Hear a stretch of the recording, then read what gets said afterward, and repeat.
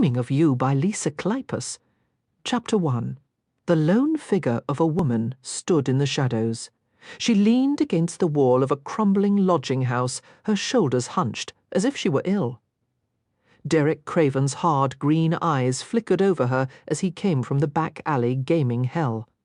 Such a sight wasn't unusual in the streets of London, especially in the Rookery, where human suffering was visible in all its variety. Here, a short but significant distance from the splendour of St. James, the buildings were a crumbling mass of filth.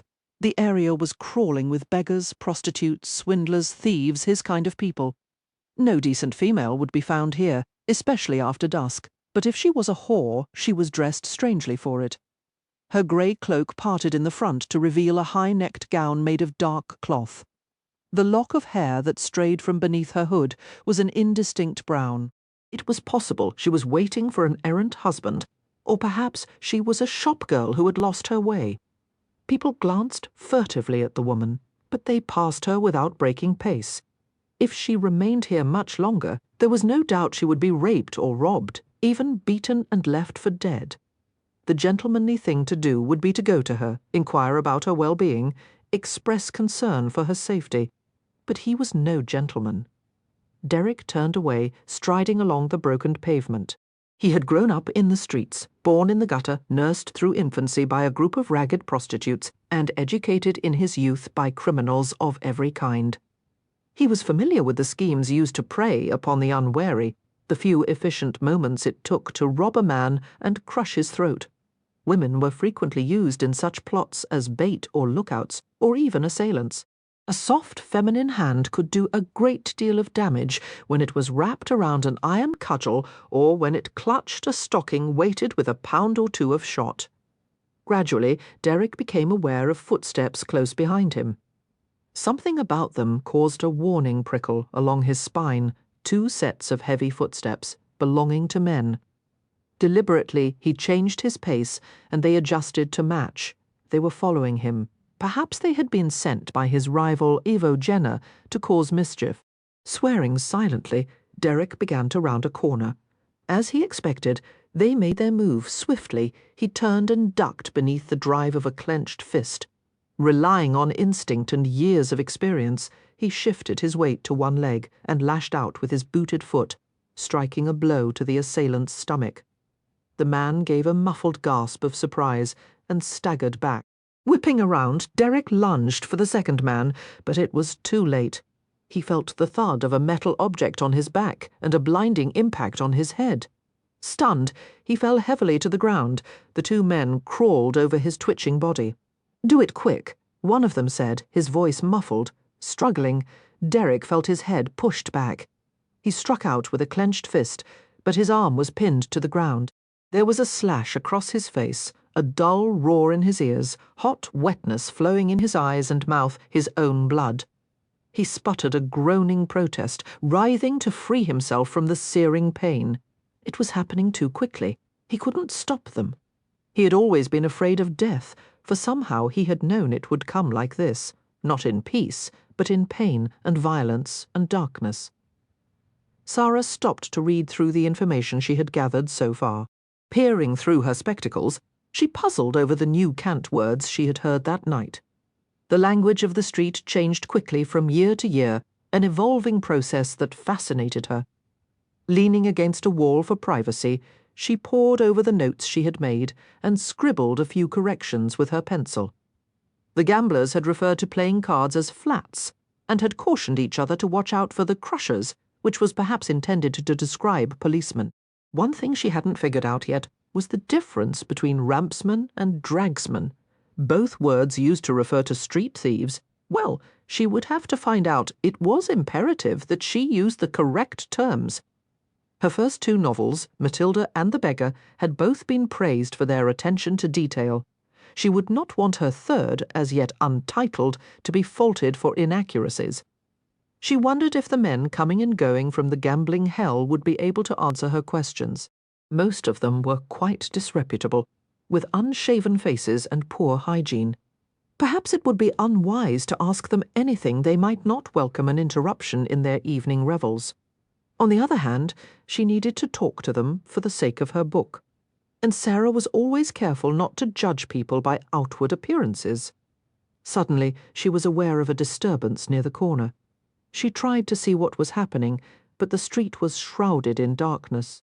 After folding the sheaf of paper she had stitched together to form a little book, she slipped it into her handbag and ventured forth curiously. A torrent of crude words brought colour to her cheeks. No one used such language in Greenwood Corners except old Mr. Dawson when he drank too much spiced punch at the annual town Christmas festival. There were 3 figures engaged in a struggle. It appeared that 2 men were holding a third on the ground and beating him. She heard the sounds of fists pounding on flesh. Frowning uncertainly, Sara clutched her reticule as she watched. Her heart began to pound like a rabbit's. It would be unwise to involve herself. She was here as an observer, not a participant. But the poor victim made such piteous groans, and all at once her horrified gaze took in the flash of a knife. They were going to murder him. Hastily, Sara fumbled in her handbag for the pistol she always carried on her research trips. She had never used it on anyone before, but she had practiced target shooting in a country field to the southeast of Greenwood Corners. Drawing out the small weapon, she cocked it and hesitated. "Here, now!" she called out, trying to make her voice strong and authoritative. "I insist that you stop at once." One of the men looked over at her. The other ignored her cry, raising the knife once more. They did not consider her a threat at all. Biting her lip, Sara raised the trembling pistol and aimed to the left of them. She couldn't kill anyone. She doubted her conscience would tolerate it, but perhaps the loud noise would frighten them. Steadying her hand, she pulled the trigger. As the echoes of the pistol's report died away, Sara opened her eyes to view the results of her efforts. To her amazement, she realized she had unintentionally hit one of the men, dear God, in the throat. He was on his knees, clasping the gushing wound with his hands. Abruptly, he toppled over with a gurgling noise. The other man was frozen. She couldn't see his shadowed face. "Go away now," Sara heard herself say, her voice shaking with fear and dismay, or I shall find it necessary to shoot you as well." He seemed to melt away into the darkness like a ghost. Sara crept to the 2 bodies on the ground. Her mouth gaped open in horror, and she covered it with her unsteady fingers. She had very definitely killed a man. Edging around his fallen body, she approached the victim of the attack. His face was covered with blood. It dripped from his black hair and soaked the front of his evening clothes. A sickening feeling came over her as she wondered if rescue had come too late for him. Sara slipped the pistol back into her handbag. She was cold all over and very unsteady. In all her sheltered 25 years, nothing like this had ever happened to her. She looked from one body to the other. If only there were a foot patrol nearby, or one of the renowned and highly trained city officers. She found herself waiting for something to happen. Someone would come across the scene very soon. A sense of guilt crept through her shock. Dear Lord, how could she live with herself, knowing what she had done? Sara peered down at the victim of the robbery with a mixture of curiosity and pity. It was difficult to see his face through all the blood, but he appeared to be a young man. His clothes were well made, the kind of garments that were to be found on Bond Street. Suddenly she saw his chest move. She blinked in surprise. "Sir?" she asked, leaning over him. He lunged upward, and she gave a terrified squeak.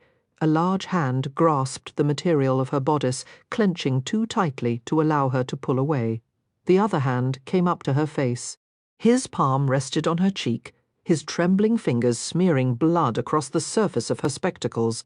After a frantic attempt to escape, Sara subsided into an unsteady heap beside him. "I have foiled your attackers, sir." Gamely, she tried to pry his fingers away from her bodice. His grip was like iron. "I believe I may have saved your life. Unhand me, please." He took a long time to reply. Gradually, his hand fell away from her face and drifted down her arm until he found her wrist. "Help me up," he said roughly, surprising her with his accent. She wouldn't have expected a man wearing such fine clothes to speak with a Cockney twang. "It would be better if I called for assistance." "Not air," he managed to gasp. Empty-eared fool. We'll be robbed and gutted in a frigging second, offended by his harshness. Sara was tempted to point out that a little gratitude wouldn't be amiss, but he must be in considerable pain. "Sir," she said tentatively, "your face if you will allow me to get the handkerchief from my reticule." "You fired the pistol shot?" "I'm afraid so." Easing her hand inside her reticule, she pushed past the gun and found the handkerchief before she could pull it out. He tightened his grip on her wrist. "Let me help you," she said quietly. His fingers loosened, and she brought forth the handkerchief, a clean, serviceable square of linen. Gently she dabbed at his face and pressed the folded linen against the hideous gash that ran from his brow to the centre of his opposite cheek. It would be disfiguring. For his sake, she hoped he wouldn't lose an eye. A hiss of pain escaped his lips, spattering her with blood. Wincing, Sara touched his hand and brought it to his face. "Perhaps you could hold this in place?" "Good. Now, if you'll wait here, I'll try to find someone to assist us." "No." He continued to hold the fabric of her dress, his knuckles digging into the soft curve of her breasts. "I'm all right. Get me to Craven's, St. James Street. But I'm not strong enough or familiar with the city. It's close enow to here." What about the man I shot? We can't just leave the body." He gave a sardonic snort. "Pox on him. Get me to St. James." Sara wondered what he would do if she refused. He seemed to be a man of volatile temperament. In spite of his injuries, he was still quite capable of hurting her. The hand at her bosom was large and very strong. Slowly Sara removed her spectacles and placed them in her reticule. She slid her arm beneath his coat and around his lean waist, blushing in dismay. She had never embraced a man except for her own father, and Perry Kingswood, her almost fiancé. Neither of them had felt like this. Perry was quite fit, but he was not at all comparable to this big, raw-boned stranger. Struggling to her feet, she staggered as the man used her to lever himself up. She hadn't expected him to be so tall. He braced his arm across her small shoulders while he kept the handkerchief clutched over his face. He gave a slight groan.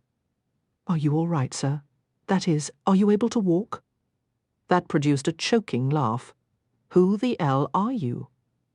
Sara took a hesitant step in the direction of St. James, and he lurched along beside her. "Miss Sara Fielding," she said, then added cautiously of Greenwood Corners. He coughed and spat a mouthful of blood-tinged saliva. "Why did you help me?" Sara couldn't help noticing that his accent had improved. He sounded almost like a gentleman, but the trace of Cockney was still there, softening his consonants and flattening his vowels. "I had no choice," she replied, bearing up underneath his weight. He clasped his ribs with his free arm and held on to her with the other. "When I saw what those men were doing?" "You had a choice," he said harshly. "You could have walked away, turned my back on someone in trouble. The idea is unthinkable. It's done all the time. Not where I'm from, I assure you." Noticing that they were straying toward the middle of the street, Sara guided him back to the side where they were concealed in the darkness. This was the oddest night of her life. She hadn't anticipated that she would be walking through a London rookery with a battered stranger. He peeled the handkerchief back from his face, and Sara was relieved to see that the bleeding had slowed. "You'd better hold it against the wound," she said. "We must find a doctor." She was surprised that he hadn't asked about the extent of the damage. "From what I was able to see, they made a long slash across your face, but it doesn't seem to be deep. If it heals well, your appearance might not be affected greatly." "It doesn't matter." The remark sharpened Sara's curiosity. "Sir, do you have friends at Craven's? Is that why we are going there?" "Yes. Are you by any chance acquainted with Mr. Craven?" "I am Derek Craven." "The Mr. Craven." Her eyes widened in excitement. "The same one who founded the famous club and came from the underworld, and were you really born in a drainpipe, as the legend says?" "Is it true that you—" "Lower your voice, damn you." Sara couldn't believe her good fortune. "This is quite a coincidence, Mr. Craven. As it happens, I'm in the process of researching a novel about gambling. That's why I'm here at this time of night. Greenwood Corners isn't a very worldly sort of place, and therefore I found it necessary to come to London. My book will be a fictional work which will include many descriptions of people and places significant to the gaming culture." "Jesus," he growled. "Anything you want. A frigging fortune if you'll keep your mouth shut until we get there." "Sir," Sara tugged him away from a small pile of rubble which he might have tripped over. Knowing that he was in pain, she didn't take offence at his rudeness. The hand clenched at her shoulder was trembling. "We're almost out of the rookery, Mr. Craven. You'll be all right." Derek's head swam, and he fought to keep his balance. The blow to his head seemed to have knocked his brains out of place. Tightening his grip on the small form beside him, he matched his shuffling footsteps to hers. He leaned over her more heavily until the fabric of her hood brushed his ear. A kind of dull amazement took hold of him. Blindly, he followed the talkative little stranger and hoped to God she was leading him in the right direction. It was the closest to praying he'd ever come. She was asking him something. He fought to concentrate on her words. "Should we ascend the front steps, or is there another way?" "Side door," he muttered, squinting from behind the handkerchief. "Over there. My, what a large building." Sara regarded the club with awe.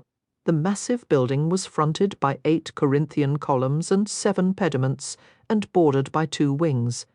The whole of it was surrounded by a marble balustrade. She would have liked to have gone up the front steps and seen the famed entrance hall filled with stained glass, blue velvet, and chandeliers. But of course Mr. Craven would not want to show himself like this in front of the club members. After she guided him to the side of the building, they descended a short flight of steps that led to a heavy wooden door. Derek grasped the handle and pushed the door open. Immediately they were approached by Gil, one of his employees. "Mr. Craven?" the young man exclaimed, his gaze darting from the blood-soaked handkerchief clutched to Derek's face to Sara's apprehensive eyes. "Good Lord, get worthy," Derek muttered. He brushed by Gil and made his way through the small panelled antechamber. The winding staircase led to his private apartments. Contemplating the 6-flight climb, he motioned abruptly for Sara to join him. Surprised that he would want her to help him up the stairs, Sara hesitated. She glanced at the young employee who was already walking away from them, disappearing down a wide, carpeted hallway. "Come," Derek said gruffly, motioning for her again. "You think I as all night to stand there?" She went to him immediately, and he draped a heavy arm across her shoulders. Together they began the walk up the steps. "Who is worthy?" she asked, sliding an arm around his hard waist to steady him. "Factotum." Derek's ribs seemed to cut through his innards like dull knives. His face burned like fire. He heard himself talking, all the years of tutoring dropping away to reveal his thick Cockney accent. "Worthy does everything helps me run the club. Trusts him with my life." He stumbled on the landing and gave a whimpering curse. Sara tightened her arm on his waist. "Wait! If you fall, I couldn't stop you. We must wait for someone strong to assist you the rest of the way. You are strong enow." He began the next flight, his arm gripped around her shoulders. "Mr. Craven!" Sara protested. Clumsily, they ascended another 2 flights. Sara was terrified that he might faint and fall down the stairs. She began to encourage him, saying anything she could think of to keep him moving. "Almost there, come. You're stubborn enough to climb a few more. Stay on your feet." She was breathing hard from exertion as they mounted the last step and came to the door of his private apartments. They crossed the entrance hall and came to a drawing-room decorated with acres of plum velvet and rich brocade. Her astonished gaze took note of the gilt-embossed leather on the walls, the regal parade of French windows, and the splendid view of the city outside. Following Mr. Craven's mumbled directions, she helped him to the bedchamber. The room was lined with green damask and elaborate mirrors. It contained the largest bed she had ever seen in her life. Blushing deeply, Sara reflected that she had never been in a man's bedroom before. Her embarrassment was washed away in concern as Mr. Craven crawled onto the bed, boots and all. He sprawled on his back with a gasp and became very still. The arm clamped over his ribs relaxed. "Mr. Craven?" "Mr. Craven?" Sara hovered over him, wondering what to do. He had fainted. His long body was unmoving, his large hands half clenched. Reaching down to his throat, she unknotted his stained cravat. Carefully, she unwound the cloth and pulled the handkerchief away from his face. The slash went from his right temple across the bridge of his nose and down to the edge of his left cheekbone.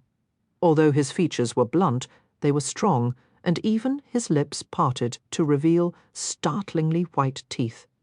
Coppery smears of blood covered his swarthy skin, crusting in the thick lines of his brows and in his long eyelashes.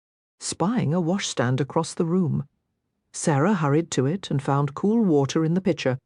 After pouring a few inches of liquid into the basin, she brought it to the bedside table. She dampened a cloth and pressed it to his face, wiping away the blood and dirt. As she cleaned his eyes and cheeks, the water revived him, and he made a hoarse sound. His thick lashes lifted. Sara paused in her task as she found herself looking into intense green eyes, the colour of grass on a cool spring morning. There was a strange sensation in her chest, pinned in place by his gaze. She couldn't move or speak. He raised his hand, touching one of the locks of hair that had fallen from her pins. His voice was hoarse. "Your name again." "Sara," she whispered. Just then, two men entered the room, one of them small and bespectacled, the other elderly and tall. "Mr. Craven," the smaller one said soberly. "I've brought Dr. Hindley." "Whiskey," Derek croaked. "I've 'ad the piss knocked out. Ow me!" You were in a fight? Worthy bent over him, his mild face wreathed in surprise. "Oh no, your face!" He stared disapprovingly at Sara, who stood by wringing her hands. "I hope this young woman was worth it, Mr. Craven." "I wasn't fighting O'era," Derek said, before Sara could intervene. "It was Jenna's men, I think. 2 Ogham armed with a Neddy jumped me in the street. This little mouse pulls out a pistol and shoots one o' the bastards." Well? Worthy regarded Sara with a much warmer expression. "Thank you, miss. It was very brave of you." "I wasn't brave at all," Sara said earnestly. "I didn't stop to think. It happened very quickly. In any case, we owe you our gratitude." Worthy hesitated before adding, "I am employed by Mr. Craven to deal with disturbances on the floor, as well as he glanced at Craven's blood-stained body and finished lamely. Any other matters that require my attention." Sara smiled at him. Worthy was a very nice-looking man, with small, neat features, thinning hair on top, and gleaming spectacles perched on his pointed nose. There was an air of patience about him that she guessed would not be easily shaken. Together, he and the doctor bent over the bed, removing Craven's shoes and clothes. Sara turned away, modestly averting her gaze. She began to walk from the room, but Craven said something gruffly, and Worthy stopped her. "I think it would be best if you didn't leave yet, Miss Fielding," she murmured, keeping her eyes on the floor. Sara Fielding? The name seemed to awaken his interest. Any relation to S.R. Fielding, the novelist? "Sara Rose," she said. "I use my initials for the sake of anonymity." The doctor looked up from the bed with an expression of startled delight. "You are S.R. Fielding?" "Yes, sir."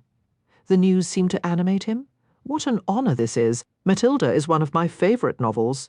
"It was my most successful work," Sara admitted modestly. "My wife and I have spent many an evening discussing our theories on the ending of the novel. Did Matilda cast herself from the bridge to end her misery, or did she choose to seek atonement for her sins?"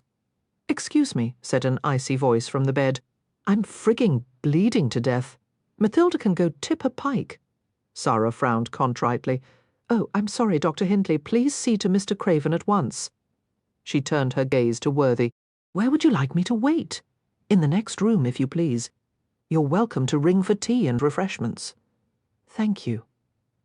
As Sara went to the drawing-room, she wondered what it was about Matilda that always inspired such interest. The book's popularity never failed to amaze her. There had even been a recent stage production of the story. People tended to discuss the character of Matilda as if she were a real person, seeming to enjoy endless debates concerning the novel's conclusion. After writing the story of a girl who had run away from the country and fallen into the sinful ways of prostitution, Sara had deliberately left a question as to the ending. On the last page, Matilda was poised at the edge of London Bridge, faced with the decision to end her ruined life or commit herself to a selfless existence of doing good for others. Readers could form their own opinions about Matilda's fate. Personally, Sara didn't think it important to know whether Matilda lived or died. The point was that she had learned the error of her ways. Discovering that her reticule was hanging forgotten from her arm, Sara delved inside and found her spectacles. She polished them on her sleeve until they shone, placed them on her nose, and located her notebook. "Tip a pike," she mused, writing down the unfamiliar expression. She must ask someone to explain it later. Slowly, she removed her cloak and draped it over the back of a chair. She felt as if she were trapped in a temporarily vacated lion's den. After walking to the windows, she pushed aside the heavy plum-coloured drapes to reveal a view of the street. All of London was just outside these thin panes of glass, a world of busy people absorbed in their own lives. She turned to gaze at the gold mirrors adorning the walls, and the sumptuous furniture upholstered with painted white velvet. The tables, inlaid with semi-precious stones, were weighted with arrangements of fresh hothouse flowers. The room was beautiful, but too extravagant. Sara preferred the small cottage she and her elderly parents lived in. There was a kitchen garden in the back, and fruit trees that her father tended meticulously. They had a small yard and paddock, and an old grey horse named Eppie. The faded furniture in their small parlour was constantly filled with callers. Her parents had many friends. Nearly everyone in Greenwood Corners had come to visit at one time or another. This, by contrast, was a splendid and lonely palace. Sara stood in front of a vivid oil painting depicting Roman gods involved in some decadent celebration. She was distracted by a groan from the next room and a curse from Mr. Craven. They must be stitching the wound on his face. Sara tried to ignore the sounds, but after a few moments, curiosity compelled her to investigate. Coming to the doorway, she saw Worthy and Dr. Hindley leaning over Mr. Craven's head. His lower body, covered with a white sheet, was still, but his hands were twitching at his sides, as if he longed to shove the doctor away from him. "We've given you all the laudanum we can, Mr. Craven," Dr. Hindley remarked, drawing another stitch through the cut. "Damn stuff never works on me. More whiskey." "If you'll just be patient, Mr. Craven, it will be done in a few minutes." Another pained groan erupted. "Damn you, and everyone else in your stinking, bloodletting, bone-sawing, corpse-humping business." "Mr. Craven," Worthy interrupted hastily, "Dr. Hindley is doing his best to repair the damage done to your face. He is trying to help you. Please don't antagonize him." "It's quite all right," the doctor said calmly. "By now I know what to expect from him." He continued to join the edges of skin with small, careful stitches. All was quiet for a moment, and then Derek gave a muffled gasp.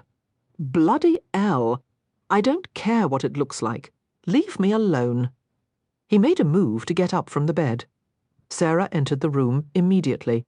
It was clear that Craven had a quick temper, but he must be coaxed into staying. It would be a shame not to let the doctor salvage what he could of his face. "Sir," she said briskly, "I know it is uncomfortable, but you must let the doctor finish. You may not care about your appearance now, but you might later. Besides—" She paused and added pointedly, "A large, strong man such as yourself should be able to bear a little pain. I assure you it's nothing compared to the suffering a woman endures in labour." Slowly, Derek eased back to the mattress. "How do you know?" he sneered. "I was present at a childbirth once in Greenwood Corners. It lasted for hours, and my friend bore the agony with hardly a sound." Worthy looked at her pleadingly. "Miss Fielding, you would be more comfortable in the next room. I'm distracting Mr. Craven with some conversation. It might take his mind off the pain. Wouldn't you prefer that, Mr. Craven, or should I leave? Do I have a choice? Stay, flap your gums. Shall I tell you about Greenwood Corners?" "No." Derek damped his teeth together and stifled a grunt. "About yourself." "Very well." Sara approached the bed, taking care to preserve a discreet distance. "I am 25 years old. I live in the country with my parents." She paused as she heard Mr. Craven's panting groan. The stitch-taking was hurting him. Go on, he said sharply. Sara searched frantically for more to tell him. I'm being courted by a young man who lives in the village. We share the same fondness for books. Although his tastes are more refined than mine, he doesn't approve of the fiction I write. She crept closer and stared at Craven curiously, although she was unable to see his face. She had a good view of his chest, which was covered with a great amount of dark hair. The sight was startling. The only male chests she had been privileged to view before now were those of hairless Greek statues. Above his lean waist and midriff, his chest and shoulders were powerfully muscled and splotched with bruises. Mr. Kingswood, that's his name, has been courting me for almost 4 years. I believe that his proposal will come soon. 4 years? Sara felt mildly defensive at his jeering tone. There have been a few difficulties. His mother is a widow, and she relies on him a great deal. They live together, you see. Mrs. Kingswood doesn't approve of me. Why not? Well, she doesn't consider any woman quite good enough for her son, and she dislikes the subject matter I have chosen for my novels. Prostitution, poverty. Sara shrugged. But they are issues that need to be addressed, especially when you make money off them. Enough to keep my parents and myself in a comfortable style, she admitted with a smile. You're a cynical man, Mr. Craven. His breath hissed through his teeth as the needle pierced his skin. You would be too if you knowed anything about the world outside your stinking village. The ordeal was making his accent slip again. Greenwood Corners is a very nice place, Sara said, mildly provoked, and I know a great many things about the world. Derek held his breath for a moment, then let it burst forth. Damn it, how much longer? A few more, the doctor murmured. Derek struggled to keep his mind on the conversation with Sara. Writing books about whores. I'll bet you newer joined giblets with a man in your lily-white life. Dr. Hindley and Worthy began to reprove him, but Sara smiled quizzically. Joined giblets? I've never heard it put that way before. You hasn't been long enow in the rookery. That's true, she said seriously. I must make several more visits there before my research is complete. You're not going back, he informed her. God knows how you lasted this long, bloody little fool traipsing through the rookery at night. This is the last stitch, Dr. Hindley announced, carefully tying off the thread. Derek sighed in relief and fell silent. Worthy left the bedside and came to Sara, smiling apologetically. Forgive Mr. Craven. He's only rude to the people he likes. Will he be all right? She whispered. Certainly. He's a very strong man. He has survived worse than this. Worthy looked at her closely, his expression softening into concern. You're trembling, Miss Fielding. Sara nodded and took a deep breath. I suppose I'm not used to so much excitement. She hadn't realized how rattled she was until now. Everything happened so quickly. You must rest for a little while, Worthy urged, and steady your nerves with some brandy. Yes, perhaps a splash in a cup of tea. She twined her fingers together. I'm staying with friends of my parents, the Goodmans. The hour is late. They might worry. As soon as you're ready, we'll have a private carriage convey you anywhere you wish. Worthy, Derek's disgruntled voice interrupted them. Stop that bloody whispering. Give the country mouse some money and send her back where she came from. Worthy began to reply, but Sara stopped him with a light touch on his arm. Squaring her small shoulders, she approached the bed.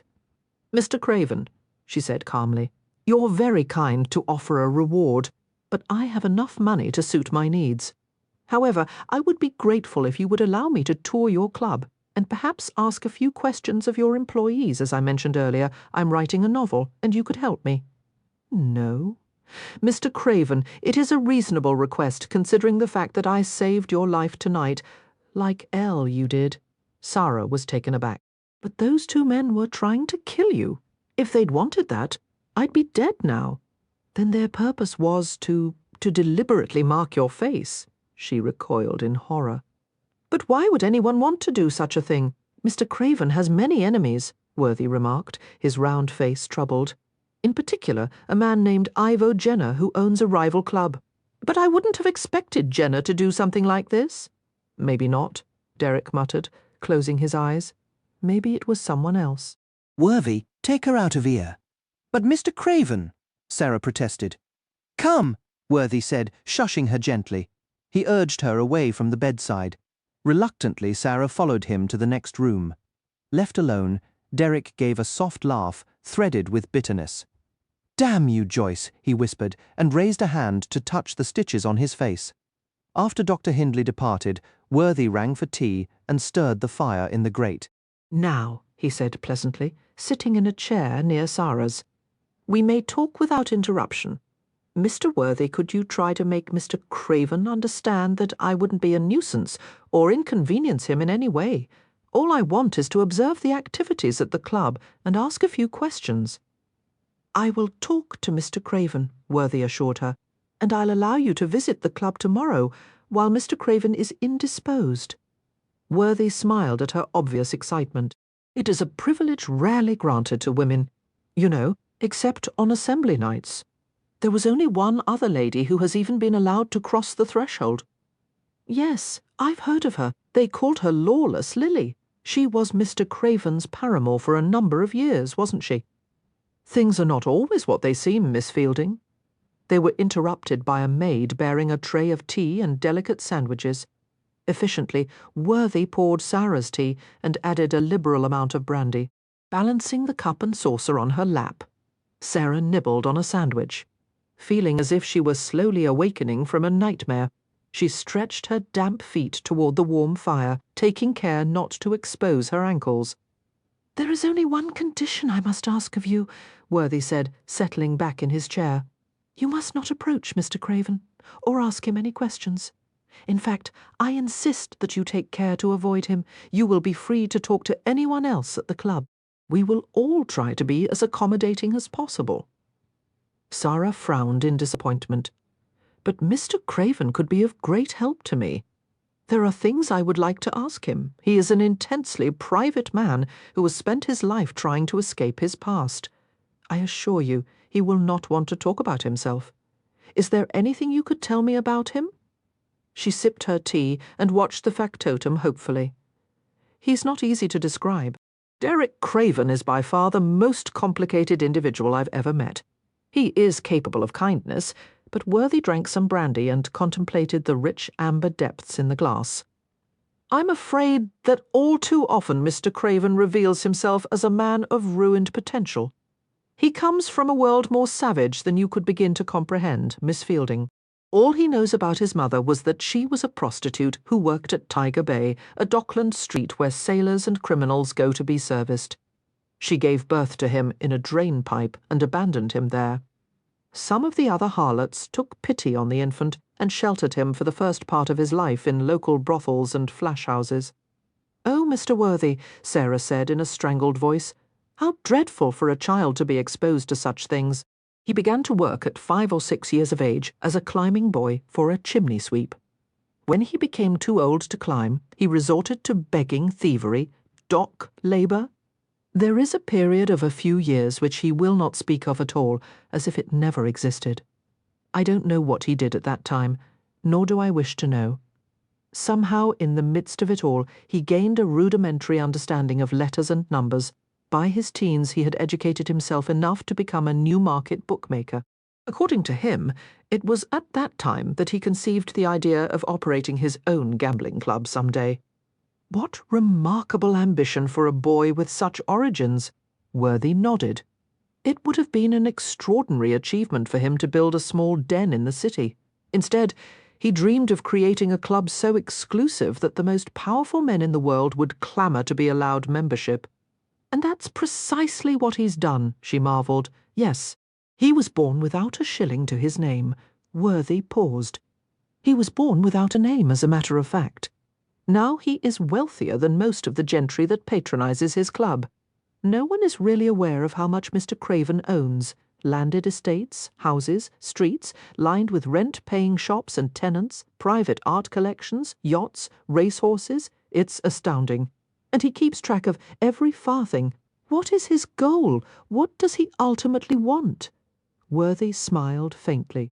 "I can tell you in a word more. He's never satisfied." Seeing that she had finished her tea, he inquired if she wanted another cup. Sara shook her head. The brandy, the firelight, and Worthy's calm voice had all combined to make her drowsy.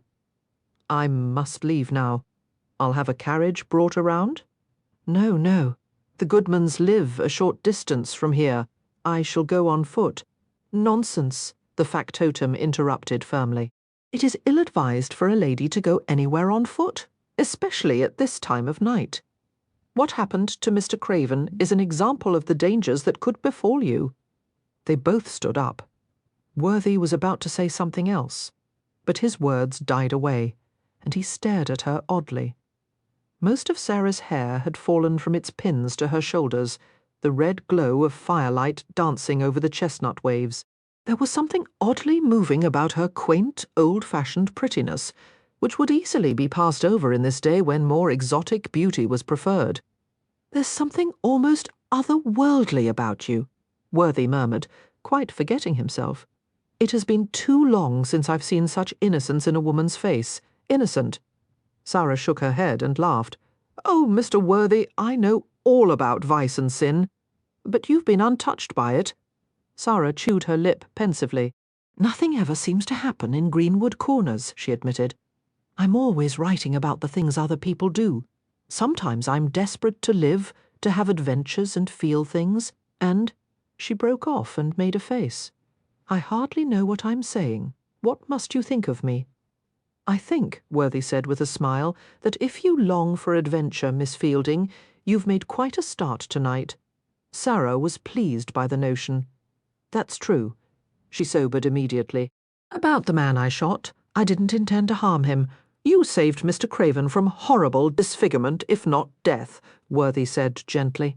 "Whenever you feel guilty about what you've done, you might remind yourself of that." The advice made Sara feel better. "You'll allow me to return tomorrow?" "I insist that you do so." She gave him an enchanting smile. Well, in that case, taking his proffered arm, she allowed him to escort her downstairs. Derek lay stretched out on the bed. The laudanum coursed through his veins, making him sluggish, dizzy. It did little to numb the pain or his self-disgust. His lips pulled into a bitter smile. He almost would have preferred it if his attackers had made a proper beast of him, instead of giving him a piddling slash that made him look less a monster and more a fool. He thought of Joyce, and waited for a feeling of betrayal, anger, anything but this cold sense of admiration. At least she cared enough about something to take action, even if it was her own pride. Whereas he couldn't bring himself to care about anything. He had everything he'd ever wanted, wealth, women, even the pleasure of watching his betters scrape their boots at the entrance of his club. But over the past 2 years, all his former voracious appetites had dried up, and he was left with nothing, a young man with a withered soul. It was the absence of feeling that had driven him to Lady Ashby's bed, and ultimately had led to tonight's disaster. Joyce, with her sinuous body, blonde hair and cat-like eyes, had stirred an interest that he hadn't felt in a long time. Mild though the feeling was, it had been enough to make him pursue her. He couldn't deny there had been many entertaining nights, filled with sophisticated games and sensual depravity, and it took a hell of a lot to make him feel depraved. Finally, Derek had ended the liaison, disgusted with himself as well as her. The memory rolled over him, and he relived it in a drugged stupor. "You can't be serious," Joyce had said, her silky voice amused at first. "You would never give me up." She stretched on the bed, her naked body unconcealed by the rumpled linen sheets. "Tell me, who would it be after me? Some bovine country maid, some little actress with bleached hair and red stockings? You can't go back to that, Derek. You've developed a taste for finer things." Derek had grinned at her confident tone. "You aristocratic ladies and your gold-plated twets. You always think it's such an honour for me to touch you." He surveyed her with mocking green eyes. "You think you're the first high-kick wench I've ever had? I used to have blue-blooded bitches like you pay me to do this. You've gotten it for free." Joyce's beautiful face, with its narrow, aristocratic nose and sharply sculpted cheekbones, was suddenly pinched with rage. "You lying bastard! How do you think I got the money to start my club? They called themselves my patronesses." Derek gave her a hard smile, pulling on his trousers. Joyce's red lips parted in a sneering laugh. "Then you were nothing but a whore, a male whore." The idea clearly excited her. Among other things, he buttoned his shirt and faced the mirror to straighten his collar. Joyce slid from the bed and strode to him, pausing for a moment to admire her naked body in the mirror. Married at a young age to an elderly widowed earl, she had satisfied her sexual urges by taking a long string of lovers. Any pregnancies had been terminated quickly, for she would never ruin her figure with children, and the earl had already begotten suitable heirs with his first wife. Joyce's cunning wit and beauty had made her a society favourite. A lovely predator, she devoted herself to ruining any woman whom she perceived as a threat to her own position. With a few carefully chosen words and some brilliantly engineered coincidences, Joyce had been known to shred many a good reputation and cast innocent women into the depths of disgrace. Derek also looked into the mirror, seeing what Joyce intended him to see, the erotic contrast between his clothed form and her gold and white nakedness at times. Joyce could seem as guileless as an angel, but he had seen her turn into a witch with wild hair and a contorted face, screaming at the height of ecstasy and clawing him with her long nails. She was the most wanton woman he'd ever known, willing to do anything for the sake of pleasure, no matter how debauched. They were quite a pair, he thought grimly, both of them existing only to satisfy their own needs. Keeping her pale blue eyes on his expressionless face, Joyce ran her hand over his flat stomach, seeking his crotch with her palm. "You still want me?" she purred. "I can feel how much. You're the most satisfying lover I've ever had, so big and hard." Derek pushed her away so roughly that she fell back onto the bed. Expectantly, she spread her legs and waited for him. Surprise dawned in her eyes as she realized he wasn't going to oblige her. "It's over," Derek said flatly. "I'll pay all your debts on Bond Street. Pick out something from that little frog-eating jeweller you like so much and charge it to my account." He left his black silk cravat hanging loose around his neck and shrugged into his coat. "Why are you doing this? Do you want me to beg?"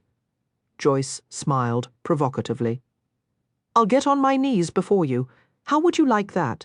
As she sank to the floor and leaned her face toward the front of his trousers, Derek forced her up, clamping his hands on her shoulders. "Listen to me, Joyce. You're hurting me. I haven't lied to you. I made no promises. How long did you think this would go on? We both got what we wanted, now it's over." She glared at him. "It will end when I say so, and not before." Derek's expression changed. "So that's it," he said, and laughed. "Your pride is hurt." "Well, tell your friends whatever you want, Joyce. Tell them that you were the one to break it off." "I'll agree with anything you say. How dare you speak to me in that superior tone, you ignorant cockney? I know how many thousands of boots you lick to get where you are, and so does everyone else. Gentlemen will come to your club, but they'll never invite you to their homes or their parties, or let you eat at their tables or approach their daughters. And do you know why? Because they don't respect you. They regard you as something to be scraped from their shoes and left in the gutter where you came from. They think of you as the lowest form of—" "All right," Derek said, a humourless smile crossing his face. "I know all that. Save your breath." Joyce stared at him closely, apparently realizing her insults hadn't affected him at all. "You have no feelings, do you? That's why no one can hurt you, because you're dead inside." "That's right," he said smoothly. "And you don't care about anyone, not even me." His glinting green eyes met hers. Although he didn't reply, the answer was clear. Drawing back her arm, Joyce struck him with all her strength, the blow sounding like the sharp crack of a pistol. Automatically, Derek moved to strike back, but his hand stopped before it reached her face. He lowered it slowly. His face was dark and cool. "I can make you want me," Joyce said hoarsely. "There are things we still haven't done together, new games I could show you. Goodbye, Joyce." He turned and left the room. His refusal of her body was insultingly casual, as if he had turned down an unwanted offer of seconds at the supper table. Joyce flushed crimson. "No," she snarled, "you won't leave me. If it's another woman, I'll claw her eyes out." "It's not another woman," came his sardonic reply. "It's just boredom." Suddenly his accent changed to coarse, flat Cockney. Or as you gentry likes to call it, ennui. She ran out of the bedroom, still naked, calling after him as he went down the stairs. "Come back this instant, or you'll pay for this every day of your life. If I can't have you, no one will. Do you understand me? You'll pay for this, Derek Craven." Derek hadn't taken her threat seriously. Or maybe it was just that he hadn't cared. He had done what he'd planned with his life, never dreaming that at the end of the long, treacherous path success would be coupled with such disappointment. Now he had gained everything he wanted, and there was nothing to look forward to. Damn ennui, the mind-numbing clutches of boredom. A few years ago, he hadn't even known what the word meant. A rich man's disease, he thought, and smiled grimly in ironic appreciation. Chapter 2. Sara dressed carefully for her visit to the gambling palace. She wore the best gown she owned, a grey-blue grenadine with 3 deep bias tucks at the hem, and a high-necked bodice ornamented with lace. She had very few clothes, but they were all made with good, sturdy cloth. The gowns she preferred did not adhere to any particular style that would date them.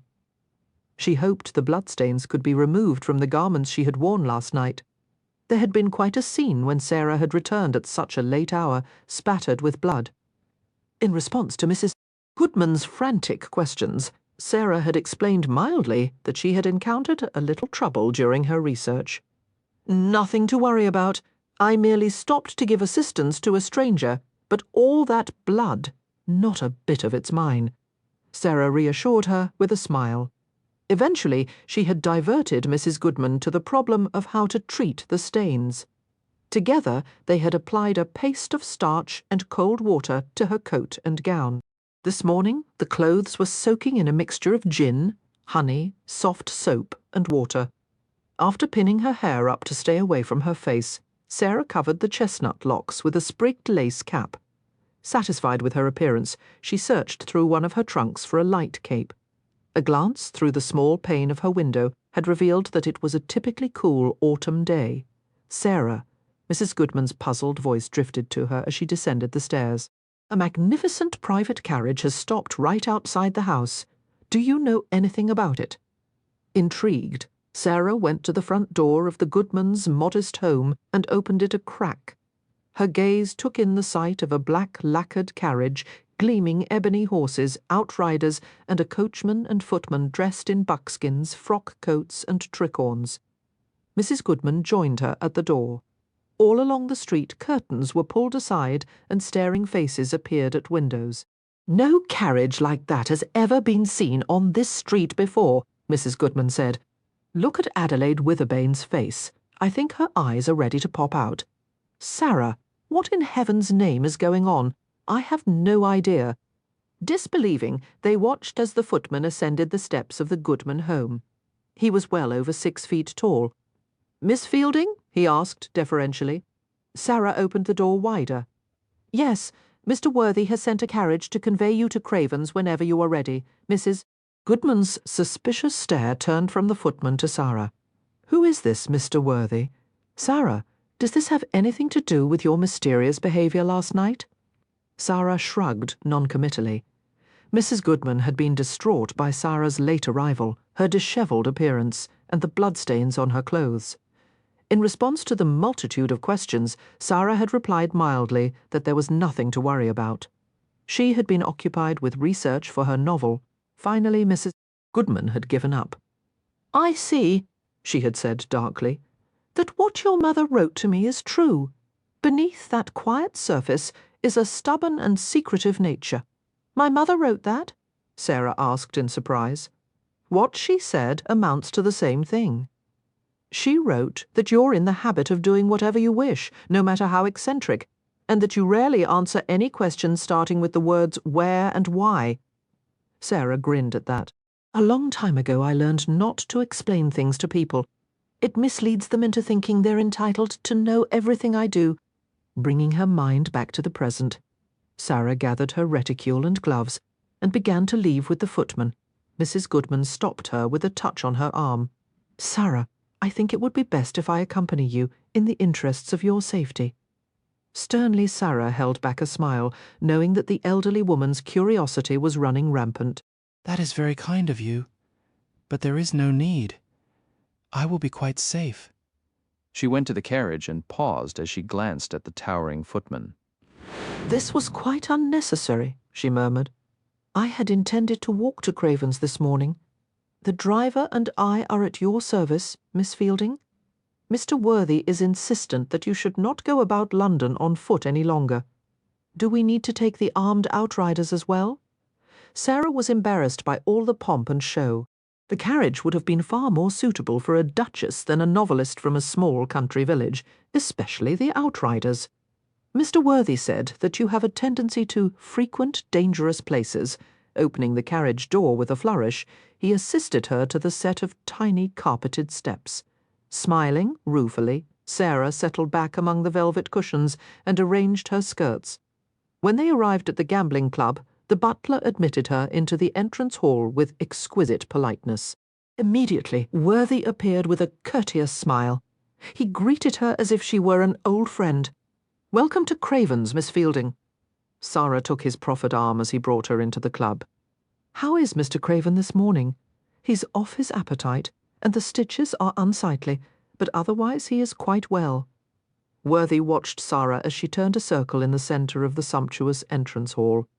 Her expression was transformed with wonder, my word, was all she could say. Oh my, she had never seen such luxury.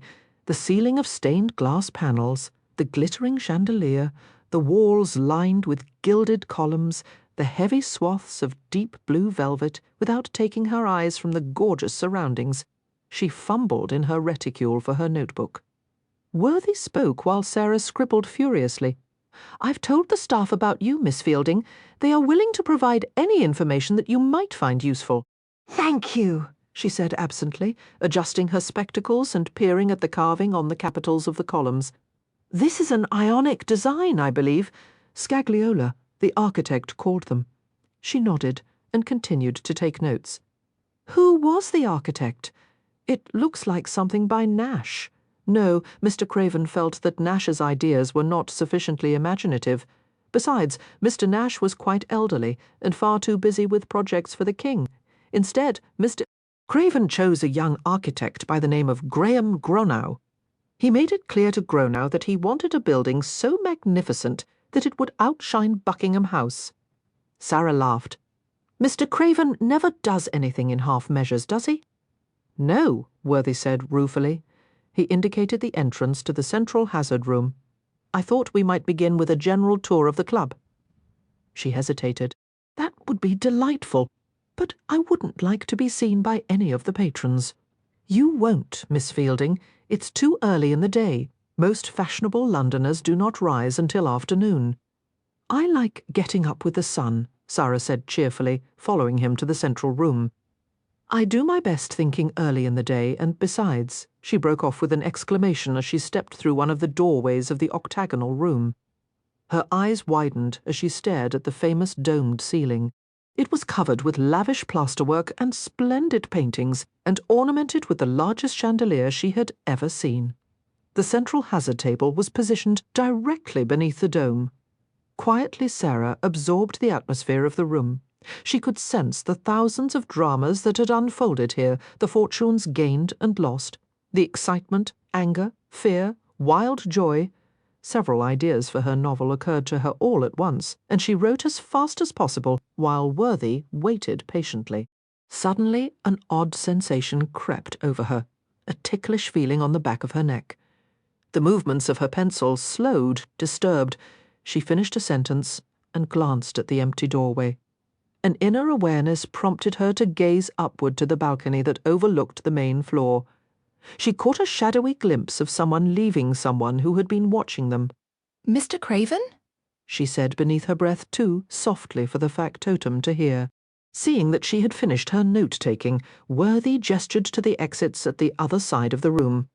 "Shall we continue?" They visited the dining and buffet rooms, a long row of elaborate card rooms, areas for smoking and billiards, and the concealed cellar where the club members could hide in the event of a police raid. Encouraged by Sara's questions and her rapt interest, Worthy told her all about the intricacies of gambling, the architecture of the building, even the lands of food and wine that were served. Throughout the tour, Sara couldn't dismiss the feeling that they were being followed. Frequently, she glanced over her shoulder, suspecting she might catch someone watching them from a doorway or from behind a column. As the minutes passed, she began to see many servants bustling back and forth. Scores of housemaids crossed the halls carrying long-handled mops, buckets, and piles of cleaning rags. Door plates were polished, carpets were swept, fireplace mantels were wiped, and furniture was thoroughly dusted. "How well organized this place is," Sara remarked as they went up the grand central staircase with its heavy golden balustrade. Worthy smiled with pride.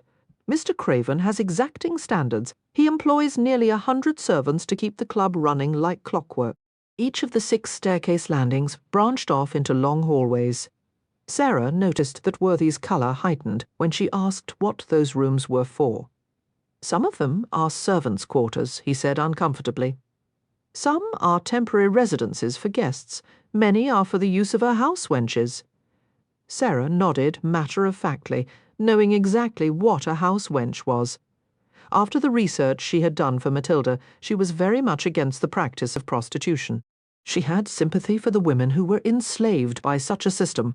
Once they began on such a path, it was difficult, if not impossible, ever to turn back.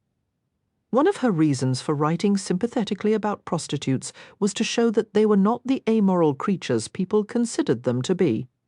She didn't like the idea of Mr. Craven increasing his wealth by procurement.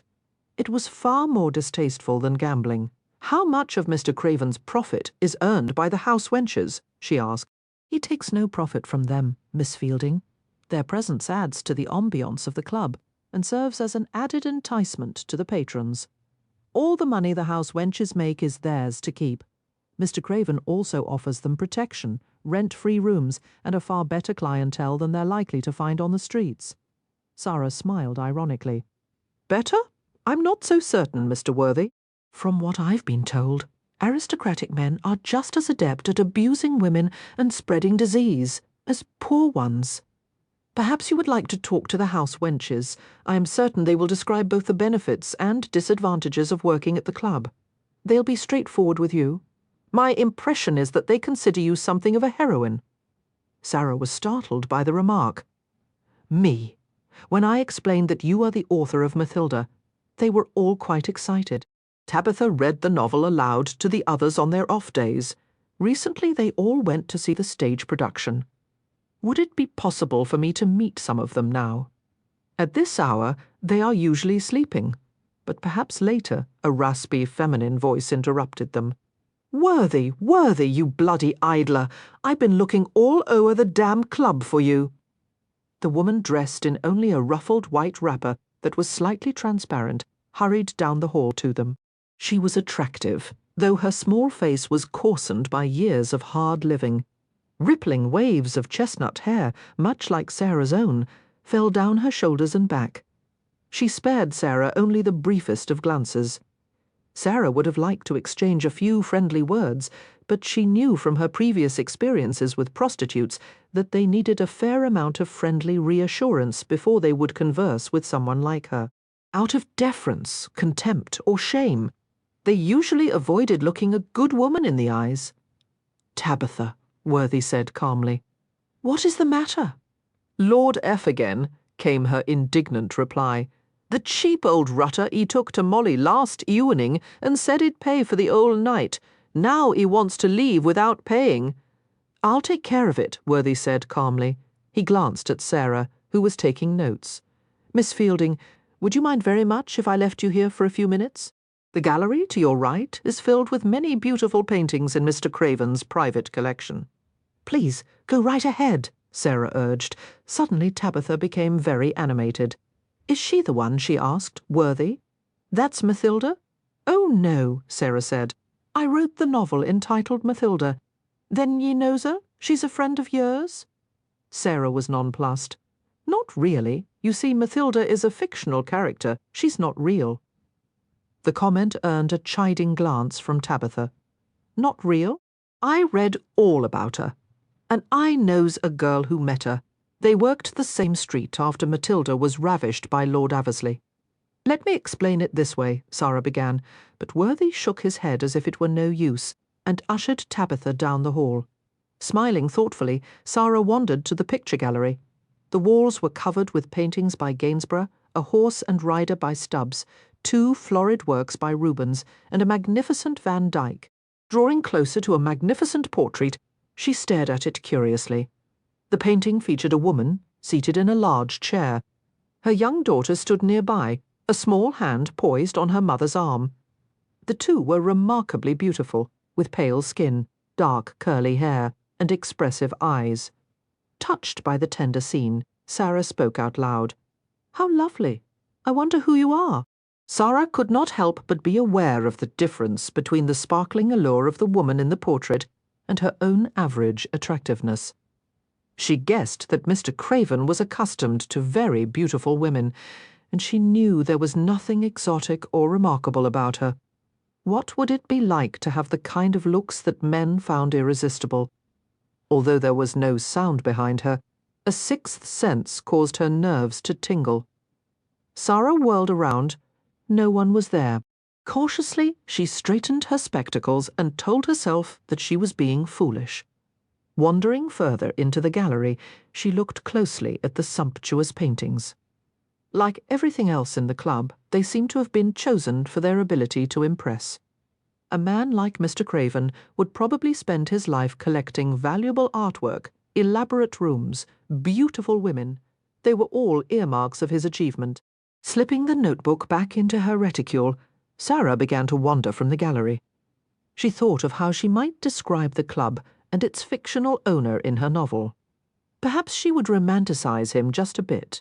Contrary to those who assumed he was completely without grace or virtue, she might write. He concealed a secret love of beauty and sought to possess it in its infinite forms, as if to atone for. All at once a powerful grip compressed her arm, and the wall seemed to open in a blur before her eyes. She was pulled off her feet, dragged sideways, so quickly that all she could do was gasp in protest as the unseen force yanked her from the gallery into a place of stifling darkness, a secret door, a concealed corridor. Hands steadied her. One wrapped around her wrist, one clamped her shoulder. Blinking in the darkness, Sara tried to talk and could only make a fearful squeak. "Who? Who?" She heard a man's voice, as soft as frayed velvet. Or rather, she felt his voice, the heat of his breath against her forehead. She began to tremble violently. "Why are you here?" he asked. "Mr. Craven," she whispered shakily.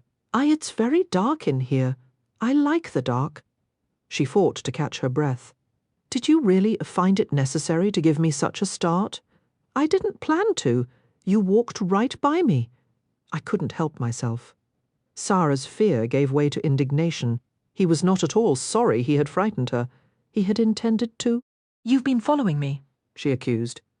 "You've been watching me all morning. I said last night I didn't want you here. Mr. Worthy said it was all right. I own the club, not Worthy." Sara was tempted to tell him how ungrateful he was after what she had done for him last night, but she didn't think it wise to argue with him while she was trapped here. She began to inch backward toward the crack of light where the secret door had been left ajar. "You're right," she said in a subdued voice. "You're absolutely right. I believe I'll go now." But he didn't release his grip on her, and she was forced to stand still. "Tell me what made you decide to write about gambling." Blinking in the darkness, Sara tried to gather her wits. "Well, there was a boy in my village, a very nice, intelligent boy, who came into a small inheritance. It would have been enough to keep him comfortable for many years. But he decided to try and increase his wealth, not by honest means, but by gambling. He lost it all in one night, at your club, Mr. Craven." He shrugged indifferently. "Happens all the time." But it wasn't enough for him, Sara said. He continued to gamble, certain that with each roll of the dice he would regain what he had lost. He gambled away his home, his horses and possessions, what was left of his money. He became the disgrace of Greenwood Corners. It made me wonder what had driven him to such behaviour. I asked him about it, and he said he hadn't been able to stop himself. He was reduced to tears as he told me that, after he had lost everything at Craven's, he sold his boots to someone on the street and played cards barefoot at a local gaming hell. Naturally, this made me wonder about the other lives that have been ruined by cards and dice. The fortunes that are lost nightly at the hazard table could be used for much nobler purposes than lining your pockets. She sensed his sardonic smile. I agree, Miss Fielding, but one piddling book won't stop anyone from gambling. Anything you write will only make them do it more. That's not true, she said stiffly. Did Matilda stop anyone from visiting whores? I believe it made the public regard prostitutes in a more sympathetic light. Whores will always spread their legs for a price, he said evenly, and people will always put their money on a bet. Publish your book about gambling and see how much good it does. See if it keeps anyone on the straight and narrow. I'd sooner expect a dead man to fart. Sara flushed. Doesn't it ever bother you to see the broken men walking from your club, with no money, no hope, no future? Don't you feel responsible in any way? They're not brought in at gunpoint. They come to Craven's to gamble. I give them what they want, and I make a fortune from it. If I didn't, someone else would. That is the most selfish, callous statement I've ever heard. I was born in the rookery, Miss Fielding, abandoned in the street, raised by whores, nursed on milk and gin. Those scrawny little bastards you've seen, the pickpockets and beggars and palmers, I was one of them. I saw fine carriages rattling down the street. I stared through tavern windows at all the fat old gentlemen eating and drinking until their bellies were full. I realized there was a world outside the rookery. I swore I'd do anything, to get my share of it. That's all I've ever cared about. He laughed softly. And you think I should give a damn about some young fop in satin breeches throwing his money away at my club? Sara's heart hammered wildly. She had never been alone in the dark with a man. She wanted to escape. Every instinct warned that she was in danger. But deeper still, there was a spark of unthinkable fascination, as if she were poised at the doorway of a forbidden world. In my opinion, she said, you use your poor beginnings as a convenient excuse to discard all the ethics the rest of us must live by. Ethics, he sneered. I couldn't name one man, rich or poor, who wouldn't discard them for the right price. I wouldn't, she said steadily. Derek fell silent. He was acutely aware of the small woman so close to him, buttoned and ruffled, cocooned in high-neck propriety. She smelled like starch and soap, like all the other spinsters he'd had the misfortune to meet, the governesses of his patron's aristocratic sons, and the maiden aunts who chaperoned untouchable young ladies, and the bluer stockings who preferred a book in their hands to a man in their beds. On the shelf was what such women were called objects that had lost their freshness and were stored away until they might serve some convenient purpose. But there was a difference between her and the rest. She had shot a man last night. For him, his brows pulled together until his wound ached. I would like to leave now, she said. Not yet. Mr. Worthy will be looking for me. I'm not finished talking with you. Must it be here? It'll be anywhere I decide. I have something you want, Miss Fielding, permission to visit my club. What will you offer in return? I can't think of anything. I never give something for nothing. What do you want me to offer? You're a writer, Miss Fielding, he jeered. Use your imagination. Sara bit her lip and considered the situation carefully. If you truly believe the statement you made earlier, she said slowly, that the publication of my novel would serve to increase your profits, then it would be in your interest to allow me to do my research here. If your theory holds true, you stand to gain some money from my book. His white teeth flashed in a grin. I like the sound of that. Then I have your permission to visit the club? He let a long moment pass before he answered. All right. Sara felt a rush of relief. Thank you. As source material, you and your club are peerless. I promise I will try not to be an annoyance. You won't be an annoyance, he corrected. Or you'll leave. They were both startled as the secret door swung wide open. Worthy stood there, gazing inside the corridor. Mr. Craven, I didn't expect you to be up and about so soon. Apparently not, Derek said darkly, his hands dropping from Sara, showing the place without asking my permission. You're bloody certain of yourself these days, Worthy. It was my fault, Sara said, trying to protect the factotum. I insisted on having my way. The blame is all mine. Derek's mouth twisted. No one can make Worthy do anything he doesn't want to do, Mouse. No one except me. At the sound of Sara's voice, Worthy looked anxiously in her direction. Miss Fielding? Are you all right? Derek dragged Sara out and pushed her, blinking, into the bright light. Here's your little novelist. We were just having a discussion. Sara stared through her spectacles at her captor, who seemed even larger and more imposing than he had last night. Craven was exquisitely dressed in charcoal grey trousers and a snow-white shirt that emphasized his swarthiness. His tan waistcoat was made without pockets, fitted to his lean midriff, with no hint of a wrinkle. She had never seen such elegant garments on anyone in the village, not even Perry Kingswood, the pride of Greenwood Corners. But in spite of his expensive attire, no one would ever mistake Derek Craven for a gentleman. The jagged line of stitches on his face gave him a battered, rough appearance. His hard green eyes seemed to look right through her. He was a powerful man with street swagger and absolute confidence, a man who could no more conceal his appetite for the finer things of life than he could keep the sun from rising. I hadn't intended to show Miss Fielding the hidden passageways, Worthy commented, his eyebrows climbing up his forehead. He turned to Sara. However, now that you know about them, I might tell you that the club is riddled with secret corridors and peepholes by which you may observe the action on the floor. Sara slid a questioning glance to Craven, and he read her thoughts easily. Nothing happens here that I don't know about, Craven said. It's safer that way, for the club members, and for me. Is it really? She murmured. There was only the tiniest hint of skepticism in her voice, but it didn't escape his notice.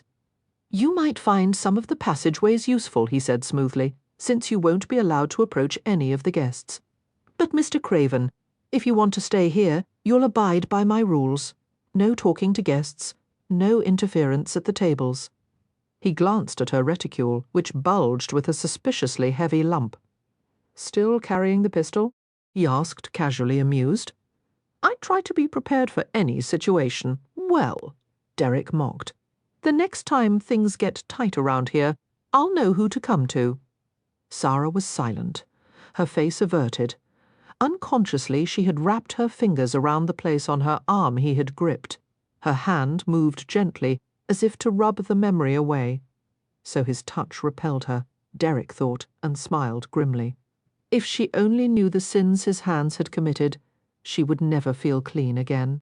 Worthy cleared his throat and spoke in his official no-nonsense factotum's voice. Very well, Miss Fielding. Shall we resume our tour? Sara nodded, looking back into the dark corridor. I would like to see where this leads. Derek watched with a reluctant smile as the two of them ventured into the passageway. He called after the factotum. Keep an eye on her. Don't let her shoot anyone. Worthy's reply was muffled. Yes, Mr. Craven. Derek closed the panelled door so that it blended seamlessly into the wall. He paused and steadied himself against a touch of dizziness. His bruised ribs had begun to ache. Slowly, he made his way to his apartments and sought his opulent bedchamber. The headboard and posts of his bed were carved with cherubs bearing trumpets and dolphins rising on crests of waves. All of it was thickly covered with gold, which gleamed richly against the embroidered velvet bed hangings. Although Derek knew it was in bad taste, he didn't care. A bed fit for a king was what he had told the furniture maker, and the expensive design appealed to him. As a boy, he had spent too many nights curled up in doorways and under rickety wooden stairs, dreaming of sleeping in his own bed some day. Now he had built a palace, only to discover that thousands of nights, reclining amid gold and velvet, would never take away the sense of deprivation. He still hungered for a nameless something that had nothing to do with fine linen and luxury. Closing his eyes, he slept lightly, drifting into a troubling dream filled with images of Joyce Ashby and her glittering golden hair, her white feet splashing among rivers of blood. Suddenly he knew he wasn't alone. He jerked awake with a slight gasp. his nerves clamouring in alarm. There was a woman by his bed, his green eyes focused on her, and his dark head dropped back to the pillow. God, it's you. Chapter 3. Lily, Lady Rayford, leaned over him, her dark eyes vibrant with concern. Why didn't you tell me you'd been hurt? It's not that bad. Although he wore an expression of annoyance, he accepted the little attentions she gave him, her soft ducking, the touch of her fingertips on his wound. Their relationship was that of amicable. Bickering friends, they rarely saw each other alone, for Lily's husband, the Earl of Rayford, possessed a jealous nature. "You'd better leave before Ryford finds us together," Derek muttered. "I'm in no mood for a duel today." Lily grinned and settled back in her chair. "Alex trusts me," she said virtuously. "Besides, he knows I'm far too busy with the children to have an affair." The brief smile faded. "Worthy sent me a note this morning saying you had been injured. Knowing his gift for understatement, I went mad with worry. It could have been a scratch or a fatal wound or anything in between. I had to see for myself. Oh, your poor face." Her expression hardened, and for a moment her exquisite beauty was obscured by fury. "Who did this to you?" He shook off the hand she had placed on his arm. "The odds are on Joyce. Lady Ashby." Lily's velvet brown eyes widened, and she spoke impulsively. "Why in God's name? Derek, tell me you weren't having an affair with her. Tell me you weren't like all the other poor rutting fools who were so entranced by that false yellow hair and lip-puckering and breast-jiggling that you fell right into her greedy clutches. No, don't say anything. I can see that you were yet another willing victim." She scowled and said acidly, "It's written plainly across your face." The only reason she dared to speak to him so impudently was the close, enduring friendship they shared. Even so, she was treading dangerously close to the limits. Derek shoved a pillow at her, much in the manner of a bickering sibling. "Get out of here, cold-hearted bitch." She dodged the pillow. "How could you have an affair with Lady Ashby when you know I despise her so?" His mouth curved with a taunting smile. "You're jealous." Lily gave an exasperated sigh. "We're far beyond that, and you know it. I adore my husband. I belong to him completely, and he's the closest thing to a friend you have. Both of my children refer to you as uncle." "All very cosy," he jeered. "There was never anything between you and me. When I turned to you for help all those years ago, you pushed me into Alex's arms, for which I am profoundly grateful." "You should be," he assured her. Suddenly the tension between them dissolved, and they exchanged a grin.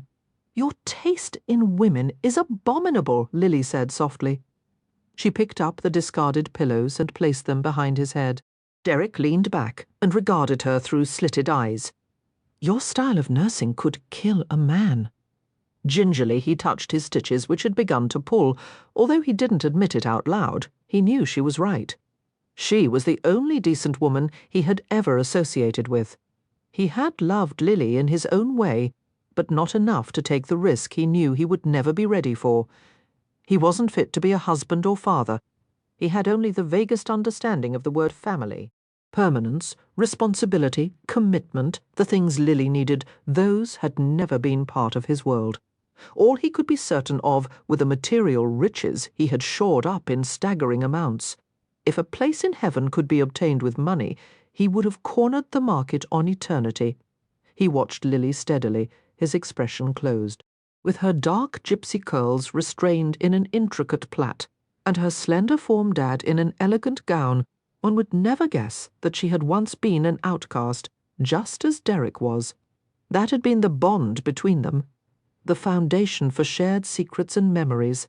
Since her marriage, Lily had graduated to the privileged society Derek was permitted to view only from the fringes. Aristocratic lords were seldom inclined to invite him to their estates, but their blue-blooded wives were more than eager to have him in their beds. For Derek, it was a pleasurable form of revenge, no less, because it exasperated Lily. "Tell me what happened with Lady Ashby," she urged. "I broke it off with her a week ago." Derek smiled grimly as he remembered Joyce's snarling fury. "She didn't take it well. My guess is that she hired a pair of slashers to even the score." "How do you know someone else wasn't behind it?" Ivo Jenner, for example. He's always playing nasty tricks. No. The bastards who jumped me last night went straight for the face. Ruefully he sat up and fingered the row of stitches. A woman's brand of revenge, I'd say.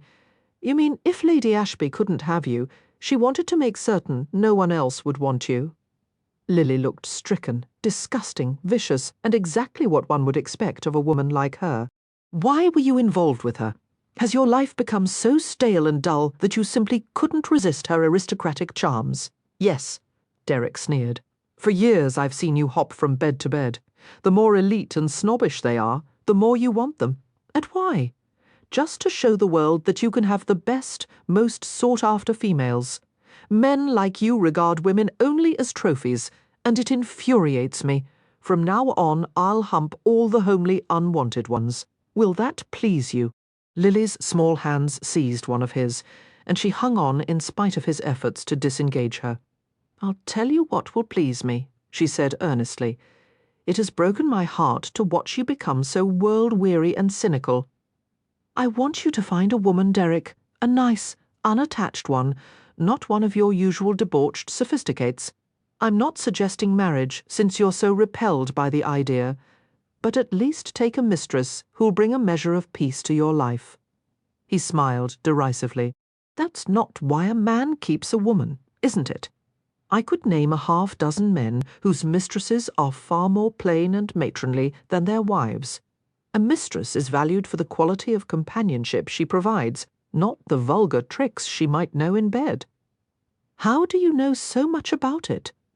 Lily shrugged. I've heard the fellows talking during hunts, and at the club, and over their after-dinner port. Most of the time they forget I'm there. Ryford should have put a stop to your hunting years ago. Alex is proud of my hunting, she replied pertly. Stop trying to change the subject. What you need is a mistress, Derek.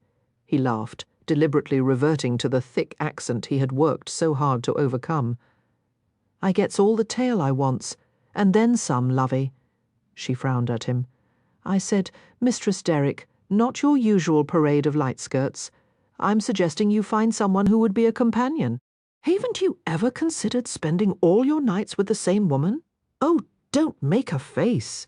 I think you should find a nice young widow from the country, or a lonely spinster who would be grateful for your protection. If you like, I'll make a list. I'll choose my own women, he said coldly. God knows what kind of old crone you'd pick for me. Anyone I chose would easily surpass Lady Ashby. She let go of his hand and sighed. I'd better leave. It will harm my reputation if I stay any longer in your apartments, especially considering your fascination for married women. I didn't ask you to come, Derek retorted. But as she rose to leave, he snatched her hand and pressed a kiss to the back of it. Will you do what I ask? Lily pleaded, squeezing his fingers. I'll consider it. His tone was so obliging that Lily knew he was lying. Nevertheless, she smiled and smoothed his black hair affectionately. That's better. Some day you'll thank me for my sage advice. She began to leave, then paused at the doorway and looked back at him questioningly. Derek, before I came up here this afternoon, I caught a glimpse of the most unusual little person wandering about in the back rooms with the staff. She was asking all manner of questions and writing things down.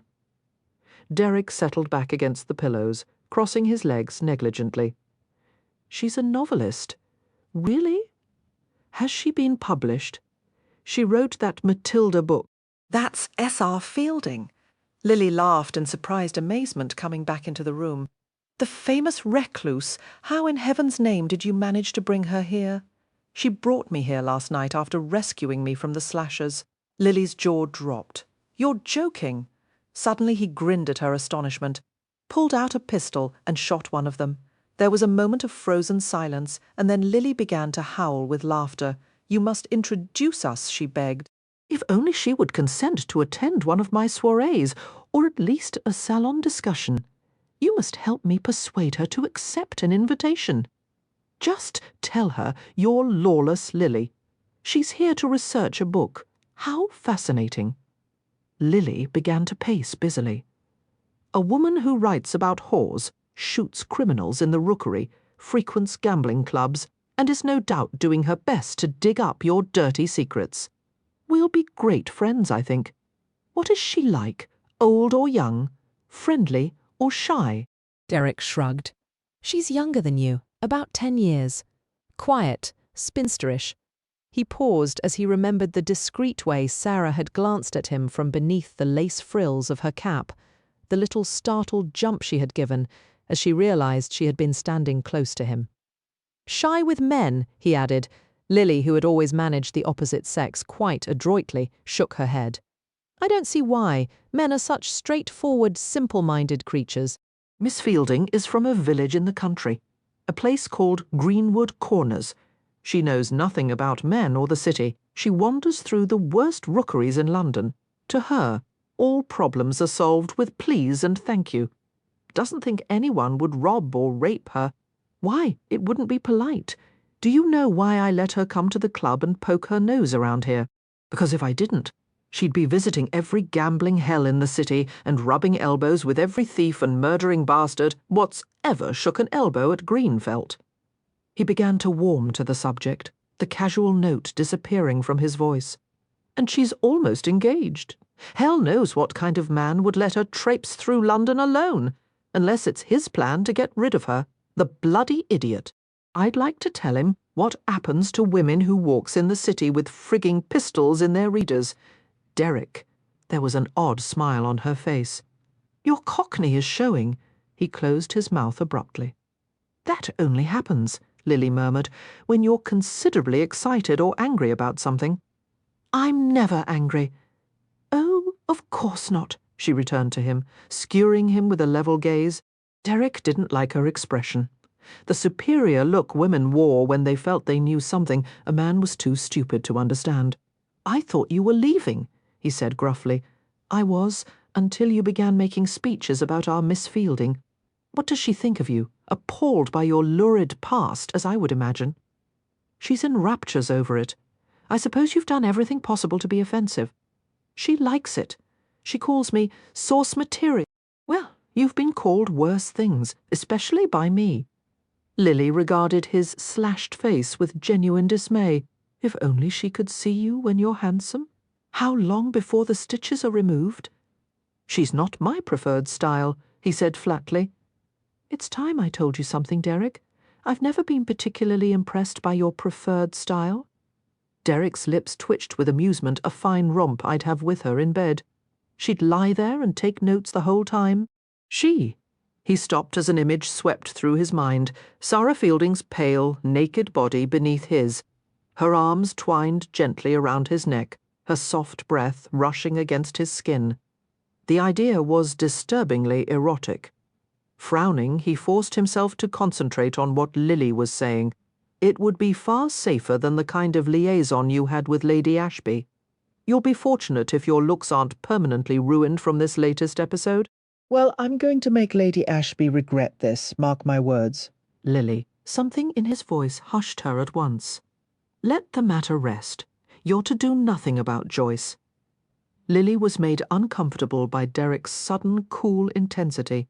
His was the kind of glance she had seen exchanged between men with dueling pistols in their hands, and between players who had staked their fortunes on the turn of a card. The men who won were always those who didn't seem to care. She both admired and feared such ruthless nerve. "But Derek," she protested, "you can't let her get away with this. She must be made to pay for it. You heard what I said. Derek had never allowed anyone to settle his debts for him. He would confront Joyce in his own way and his own time. For now he chose to do nothing." Lily bit her lip and nodded, wanting to say more, but knowing the danger of provoking him. He would allow her friendly teasing and bullying up to a point, but there was a line she would never dare to cross. "All right," she murmured, after holding her gaze for a moment. Derek relented. "Give us a kiss, then." Obediently, she pecked his cheek and gave him a subdued smile. "Come to visit soon. The children will be fascinated by your stitches, especially Jamie." He touched his forehead in a mock salute. "I'll tell him I was attacked by pirates." "Derek," she said contritely, "forgive me for interfering. It's just that I'm concerned for you. You've had such a difficult life. You've lived through horrors that most people, including me, will never understand. That was in the past." He grinned and said, in his old, boastful manner, "Now I'm one of the richest men in England. Yes, you have more money than anyone could spend in a lifetime. But it hasn't brought what you expected, has it?" Derek's smile vanished. He had never confided in her the nameless hunger that gnawed at him, the emptiness that he would fill if only he could identify the craving. How had she guessed? Was it something she could see in his eyes or hear in his voice? Faced with his stony silence, Lily sighed and touched a lock of black hair that lay on his forehead. "Oh, Derek." Quietly she left the room while he stared after her. Over the course of the next few days, Sara was allowed to wander freely about Craven's, as long as she avoided the main rooms the patrons frequented. She was pleased by the gathering pile of notes she had amassed, which would allow her to write a detailed description of a gentleman's club. Soon she might extend her research to a few of the gaming hells in the outlying areas, but for now there was ample work to be done here. She spent every morning sitting in the kitchen, the largest and busiest room in the club. All of Craven's employees passed through the kitchen to take their meals and socialize, from the croupiers who ran the tables to the house, wenches emerging after long nights of arduous activity. The kitchen was well stocked and meticulously organized. 3 rows of assorted pots and pans hung over the heavy central work table. The walls were lined with barrels of flour, sugar, and other supplies. A variety of sauces simmered on the long black stoves, sending a bewildering but delectable mixture of fragrances through the air. All of it was the domain of the chef, Monsieur Labarge. Years ago, Mr. Craven had hired Labarge and his entire staff from an exclusive Parisian restaurant and had them all transferred to London. In return for their staggeringly high salaries, they provided the best cuisine in the city. A luscious cold buffet kept in constant supply for the club members and exquisitely prepared meals that were served in the dining rooms. Monsieur Labarge was temperamental, but he was a genius. As far as Sara could tell, even Mr. Craven took care not to provoke him. Guessing at the chef's weakness for flattery, Sara made a special effort to praise his creations until the ends of his moustache fairly quivered with pride. Now he insisted on serving her his specialties, many of them renamed in honor of Mathilda. The kitchen was filled with constant activity, boys and scullery maids occupied with menial tasks of washing, chopping, scraping, and kneading, and servants laden with trays of food for the diners. The staff readily included Sara in their conversations as they related stories that ranged from ribald to touchingly sad. They loved to talk and watch her write down what they said. Soon they began to compete to catch her interest. The prostitutes were especially helpful, giving Sara insights about the men who visited the club in droves and about Derek Craven in particular. Sara particularly enjoyed Tabitha's lively chatter. Although they were quite different in temperament, outwardly they shared a striking resemblance, both of them the same size and height, with chestnut hair and blue eyes. "I'll tell ye about the fine lords what come here," Tabitha said, her blue eyes filled with a sly twinkle. "They likes the ruttin all right, but they're the worst in the sack. 2 shakes of a tail, and it's done." The other house wenches laughed in agreement. The 4 of them gathered around Sara at one of the wooden tables, while kitchen boys brought plates of delicate omelettes à la Matilda and crusty rolls. That and the fine victuals, that's what draws 'em here. But the cards is what makes 'em stay. "How many men are you expected to consort with each night?" Sara asked in a businesslike tone, her pencil poised over her notebook. "What where we feels like. Sometimes we lets 'em ave a tiddle downstairs in the card rooms, and then—" "Tiddle?" Sara repeated, perplexed, and the prostitutes burst out laughing. "Just a little touch and feel," explained Violet, a short, robust blonde. "And if they like the goods, the usher takes 'em upstairs, and we does 'em over." "Newer Mr. Craven, though," Tabitha said. "'E newer asks any hours to is bed?" "'E gets it from I kick women," Violet commented sagely. "Countesses and duchesses and such." At this mention of Mr. Craven's sexual preferences, Sara felt her blush heighten to scarlet. The more she learned about him, the more of a puzzle he presented. His inner qualities were concealed by a smooth diamond-hard facade. He was a showman, first and foremost. Skillfully, he provided a surfeit of elegant decadence that satisfied not only the aristocratic belle monde, but also the shadowy world of libertines and courtesans called the demi-monde.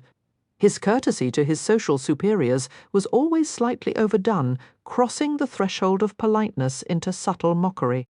Sara was certain he respected very few of them, for he was familiar with their darkest secrets. Through his own network of spies and informants, he knew about the lovers they took, the contents of their wills, even the marks their sons made at Eton and Harrow, and what they stood to inherit.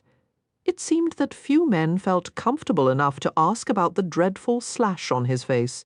Members of the royal family, Wellington, the famed military commander, and the foreign diplomats who loved to lounge at the hazard table, all possessed an air of quiet unease when Craven was present. When he made a joke, they laughed a little too jovially. When he made a suggestion, it was usually followed with alacrity. Apparently no one cared to risk earning his displeasure. As Craven had claimed the first night she had met him, he was never angry.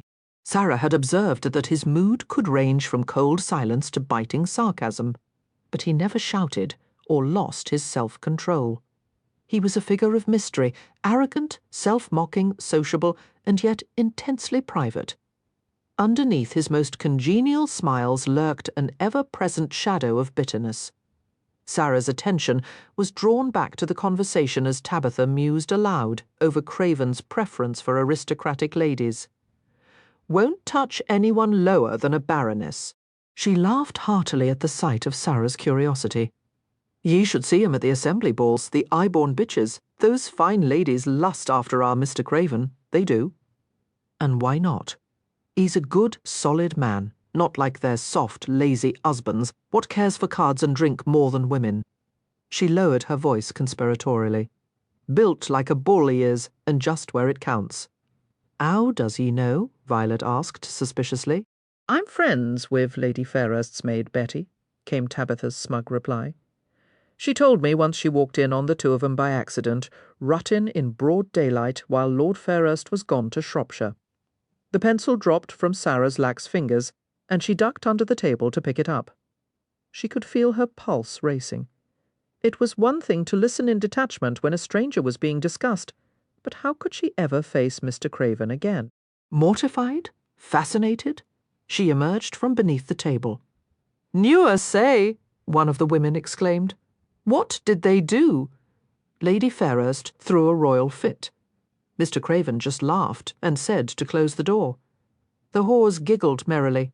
"What's more," Tabitha continued, "you can always tell what a man's got by the size o' his nose, and Mr. Craven's got a nice long one." "It's not the nose," Violet said dismissively.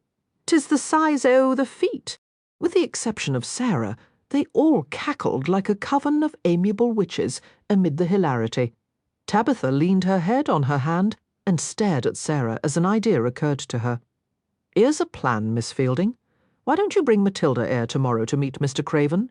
They'd make a grand pair. The other women chimed their agreement. "Aye, she'd melt his heart." "Yes, yes, do." She'd wrap Mr. Craven round a little finger. Even Monsieur Le Barge, who had been eavesdropping on the conversation, broke in impulsively. "For la belle Matilda, I will make the finest gâteau, so light it would float in the air."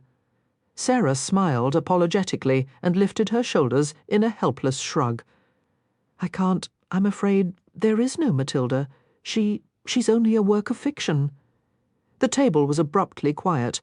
All of them stared at her with puzzled expressions. Even the kitchen boy had paused in the midst of stacking dishes. Sara attempted to explain further.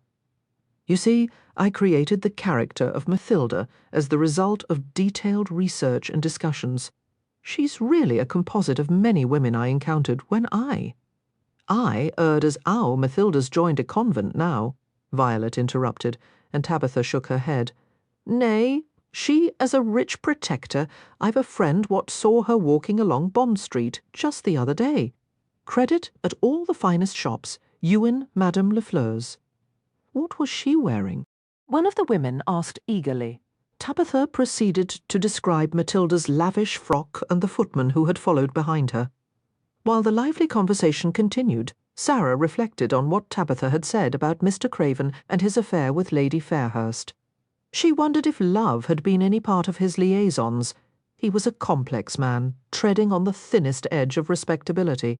No doubt it satisfied his sense of justice, carrying on affairs with the wives of aristocrats who secretly disdained him for his commonness. And it must be difficult for him to suppress a mocking smile as he counted his nightly earnings, the patrimonies he skilfully stripped from the young lords who considered themselves infinitely superior to him. It was a strange world he had created for himself. He was as apt to spend his time with the watchmen, pimps, and street urchins who were part-time employees of the club as he was with the high-born patrons. It was impossible to fit such a man into any category. Sara spent a good deal of time thinking about him, her mind filled with endless questions about who and what he was. Sara paused in the midst of her writing in order to take a morsel from the plate of pastries Monsieur Labarge had sent up to her. The delicate layers of cake and coffee cream seemed to dissolve in her mouth. Flecks of sugar drifted to the polished mahogany in front of her, and she quickly wiped them away with her sleeve. She was sitting in one of the rooms of Craven's private apartments, working at his large mahogany desk. The stately piece of furniture, with its innumerable compartments and small drawers, was cluttered with intriguing odds and ends, pieces of string, loose coins, dice and cribbage pins, notes and receipts. It seemed as if he ritually emptied his pockets at his desk. She wouldn't have expected it of a man who conducted his life with such meticulous precision. As she consumed the last bite of cake, a few slips of paper piled in a corner of the desk caught her eye. Intrigued, she began to reach for the folded notes. Abruptly she stopped and scolded herself for even thinking of violating Mr. Craven's privacy. She bent again to her writing, carefully dipping the ivory-handled pen in a pot of ink. But she was unable to resume her train of thought. Idly she speculated on what the mysterious notes might contain. Setting down the pen, Sara stared longingly at the slips of paper while her conscience waged a war with her curiosity. Unfortunately, the latter won out. Quickly, she plucked the notes from their resting place. The first note was a list of random tasks with Worthy's name written across the top. Worthy, replace carpets in card rooms 2 and 4. Credit to be refused to Lords Faxton and Rapley until accounts settled. Have Gill sample next brandy delivery.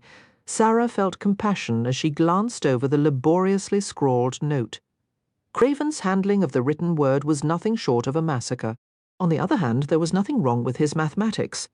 On a few occasions she had observed him multiplying and dividing figures in his head with bewildering speed, easily juggling betting odds and percentages. He could watch a card game in progress, silently calculate the cards that had been played, and predict the winning hand with unfailing accuracy. He glanced over the account books and rapidly totaled columns of figures without ever reaching for a pen. His other talent was just as extraordinary, an apparent ability to see inside people's minds.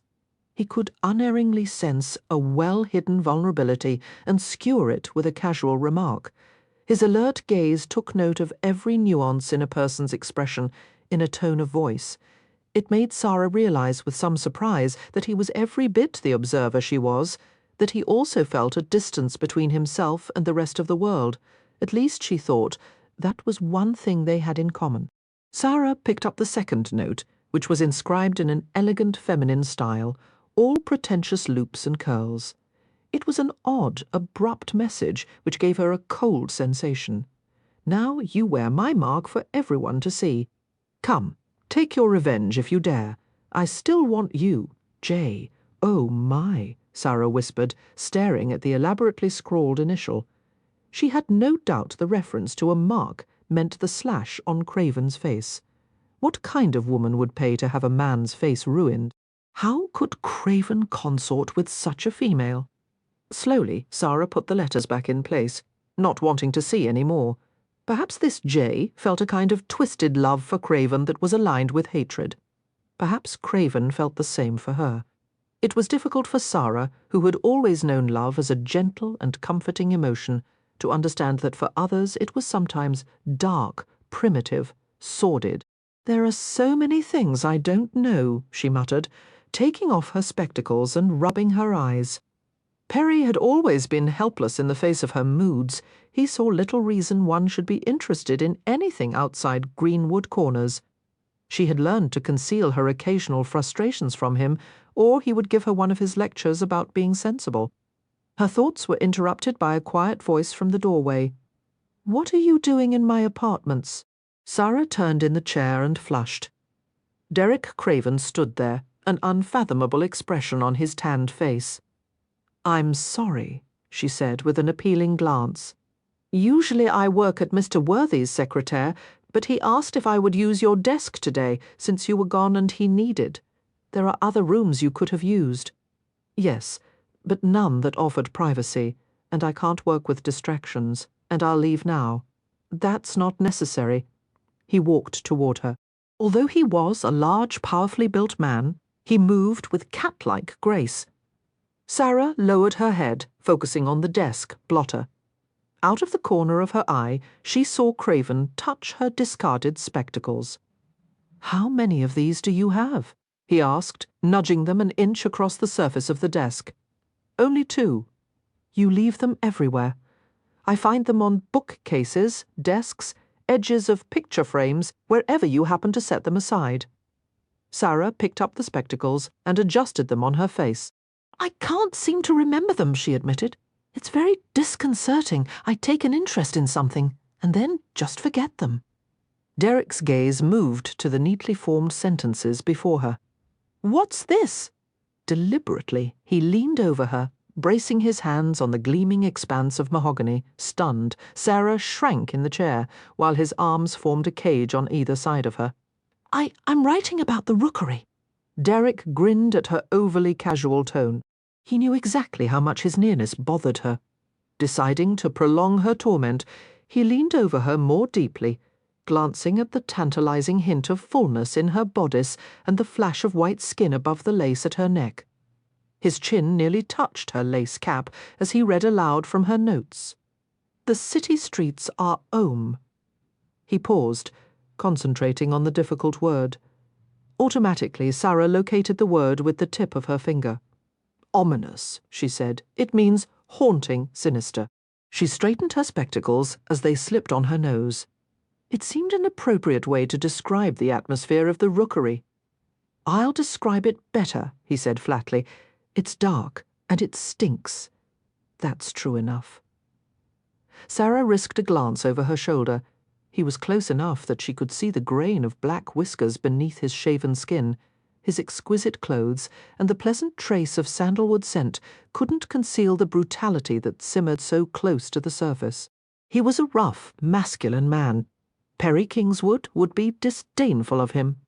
"Why, he is nothing but a ruffian," Perry would exclaim.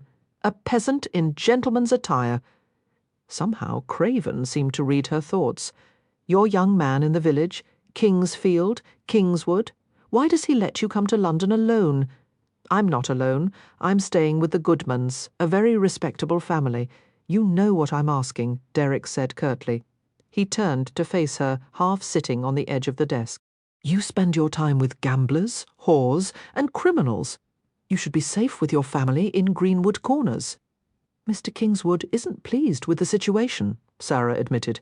"We had words about it, in fact, but I was very stubborn. Do you ever tell him about the things you do in London?" "Mr. Kingswood knows about my research." "I'm not talking about your research," he murmured, his eyes hard. "Are you going to tell him you killed a man?" Sara blanched guiltily, feeling slightly sick, as she always did when she thought of that night. She avoided his piercing gaze.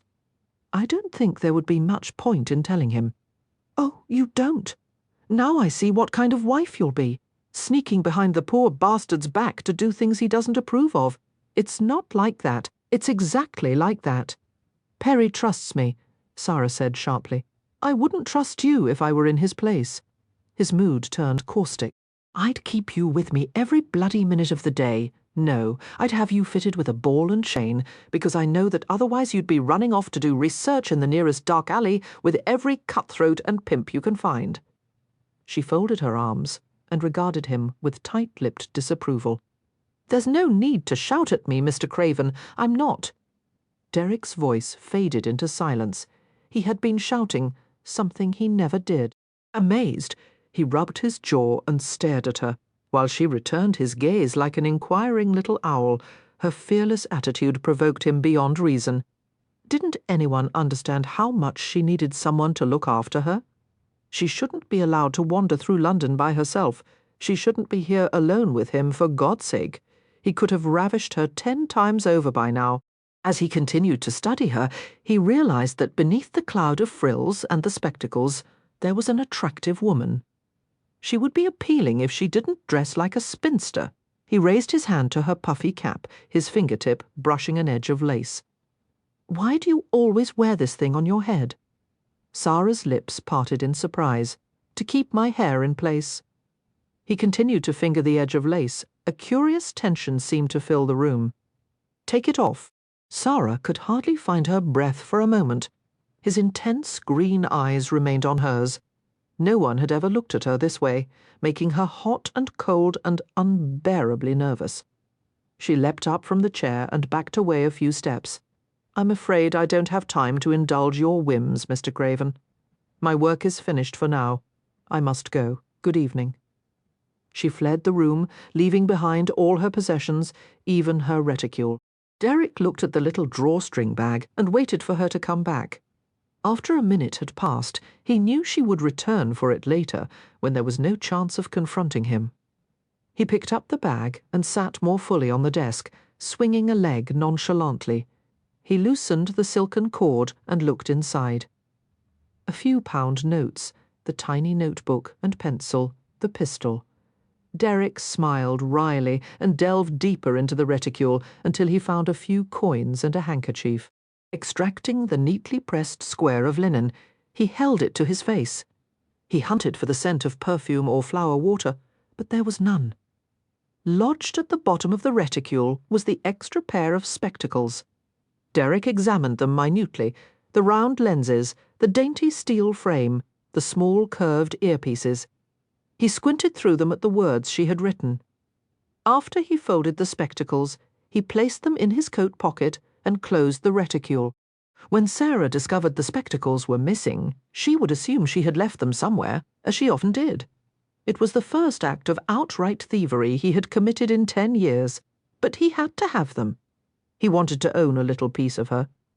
Leaving the reticule as Sara had placed it on the desk, Derek jammed his hands into his pockets and began to walk with no particular destination in mind. He thought of the way Worthy had sung Sara Fielding's praises yesterday.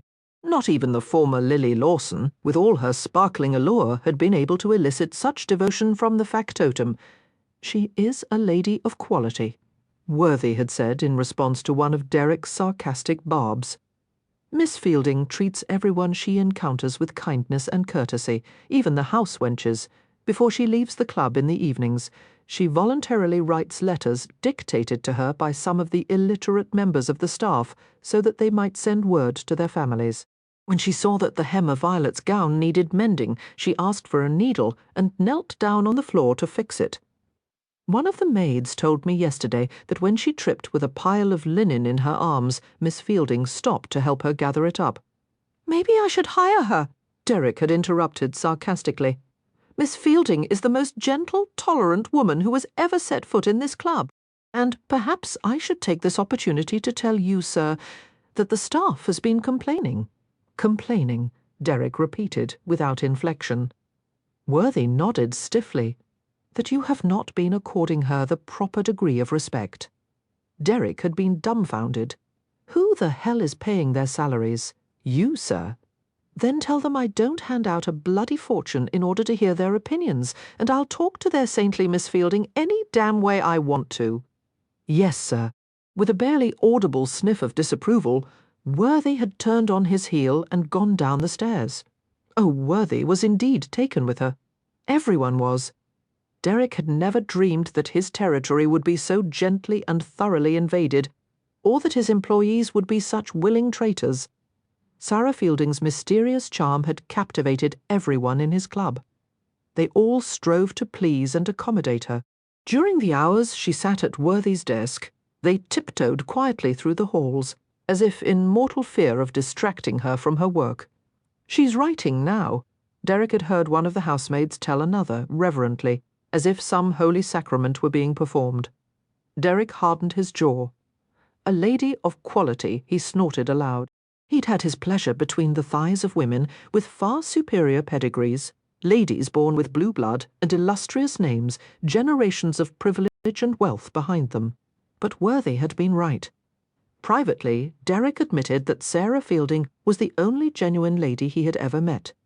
She had none of the vices that Derek could detect so easily in others. Jealousy, greed, lust, she seemed to be above such flaws. On the other hand, he sensed the reckless edge that might someday prove her undoing. She needed someone to keep her from plunging headlong into trouble, or at least to drag her out of it. It didn't seem likely that her hapless suitor Kingswood was up to the task. Derek was certain that Kingswood would be slender and classically handsome in the mode of Byron. He would have a cultured voice, of course, and locks as fair as Derek's own were dark. No doubt Kingswood was a stuffy young country squire who couldn't understand recklessness. Eventually he would mature into a portly old gentleman who drank too much at dinner and would never let others finish their sentences, and Sara, as his loving wife, would tolerate his boorishness with a gentle smile and save her frustrations for her private moments. When she had a problem, she would try to solve it herself to keep from bothering him, and she would be faithful to her husband. Only he would know the sight of her, with unbound hair and a thin white nightgown. Only he would know the feeling of her sleeping trustingly against him. They would make love in the concealment of darkness and layers of bedclothes, their eyes closed, their movements governed by modesty and restraint. No one would ever awaken Sara Fielding's passion, strip away her inhibitions, taunt and tease her. Impatiently Derek raked his hands through his hair and stopped in the middle of the empty hallway. He wasn't behaving like himself. He wasn't thinking like himself. He felt as if he should brace himself for some cataclysmic event. The air was charged with white-hot currents. His nerve ends seemed abraded. Something was going to happen. Something? And all he could do, it seemed, was wait. "Please let me out here." Sara called to the driver, tapping on the roof of the carriage. It was 8 o'clock in the morning, her usual time to arrive at the club. Before they had pulled around to the front entrance, her interest had been caught by the sight of several loaded carts lined at the side of the building. They were different than the usual market wagons that brought deliveries of fresh produce to the kitchen. The footman assisted her from the vehicle and inquired if it would please her to have them wait there. "No, thank you, Shelton. I'll enter the club through the kitchen." Although Sara knew it was improper, she gave the driver a cheerful little wave as she walked away. He gave an imperceptible nod, although he had painstakingly explained to her yesterday that it would not do for a lady to appear familiar with the hired help. "Ye should look down your nose all grand and haughty like," he had instructed sternly. "No more smiles at me and the footman, miss. Ye needs be more offhandish with the servants, or what will people think of ye?" In Sara's opinion, it hardly mattered if she behaved without the expected hauteur, since she would soon be gone from London. The sound of voices raised in debate rang from the alley. Sara drew her cloak more closely around her throat, shivering as the cold morning air struck her face. The carts were filled with crates of wine bottles. A short, rotund man waddled back and forth, shaking his finger and talking rapidly to 2 of Craven's employees. The man appeared to be a merchant defending the quality of his wares. "I'd slit my throat before I'd water my precious vintages, and ye know it." He barked. Gill, an intelligent young man who had become one of Worthy's protégés, selected 3 bottles at random. He opened them and examined the contents carefully. "Mr. Craven was displeased by the last delivery of brandy. It wasn't fit to serve to our patrons." "That was first-rate wine I sold ye," the merchant exclaimed. "For some dockside tavern, perhaps. Not for Craven's." Gill took a small sip, swished it around his mouth, and spit it out carefully. He nodded his approval. "This is acceptable. It's the finest French brandy," the merchant said indignantly. How dare ye swill it like it was some stinkin' cheap ale? Mind your language, Gil said, suddenly noticing Sara. He cast a quick grin in her direction. There's a lady present. The merchant ignored the new arrival. I don't care if the Queen o' Sheba's here, there's no need to open them bottles. There is, until I'm satisfied you haven't watered down your liquor. As the two argued, Sara skirted around the side of the alley toward the kitchen entrance.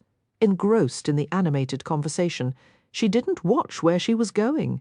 Suddenly a huge, dark shape moved near the corner of her vision, and she gasped as she bumped into a tall man hefting a crate of wine on his shoulder. Oh! Automatically, he steadied her with his free arm.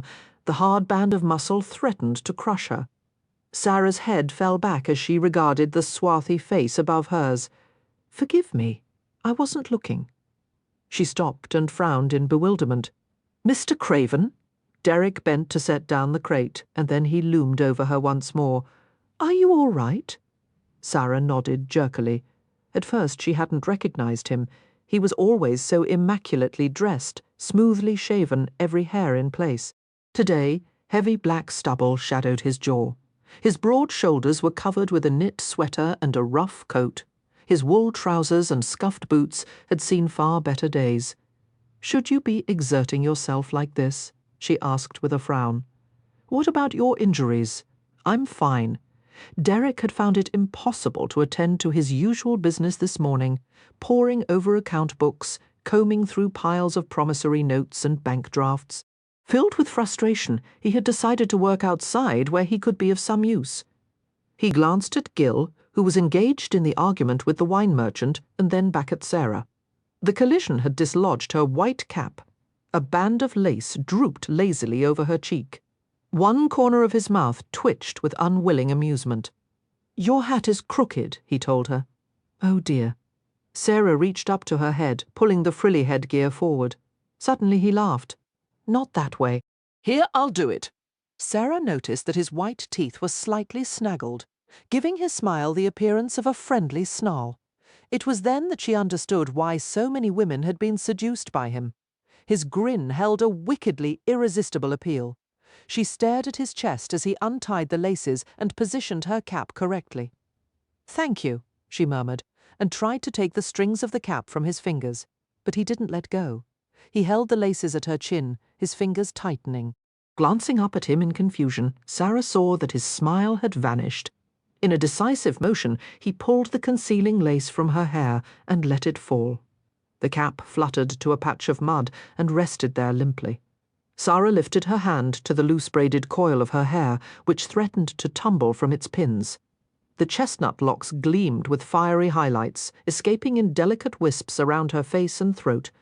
Mr. Craven, she scolded breathlessly. I find your behaviour untoward, A, and offensive, not to mention O, she stammered in astonishment as he reached for her spectacles and plucked them from her face. Mr. Craven, how dare you? She fumbled to retrieve them. I need those. Derek held them out of reach as he stared at her uncovered face. This was what she had kept hidden beneath the old-maid disguise-pale, luminous skin, a mouth shaped with surprising lushness, a pert little nose, marked at the delicate bridge where the edge of her spectacles had pressed. Angel blue eyes, pure and beguiling, surmounted by dark winged brows. She was beautiful. He could have devoured her in a few bites, like a fragrant red apple. He wanted to touch her, take her somewhere, and pull her beneath him, as if he could somehow erase a lifetime of sin and shame within the sweetness of her body. Forcing his muscles to loosen, Derek bent to scoop up the soiled puff of lace. Sara watched him in offended silence. He tried to brush off the lace cap, succeeding only in grinding the mud deeper into the pure white cloth. Finally, Sara ventured to retrieve it from him. I'm certain this will wash, she said crisply. She was most definitely annoyed. Derek felt a rueful grin stealing over his face. As he handed the spectacles back, his bare fingers brushed her gloved ones. Impersonal though the touch was, it caused his heart to pump with unexpected vigour. He decided to charm her back into her usual pleasant mood. "It's a pity to cover such beautiful hair, Miss Fielding." Sara received the compliment with a forbidding frown. "Mr. Craven, I'm hardly eager to hear your opinions about my appearance." She held the crumpled puff as if it were an injured pet. Throwing my favourite cap into the mud. "It dropped," he said hastily. "I didn't throw it. I'll buy you another."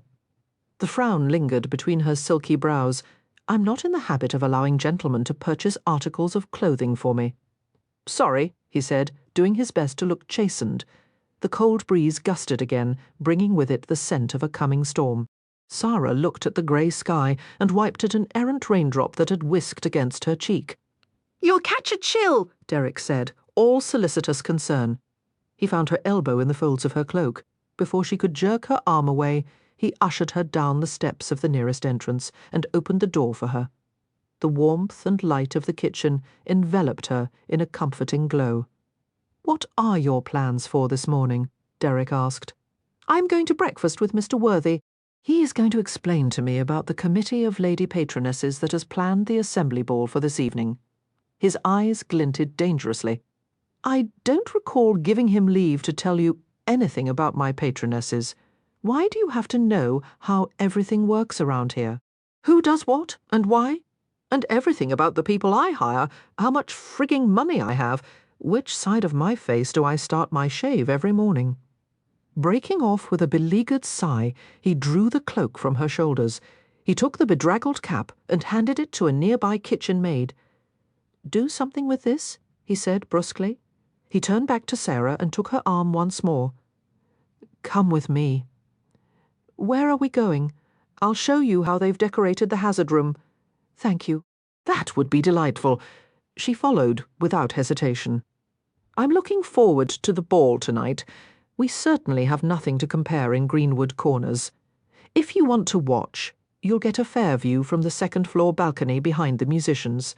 Sara didn't think that would provide a very good view at all.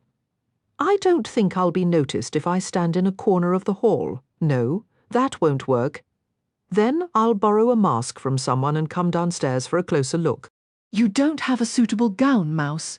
Mouse! Oh, how she disliked the nickname he had bestowed on her. But he was right.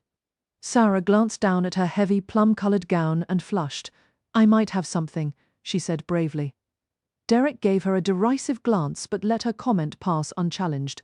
"Only the demi-monde will attend tonight, the more debauched variety of aristocrats and foreigners, whores, actresses. But those are precisely the kind of people I wish to write about." "You're no match for a crowd of randy bucks. They'll be drunk and ready for action, and they'll assume you're here for one reason. Unless you're prepared to oblige them, you'll stay upstairs where it's safe." "I can take care of myself. You're not coming to the ball tonight, Miss Fielding." Her eyes widened. "You're forbidding me to attend." "I'm advising you not to," he murmured, in a tone that would have caused Napoleon to quail. They entered the central hazard room, and Sara temporarily abandoned their argument. She'd never seen a place decorated so extravagantly. It was like a glittering underwater kingdom, reminding her of the tales of Atlantis that had enchanted her as a child. The walls were hung with gauzy blue and green silk draperies. A painted canvas studded with seashells gave the impression of a castle beneath the sea. Slowly she wandered around the room, inspecting the plaster sculptures of fish, scallop shells, and bare-breasted mermaids. A gaudy treasure chest filled with paste jewels was wedged beneath the central hazard table. The doorway to the next room had been converted into the hull of a sunken ship. Lengths of blue gauze and silver netting were hung overhead, making it seem as if they were under water. "How extraordinary," she said. "It's beautiful, imaginative." She turned a slow circle. "And when all the guests are here, the women in glittering gowns, everyone wearing masks. A feeling of wistfulness swept over her. She smiled tremulously, lifting one of the silken banners and letting it stream through her fingers. "I've never attended a ball before. Country dances, of course, and the local festivals." The silk caught in the sudden vice of her fingers. She was lost in her thoughts, forgetting the presence of the man who watched her. All of her life she had been quiet and responsible, living vicariously through the experiences of others. It had been enough to content herself with family and friends and to write. but now she regretted the things she had missed. She had never made a mistake more serious than forgetting to return a borrowed book. Her sexual experience had been limited to Perry's kisses. She had never worn a gown cut low enough to show her bosom or danced until dawn. She'd never really been intoxicated. Except for Perry, the men she had grown up with in the village had always regarded her as a sister and confidant. Other women inspired passion and heartbreak. She inspired friendship. Once, when she had been overtaken by a mood similar to this, she had thrown herself at Perry. Filled with a desperate need to be close to someone, she had begged him to make love to her. Perry had refused, pointing out that she was not the kind of woman to be taken out of wedlock. "We'll be married some day," he had explained with a loving smile. "As soon as I can make my mother accept the idea, it won't take long. And in the meantime, you and I will pray for patience. You mean more to me than an hour or two of illicit pleasure." Perry had been right, of course. She had even admired his concern for doing the right thing, but that had done little to ease the sting of rejection. Wincing at the memory, Sara let go of the silken banner and turned to face Craven. He was watching her with the intense stare that always made her uneasy. "What is it?" He reached out and took her arm, his fingers resting lightly on her sleeve.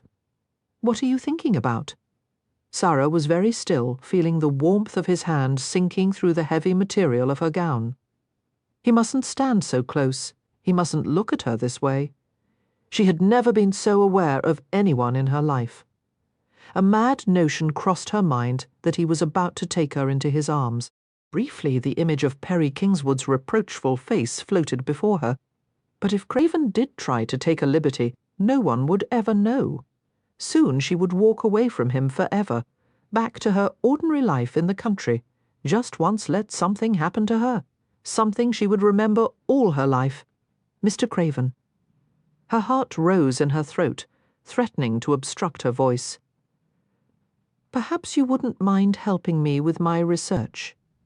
There is something you could do for me." She took a deep breath and continued in a rush. "Living in Greenwood Corners, one tends to have rather limited experience. Certainly, I've never encountered a man like you, and never expect to again." "Thank you," he said dryly. "Therefore, purely in the interests of research, to broaden my scope of experience, and so on and so forth, I thought that perhaps you might be willing to, that is, you would consider Sara balled her hands into fists and forced herself to finish bluntly. That you would kiss me." Chapter 4. The temptation of it beckoned sweetly. Derek couldn't control the lurid thoughts that flooded his mind. Of all the women he had known, none had ever affected him like this. In his ruthless climb out of the gutter, he had used women for pleasure and for gain, and he had been used in turn. But the game at which he was so expert had always been understood by his partners. Sara Fielding didn't realize what he was, and how much she had to fear from him. If it was the only decent thing he ever did, he would protect her from himself. Carefully he reached out to her. His long fingers curved gently around her jaw as if he were handling a precious object. Her skin was soft and fragile like the finest silk. "Miss Fielding," his voice was hoarse. "I'd like to do more than kiss you." He watched as her lashes drifted downward, partially concealing her deep blue eyes. "I'd like to take you upstairs to my bed and keep you with me until morning. But you and me." He shook his head, and his friendly, mocking snarl of a smile appeared. "Do your research with Kingswood, mouse." He was refusing her. Sara's cheeks turned rosy with humiliation. I wasn't asking to come to your bed," she said tensely. "I asked for a kiss. One kiss isn't such an earth-shattering request." Derek released her, the warmth of his fingers fading immediately from her skin. "For you and me, one kiss is a mistake," he assured her, and produced a half-hearted grin. Sara didn't return the smile. Faced with her puzzled countenance, he turned abruptly and strode away, leaving her alone in the sparkling room. His body was beginning to respond to her nearness, his loins awakening with throbbing awareness. If he stayed with her one moment longer, she would get far more than she had asked for. Incredulously, Sara watched his departure. It seemed as though he couldn't get away from her quickly enough. Her offer had been considered and summarily dismissed. Suddenly, her embarrassment changed to baffled anger. Why had he refused her? Was she so unattractive? So undesirable? At least Perry had declined her invitation for reasons of honour. Derek Craven had no such excuse. She glanced around the opulent room. There would be dazzling, sophisticated women here tonight. Craven would dance, flirt, and ply them with seductive charm. After midnight, the assembly would begin to unravel. There would be drunkenness, gallantry, merriment, scandals brewing. Sara wrapped her arms around herself. She didn't want to watch from a safe distance. She wanted to be down here tonight. She wanted to become someone else, someone brazen enough to capture the attention of Derek Craven himself. In her novels, her characters always acted with boldness. Matilda especially had been fearless. If Matilda had wanted to go to the assembly, she would have, and damn the consequences. A sudden blast of excitement made Sara's breath shorten. "I'll get my kiss from you, Mr. Craven, and you'll never even know it was I." Terrified, she might lose her nerve. Sara flew from the room. Abruptly, she checked herself. It wouldn't do to appear frantic. Busily, she combed the club in search of Worthy. She finally found him at his desk, sorting through stacks of letters and receipts. Miss Fielding, he said with a smile, setting his papers aside. "I was told you had decided to delay our breakfast while Mr. Craven showed you." He paused as he saw her expression. "Miss Fielding, has something happened? You seem agitated." "I'm afraid I am, Mr. Worthy. I need your help." All at once, the factotum's face changed, taking on a grim austerity that made him seem unfamiliar. "Is it Mr. Craven? If he's done anything to distress you?" "Oh, no, if's not that at all." "Mr. Worthy, it is imperative that I attend the assembly tonight." "The assembly?" The factotum asked blankly, and gave a sigh of relief. "Thank God. I thought, well, that doesn't matter. I promise you will obtain an excellent view from the balcony. I want to do more than watch. I must be there. I must get a mask from somewhere, and a gown, nothing too elaborate but appropriate to the occasion. Could you recommend a shop, a dressmaker, someone who would be able to help me at such short notice?" "Perhaps I could pay to borrow a gown and then return it later, or remake one I already have." "Miss Fielding, you are quite overwrought," he exclaimed. He took her hand and bestowed several fatherly pats in an attempt to settle her nerves. "You're not yourself. I have the rest of my life to be myself," she said passionately. "For just one night, I want to be someone else." Worthy continued to pat her hand while he regarded her with concern. His gaze was filled with unspoken questions. He considered several approaches. "Miss Fielding," he finally said, "you don't understand the atmosphere at these assemblies." "Yes, I do." "You wouldn't be safe. There are men who will undoubtedly make unwelcome advances. I'm aware of that. I can certainly handle a harmless tiddle here and there." "Tiddle?" he repeated dazedly. "Where did you learn that word?" "That's not important. The point is, I want to attend the ball tonight. No one will know, not even Mr. Craven." "I'll be wearing a mask. Miss Fielding, the mask is more of a danger than a protection. It's only a scrap of leather and ribbon and paper, but it leads people to discard their inhibitions, and then—" He paused to dean his spectacles. Vigorously, he rubbed the lenses with his sleeve. Sara suspected he was stalling for time in order to think of a way to dissuade her. "May I ask what has caused this sudden determination? Does it have something to do with Mr. Craven?" Absolutely not, she said, a shade too quickly. This is strictly for the purposes of research. I'm considering writing a scene in my novel which includes an assembly ball, and since I've never been to one, this is my only opportunity to gain an accurate perception of the people, the atmosphere. "Miss Fielding," he interrupted, "I doubt that your family or your fiancé would approve of this. Mr. Kingswood isn't my fiancé yet, and you're right, he wouldn't approve." "No one I know would approve." Sara smiled in delight at the thought. "But they're not going to know." Worthy contemplated her for a long time. Reading the determination on her face, he gave a reluctant sigh. "I suppose I could have Gil and one of the croupiers to keep an eye on you. But if Mr. Craven had any suspicion of this, he won't. He'll never, ever find out. I'll be utterly discreet. I'll avoid Mr. Craven like the plague. Now about the dressmaker, could you possibly recommend a reputable shop? Yes, indeed, Worthy murmured. In fact, I believe I can do better than that. I think I know someone who will help. Derek strode edgily about his apartments, trying to ignore the fever that coursed through his body. He hungered for a woman for her. He had been fascinated by her since the first morning she had come here, with her fancy words and her ladylike manners and her gentle wilfulness. What would it be like to wrap her in his arms and hold himself deep within her? Savagely he wished he had never met her. She should be married to her country suitor, and located well out of his own reach. She belonged with a decent man. A stab of violent jealousy for Perry Kingswood caused Derek to scowl. Mr. Craven, came a steward's voice from the doorway. The servant approached with a card poised on a silver tray. Derek recognized the Rayford crest at once. Is it Lily? No, sir. The caller is Lord Ryford. Good. God help me if I have to see any more women today. Bring him up. There was no man in England more different from Derek than Alex. Lord Rayford Alex possessed a self-assurance that could only come from having been born to a family of nobility. He was an honourable man with an inherent sense of fairness. There had been struggles in his life, grief and loss, which he had overcome handsomely. Men liked him for his sportsmanship and his sense of humour. Women adored his easy masculine charm, not to mention his looks. With his rich blonde hair and rangy build, he possessed a distinctively lion-esque appearance.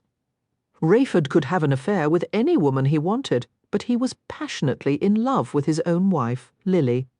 His devotion to her was a source of amusement for the sophisticated members of the ton. In spite of their mockery, many secretly wished for the kind of loving and faithful union the Rayfords had. But in these days of arranged matches that wasn't possible.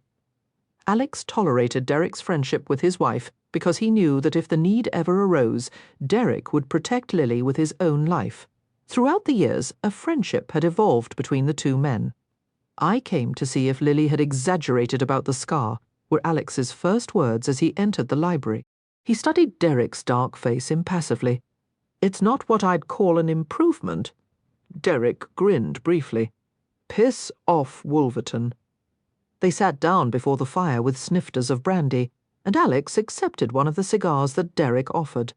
After snipping and lighting it carefully, Alex inhaled with great enjoyment.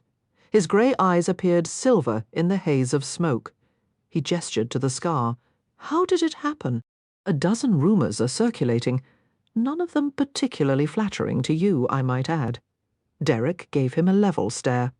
It doesn't matter. Alex sat back and regarded him thoughtfully. You're right. The scar is of no import, and neither are the rumours. What matters is that Lady Ashby did this to you, and having gone this far, she'll likely do worse.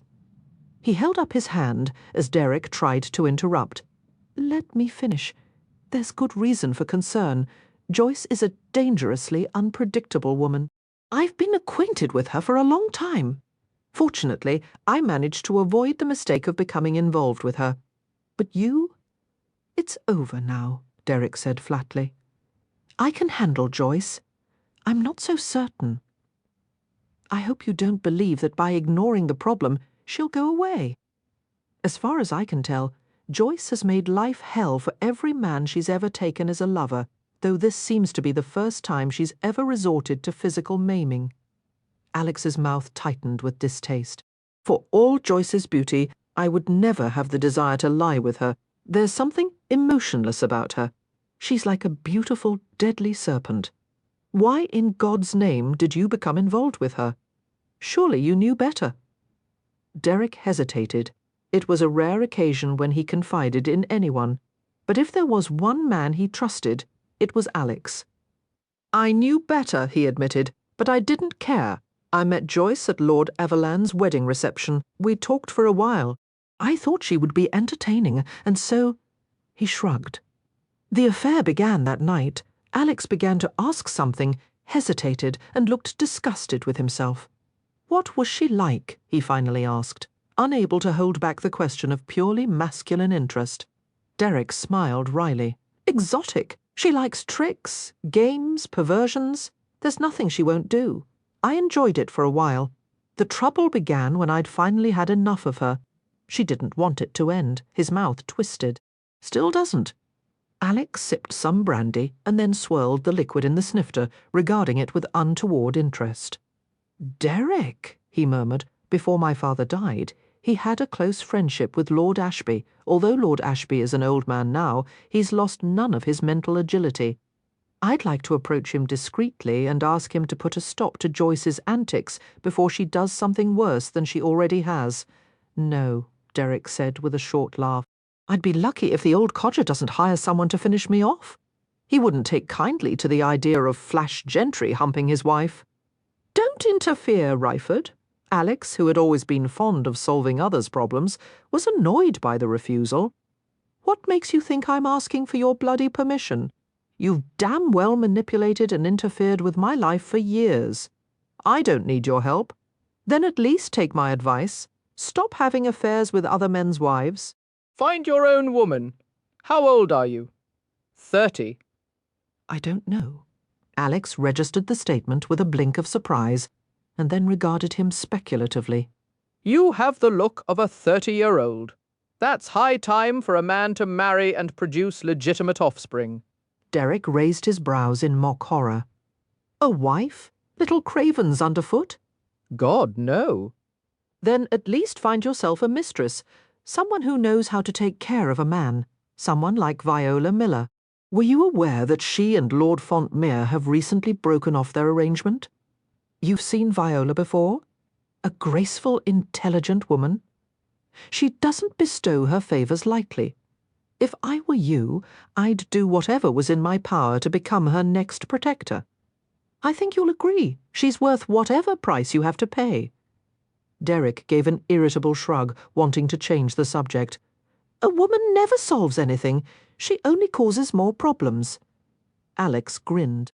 Well, you'd be safer with your own wife than someone else's, and you have little to lose by throwing in your lot with the rest of us. Misery loves company, Derek quoted sourly. Exactly. Their conversation drifted to other matters, and Derek asked if Alex and Lily were planning to attend the assembly ball at the club. Alex laughed at the idea. No, I'm not fond of that crowd of scoundrels and whores called the demi-monde, though my wife does seem to enjoy such gatherings. Where is she?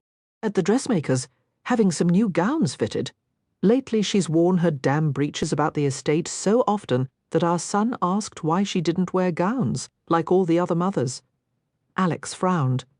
Lily left in a hurry this morning. She wouldn't explain why. Received some note she wouldn't let me read. She's up to something. Damn that woman, she drives me to distraction. Derek suppressed a grin, knowing that Alex wouldn't change a hair on his wife's head. Sara Fielding. Lily exclaimed with a soft laugh, seizing Sarah's hand and holding it tightly. Her dark eyes glowed with delight. You have no idea how much I admire your work, Miss Fielding. I felt such kinship with Matilda, she could have been modelled after me. You're the woman in the portrait, Sarah said in astonishment, in Mr. Craven's gallery. The painting had captured the Countess faithfully, except that, on canvas, she had looked far more serene. No artist's skill could ever completely capture her radiant self-confidence and convey the lively sparkle of her eyes. The little girl in the painting is my daughter, Nicole, Lily said proudly. A beauty, isn't she? The portrait was completed a few years ago. The artist refused to sell it, but Derek offered him a ridiculous sum that he couldn't refuse. Derek claims anything can be had for a price, her lips quirked. Sometimes I think he's right. Sarah smiled cautiously. Mr. Craven is far too cynical. You don't know the half of it, Lily said wryly, and dismissed the subject with a motion of her hands. Suddenly she was all business. As Worthy described the situation, we are in dire need of a ball gown. I had no intention of putting you to such trouble, Lady Rayford. Thank you for agreeing to help me. Worthy had arranged for Sarah to be conveyed to Madame Lafleur's, the most exclusive dressmaker in London. Lady Rayford would meet her there, Worthy had said, and further made it clear that Sarah was to allow her complete authority. Lady Rayford knows all about this sort of thing. You must trust her judgment, Miss Fielding. Privately, Sara suspected that Worthy was far from impressed by her own fashion sense. However, it was lack of funds, not taste, which had always determined her wardrobe.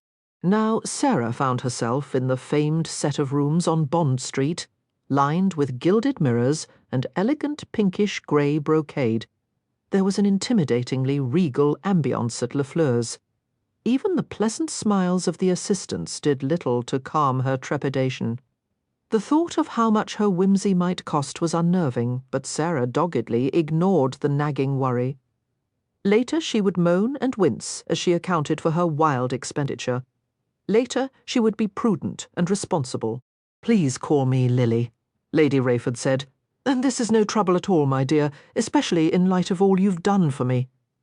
"Ma'am, have I done something for you?" "Saving Derek the way you did, never thinking of the danger to yourself. I'll be forever in your debt. Derek is a close friend of the family." Lily grinned cheerfully. "Quite an interesting man, don't you agree?" Before Sara could answer, Lily turned and caught the eye of a figure standing by. "Well, Monique, how long will it take to make Miss Fielding breathtakingly beautiful?" The dressmaker approached them from the door, where she had been waiting tactfully.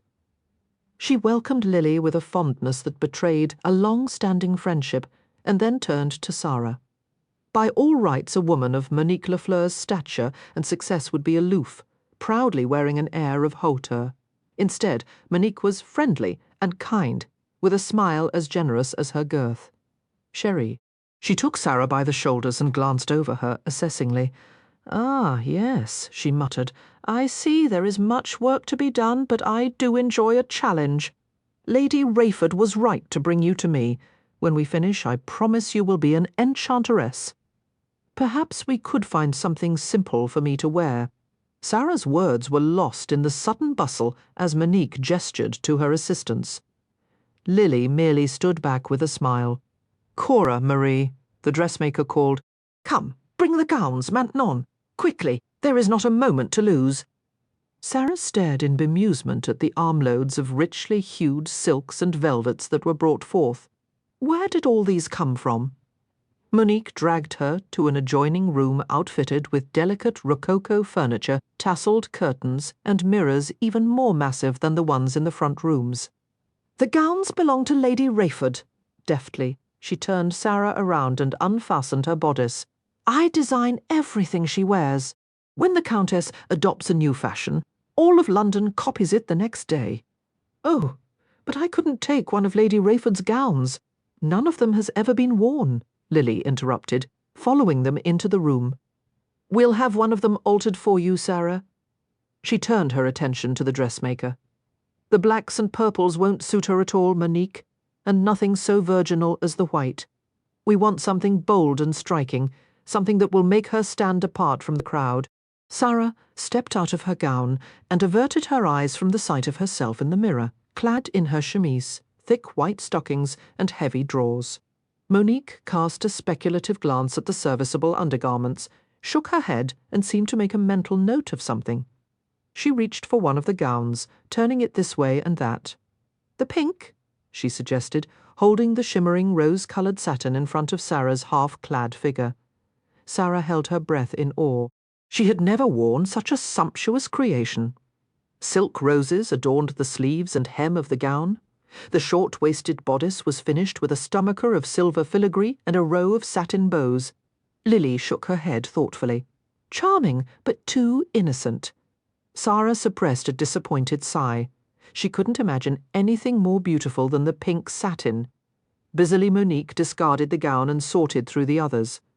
"The peach! No man will be able to keep his eyes from her in that. Here, let us try it, Sherry." Raising her arms, Sara let the dressmaker and her assistant Cora pull the gauzy peach-hued gown over her head. "I think it will have to be altered a great deal," Sara commented, her voice muffled beneath the delicate layers of fabric. The gowns had been fitted for Lily's lithe, compact lines. Sara was more amply endowed with a generous bosom and curving hips, and a tiny, scooped-in waist of figure style that had been fashionable 30 years ago. The current high-waisted Grecian mode was not particularly flattering to her. Monique settled the gown around Sara's feet and then began to yank the back of it together. "Oui, Lady Rayford has the form that fashion loves." Energetically, she hooked the tight bodice together. "But you, chérie, have the kind that men love. Draw in your breath, s'il vous plaît." Sara winced as her breasts were pushed upward until they nearly overflowed from the low-cut bodice. The hem of the unusually full skirt was bordered with 3 rows of graduated tulip leaves. Sara could hardly believe the woman in the mirror was herself. The peach gown, with its transparent layers of silk and shockingly low neckline, had been designed to attract a man's attention. It was too loose at the waist, but her breasts rose from the shallow bodice in creamy splendor, pushed together to form an enticing cleavage. A broad smile appeared on Lily's face. "How splendid you look, Sara." Monique regarded her smugly. "With a few alterations, it will be perfect. This is the gown, n'est-ce pas?" "I'm not certain," Lily said, pacing around the room as she considered Sara from all angles. "Perhaps it's just my preference for more assertive shades." She paused and shook her head with a decisiveness that caused Sara's heart to sink. "No, it isn't spectacular enough to achieve our purpose." "Purpose?" Sara asked, perplexed. "There is no purpose other than to see me suitably attired. Surely this one is more than adequate?" Lily slid an unfathomable glance to the dressmaker, who suddenly found a multitude of reasons to leave the room. Quietly, the assistants followed, baffled by their sudden departure. Sara fluffed the skirt of the peach gown and feigned unconcern. "Perhaps we should have a little talk, Sara." Sorting through the other garments, Lily held up a mauve and violet creation and made a face. "My God, I can't think why I ever had this made." Carelessly she tossed the gown aside. "Exactly. Why is it imperative, as Worthy wrote, for you to attend the ball tonight?" "Research," Sara said, not quite meeting her eyes. "A scene for my novel." "Really?" An odd smile played about Lily's mouth. "Well, I know nothing about writing novels, but I have a fair understanding of human nature. Perhaps I'm mistaken, but I assumed the point of all this was to make someone notice you." There was a subtly inquiring lilt to the last word. Sara shook her head immediately. "No, my lady." "Lily?" "Lily," she repeated obediently. "I don't intend anything of the sort. I don't wish to attract anyone's attention. I'm nearly engaged to Mr. Perry Kingswood of Greenwood Corners." "Ah," the Countess shrugged, regarding her with friendly sympathy. "Then I was wrong, actually. I'd thought you might be entertaining an interest in Derek Craven." "No, he's not at all the sort of man I—" Sara stopped and stared at her blankly. "Not at all." "Of course, forgive me. I was being presumptuous." Sara tried to smooth over the awkward moment. "It's not that I don't think well of Mr. Craven. He's a unique sort of person. There's no need to tiptoe around the truth. He's impossible. I know Derek better than anyone. Selfish, secretive, lonely, very much the way I was 5 years ago before I married Lord Rayford." Lily stood behind Sara and began to unfasten the snug gown. "We'll try the blue velvet. You have the perfect complexion for it."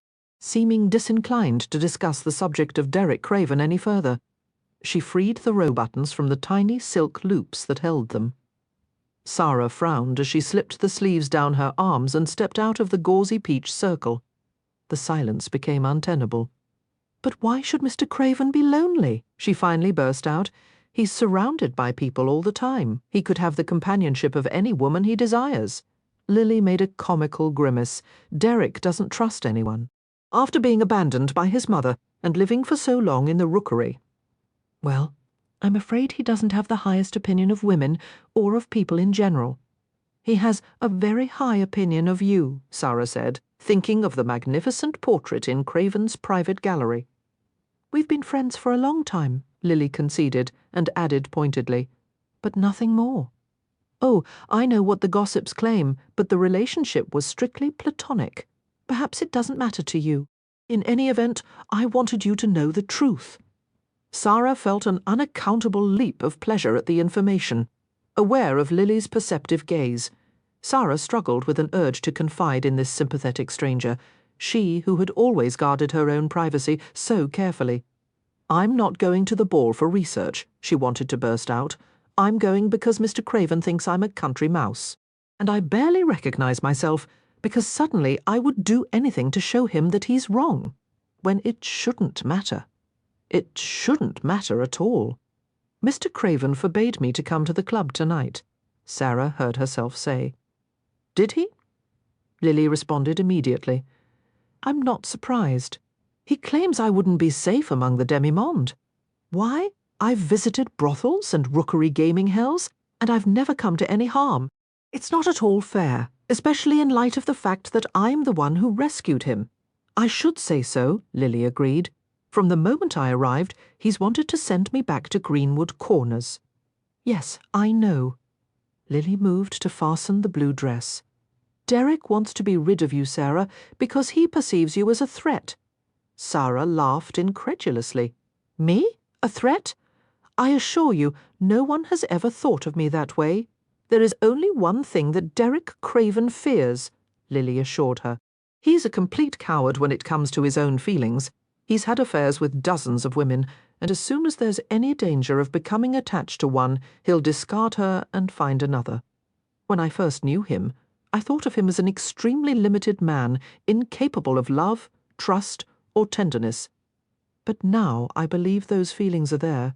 He's bottled them deep inside ever since he was a child, and I think the time is fast approaching when he won't be able to hold them back any longer. He's not quite himself these days. Lately, I've seen signs that the wall he's built around him is cracking." Troubled, Sara smoothed the velvet at her hips and stared down at the floor.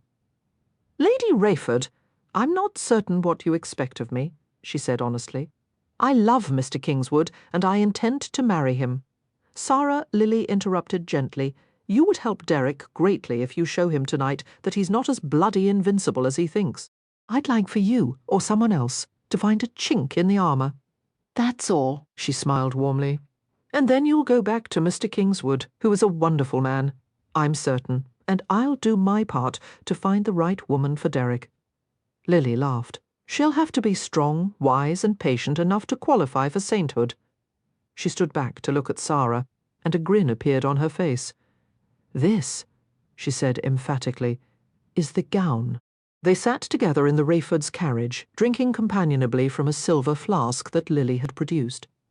Sara stared out the window from behind a tiny tasselled curtain, watching the torrent of people ascend the steps to the club. Women wore sumptuous gowns and masks adorned with plumes, jewels, and ribbons. Their escorts were attired in dark, formal attire and simple black masks that made it look like a highwayman's ball. The windows blazed with light, while the strains of orchestra music floated into the cold darkness of night. Lily watched the procession and smacked her lips, savouring the taste of fine brandy. "We'll wait a few minutes more. It wouldn't do to appear too early." Sara drew the borrowed cloak around herself and reached for the flask. The brandy was strong but mellow, a pleasant fire that eased the tautness of her nerves and the chattering of her teeth. "My husband is probably wondering where I am," Lily remarked. "What will you tell him?" "I'm not certain yet. It will have to be something close to the truth." Lily grinned cheerfully. "Alex can always tell when I'm lying outright," Sara smiled. Not only did Lily take pleasure in recounting outrageous tales of her past misbehaviour, but she freely gave her opinions about anyone and anything. She had an amazingly cavalier attitude toward men. "They're easy to manage and entirely predictable," Lily had said earlier. "If something is easily given, they're indifferent to it. If something is withheld, they want it desperately." As she mulled over Lily's advice, Sara thought that perhaps she had been right about withholding. Perry Kingswood had always known that as soon as he cared to propose, Sara would accept. Perhaps if he hadn't been so certain of her, it wouldn't have taken 4 years to come to the brink of an engagement. When I return to Greenwood Corners, Sara thought, I'll be a new woman.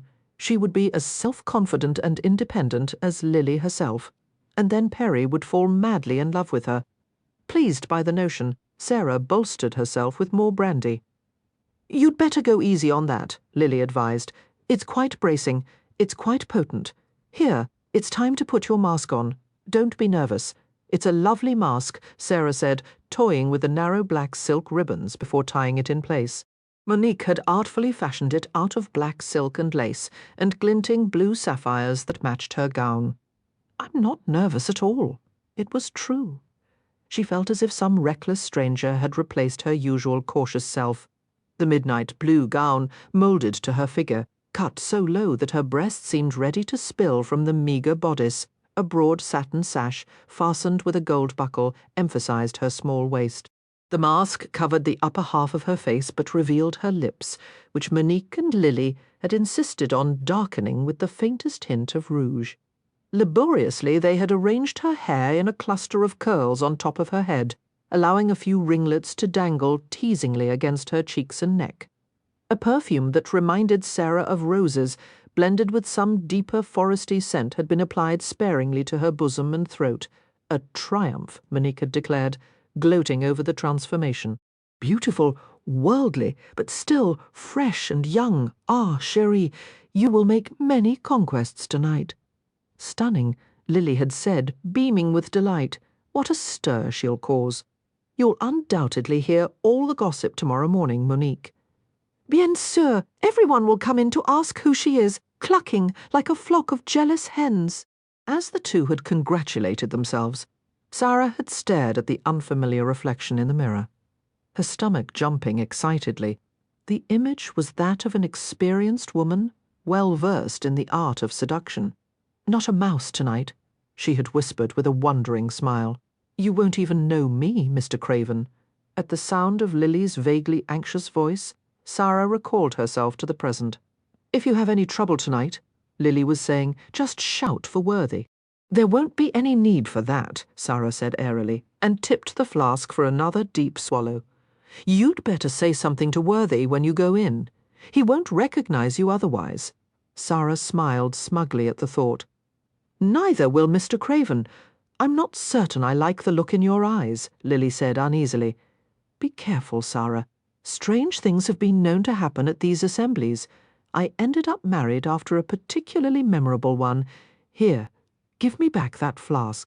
I think you've had enough. Reluctantly, Sara gave back the brandy, while Lily delivered a final lecture. Don't accept any wagers, or you'll be tricked into playing prick the garter with some randy buck before you know what's happened. And mind that you don't go to the back rooms with anyone. That's where people disappear for a convenient tail tickle. Worthy didn't tell me that. He was probably too embarrassed, Lily said darkly. Those rooms are designed to muffle all sound, and they're filled with questionable pieces of furniture upon which all manner of sordid things have taken place. How do you know so much about them? Hearsay, of course. Lily grinned in a way that belied her innocent tone. Out of the carriage, minx. Thank you, Sara said earnestly. Thank you for everything. I do wish you would let me pay for the gown and the silk undergarments, and I won't hear of it, Lily interrupted. You can tell me all about the ball some day. That will be payment enough. She waved Sara away with a laugh. The footman assisted Sara from the carriage, and she walked up the steps alone. Perhaps it was just a touch of giddiness from the brandy, but she was feeling most strange. The night was magical, menacing, kaleidoscopic. The marble steps beneath her feet seemed to shift like sands moved by the tide. Something was going to happen to her tonight. Whether the morrow brought happiness or regret, she knew that for at least a few hours she would have lived as boldly as she had always dreamed of doing. Madam, the butler asked imperturbably as she swept into the entrance. It was his responsibility to filter out uninvited guests. Otherwise the assembly balls would swell to unmanageable proportions. Sara smiled faintly as she slipped off the black cloak, revealing the sumptuous curves of her figure outlined snugly in blue velvet. Good evening, she said, lowering her voice at least an octave. You must be Ellison. Miss Fielding has told me about you. Ellison, who had confided everything to her, from his mother's recent illness to his fondness for kidney pie, clearly didn't recognize her. You're a guest of Miss Fielding's? I'm very close to her, Sara assured him. She said I would be welcome tonight. She shrugged her silky shoulders. However, if that's not the case... Wait, madam. A trace of wonder entered his usually impassive voice. May I ask your name? She leaned close to him. I don't think that would be wise, she confided. I'm afraid my reputation would tend to make things quite inconvenient. Ellison's face turned pink. It was easy to read the thoughts that whirled through his mind. A beautiful, mysterious woman with a vague connection to Miss Fielding. Madam, he stuttered in barely restrained excitement. Could it be, may I ask, if you are Mathilda? The real Mathilda? Her red lips pursed thoughtfully. It's possible. She handed her cloak to him and glided into the building. She felt no shame at her ruse. After all, if anyone had a right to assume Matilda's identity, it was her creator. A cluster of 3 young rakes who had stood behind Sara at the entrance stared after her eagerly. Did you hear that? One of them gasped. Hang me if that ain't Matilda. It could be a masquerade, one of his companions pointed out reasonably. No, that's her, the first insisted. I've a friend who spent an evening with Mathilda in Bath last June. She's just as he described her. Let's follow her. Matilda couldn't have been in Bath last June, the third argued. I heard she was touring the continent with one of the Berkeleys. Was that before or after she joined the convent? Sara did not notice the 3 men debating and following her. Having caught sight of Worthy, she made her way through the central hazard room. Her progress was impeded by a multitude of men suddenly offering to bring her punch, asking her to dance, pleading for her attention. Someone pressed a glass into her hand, and she accepted it with a smile. Pausing to sip the spicy mixture, she savoured the flow of warmth through her veins. Gracefully, she lifted a black-gloved hand to push a dangling curl away from her forehead and smiled at the crowd around her. Gentlemen, she said in a throaty voice, you're quite a dashing assortment, and I'm flattered by your attentions, but you're all speaking at once. I can only manage 3 or 4 of you at a time. They renewed their efforts enthusiastically. Miss, may I escort you to one of the card rooms, a glass of wine, a sweetmeat or 2? If would dance the waltz with me, Sara declined all the invitations with a regretful pout, perhaps later. I must leave to greet an old friend, or he'll be heartbroken at my neglect. I'll soon expire of a broken heart myself, one of them exclaimed, and the gathering attempted to follow Sara as she slipped to the side of the room where Worthy stood. Smiling in triumph, Sara stood before him and made a small curtsy. Well, she demanded. The factotum bowed deferentially. Welcome to Craven's, madam. As the factotum resumed his preoccupied perusal of the room, Sara frowned slightly and inched closer. Are you looking for someone? She asked in her normal voice, following the direction of his gaze. Is something happening?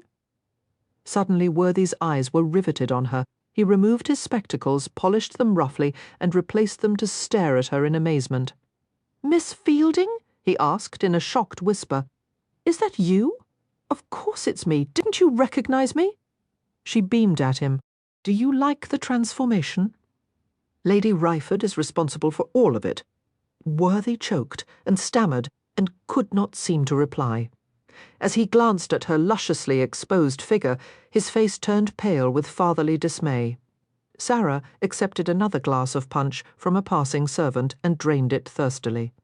How delicious this is, she exclaimed. It's very warm in here, isn't it? That music is enthralling. I can scarcely keep my feet still. I'm going to dance tonight. The quadrille and the waltz and... Miss Fielding, Worthy gasped. That punch is much too strong for you. I'm going to have Gil bring you a drink without spirits. No, I want to drink what everyone else is drinking. She inclined her head toward him until her fruit-scented breath fogged his spectacles.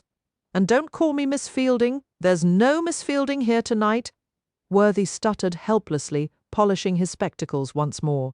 In the space of a few seconds, he prepared a speech that would herald her immediate departure from the ball.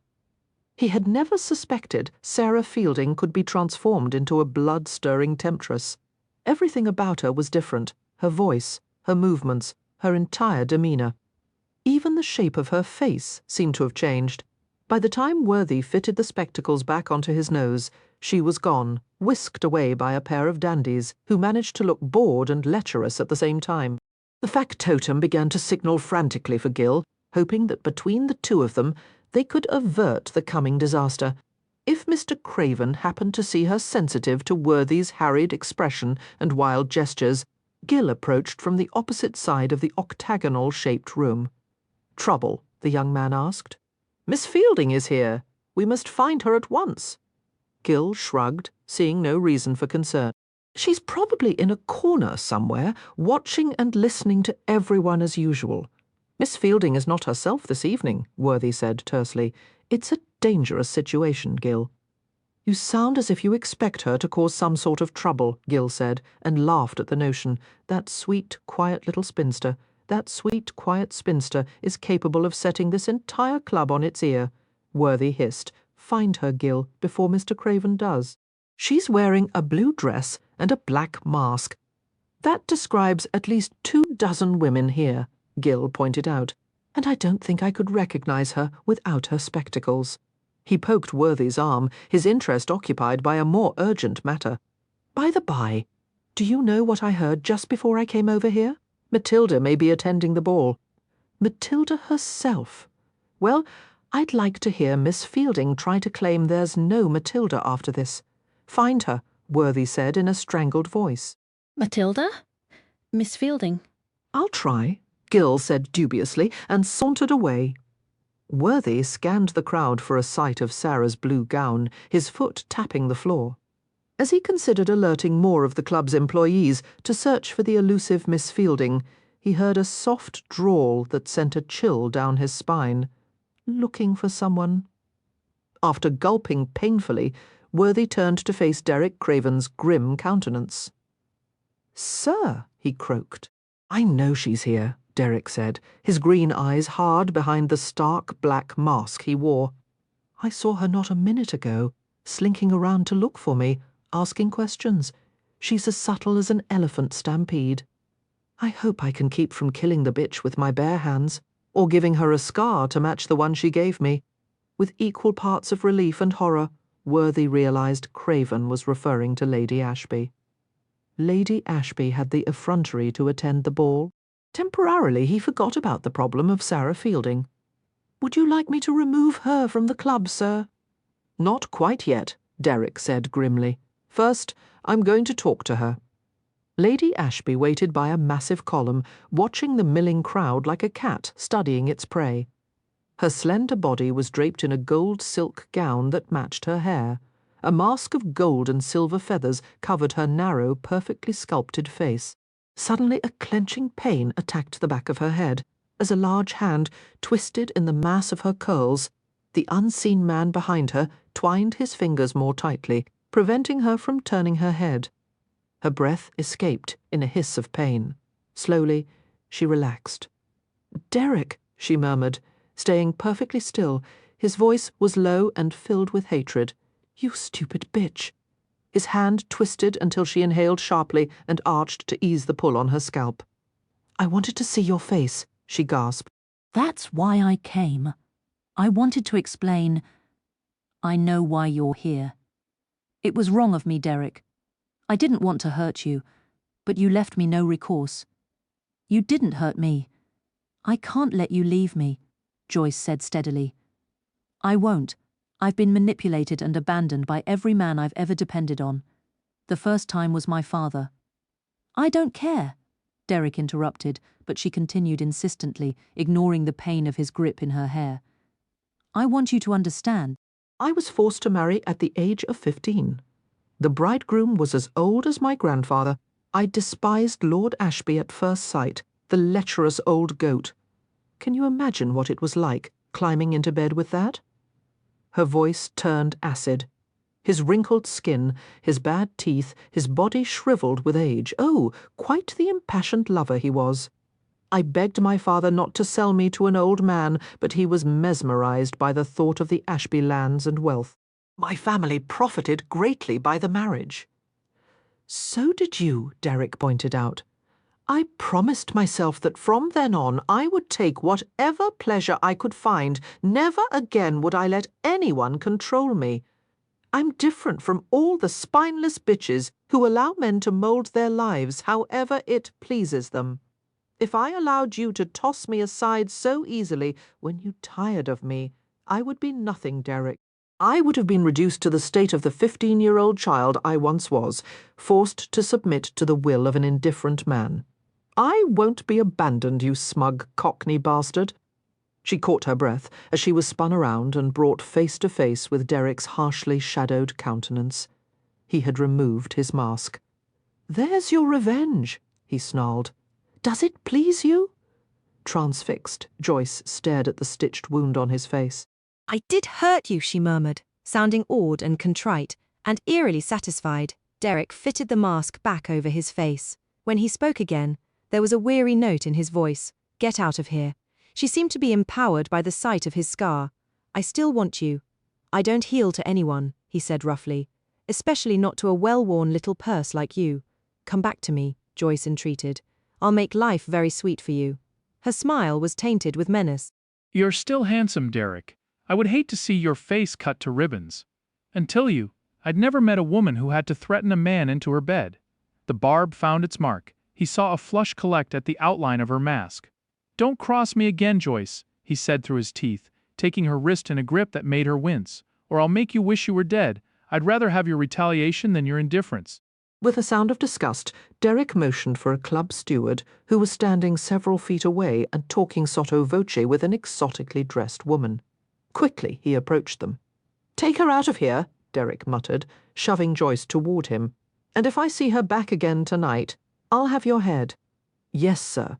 The steward ushered Joyce away with quiet haste, feeling unclean. Derek took a drink from the tray of a passing servant and downed it quickly. He grimaced, disliking the cloying sweetness of the punch. It was strong stuff, the liquor passing smoothly down his gullet and settling with fiery warmth in his belly. He waited for it to numb the boiling resentment, the distaste, and worst of all, the twinge of pity. He understood what it was like to rail against one's own helplessness, the desperate struggle for dominance.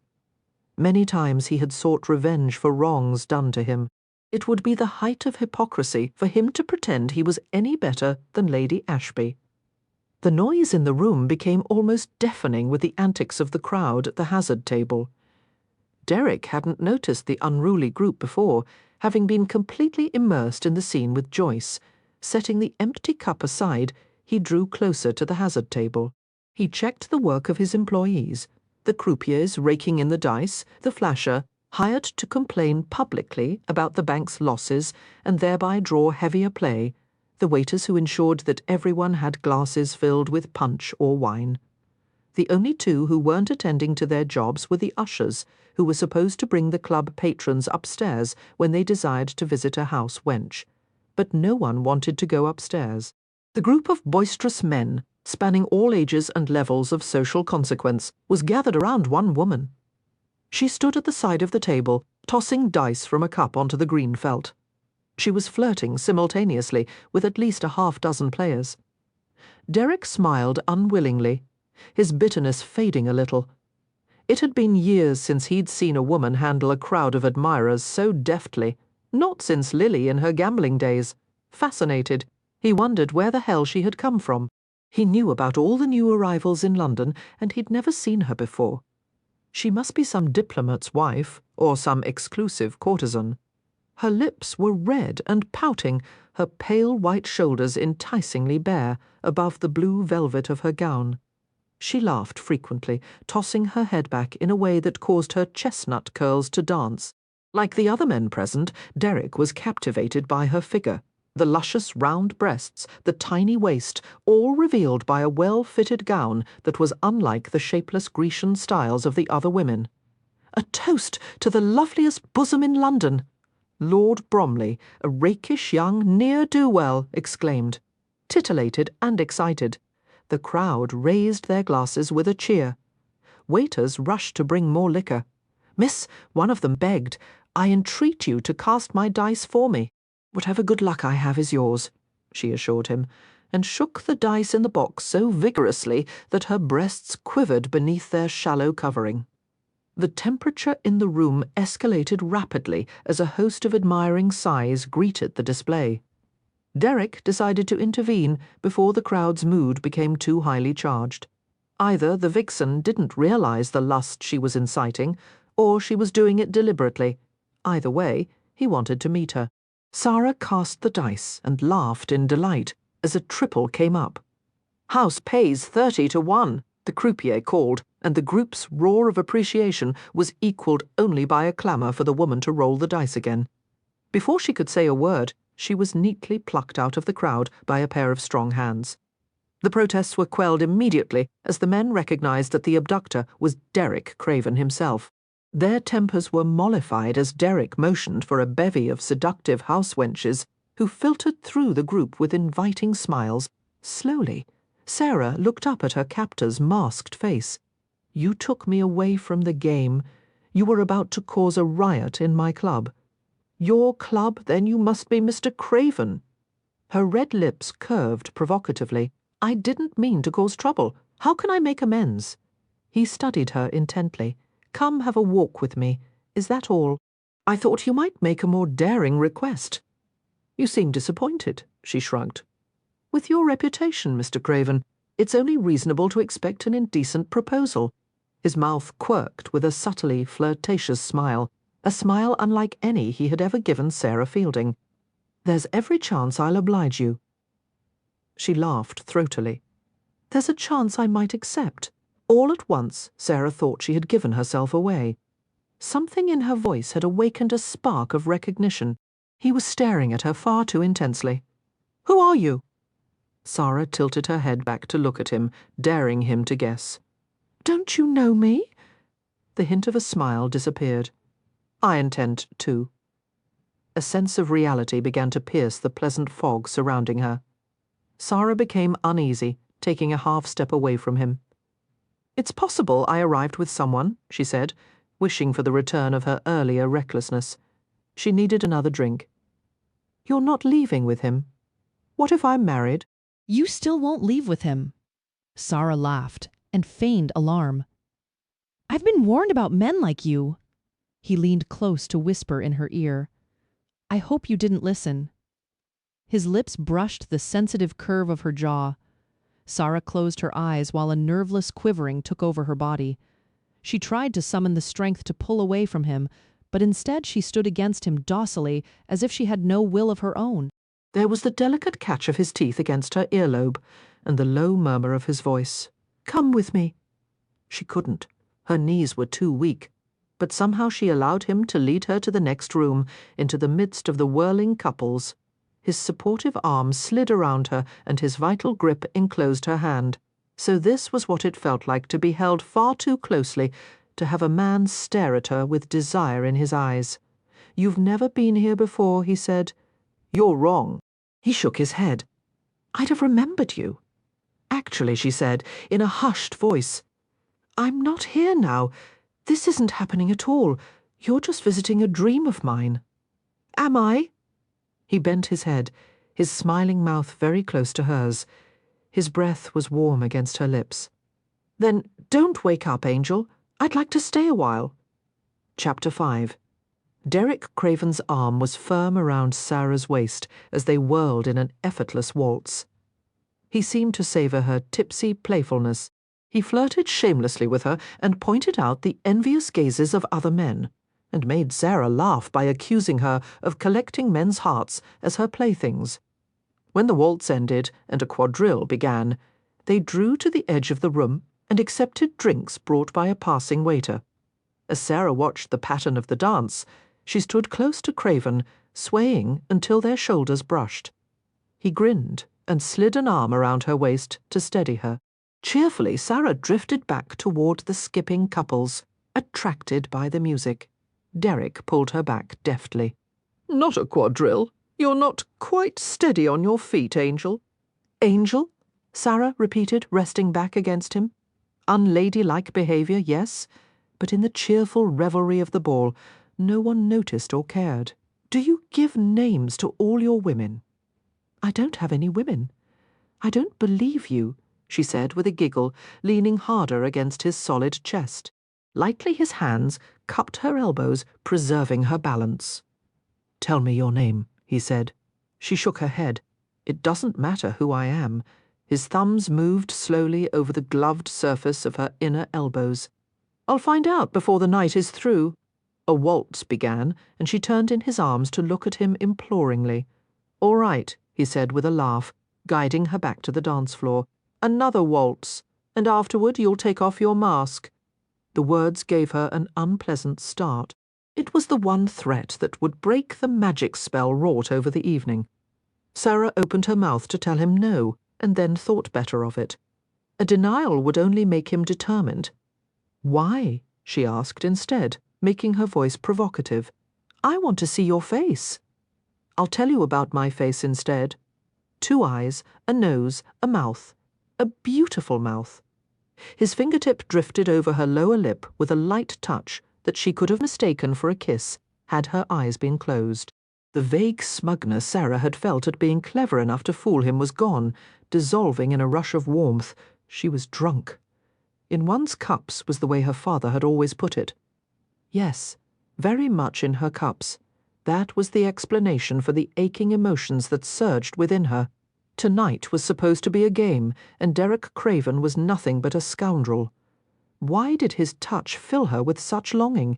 He was the embodiment of all the forbidden delight she would never experience. If only tonight would never end. If only Perry would hold her like this sometimes. If only. "I want to dance for a long, long time," she heard herself say. He took her into his arms and stared down at her intently. "Anything you want." Derek didn't think he would be able to take his hands from her when the waltz ended. He couldn't risk letting go of her, the one gift Providence had ever seen fit to bestow on him. Everything else he'd had to work, suffer, steal, and cheat for. It had all required effort, but she had simply appeared like a perfect fruit dropping from a tree into his outstretched hands. He was almost light-headed with desire. She must have felt it too. Her responses dwindled to wordless murmurs as she stared at him through the mask. She was beautiful, experienced, and worldly enough to understand and accept the terms he offered. Not like the other one. Not like the fine, innocent lady who was as different from him as ice from fire. The hour grew late, and the club was strained at the seams. More guests had arrived, contributing to the happy mayhem. Couples were formed as lords, ladies, rakes, and prostitutes.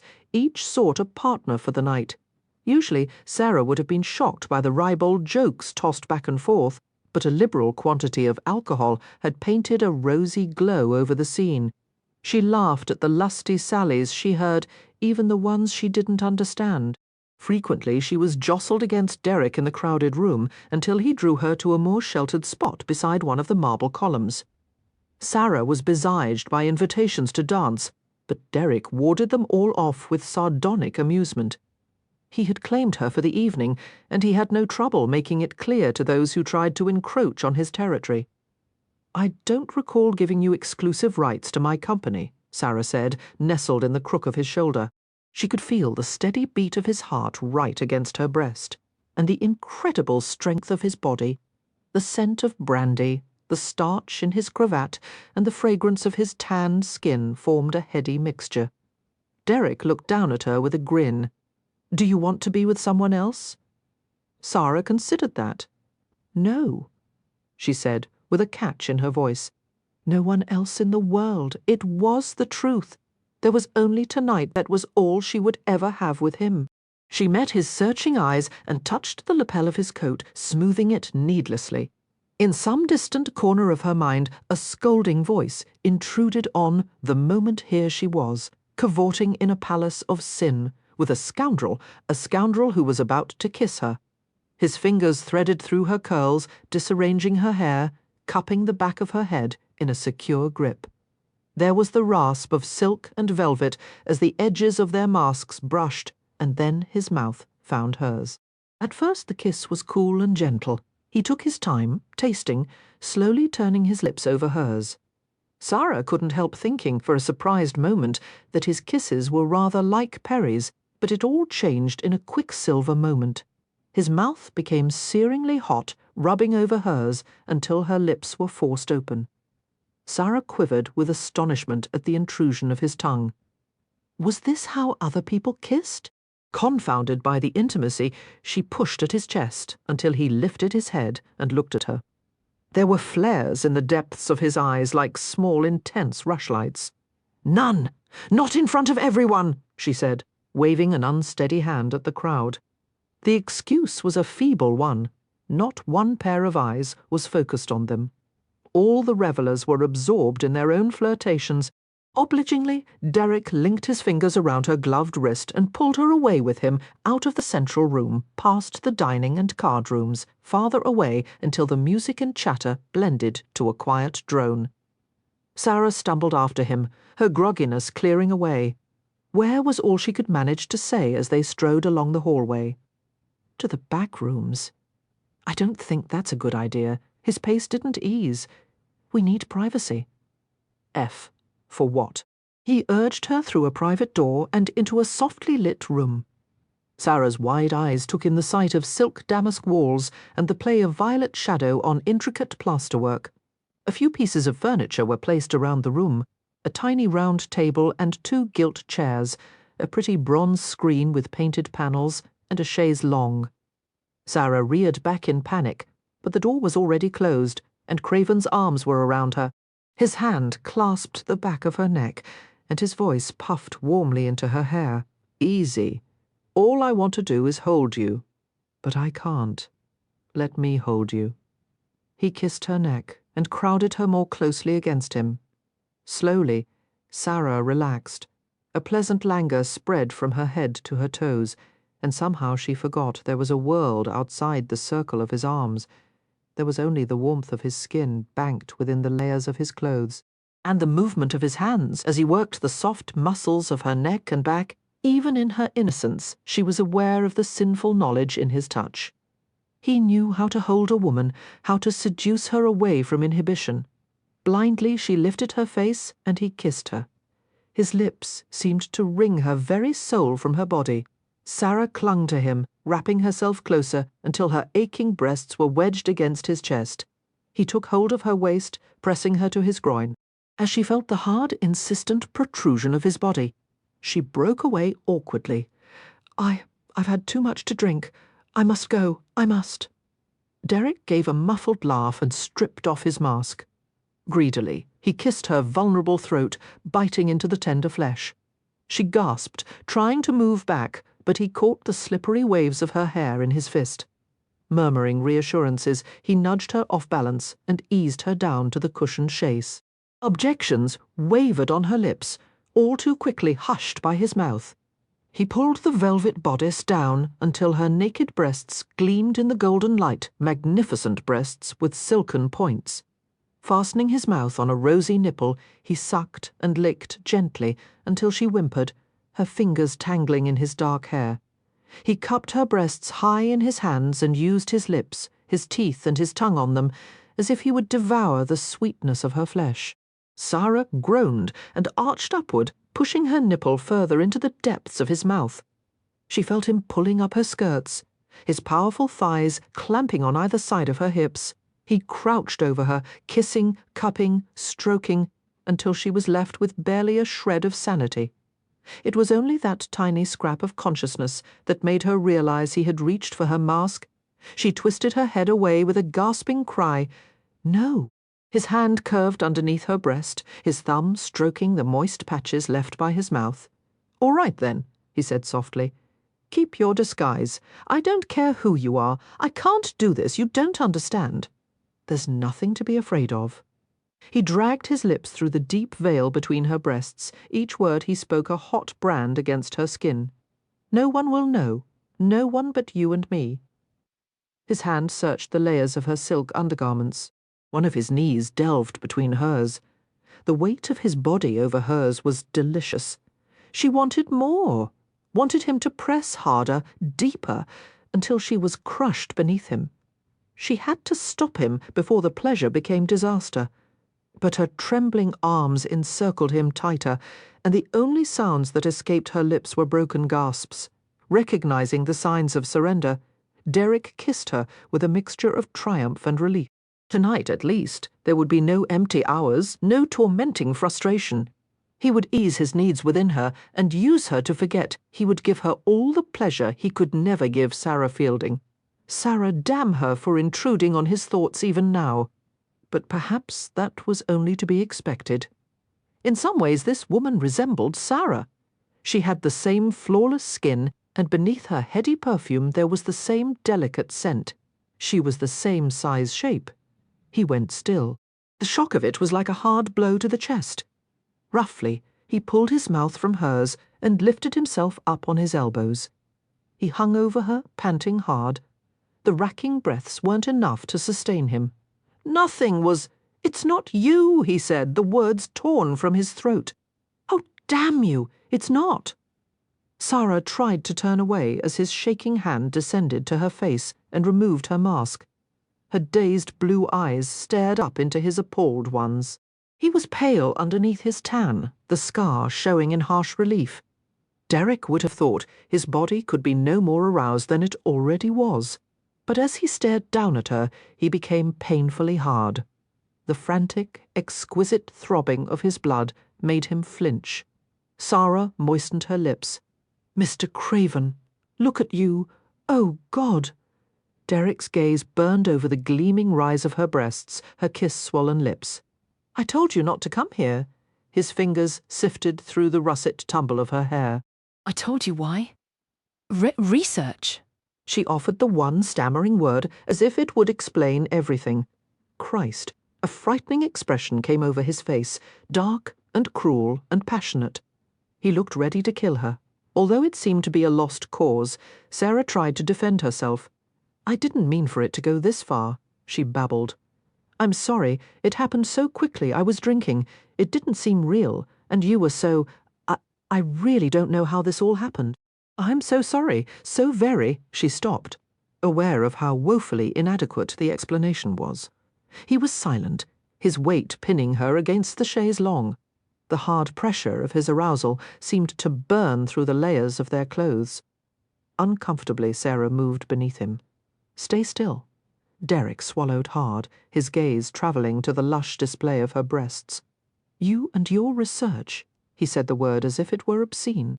His hand covered her breast, his palm rubbing over the nipple until it formed a tight bud. He tried to let her go, but his body wouldn't obey. Every nerve screamed rebelliously. He wanted her.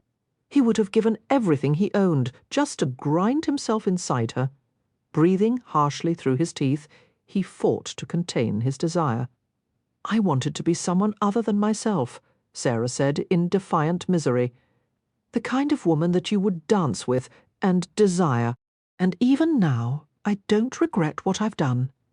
You may not feel any attraction for Sara Fielding, but at least you felt something for the woman I pretended to be, and that..."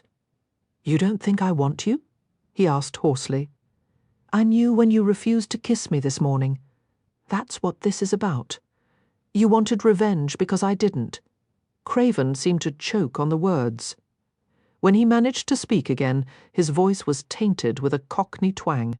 "It wasn't enow for you that I've ached, like a drawn dog, ever since you came here." "Drawn dog," she repeated in confusion, pulled away before the ruttings finished. He clenched his hands on either side of her face, glaring at her. "I wanted you this morning, you little tease. I've wanted to do you over since the first time I be still." He snarled the last two words with a roughness that made her cringe. She stopped, squirming at once. Swallowing hard, he forced himself to continue. "Don't move, or I won't be able to stop myself. Listen to me. I'm going to let go of you. And you're going to leave for good. Don't come back to the club.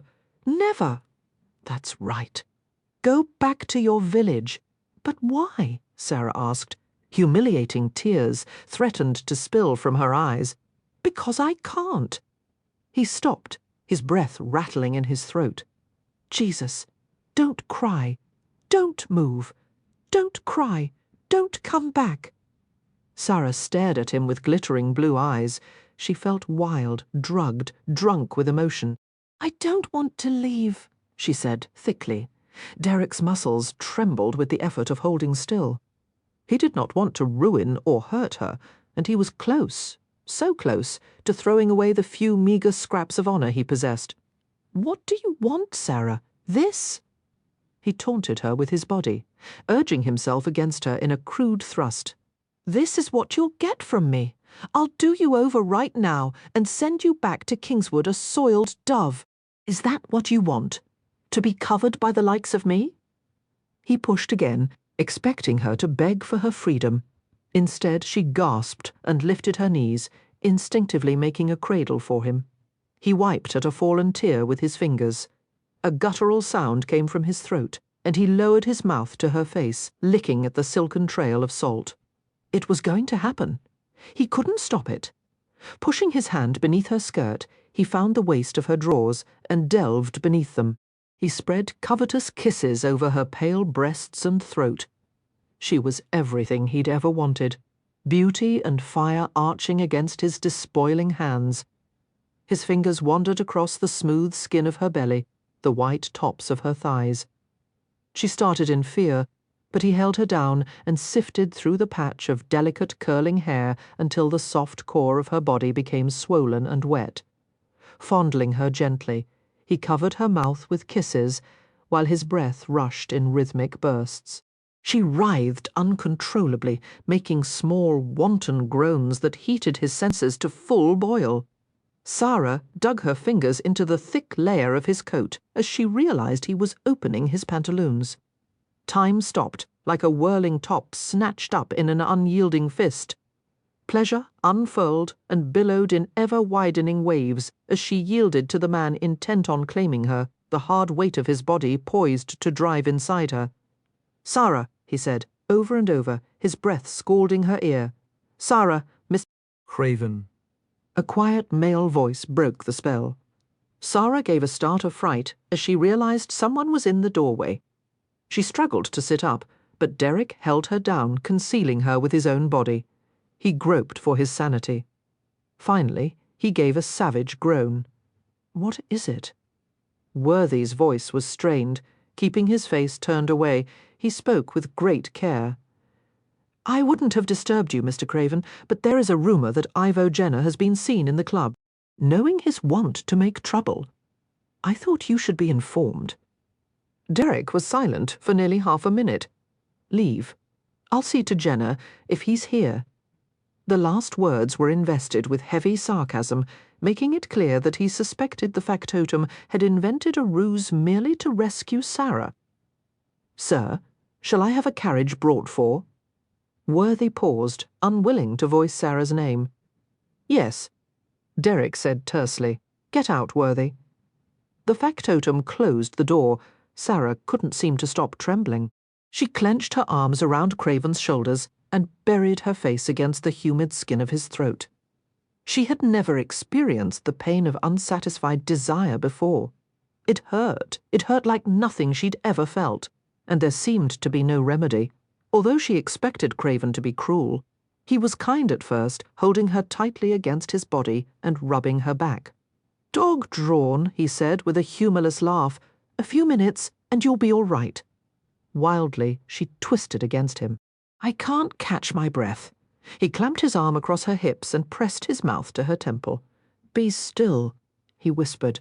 "Still." When her trembling eased, his mood changed and he pushed her away abruptly. "Cover yourself."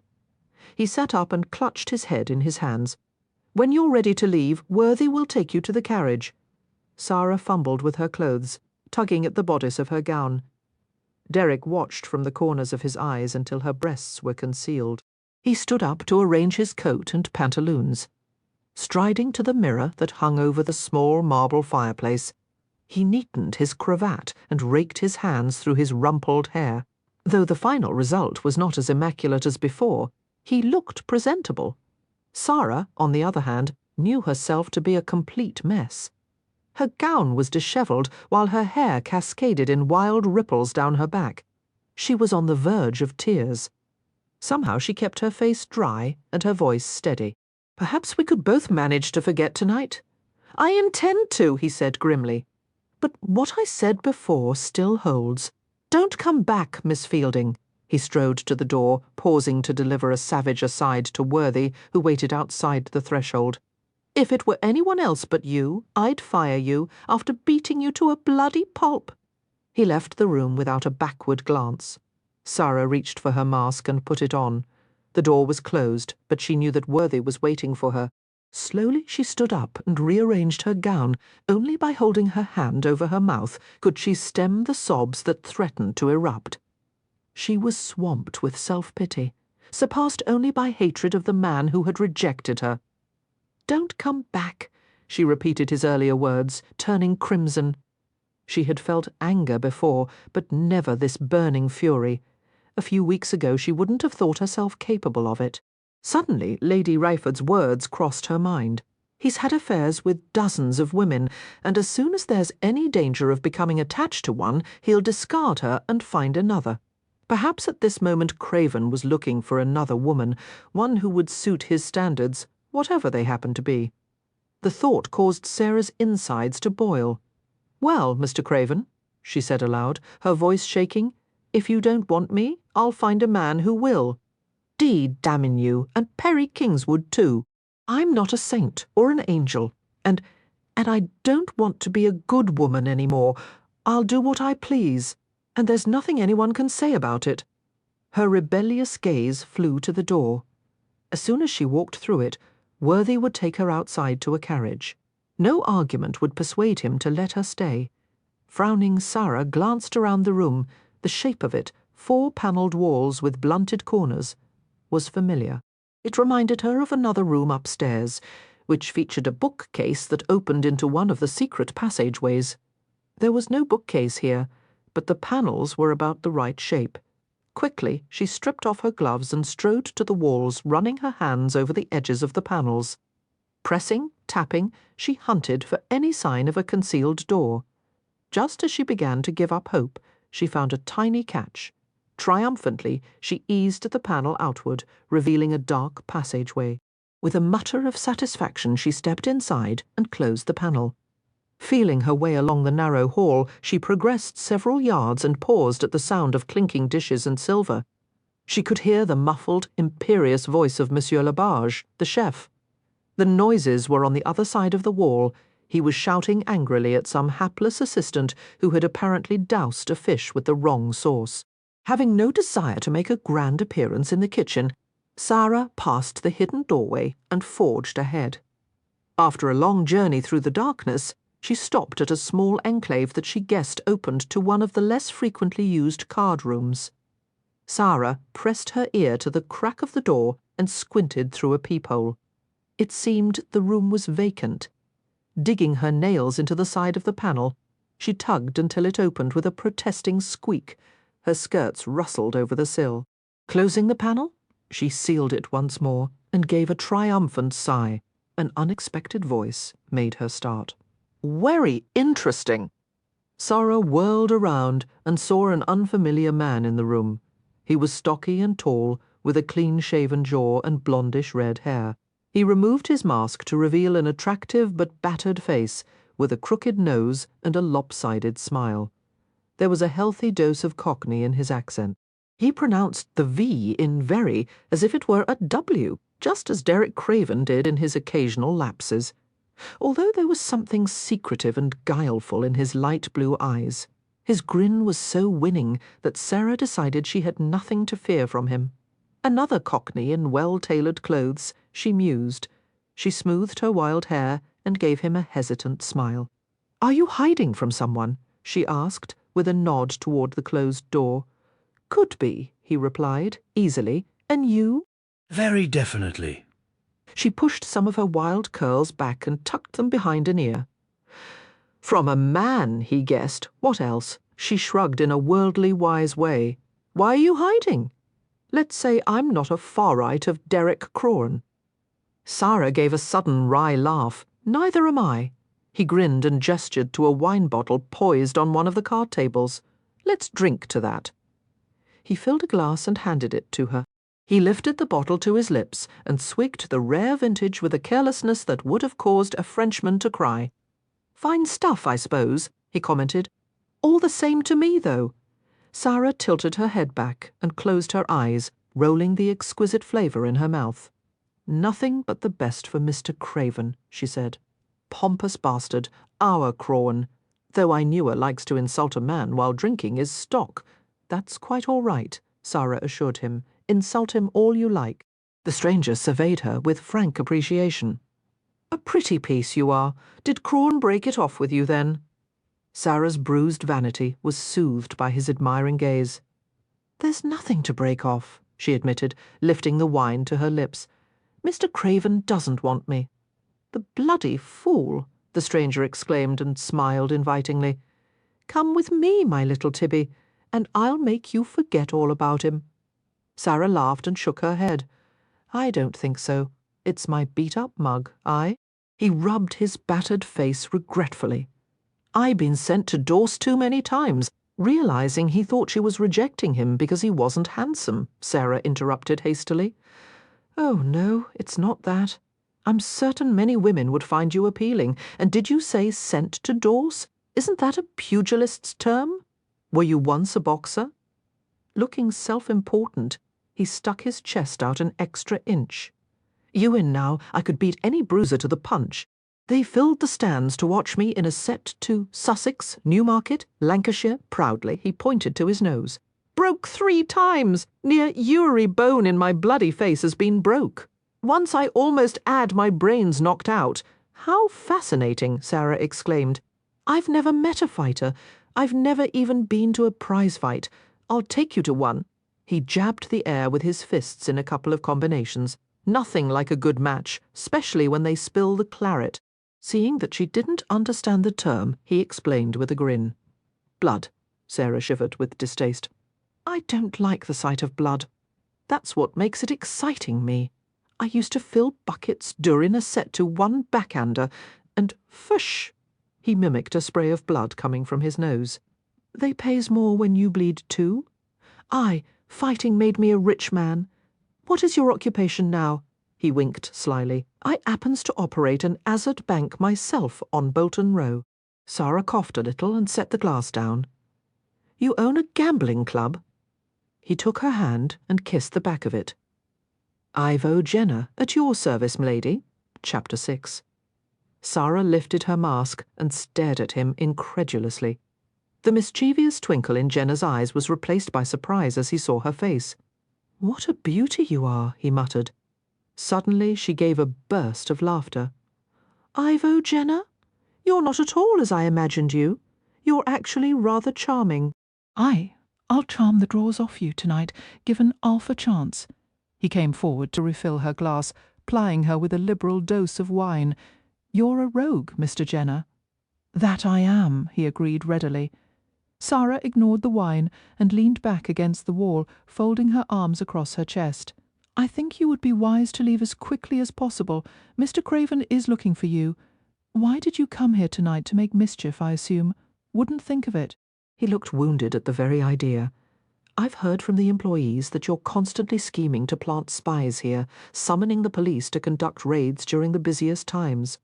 Why, rumour has it that you even caused a kitchen fire to be started last year. Bloody lies. His gaze flickered over the half-exposed mounds of her breasts. There was no proof I had anything to do with it. Sara regarded him suspiciously. Some even suspect you of hiring men to attack Mr. Craven in the rookery and slash his face. No, he said indignantly. That wasn't me. Urion knows Crawn's fancy for eye-kick women. It was a woman. What did it to him? He snorted. Pull a cat's tail, and she'll scratch. That's what happened to Crawn's face. He smiled insolently. Maybe it was you, It was not me, Sara said in annoyance. For one thing, I don't have a single drop of blue blood, which makes me completely uninteresting to Mr. Craven. I likes you better for it, love. For another thing, she continued pertly, I would never dream of slashing a man's face just because he didn't want me, and I wouldn't chase someone who had spurned me. I have more pride than that. And so you should. Ivo Jenner laughed low in his throat. A prize wench you are. Forget about Crawn. Let me take you to a better place than this. My club. The pigeons aren't as fine, but there's deep play and all you wants to drink, and no Derek Crawn. Go somewhere with you, Sara asked, picking up her glass of wine. You'd rather stay, he countered. As Sara sipped the fruity beverage, She contemplated him over the rim of the glass. She began to feel better than before, a little less hollow. He had a point, she thought.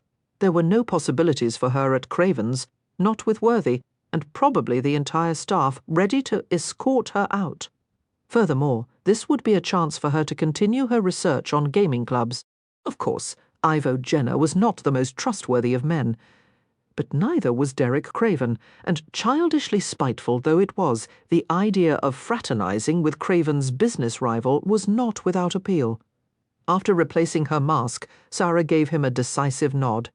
"Yes, Mr. Jenner, I would like to see your club. Ivo, call me Ivo." Grinning widely, Jenner donned his own mask. "I hope we can leave without being caught. We'll have to stop at the front entrance. I'll have need of my cloak." "We'll be stopped," he warned. "I don't think so." She threw a reckless grin in his direction. "I'm feeling very lucky tonight." He chuckled and crooked his arm invitingly. "So am I, love." Brazenly they walked into the main rooms and along the outskirts of the crowd. Jenner proved skillful at manoeuvring his feminine prize out of the reach of the exuberant guests, alternately exchanging laughter and threats as he shouldered his way through. Arm in arm, he and Sara made their way to the front entrance of the club. They paused to request Sara's cloak from Ellison, the butler. Ellison flushed in excitement as he saw her. "Miss Matilda, surely you're not leaving so soon." Sara gave him an impish smile. "I've had a more intriguing invitation to another club, as a matter of fact." "I see." The butler's face drooped with disappointment. "You'll want your cloak, then?" "Yes, please." As an attendant rushed to fetch the required cloak, Jenner pulled Sara a foot or two away. "He called you Matilda," he said in a strange voice. "So he did. That's who you are, Matilda, the one they wrote the book about." "In a way," Sara said uncomfortably. It was definitely a twisted version of the truth. She couldn't tell him her real name. No one must know that well-behaved, proper Miss Sara Fielding had ever gone to a ball and become intoxicated and consorted with men of ill repute. If word somehow ever got back to Perry Kingswood or his mother, she shuddered at the idea. Seeing the involuntary movement of her shoulders, Jenner received the cloak and draped it about her reverently, lifting the rippling mass of her hair. He pulled it free of the velvet mantle. "Matilda," he breathed. "The woman Ewery man in England wants." That's a great exaggeration, Mr. Jenner, Evo Jenner. Having overheard the last few words, the butler looked sharply at Sara's masked companion. "Oh, no, Miss Matilda, don't say you're going off with this debauched, dangerous ruffian." "I'm all right, Sara," soothed, patting the butler's arm. "And Mr. Jenner is really very sweet." Ellison began to protest vigorously. "Miss Matilda, I cannot allow—" "She's with me," Jenner interrupted, glaring at the butler. "No one can say nothing about it." Masterfully he pulled Sara along with him and ushered her down the front steps toward the line of waiting carriages. With the assistance of Jenner and a footman dressed in a slightly frayed uniform, Sara climbed into a black and burgundy carriage. Though the interior was clean and presentable, it hardly matched the luxuriously outfitted vehicles she had become accustomed to at Craven's. Sara smiled slightly, reflecting on how spoiled she had become in a matter of days. Fine food, French wine, impeccable service, and all the opulence of Craven's Club. It certainly was a contrast to Greenwood Corners. Uneasily, she gazed down at her borrowed finery. It had been wilful, frivolous, inconsiderate of her to have put Worthy and Lady Rayford to trouble. It wasn't like her. She had changed in the last few days, and not for the better. Craven was right. She should return to the village as soon as possible. Her parents would be ashamed if they knew of her conduct, and Perry Sara bit her lip in dismay. Perry would condemn her for such behaviour. He was of the old school, believing that natural feelings and animal urges should be strictly governed, never to take precedence over the intellect. Wearily, Sara leaned her head back against the flat cushions. Mr. Craven must despise her now, she thought. Unwillingly she remembered the searing delight of his hands on her skin and the hot brand of his mouth. A shiver chased across her shoulders, and her heart gave an extra thump. God forgive her, but she wasn't sorry for any of it. No one would be able to take it away from her. The memory that would remain even when she was safely tucked away in her country village. When she was an old woman rocking serenely in a corner of the parlour and listening to her granddaughters giggling about their handsome swains, she would smile privately at the thought that she had once been kissed by the most wicked man in London. Her thoughts were interrupted by a crowd gathering outside the club. Frowning, she looked at the amassing vehicles and the darkly garbed figures encircling the building. What's happening? She continued to stare as Jenna's carriage pulled away. Are those police officers? Could be. Then they're going to raid the club during an assembly ball. Jenna's pale blue eyes glittered with enjoyment. Looks like it. You're responsible for this? She exclaimed. Me? He asked innocently. I'm just a simple acid operator, love. But his satisfied smirk betrayed him. Oh, Mr. Jenner, this is too bad of you, she scolded as the carriage rattled along the street. I fail to see what this will accomplish. Poor Mr. Craven has had enough on his hands tonight. Poor Mr. Crawen, he echoed indignantly. Ah, women, you've taken his side now? I'm taking no one's side, Sara bent a long, disapproving stare on him. As far as I can see, the two of you are exactly alike. A raid. Someone called inside the club as officers swarmed in through the doors.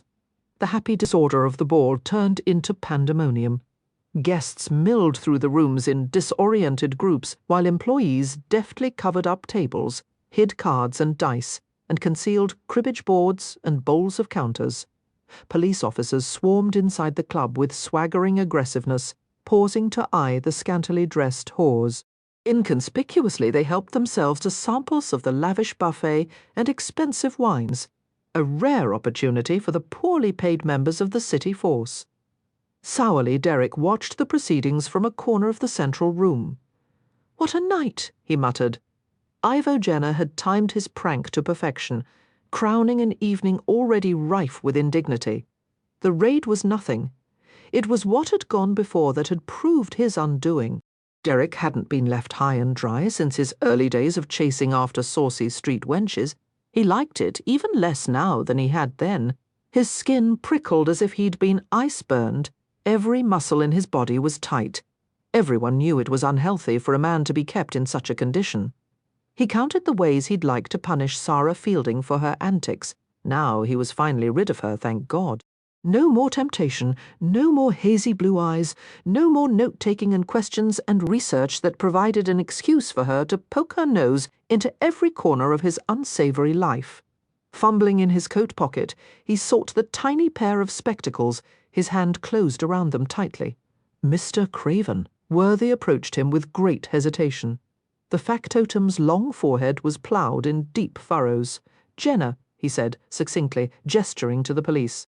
Derek fixed a brooding stare on the invading officers.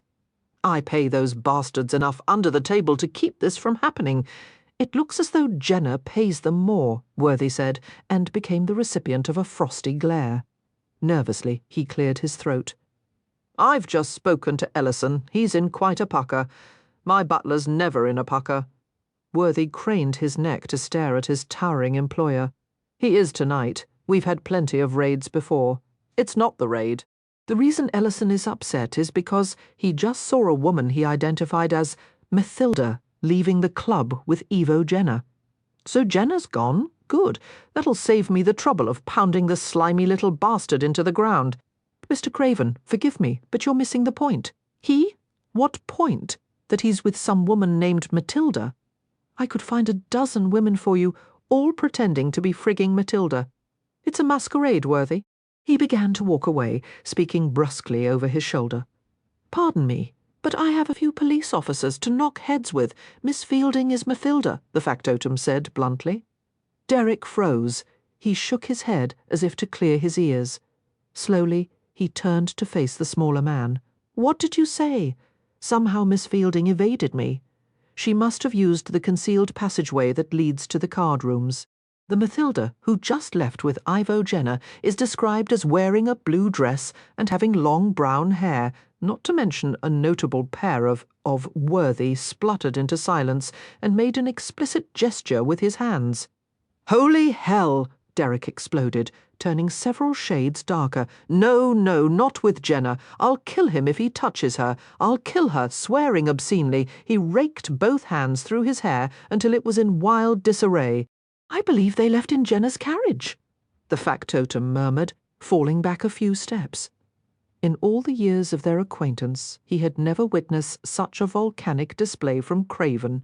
Ellison seems to believe they went to Mr. Jenner's club. "Sir, perhaps you'd like a drink?" Derek stormed back and forth in uncoiling fury.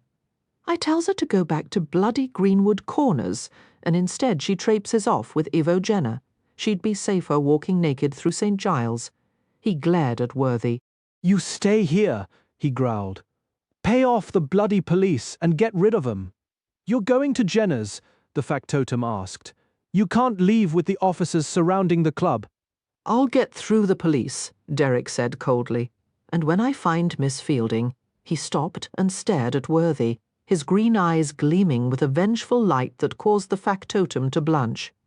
"You helped her with this, didn't you? She couldn't come to the assembly without you knowing. If anything happens to her, I'll fire you and every employee in this club. The whole bloody lot of you." "But Mr. Craven," Worthy protested. "No one could have known she would behave so recklessly." "The hell you couldn't," Derek said in a blistering tone. "It was obvious since the day she got here. She's been itching for a chance to land herself in trouble. And you made it bloody easy for her, didn't you? Mr. Craven." "Enough," Derek said curtly. "I'm going to find her, and you'd better pray nothing happens to her, or I'll send you to the devil." During the carriage ride through the city, Sara listened patiently as Jenner boasted about his prize-fighting days, his past victories and defeats, and all his life-threatening injuries. Unlike Derek Craven, Ivo Jenner was a simple man who knew exactly where he belonged. He preferred the world he had come from, with its assortment of coarse people and coarser pleasures. It didn't matter to him if his money was taken from silk purses or greasy pockets. He sneered openly at Derek Craven's pretensions, talking with those eye-kick words, pretending he was born a gentleman. All clean and dandified, why he walks through his fancy club like the sun shines from his arse. "You're jealous of him," Sara said. "Jealous?" His face crinkled in distaste. "I'm not jealous, our man. What's got one foot planted in Mayfair and the other in the East End? Pox take him. Bloody fool doesn't know who the L he is. So you believe he shouldn't mingle with social superiors? I'd call that reverse snobbery. Mr. Jenner."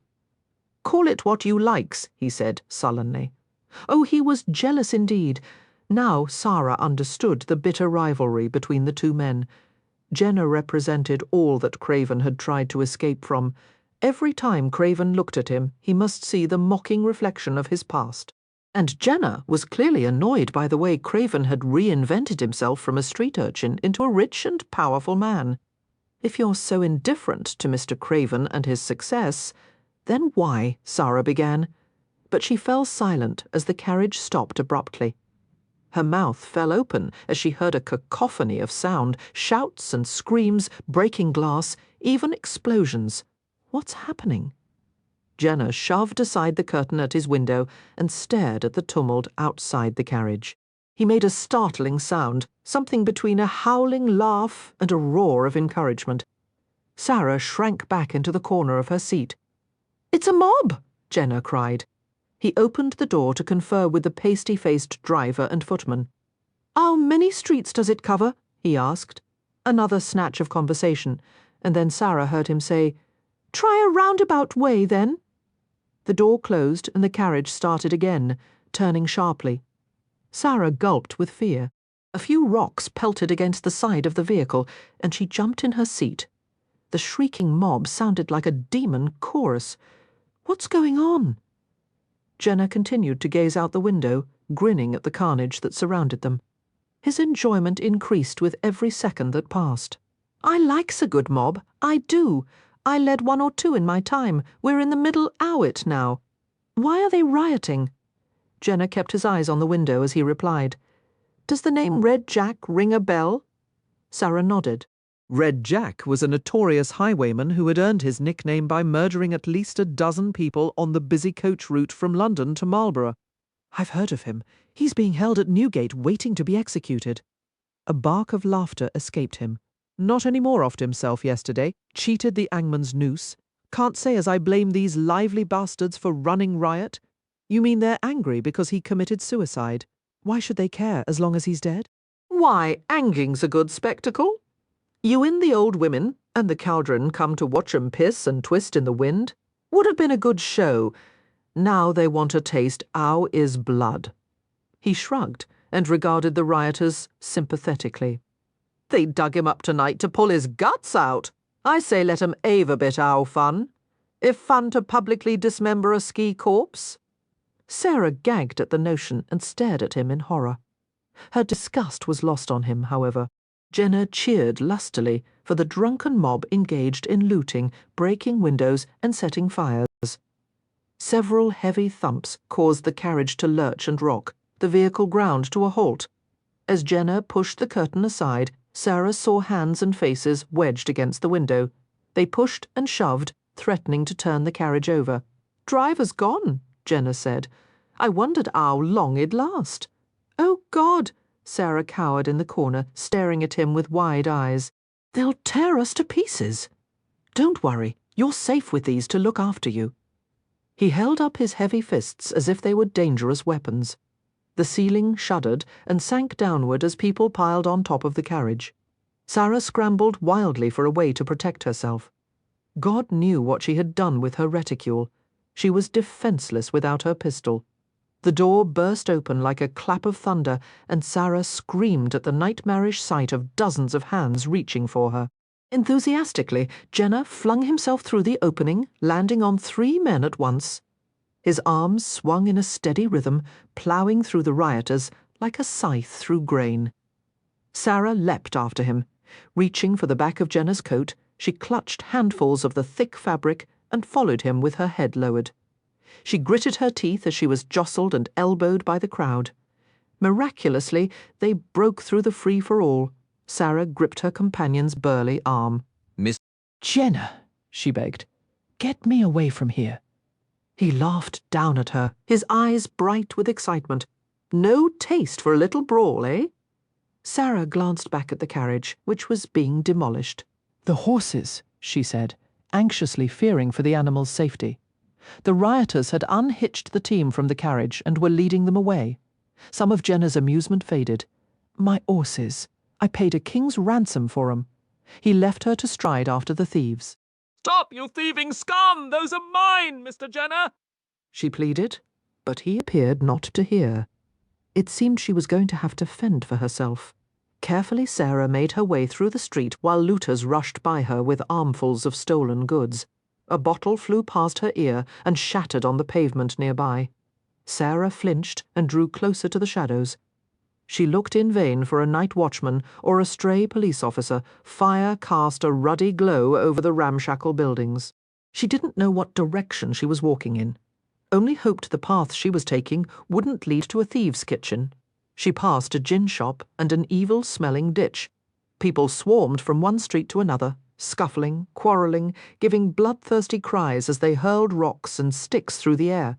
Sara pulled the hood of her cloak over her face and stumbled around a row of wooden posts rising from the flagged pavement. All the giddy warmth of the wine she had drunk was driven away. She was sober and terrified. "Damn," she said, under her breath with each step she took. "Damn, damn, damn. Egads, what have we here?" Sara stopped short as she saw a man's broad silhouette before her. He was dressed in a dandy's clothes, fine and dishevelled. Precisely the kind of young buck who frequented Craven's club and went slumming to attend blood sports in Covent Garden and visit prostitutes at the Strand. They gambled, drank, and went skirt hunting to relieve their boredom. Profligates? Libertines? Yes, but gentlemen by birth. Sara began to feel relieved, knowing that this man would be honour-bound to see her to safety. "Sir," he interrupted her with a cry to unseen companions. "À moi, my good fellows, come meet the enchanting wench I've discovered. Immediately, Sara was surrounded by 3 chortling young men, all reeking of liquor. Crowding around her, they gloated over their new acquisition. Alarmed, Sara spoke to the first one. "Sir, I've lost my way. Please guide me safely away from this place, or at least stand aside and allow me to pass." "My sweet bit o' skirt, I'll lead you exactly to the place you belong," he promised with a lecherous grin, sliding his hands down the front of her body. Sara jumped back with a muffled cry and found herself restrained by the rake's companions. They held her tightly, laughing at her struggles. "Where shall we take her?" one of them asked. To the bridge came the ready suggestion. "I know just the spot to have her. We'll wait our turns politely, as gentlemen should, and if she makes a fuss, we'll toss her in the Thames." The other 2 burst out laughing. "Let me go. I'm not a prostitute. I'm not." "Yes, you're a good girl," he soothed. "A young pretty wench who shouldn't mind a bit of folly with a few randy bucks." "No, don't worry, darling. You'll like us. Splendid fellows we are." Never given a wench reason to complain before, have we? "I should say not," the second man chimed. "You'll likely offer to pay us after," the other added, and the 3 rocked with drunken hilarity as they dragged her along with them. Sara screamed and fought with her nails and teeth, lashing out with all her strength. Annoyed by her frantic clawing, one of them cuffed her across the face. "Don't be a little fool. We're not going to kill you, just want a tail tickle." Sara had never made sounds in her life as she did now. Mad screams that rent the air, she found unexpected strength in her terror, feeling her nails rip across skin, her half-closed fists striking hard against the bonds that held her. And yet it wasn't enough. She was half carried, half dragged. Her lungs shuddered, drawing in enough air for another ear-splitting scream. Suddenly, she was dropped to the street, landing hard on her buttocks. The scream was knocked out of her throat. She sat on the ground in stupefied silence. A slim, dark figure passed before her eyes, moving with a peculiar cat-like grace. Sara heard heavy thuds as a weighted cudgel swung in vicious arcs.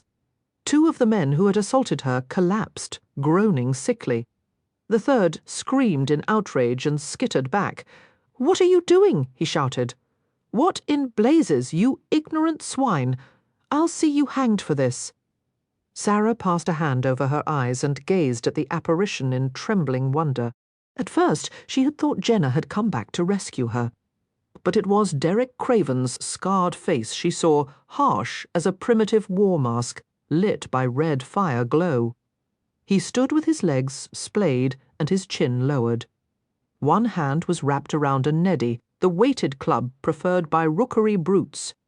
He didn't spare a glance for Sara, only stared at the remaining man like a hungry jackal. He spoke through his teeth. "Take your friends and leave." The fallen libertines struggled to their feet, one of them clasping a hand to his bleeding head, the other holding his side. The third, divining the accent in Derek's voice, did not move. "Well dressed for a cockney, aren't you? So fine feathers are to your taste, eh? I'll give you money for more. You'll be the Beau Brummel of the East End. Just let us have the woman. Go. I'll even share if you want a taste of her first. She's mine," Derek growled, and raised the club a few inches. By tacit agreement, the 2 injured men lurched away. The third stared at Derek in angry indecision. "Thick-headed knave," he finally exclaimed. "Have the little bitch all to yourself, then?" After biting his thumb in a contemptuous gesture, he hastened to join his companions as they shuffled down the street. Sara stood up and staggered toward Craven. He was upon her in 3 strides, with a swirl of black cloak and a face so harsh that she half believed he was the devil. Her shoulders were seized in a brutal grip. She was ushered without ceremony to an ebony horse waiting nearby, its sides gleaming with sweat. Silently, she endured Craven's rough handling as he more or less threw her into the saddle. He took the reins and swung up behind her in a lithe movement, his left arm clamping hard about her. The horse sprang into a canter. Dismal shacks, broken storefronts, and swarming streets flew past them. Closing her eyes against the biting rush of air, Sara wondered dully if he was taking her back to the club. Miserably she turned her face into the fine wool fabric of his cloak. Each rising surge of the horse's gait urged her closer against him. She had never been held so tightly, her body caught hard against his, her lungs squeezed until her breath was short. But strangely, she found a measure of solace in his painful grip. With the sinewy strength of him braced behind her, nothing and no one would harm her. "She's mine," he had said, and her heart had throbbed in answer, recognizing it as truth. Strange, unknowable man who had once deliberately driven the woman he loved into someone else's arms, Worthy had told her the story of how Derek had practically thrown Lily into Lord Rayford's bed. Mr. Craven feared that he himself was falling in love with her. Worthy had confided, and so he virtually gave her away to the Earl. He did everything possible to encourage their liaison. Mr. Craven doesn't know how to love. He recognizes it only as weakness and folly. That's part of his attraction for women, I believe. They each hope to be the one who will finally capture his heart. But it's not possible. He'll never allow it. No, indeed, weakness and folly tonight. She had indulged in a hearty share of both. Words of apology and gratitude hovered on her lips, but she was too ashamed to say them. Instead, she closed her eyes and clung to him, desperately pretending that time had vanished and they would keep riding forever, off the edge of the earth and into a sea of stars. Her fantasy was short-lived. Soon they reached a small park bordered by quiet streets. The glass globes of suspended oil lamps cast ovals of feeble light across the road. Reining the horse to a halt, Derek dismounted and held up his hands to her. Awkwardly, Sara slid down from the saddle, guided by his hands at her waist. He let go of her as soon as her feet touched the ground and walked to the edge of the park. Sara approached him and stopped a few feet away. Her lips parted and her throat worked, but no sound came out. Derek swung around, rubbing his jaw as he gazed at her. She was swamped by a feeling of utter hopelessness as she waited for him to destroy her with a few caustic words. But he continued to watch her silently. His face unreadable, it seemed almost as if he were waiting for some cue from her. The dilemma lasted for several seconds, until Sara solved it by bursting into tears. She jerked her hands up to her face, blotting her streaming eyes. "I'm so sorry," she gasped. Suddenly he was next to her, touching her shoulders and arms lightly, and then jerking his hands back as if burned. "No, don't. You're all right now." Gingerly, he reached out to pat her back. "Don't cry. Everything's fine. Bloody hell, don't do that." As she continued to weep, Derek hovered over her in baffled dismay. He excelled at seducing women, charming and deceiving them, breaking down their defenses, everything but comforting them. No one had ever required it of him. "There, now," he muttered, as he had heard Lily Rayford say 1,000 times to her crying children. "There, now." Suddenly she was leaning on him, her small head resting at the centre of his chest. The long skeins of her hair draped everywhere, entangling him in a fine russet web. Alarmed, he lifted his hands to ease her away. Instead, his arms slid around her until she was pressed against him, length to length. "Miss Fielding," he said, with great effort. "Sara." She nestled deeper against him, muffling her gulping sobs in his shirt front. Derek swore and furtively pressed his lips to the top of her head. He concentrated on the chilly night air, but his loins began to throb with an all-too-familiar pain. It was impossible to stay indifferent to the feel of her body moulded to his. He was a bloody charlatan, no gentleman, no chivalrous comforter of women, only a scoundrel filled with raw desire. He smoothed his hand over her hair and urged her head into his shoulder until she was in danger of being smothered. "It's all right," he said gruffly. "Everything's fine now. Don't cry any more. I should never have gone off with Mr. Jenner, but I was angry with you for... Yes, I know." Derek searched in his coat and found a handkerchief.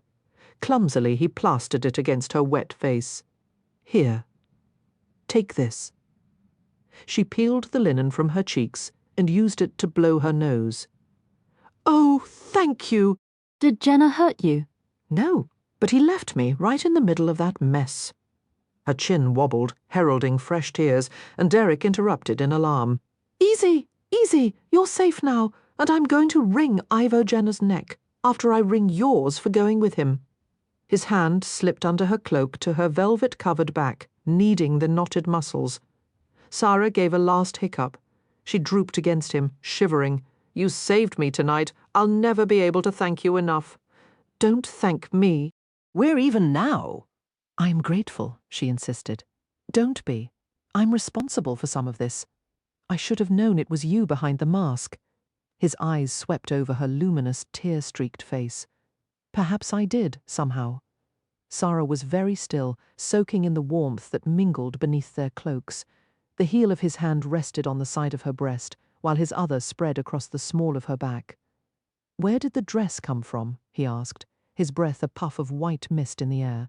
Lady Rayford, of course, he said, sardonically. It looks like something she would wear.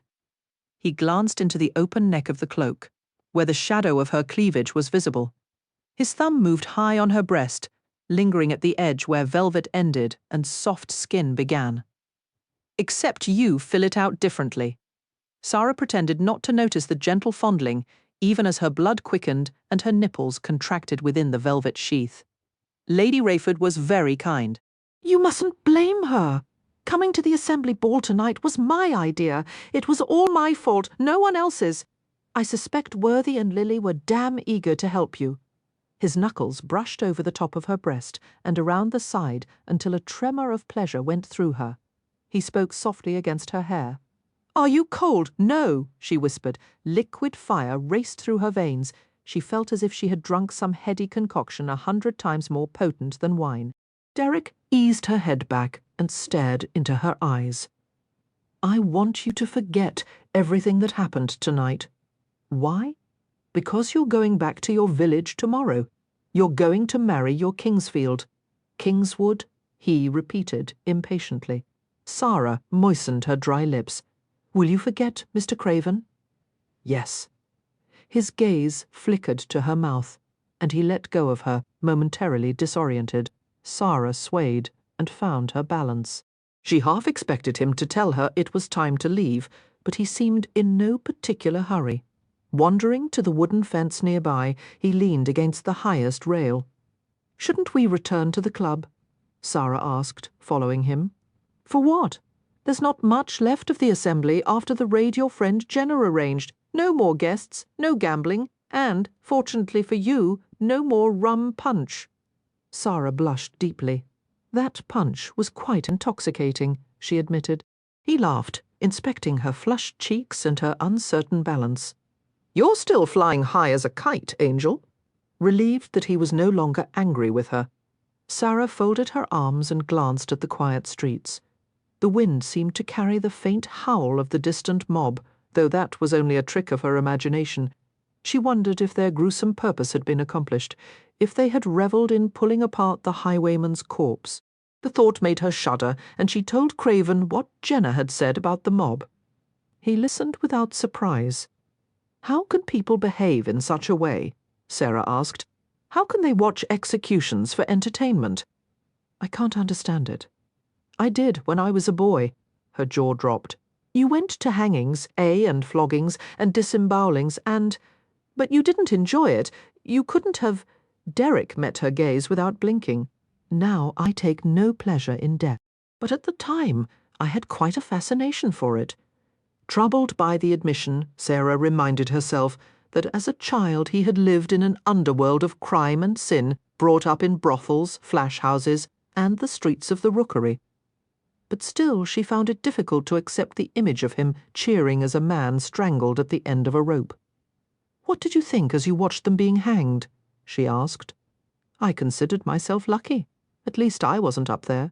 I was hungry and didn't own so much as a piss pot, but at least there was no rope around my neck. And that made you feel better about your situation? I had no situation, Miss Fielding. I fought, cheated, stole for everything, the food I ate, the gin I drank for women sometimes. Sara coloured slightly. What about honest labour? You worked sometimes. Worthy told me you did. Labour? Yes. Honest? He shook his head and snorted in bitter amusement. You'd rather not know. Sara was quiet for a moment. I would, she said suddenly. I would like to know more material for your research. No, it's not that at all. Impulsively, she touched his arm. Please, you must believe I would never betray a private confidence. Derek stared at the place on his sleeve she had touched, even after her hand was withdrawn. He crossed his long legs and kept his eyes on the ground. A heavy swath of black hair spilled over his forehead. I was a climbing boy until I got too big. Some of the chimneys were only 2 or 3 bricks wide. I was small for a boy of 6, but one day I couldn't squeeze myself through the flue. A reminiscent smile crossed his face. You don't know what hell is until you've been stuck in a chimney. How did they get you out? She asked, horrified. They lit a bundle of hay underneath me. I tore half my hide off, scrambling up that chimney. He laughed shortly. After that, I worked on the docks, loading crates and boxes. Sometimes I skinned and gutted fish, or shoveled manure, and hauled it from stableyards to the wharf. I never knew what a bath was. Sliding a glance at her, he grinned at her expression, stank until even the flies wouldn't come near me. Oh my, she said faintly. Sometimes I mudlarked, stole cargo from the waterside, sold it under the table to crooked merchants. I wasn't much different from the other lads in the rookery. All of us did what was necessary to survive. But there was one, Jem was his name, a scrawny boy with a face like a monkey. One day I noticed he was doing better than the rest. He had a thick coat to wear, food to fill his belly with, even a wench on his arm now and again. I went up to him and asked where he was getting his money. His face changed, becoming coarse and hard, all trace of handsomeness wiped away. Jem told me. On his advice, I decided to try my hand at the resurrection business.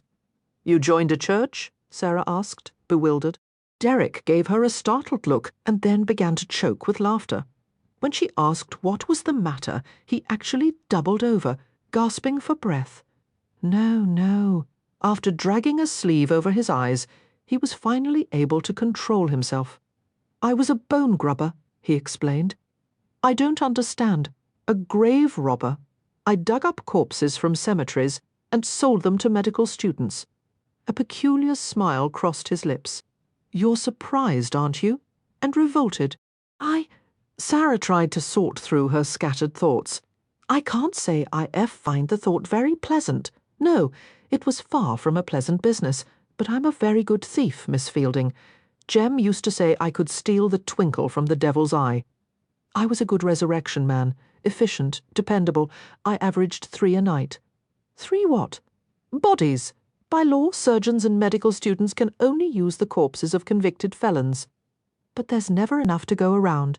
So they paid me to go to burial grounds near hospitals and asylums and bring them the newest corpses I could find.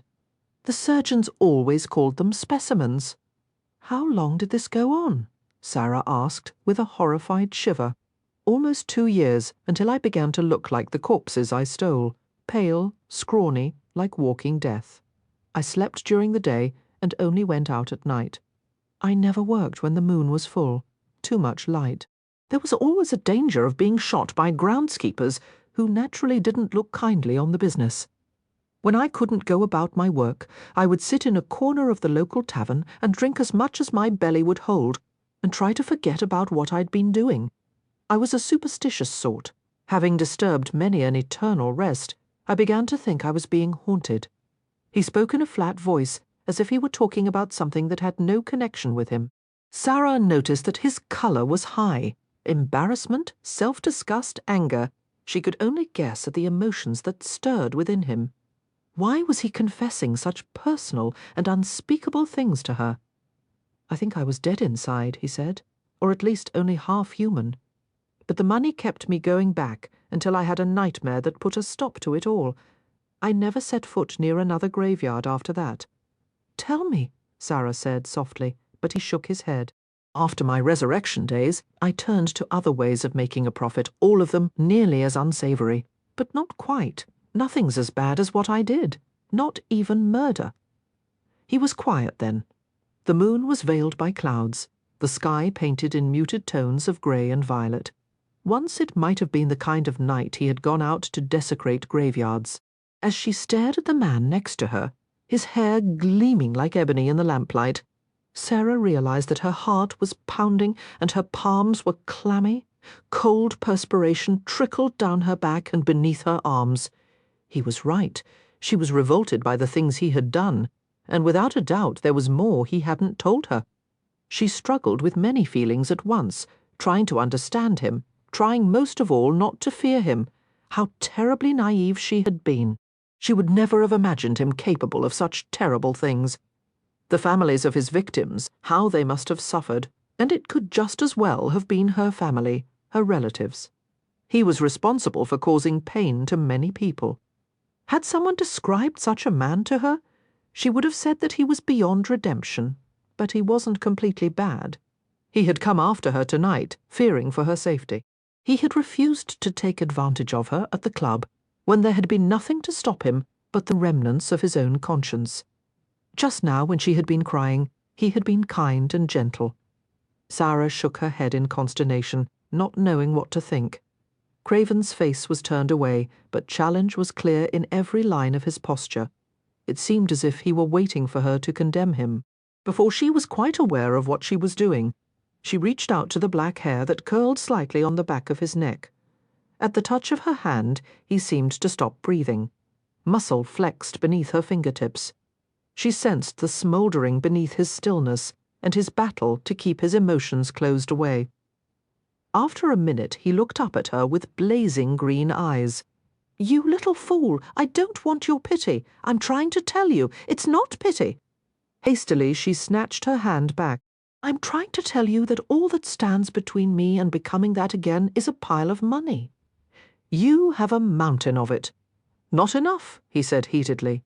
"Never enough. If you had the sense of a friggin' sparrow, you'd understand." Sara's brows knitted together. She felt the tightness in her chest expand until she burst with an anger that almost equaled his. "I do understand you have the will to survive, Mr. Craven. How could I blame you for that? I don't like the things you've done, but I'm not a hypocrite. If I'd been born in the rookery, I probably would have become a prostitute. I know enough to understand that there were few choices for you in that place. In fact, I admire you for lifting yourself out of such depths. Few men would have had the will and the strength to do it." "Oh," he smiled darkly. "Earlier today you were asking about my committee of patronesses. I'll tell you. Most of their husbands keep mistresses, leaving them alone in their beds night after night. I used to service those fine ladies for a price. I made a fortune. I was as good a whore as I was a thief."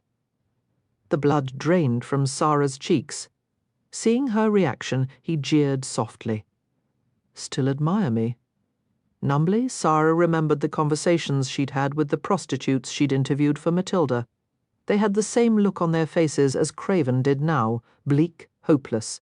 "When I needed more money to finance the club," Craven continued, "I blackmailed a few of them. No proper lord would like to find out his wife had taken flash gentry like me into her bed. But the odd thing was, the blackmail did little to dull my charms. The friendships continued until the club was built. We have very civilized understandings, my patronesses and me." "Lady Rayford," Sara said hoarsely. "No, she wasn't one of them. She and I never." He made an impatient gesture and retreated unexpectedly, beginning to pace around her as if a circle of fire separated them. "I didn't want that from her, because you cared about her." When the comment drew no response, Sara pressed further. "And she's one of many people who care about you, including Mr. Worthy, Gill, even the house wenches. It comes along with paying their salaries?" Ignoring his sneering sarcasm, she regarded him steadily. "Mr. Craven, why have you told me all of this? You won't accept my sympathy, and I won't give you scorn. What do you want from me?" Stopping in the middle of another pass, he crossed the invisible barrier between them and seized her. His hands clenched her upper arms painfully. "I want you to leave. You're not safe here. As long as you're in London, you're not safe from me." His gaze raked over the rippling mass of her hair, her delicate face, her bewildered eyes. With a sudden groan, he pulled her against him, burying his face in her hair. Sara closed her eyes, her mind spinning. His body was solid and powerful, hunching over hers to accommodate their difference in height. She felt him tremble with the force of his need. He spoke just beneath her ear, his voice thick with tormented pleasure. "You have to leave, Sara, because I want to hold you like this until your skin melts into mine. I want you in my bed, the smell of you on my sheets, your hair spread across my pillow. I want to take your innocence. God, I want to ruin you for anyone else." Blindly, Sara flattened her hand on his cheek against the scratch of newly grown beard. "What if I want the same?" she whispered. "No," he said fiercely, and turned his mouth to the tender skin of her neck. "If you were mine, I would make you into someone you didn't recognize. I would hurt you in ways you'd never dream of. I won't let that happen. But don't ever think I didn't want you." His hands gripped her closer, and they both began to breathe harshly. The hard jut of his arousal burned against her stomach. "That's for you," he muttered. "Only for you." He groped for her wrist and brought her palm to his chest. Even through the thickness of linen, broadcloth, and wool, she could feel the resounding thump of his heart. She squirmed to press harder against him, and he caught his breath. "A man should never come so close to hell as this," he said raggedly. "But even with the devil whispering in my ear to take you, I can't do it." "Please," she gasped, not knowing if she was asking him to let go or to keep her with him. The word seemed to drive him to the edge of madness. He fitted his mouth over hers with a tortured groan, his tongue searching in urgent forays. Sara curled her arms around his head, tangling her fingers in his dark locks as if she could hold him to her forever. She could still feel his heartbeat pounding against her flattened breasts. His thigh was a hard intrusion amid her skirts, bearing firmly against an unspeakably intimate place. She didn't know how long he stood there kissing her. His mouth sometimes gentle, sometimes brutal, his hands wandering freely inside her cloak. Her legs turned weak, and she knew she couldn't have stood upright without his arms around her. "Mr. Craven," she moaned when his lips left hers to slide hotly down her throat. He smoothed her hair back from her face and pressed his forehead to hers until she could feel the stitches of his wound against her skin. "Say my name. Say it, just once, Derek." For a moment he was immobile, his breath fanned over her chin. Then he brushed a soft kiss on each of her closed eyes, while her lashes trembled against his lips. "I will forget you, Sara Fielding," he said roughly, "no matter what it takes." There was one last moment of that night that lingered in Sara's memory. He had taken her to the Goodmans' home, riding with her perched sideways across the saddle.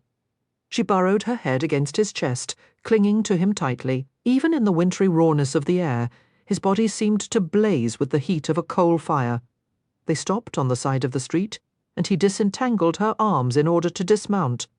A light snow had begun to fall. Tiny flakes swirled downward, making a delicate, audible patter on the street. Craven helped her to the ground. A few snowflakes had fallen on his hair, melting points of lace caught in the dark locks. His scar was more pronounced than usual. She longed to press her lips against the wound, a lasting reminder of the night she had met him. Her throat was unbearably tight, her eyes stung with unshed tears. He was so far from the gallant knights in her romantic fantasies. He was tarnished, scarred, imperfect. Deliberately he had destroyed any illusions she might have had about him, exposing his mysterious past for the ugly horror that it was. His purpose had been to drive her away, but instead she felt closer to him, as if the truth had bonded them in a new intimacy.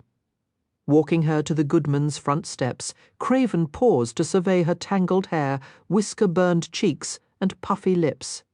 He smiled slightly. "You look like you've been done over by a squadron of sailors on leave."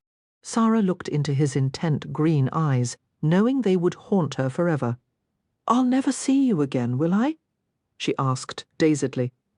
There was no need for him to reply.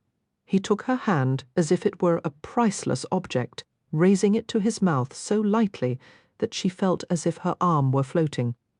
The warmth of his breath penetrated her skin. She was aware of the movement of his lips as he pressed soundless words in her palm. He released her, and the look he gave her seemed to reveal the depths of his lustful, longing, bitter soul. "Goodbye, Miss Fielding," he said hoarsely. He turned and strode away. Sara watched in frozen silence as he hoisted himself easily into the saddle and rode down the street until he had disappeared from sight. Chapter 7. The day after her return to Greenwood Corners, Sara walked a mile across the frozen cart trails and patches of woodland that separated her family's cottage from the Kingswood's smaller village manor. Along the way she breathed deeply of the clean country air, crisp with the scents of pine and snow. "Miss Fielding." She heard a boy's high-pitched voice behind her. "How was London?" Sara turned to smile at young Billy Evans, the miller's son. "London was very exciting," she replied. "Why aren't you in school at this hour?" She gave him a mock, suspicious glance, for this wouldn't be the first time Billy had been caught playing truant. "Sent to borrow a book from the rectory," he said cheerfully. "How's your novel, Miss Fielding?" "Barely begun," Sara admitted. "I think I'll have it finished by summer. I'll tell my mother she loves your books, though she has to hide 'em from Pa." "Why is that?" "He doesn't like her to read. Says it might give her the notion to run off like Mathilda did." They both laughed, and Sara rumpled the boy's red hair. "She would never do that, Billy. Besides, Matilda ended up nearly jumping off a bridge. See what comes of running away." He gave her a sly, buck-toothed grin. "Guess you won't be leaving Mr. Kingswood any more then." Sara leaned close to him. "Do you think he missed me?" she asked in a conspiratorial whisper. To her delight, Billy blushed until his face was bright pink underneath his carrot-coloured hair. "Ask him yourself," he said, and scampered down the road. "I intend to." Resuming her walk at a leisurely pace, Sara sighed with a mixture of pleasure and sadness. This was where she belonged, in a place where everything was familiar to her. She knew the patterns of every path, meadow and stream. She was acquainted with everyone in the village and the histories of the families who lived there. Greenwood Corners was a lovely place, but this homecoming was different from her others. Instead of relief and joy, she felt hollow, as if she had left some vital part of herself behind. Not even her parents and their smiles of loving welcome had been able to take away her unease. She was eager to see Perry this morning, hoping he would provide the comfort she needed. Her heart picked up a faster beat as she approached the Kingswood home. It was a charming village manor of classical design, with ivy creeping over its scored stucco front. Inside, the rooms were decorated with simple plasterwork and refined shades of ochre, brown and pea-green. In the warm seasons, Perry's mother, Martha, was most often found in the kitchen garden at the back of the manor, tending to her herbs and vegetables. During the winter months, she spent her time doing needlework in the parlour, close to the light and warmth offered by the fireplace. And Perry, of course, was in the library, poring over his beloved history and poetry books. Sara knocked at the door and scraped her feet at the side of the step. After a minute or two, Martha Kingswood appeared. She was an attractive woman with blue-grey eyes and hair that had once been blonde but had faded to a pale vanilla colour. Her welcoming expression melted as she recognized the visitor. "Back from your gallivanting, I see," meeting the older woman's sharp eyes. Sara smiled cheerfully. Not gallivanting, researching. She couldn't help thinking of the warning her own mother, Katie, had given her a few years ago. "Be careful of what you tell that woman, Sara. I've known Martha since she was a girl. She'll encourage you to confide in her and then find a way to use your words against you." "But I've never given her a reason to dislike me," Sara had protested. "You have Perry's affection, dear. That's reason enough." Since then, Sara had come to realize that her mother was right. Widowed a few years after Perry was born, Martha had centered her life around her son. Whenever she was in the same room, she hovered over him with an indiscreet jealousy that made Sara uncomfortable. Perry had resigned himself to his mother's possessiveness, knowing that she disliked anyone who took his attention away from her. But he claimed that after he was married, Martha would soften her tightly controlling grip. "We'll all be able to come to an understanding," he had told Sara countless times. "Remember not to take anything she says personally. She would behave like this with any girl I chose to court." Martha blocked the doorway with her stick-like figure, as if she wished to prevent Sara from entering. When did you return? Last evening. I suppose you're here to see my son. Martha's tone was smooth, but it carried an edge of hostility that made Sara wince. Yes, Mrs. Kingswood. Perhaps next time you could arrange your visit so as not to disturb his mid-morning studies. Martha's tone implied that it was the height of inconsideration to have called at such an hour. Before Sara could reply, Martha opened the door wider and motioned her into the house. Hoping Martha was not following her, Sara quickened her step through the hallway. It would be nice, she thought, wryly, if her reunion with Perry was private, at least for a minute or two. Thankfully, she didn't hear Martha's footsteps behind her. She reached the library, a comfortable room decorated with papered panels of pink, red, and brown birds, and fitted with rows of mahogany bookshelves. The young man seated at the rosewood desk by one of the windows stood up and smiled at her. "Perry," she cried, and ran to him. Chuckling at her impulsiveness, Perry caught her in his arms. He was slender and of moderate height, with the most elegant hands Sara had ever seen on a man. His every gesture was infused with grace. She had always loved to watch him write, play the piano, or merely turn the pages of a book. Closing her eyes, she inhaled the scent of his cologne and smiled in contentment. Oh, Perry! The feel of his compact body was familiar and comfortable, making it seem that the past days in London had never happened. But all at once a memory blazed across her mind. Derek Craven's powerful arms crushing her close, his softly growling voice in her ear. "I want to hold you like this until your skin melts into mine. I want you in my bed, the smell of you on my sheets." Startled, Sara drew her head back. "Darling?" Perry murmured. "What is it?" She blinked hard while a shiver crossed her shoulders. Just a chill from outside. Staring at him, she tried to blot out the memory with the sight of Perry's face. "You're so handsome," she said sincerely, and he laughed, pleased. Everyone acknowledged that Perry was the best-looking man in Greenwood Corners. His hair, a little too long at the moment, was a coppery shade of gold. The rich jewel blue of his eyes was far more striking than her own. His nose was small and straight, his lips fine, his forehead high and pale, all in the mode of a romantic Byronic hero. After glancing around to make certain they were unobserved, Perry leaned forward to kiss her. Sara lifted her chin willingly. But suddenly all she could think of was a scarred face close to hers, the gleam of wicked green eyes, a hard mouth that searched and plundered ruthlessly, so different from Perry's gentle lips. Closing her eyes tightly, she willed herself to respond, finishing the kiss with a slight smacking noise. Perry lifted his head and smiled at her. "Where is your cap?" he asked. "It always looks so pretty with the lace framing your cheeks." "I decided not to wear it today." Sara frowned as his arms loosened from around her. "No, don't let go just yet. Mother will interrupt us soon," he warned. "I know." Sara sighed and stood back from him reluctantly.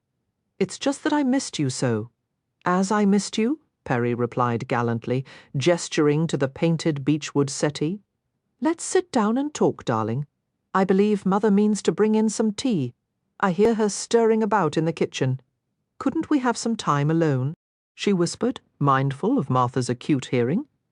"I have some things to tell you privately. We'll have a lifetime of privacy. You and I, Perry," promised his blue eyes twinkling. "Surely an hour here and there spent with my mother isn't too much to endure?" "I suppose not," she said reluctantly. "That's my darling girl." Glowing at his praise, Sara allowed him to take her cloak. She seated herself on the heavily embroidered cushions of the settee.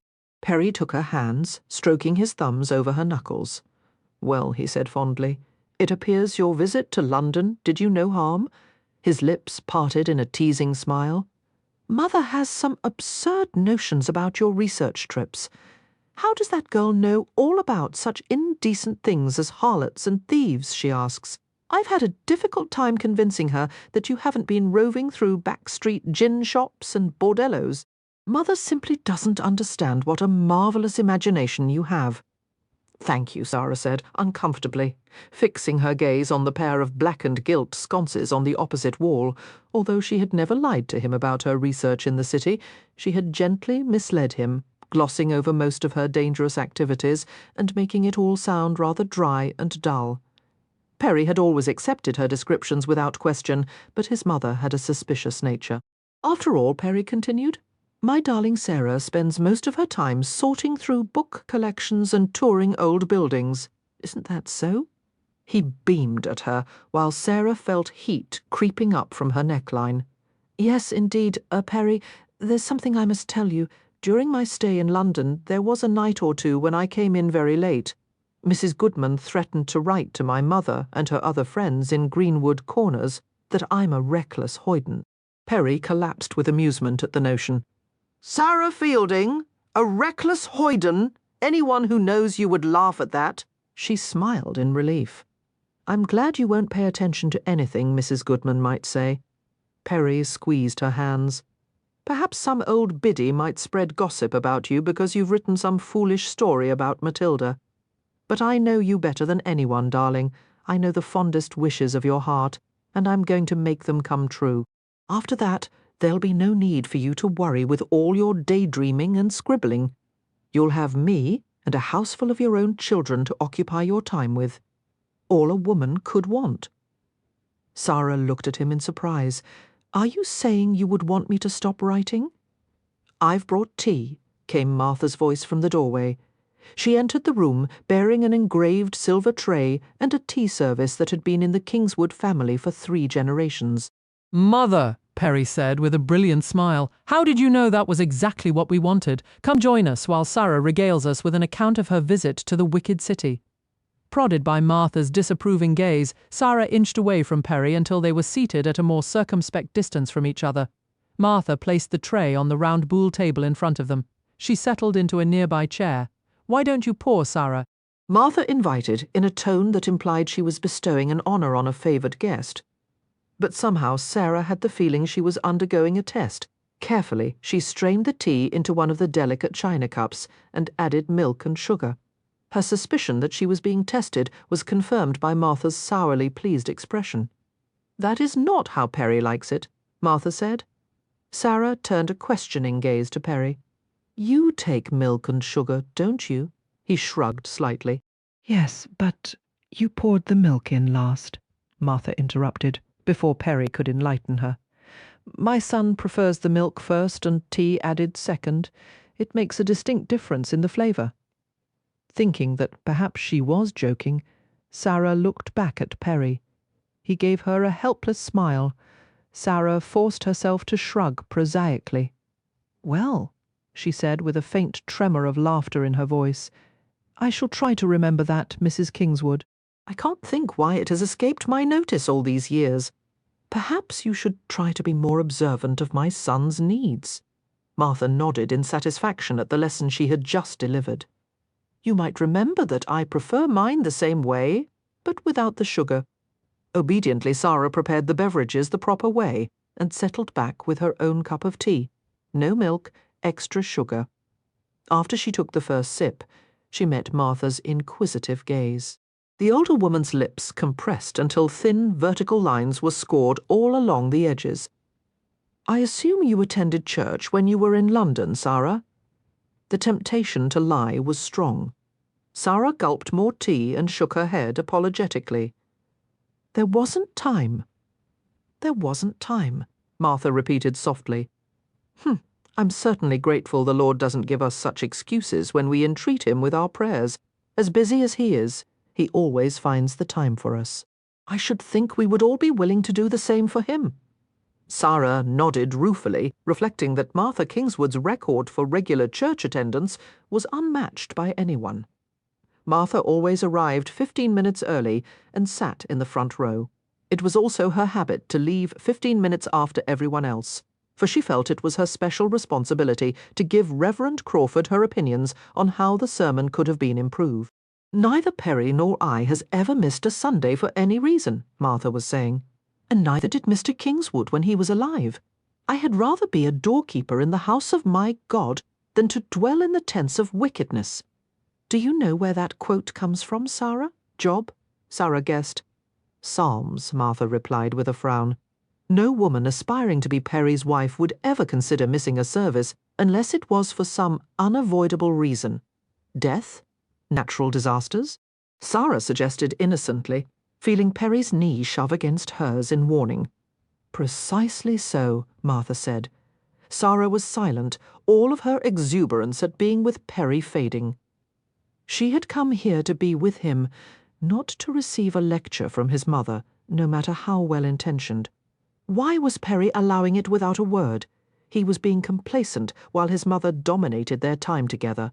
Ignoring a twinge of resentment, Sara tried to steer the conversation in a new direction. Tell me what happened in Greenwood Corners while I was away. How is old Mr. Dawson's gout? Much better, Martha replied. He actually put his shoes on the other day and went for a stroll. His niece Rachel became engaged to Johnny Chesterton the day before last, Perry added. Oh, that's wonderful, Sara exclaimed. The Chestertons are lucky to have such a nice girl in their family. Martha nodded primly. Rachel is the kind of spiritual self-effacing girl that Mr.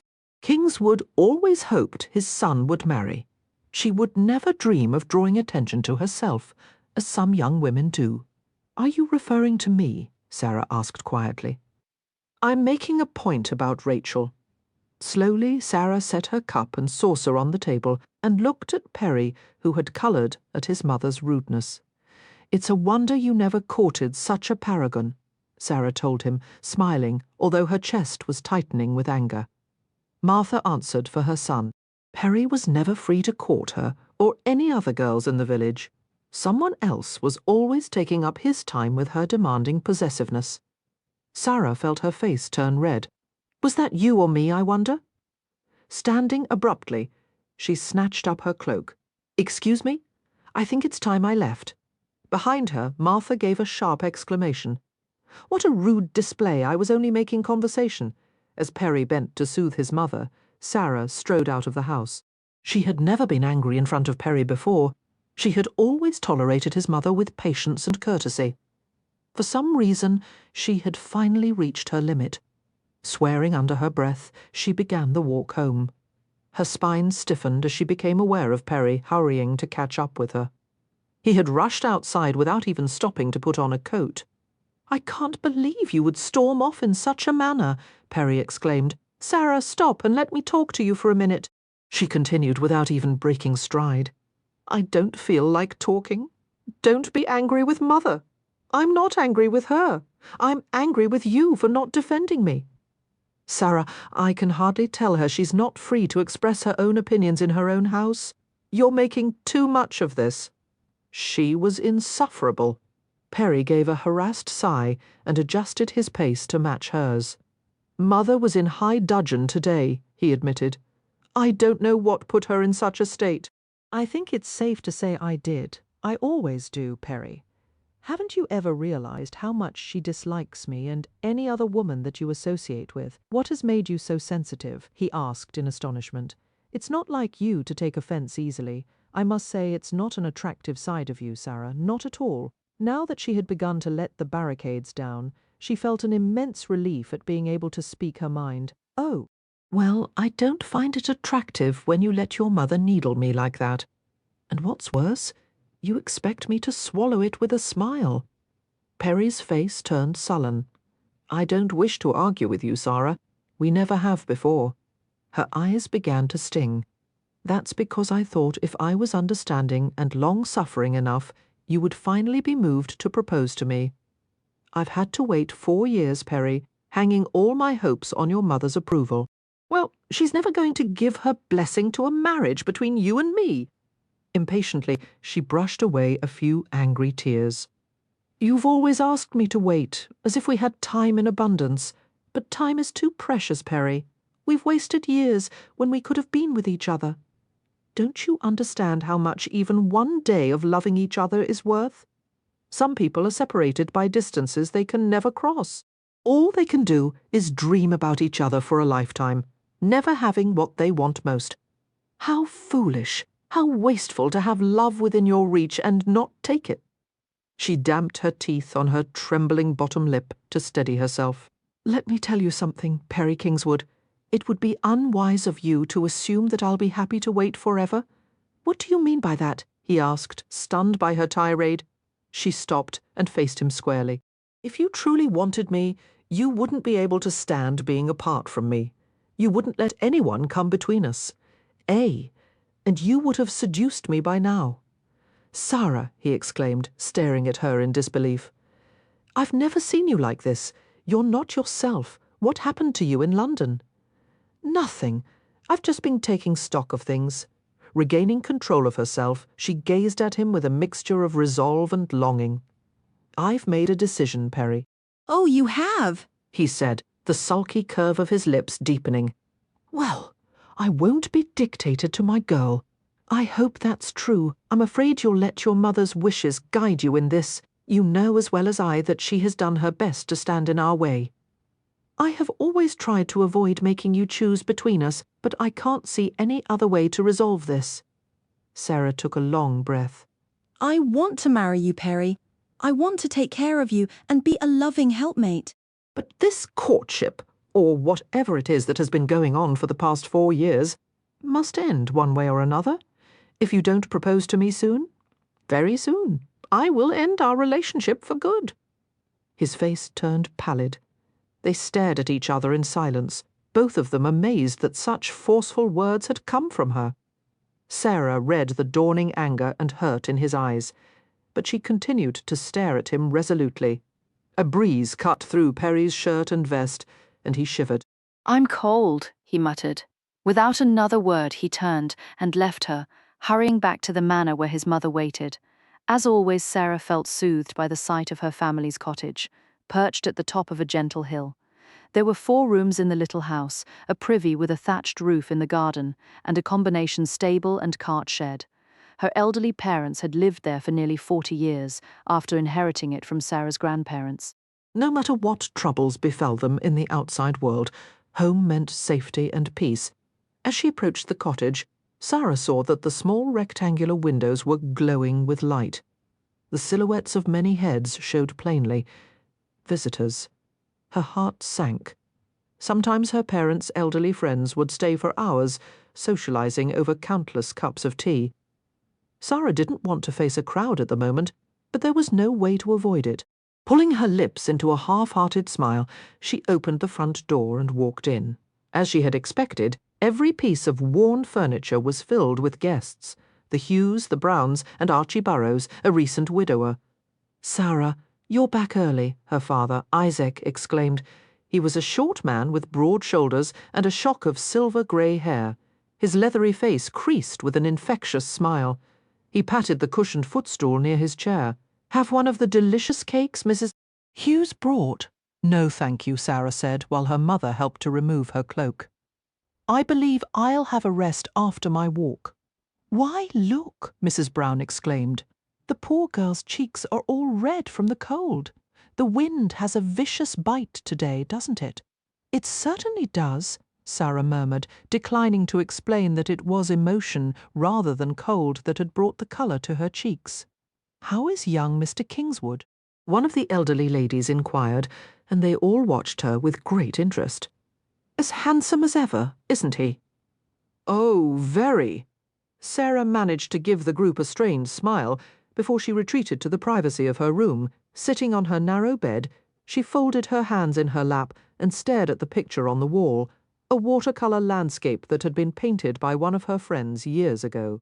The artist was Mary Markham, a friend, exactly her age, who had married the local blacksmith and was now the mother of 3 children. A wave of self-pity came over Sara. She had never felt so much like a spinster, gritting her teeth with frustration.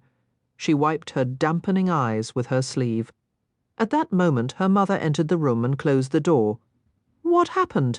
Katie asked quietly, easing her plump body onto the bed and folding her hands on her lap. Although her skin was lined with age, her brown eyes were youthful and warm. A halo of soft white curls framed her face becomingly. What about your guests? Sara began. Oh, they're perfectly happy to listen to your father telling his ancient jokes. We've finally reached the age when they all sound new again. They chuckled together, and then Sara shook her head miserably. I think I may have made a mistake, she confessed. and told Katy about the scene with the Kingswoods and the ultimatum she had given Perry afterward. Katy's forehead was wreathed in concern. She held Sara's hand comfortingly. "I don't believe it was a mistake, Sara. You did what you felt was right. You won't go wrong by listening to your heart." "Oh, I don't know about that," Sara said ruefully, dragging her sleeve across her wet face. "My heart was telling me some very strange things a few days ago." Her mother's hand loosened slightly. "About your Mr. Craven." Sara glanced at her, startled. "How did you know? It was the way you talked about him. There was something in your voice I'd never heard before." Although Sara had mentioned just a few scant details about the gambling club and the man who owned it, she should have known her mother would sense the things that were left unsaid. She lowered her head. "Mr. Craven is a wicked man, Mama," she whispered. "He's done terrible things in his life. But you found something in him to care about, didn't you?" A few tears splashed into Sara's lap. If he'd had someone to teach him about right and wrong, someone to love and care for him as a child, he would have grown up to be a fine man, a very fine man. She wondered what Derek Craven might have been like if he'd been born to one of the families in Greenwood Corners. He would have been a handsome little boy with innocent green eyes and a sturdy, well-nourished body running through the meadows with the other village children. But the image dissolved, and she could only see him as a scrawny climbing boy, choking on soot as he crawled upward through chimney stacks. Sara twisted her fingers together in agitation. "The club factotum told me that Mr. Craven is a man of ruined potential. He was absolutely right." Katy watched her closely. "Sara, did this man admit to having feelings for you?" "Oh, no," Sara said hastily. "At least not the kind of feelings you and Papa would approve of." She flushed, while her mother took unexpected amusement in the comment. "Of course I approve of those feelings," Katy said, chuckling, within the bonds of matrimony. Sara dragged her fingers through her own hair, ruining the smooth coiffure and pulling out the pins that seemed to jab into her scalp. "There's no point in talking about Mr. Craven," she said dully. "Perry is the only man I want and the only one I was likely to get, and it's possible I've just ruined all chance of marrying him." "No one can know for certain," Katy mused. "But I think you might have given him the prodding he needed. Deep in his heart, Perry doesn't want to be alone with his mother forever. He can never really be a man until he leaves her and begins to make decisions for himself, and she's made that well-nigh impossible. In a way, she's created a prison for him. What worries me, Sara, is that instead of escaping the prison, he may want you to join him there." "Oh, no." Sara's chin wobbled. "I couldn't bear a lifetime of being under Martha Kingswood's thumb." "It's something you should think about," Katy said gently. "Lord bless you both. It may be the only way you can have Perry." Giving Sara's arm a squeeze, she smiled warmly. "Dry your face, dear, and come out to visit with the guests. Miss Brown has been asking about Matilda again, and I never remember what I'm supposed to tell her." Sara gave her a dark look and obediently followed her to the front room. The following day was spent washing clothes and preparing a pepper pot for supper, cutting carrots, turnips, and onions into small pieces for the stew. Sara talked and laughed with her mother. As they worked, they sang a selection of the love ballads with sweetly tragic endings that were so popular in the village. Finally, Isaac called to them from the parlour, where he sat on the floor fixing the cracked leg of a chair. "Don't the two of you know any songs in which no one dies or loses his sweetheart?" I began the day in a happy mood, and now after these dirges I'm hard-pressed not to be wiping a tear from my eye. "Will hymns do?" Sara asked, scraping the vegetables into a pot of boiling water. Later they would add equal parts of mutton and fish and season the whole with cayenne pepper. "Aye, something to uplift the soul." They launched into a vigorous hymn, pausing to giggle as they heard Isaac's off-kilter baritone join in. "Your father has his share of faults," Katy murmured to Sara in the lull after the hymn was finished. "He gave me a trying time, to be sure, especially in his youth. He had a quick temper back then, and a tendency to brood." A reminiscent smile curved her mouth. "But that dear man has loved me every day of his life." "He's been true to me all these 40 years, and after all this time, he still makes me laugh." Marry a man like that, Sara, and if it pleases God, you'll be as happy as I've been." Retiring early for the night, Sara lay very still in her bed and waited for her ice-cold toes to warm. Perry had been in her thoughts all day. Fervently, she prayed that she hadn't driven him away for good. She had loved him for so many years. He had always been a part of her life. When he was in one of his boyish moods, teasing her and pressing careless kisses on her lips, she sometimes feared she would expire of happiness. The afternoon picnics with him, long walks through the countryside, snuggling against his shoulder as he read aloud to her. The memories had brought her hours of pleasure as she recounted each golden moment. If by some miracle she became his wife, she would be able to wake up every morning and find him next to her, his blonde hair softly tumbled, his sleepy blue eyes smiling at her, tense with anxious hope. Sara clenched her arms around her pillow. "Perry," she said aloud, her voice muffled, "Perry, I can't lose you. I can't." She fell asleep with Perry's name on her lips, but when she dreamed, it was of Derek Craven, his dark presence filtering through her sleep like a ghost. She played a game of hide-and-seek with him, running through the empty club, giggling wildly as she sensed him drawing near. He followed her intently, closing in until she knew there was no chance of escape except one. After finding a secret door, she disappeared into a tunnel of darkness, concealing herself. But suddenly she heard the sound of his breathing. He was with her in the shadows. He caught her easily and pinned her against the wall, laughing at her startled gasp. "You'll never get away from me," he whispered, his hands sliding roughly over her body. "You're mine, forever, only mine." Sara was awakened suddenly by a tapping on her door. Her father's voice was groggy and tempered with annoyance. "Sara? Sara, we have company. Dress yourself, daughter, and come to the front room." She stirred heavily, wishing only to sink back into the dream. "Yes, Papa," she mumbled, and dragged herself out of the cosy warmth of her bed. She found a heavy robe and tied it over her high-necked night rail.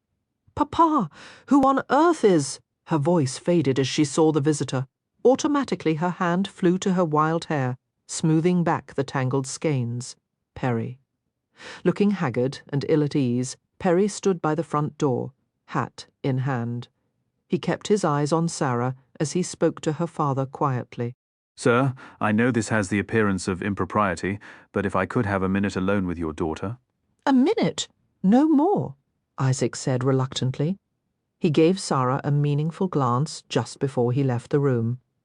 She nodded in answer to the silent warning to keep the interlude short. Her heartbeat was heavy and fast, clearing her throat. She wandered to a nearby chair and sat on the edge. "Why are you here at such a late hour, Perry? You know how unseemly it is." "I've been half mad for the past 2 days." His voice was strained. "I didn't sleep at all last night. I thought about everything you said.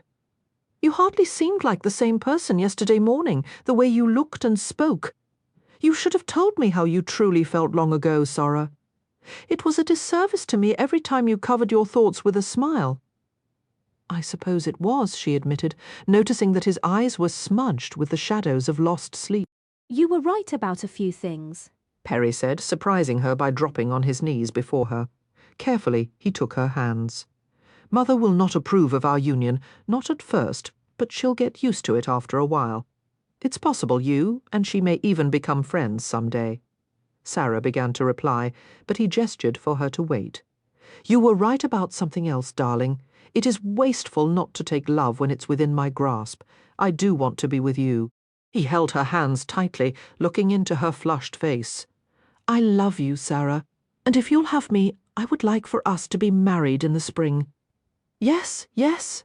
Sara left the chair and flung her arms around his neck, nearly toppling them both over in her excitement. Laughing and kissing her, Perry tried to hush her exclamations.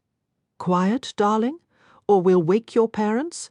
They probably have their ears pressed to the door," she said, tightening her arms in a stranglehold. "Oh, Perry, you've made me so happy. You've made me even happier." They grinned at each other, and Perry stroked the wild tendrils of her hair. Come back tomorrow morning and talk to my father, Sarah urged. It's only a formality, but it will please him. Yes, and then you'll come with me to break the news to my mother. Ugh. Sarah couldn't resist saying. He gave her a reproving glance. If you approach her in a spirit of love and goodwill, she'll reciprocate in kind.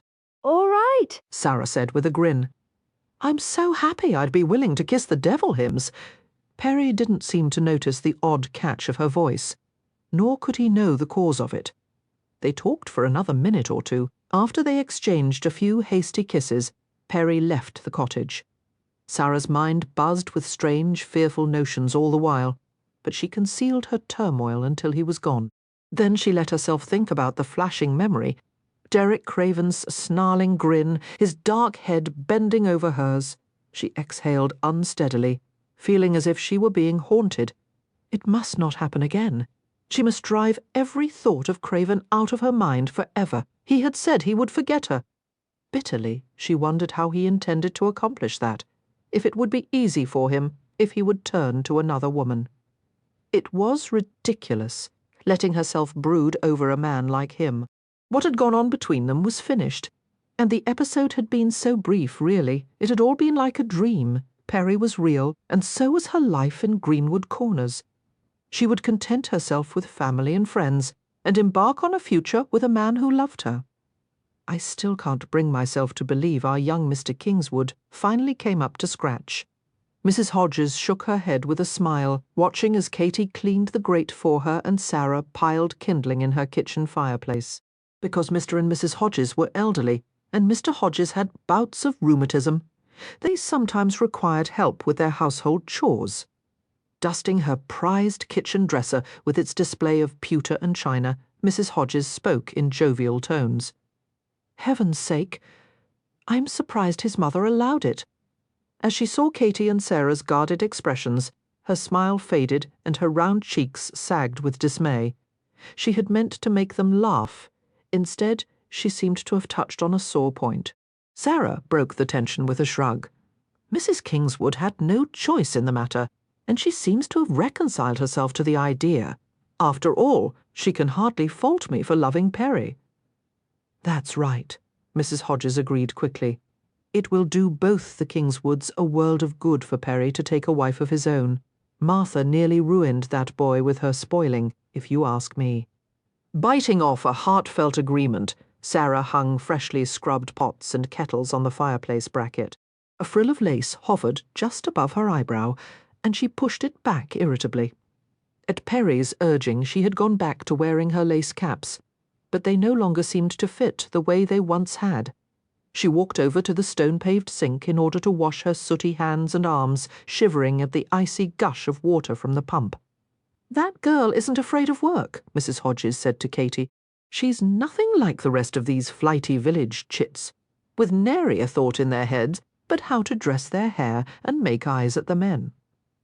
Sara has a pair of able hands and a quick mind, Katy agreed. She'll be a good wife to Perry and a blessing to his mother, if Martha will allow it. Mrs. Hodges watched Sara closely. Is she still insisting that you and Perry live with her after the marriage? Sara's back tensed. She continued to rinse her hands until they were white and numb. I'm afraid so, she said evenly. We haven't resolved the issue yet. Oh dear, Mrs. Hodges turned to exchange a few quiet murmurs with Katy.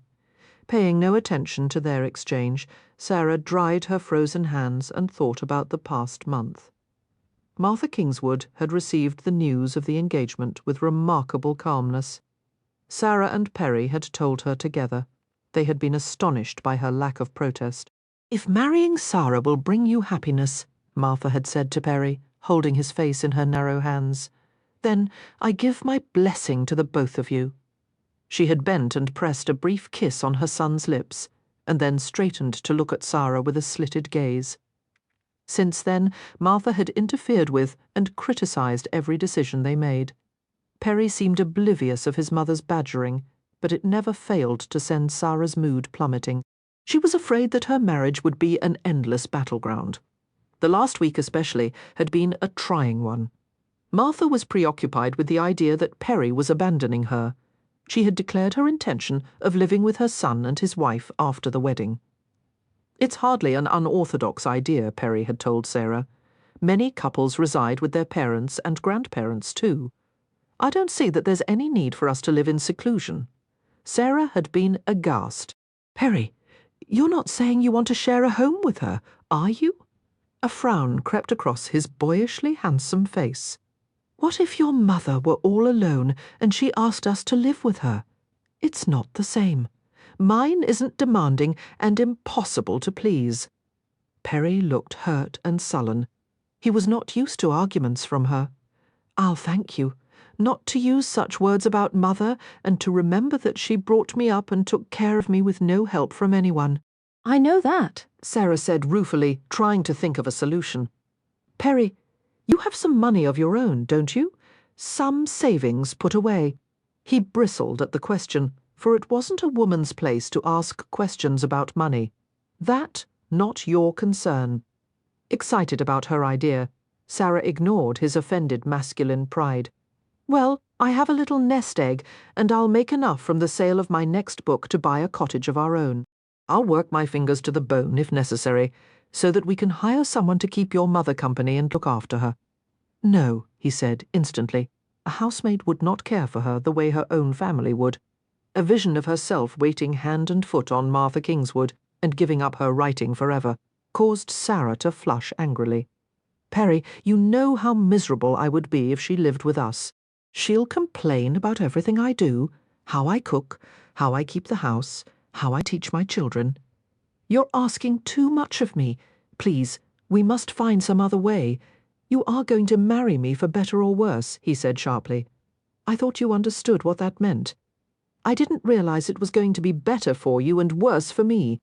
If the worst thing that could ever happen to you is living with my mother, and I rather doubt that you should love me enough to accept it. They had parted company without making up, each of them refusing to listen to the other's side. You're changing, Perry had complained. Day by day you're becoming a different person. Why can't you be the sweet, happy girl I fell in love with? Sara hadn't been able to answer. She knew better than he what the problem was. He wanted a wife who would never question his decisions. He wanted her to make difficult sacrifices in order to make his life pleasant. And she had been willing to do that for years, for the sake of love and companionship. But now sometimes love didn't seem worth the price he demanded from her. He's right, I have changed, she thought unhappily. The fault was with her, not him. Not long ago, she had been the kind of woman who would have been able to make Perry happy. We should have married years ago, she thought. Why didn't I stay in the village and earn money some other way than writing? Why did I have to go to London? During the evenings when she sat at her desk and laboured over her novel, she sometimes found herself gripping the pen handle so tightly that her fingers ached with the strain. She would look down to find splotches of ink across the paper. It was difficult to summon Derek Craven's face clearly now, but there were reminders of him everywhere. The timbre of someone's voice or the greenish colour of someone's eyes sometimes gave her a jolt of recognition that reached to her very foundations. Whenever she was with Perry, she struggled to keep from comparing the two men, for it would be unfair to both of them. Besides, Perry wanted her as his wife, while Derek Craven had made it clear that he had no desire to be a candidate for her affections. I will forget you, he had assured her. She was certain that he had wiped his memory clean of her, and oh, how the thought stung, for she longed to do the same. Pushing all negative thoughts aside, she tried to envision the home she would share with Perry.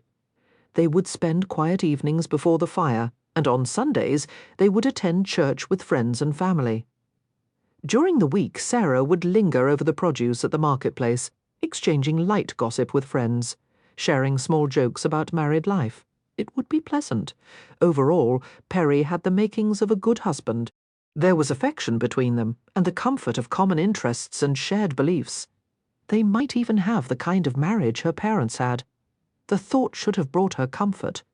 But inexplicably, Sara could find little joy in the prospect of what awaited her. The Christmas season passed in the same warm spirit it always did in Greenwood Corners.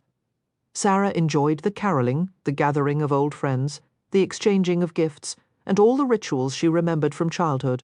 She was busy with wreath-making, holiday baking, and the task of helping to sew costumes for the children's pageant.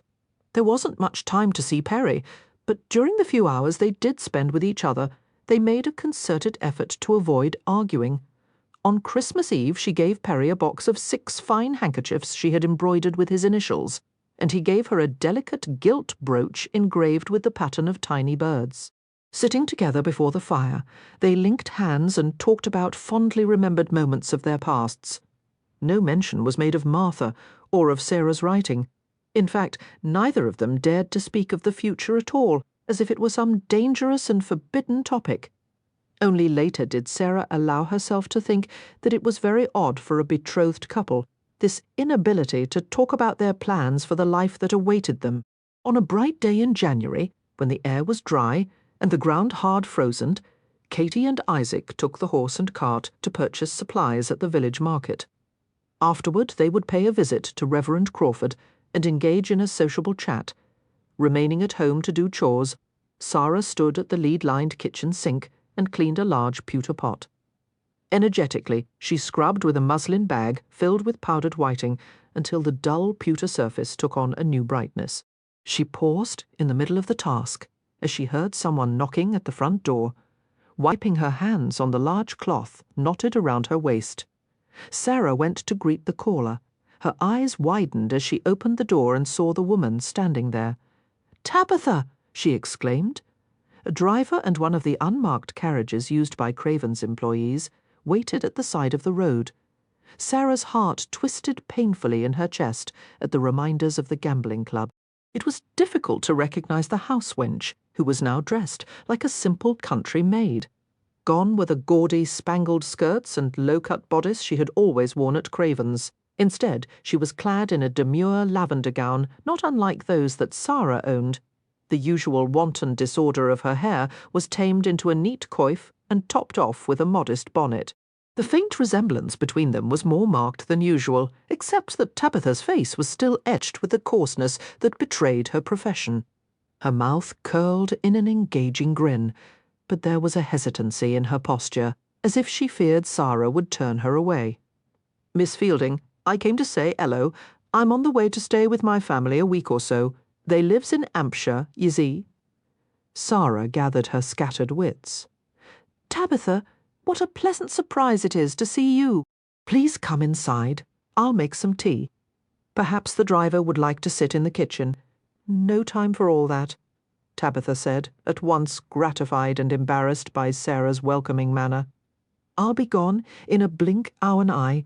Just stopped to 'ave a bit our chat. Won't stay but a minute." Sara urged her inside the warm house and closed the door against a gust of wind. "Is everything all right at the club? Oh, aye. How is Mr. Worthy?" "Is fine. And Gil?" "Fine as Alice." The urge to ask about Derek Craven was overwhelming. Somehow Sara held the words back.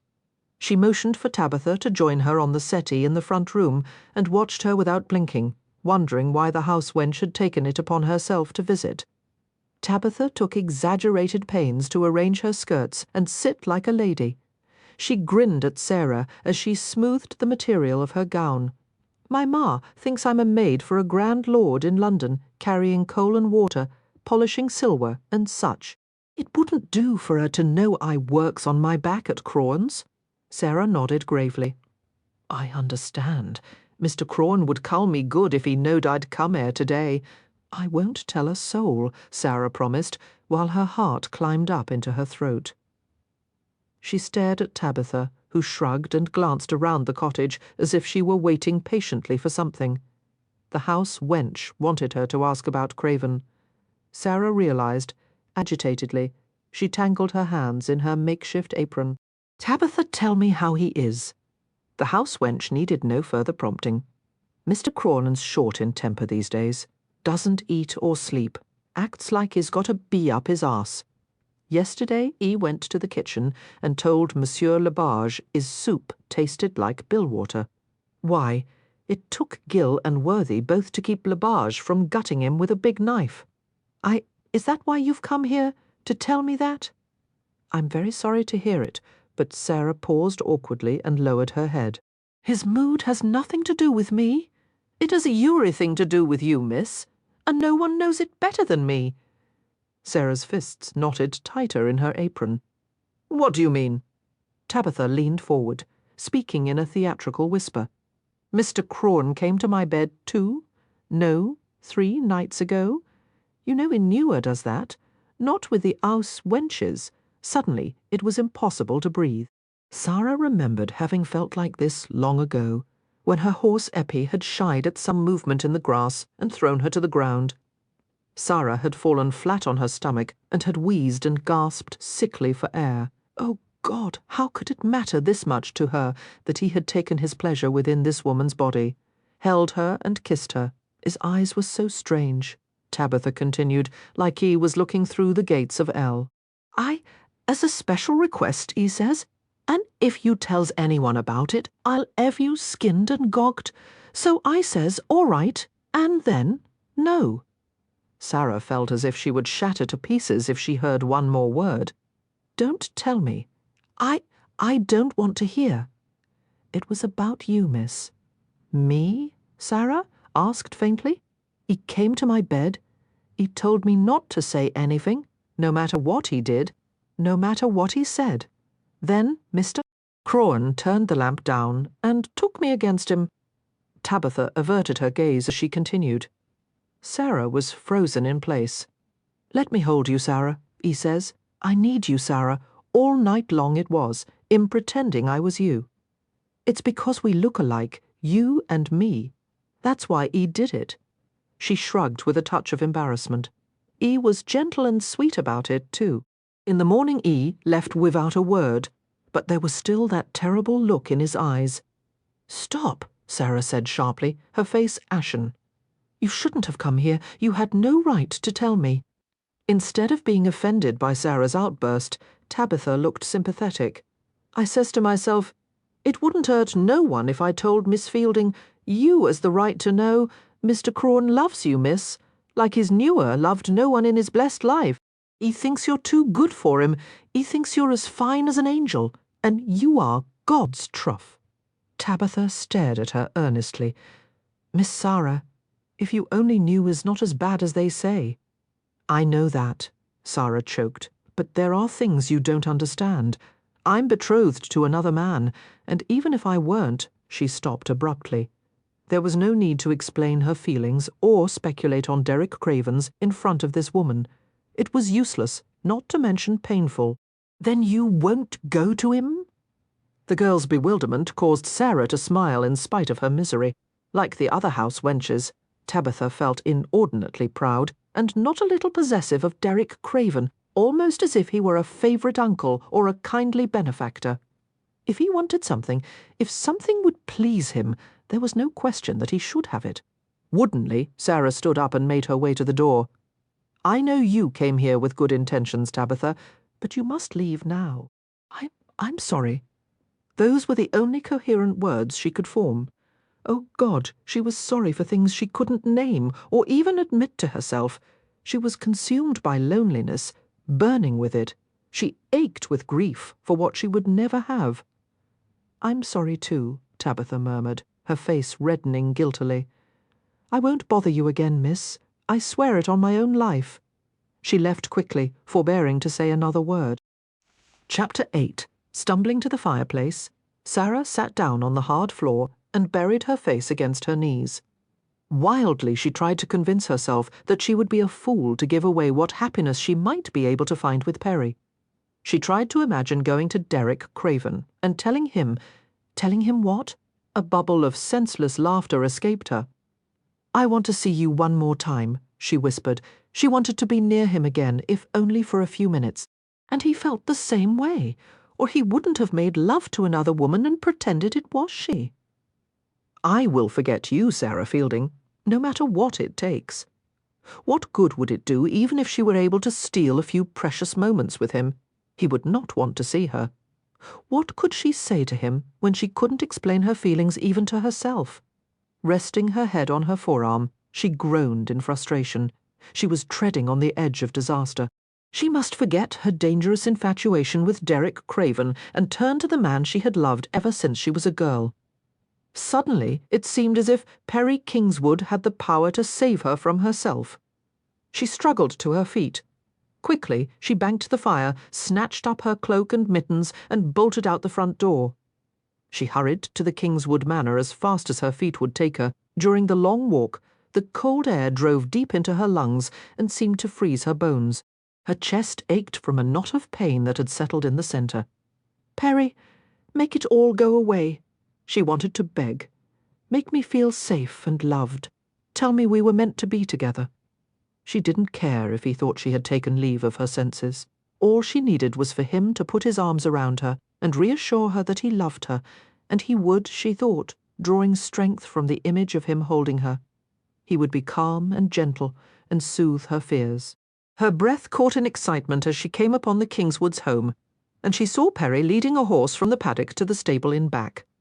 "Perry," she cried, but the wind was blowing, making it impossible for him to hear. Eagerly, she hurried around the house to the stable. The sturdy structure was warm and sheltered from the wind, filled with the familiar smells of hay and horses. Perry, who was clad in a heavy wool coat and a knitted hat, was busy leading the horse into a hay-lined stall, aware of her approach. He turned to face her. His colour was high from exercise, and his eyes were like sapphires. "Sara, why are you in such a state? Is something wrong?" "I had to see you this very minute." She launched herself forward and clung to him, dropping her head into the curve of his neck. "Perry, I've been so unhappy, wondering how to get rid of this distance between us. I'm sorry if I've been demanding or unreasonable. I want everything to be right between us. Tell me you love me. Tell me, what's brought this on?" he asked in astonishment, his arms closing around her. "Nothing. Nothing in particular. I just—" Floundering in her excitement, she fell silent and held on to him more tightly. After a minute of wordless surprise, Perry eased her away and spoke in a softly chiding tone. "You never used to carry on so, darling. Running about the countryside with your hair flying and your eyes wild. There's no need for it. Of course I love you. Have I given you reason to doubt that? I'll be glad when you stop writing. It makes you emotional, and that wouldn't do for our children, or me for that matter." He stopped with a muffled sound as Sara took his face in her mittened hands and pressed her mouth to his. She felt his body tense. There was a tentative response, the slightest movement of his lips. But then he pulled back and looked down at her in shocked dismay. "What has happened to you?" he asked sternly. "Why are you behaving this way?" "I want to belong to you," Sara said, her face flushed. "Is it so wrong of me when we'll be married in just a few months?" "Yes, it is wrong, and you know it." His cheeks turned as red as hers. "Decent, God-fearing people should have the moral strength to control their animal urges. That sounds like something your mother would say, not you." Sara pressed against him ardently. "I need you," she whispered, brushing swift, dancing kisses over his cheek and jaw. The blood raced in her veins. "I need you to love me, Perry. Here now." Urgently, she pulled him toward a stack of neatly folded blankets and a few blocks of hay. Perry took a few uncertain steps forward. "Make me yours," Sara murmured, and lifted her mouth, parting her lips enough to let her tongue drift over the surface of his abruptly. Perry sucked in his breath and pushed her away. "No!" He stared at her with a mixture of accusation and desire. "I don't want this, and I certainly don't want to kiss you as if you were some French whore." Sara fell back a step and felt her face stiffen. It was as if she were standing outside herself watching the scene from a distance. "What is it you're after?" he asked heatedly. "Proof that I love you?" "Yes," she stammered. I suppose I am." The admission earned no sympathy or understanding. Instead, it seemed to outrage him further. Such boldness. When I think of the modest, innocent girl you once were. By God, you're acting more like your blasted Matilda than yourself. I'm beginning to suspect you succumbed to the advances of some knave in London. What else would explain your behaviour? Once she might have begged his forgiveness. But now his accusations sparked her own emotions into a white-hot explosion. "Perhaps it's just that after 4 years I'm tired of loving you chastely. And if you're wondering about my virginity, I still have it. Much good it does me. You seem to be far more knowledgeable now than before you left. Maybe I am, she said recklessly. Does it bother you to think that other men might want me? That I may have been kissed by someone other than you? Yes, it bothers me.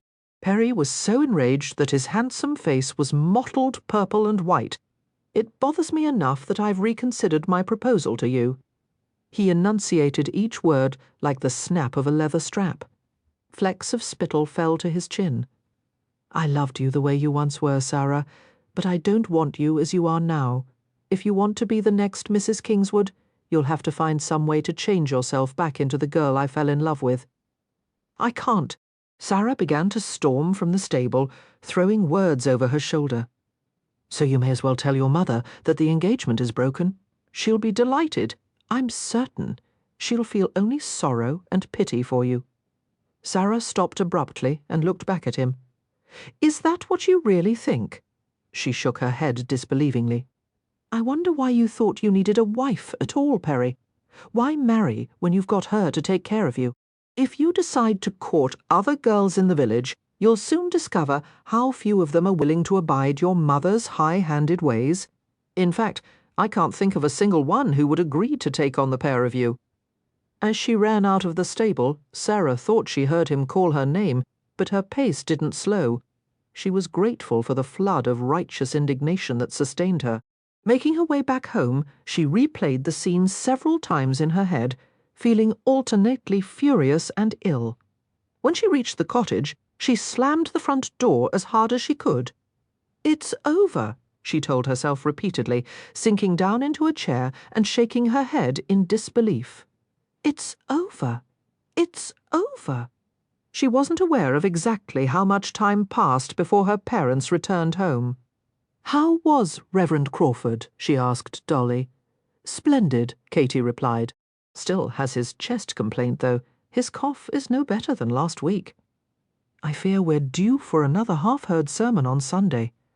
Sara smiled wanly, remembering how hoarse the Reverend's voice had been the previous Sunday. It had been impossible for most of the congregation to hear, especially the elderly parishioners.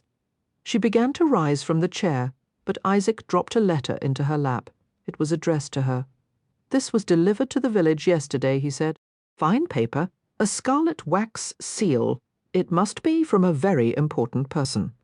Slowly, Sara turned the letter over in her hand, regarding the delicate handwriting and the elaborate crest stamped on the back. Conscious of her parents' interested gazes, she broke the seal and unfolded the smoothly textured parchment. Silently, she read the first few lines. My dear Miss Fielding, since the delightful occasion when we met, I have remembered you often, and I must confess, with a great deal of curiosity. I would dearly love to hear your account of the assembly, and perhaps take some time to further our acquaintance during an upcoming weekend. Sara read further, and then looked up at her parents' quizzical faces. It's from the Countess of Ryford, she said in astonished wonder. I had the opportunity to meet her while I was in London. What does the letter say? Katie asked. Sara looked back down at the letter. She has invited me to stay at Ryford Park for a weekend in Hertfordshire. There will be a ball, grand dinners, fireworks, more than 200 guests. She writes that they have need of someone bright and fresh like me to liven the conversation. Sara gave an incredulous laugh. She can't really mean to invite someone like me to a gathering of the hot ton. Reaching down for the letter, Katie held it at arm's length and squinted at it in an effort to read. How extraordinary! I couldn't possibly accept, Sara said. I don't have the right kind of clothes or a private carriage, and I wouldn't know a soul. And Perry would hardly approve, her father pointed out. Only half hearing the comment, Sara shook her head in confusion. Why would she desire my presence at an event of this sort? Sara caught her breath as a terrible thought occurred to her. Perhaps Lily thought that inviting a country bumpkin would serve as entertainment for her sophisticated guests. They would find no end of amusement in baiting a shy, plainly dressed novelist in their midst. The drumming of her pulse seemed to fill her ears, but as she recalled Lily's sparkling smile, she was ashamed of her own suspicions. She would regard Lily's invitation as the kind-hearted gesture that it was. Imagine the gentry who'll attend, Katy said, examining the letter. I must show this to the Hodges. They'll scarcely believe their ears when I tell them my daughter has befriended a countess. No difference between a countess and a milkmaid in God's eyes, Isaac pointed out, bending to stir up the coals in the grate. Lady Rayford is a unique woman, Sara mused. She is lively, kind, and very generous. A woman of her means can afford to be generous, her father remarked, his eyes twinkling. I imagine there will be a colourful assortment of people at her home, Sara continued. Perhaps even— She bit her lip and tried to quiet the sudden chaos of her thoughts. It was possible Derek Craven would be there. He was a close friend of the Rayfords, all the more reason not to go, she told herself. But her heart whispered a different message. Hours later, when her parents were toasting their feet before the fire and reading passages from the Bible, Sara sat with a lap desk and a leaf of her best letter paper. Carefully she clipped a pen into a tiny pot of ink and began to write. Her hand shook a little, but somehow she was able to keep the words even and neatly formed. My dear Lady Rayford, it is with pleasure that I accept your gracious invitation to the forthcoming weekend at Rayford Park. The astringent smell of gin permeated the air of the apartments above the gambling club. Despite the maid's best efforts to keep the place as immaculate as always, they could do little to repair the destruction Derek had wrought over the past weeks. The thick velvet drapes and elaborate carpets were ruined by liquor stains and cigar burns. A table encrusted with semi-precious stones had been marked by boot heels resting casually on its fragile surface. Litter and discarded clothing were strewn across the floor. The windows were covered to keep out any light. Cautiously Worthy ventured deeper into the apartment, having the vague sensation of intruding into the cave of an ill-tempered beast. He found Derek sprawled on his stomach across an unmade bed. Long legs and bare feet dangled well over the edge of the mattress. There was an empty gin bottle on the floor, drained over several hours of steady drinking. Derek's back tensed beneath the thick ochre silk of his robe as he became aware of the visitor. You took your bloody time, he sneered without looking up. Bring it here! Bring what, sir? The rumpled black head lifted. Derek fastened a bleary glare on the factotum.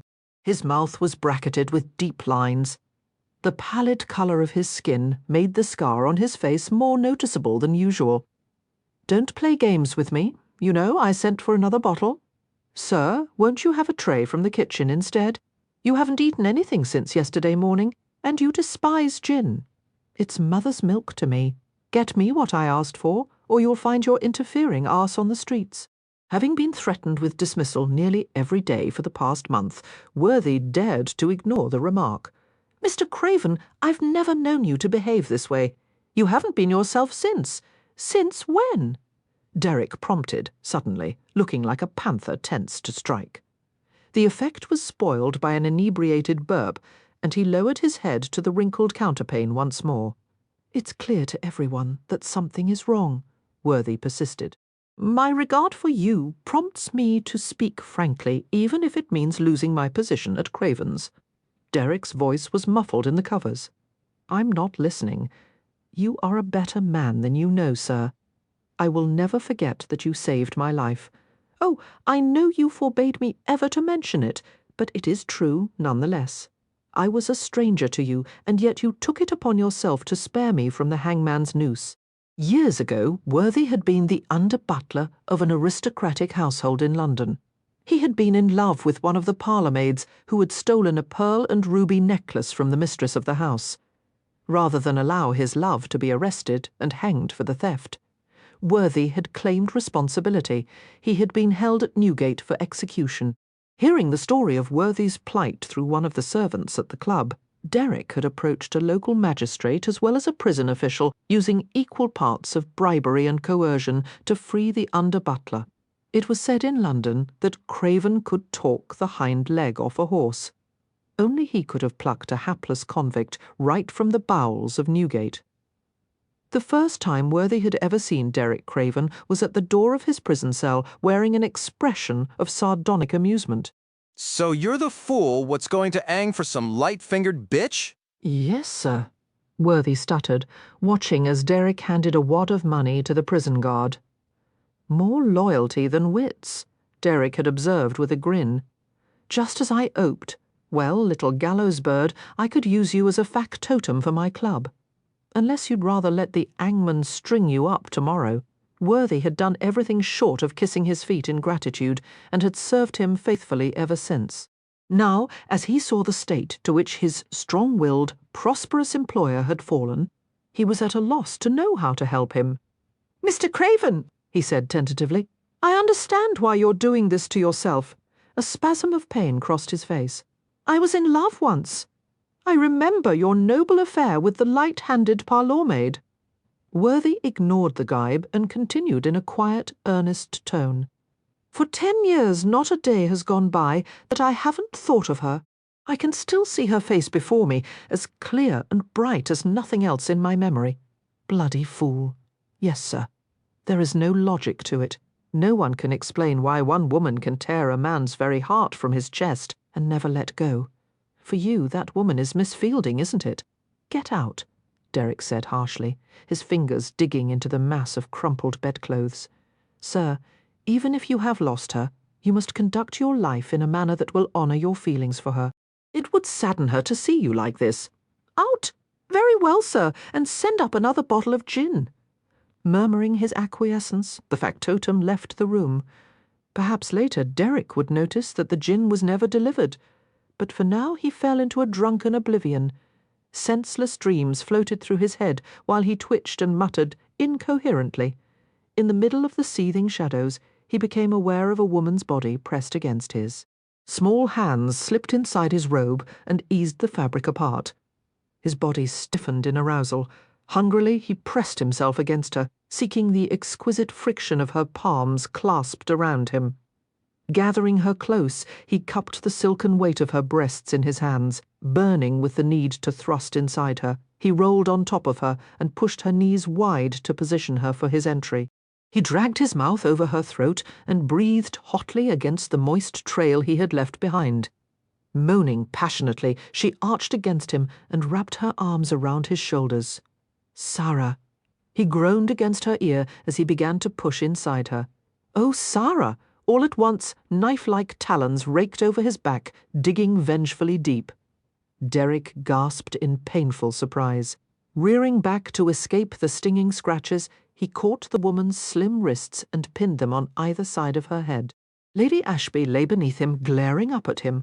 Her fingers were curled into claws, the tips wet with his blood. "You rutting bastard," she spat. "Don't ever call me by another woman's name." Derek heard a dull roar that he didn't recognize as his own, his hands fastened around her neck. A thick red haze surrounded him. His fingers dug into her throat, choking off the pathways of blood and air, until her face turned purple. She stared at him with a twisted grimace of triumph, as if she welcomed his murderous grip on her throat. Just as her eyes began to roll back in her head, he released her with a feral snarl and leapt off the bed. Joyce curled in a heap amid the tangled covers.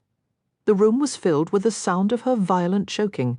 Clenching a shaking hand around the tasselled bell-pull, Derek rang for Worthy. Dazedly, he walked to the window and gathered the open robe around himself. He rubbed his unshaven jaw, the bristles as rough as wire. "Mad as a weaver," he muttered. It wasn't clear if he was referring to Joyce or himself. She finally regained enough breath to speak. "What stopped you from killing me?" He didn't look at her. "I won't hang for your murder. I'd like to die," she wheezed sickly, "and take you with me." The scene disgusted Derek, nauseated him. It was an echo of his past, a reminder that the years of depravity would always haunt him, making any sort of normal life impossible. The sour taste of defeat filled his mouth. Worthy appeared, wearing an expression of blank surprise as he saw the naked blonde woman on Derek's bed and her discarded gown on the floor. "It's Lady Ashby," Derek said curtly, walking to the door, blood from the nail marks on his back soaked through his robe. "Find out how she got in here. Get rid of whoever's responsible for letting her inside." His narrowed eyes swerved from the woman on the bed to the factotum. If she ever sets foot in Craven's again, I'll kill her, right after I clean and bone you like a mackerel." Joyce raised herself on her hands and knees like a golden cat. Strands of her hair fell over her face, and she watched Derek intently through the gleaming wisps. "I love you," she mewed. Something about her tone sent a chill down Derek's spine. Some insistent, wild note that warned she would never admit defeat. "Go to hell," he said as he left the room. The hired carriage travelled along the mile-long drive that led from the 15th-century gatehouse through a lush, landscaped park. Eventually, the vehicle reached the splendid Rayford mansion. Sarah's knees turned weak as she stared through a corner of the carriage window. "Oh my," she breathed. A nerveless shiver went from her head to her toes. She most definitely did not belong here.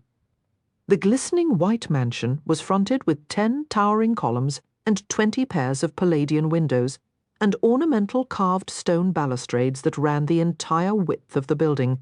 A regal procession of chimney stacks and towering domed projections on the roof gave the mansion the appearance of reaching for the sky, before Sarah had the presence of mind to direct the driver to return to Greenwood Corners.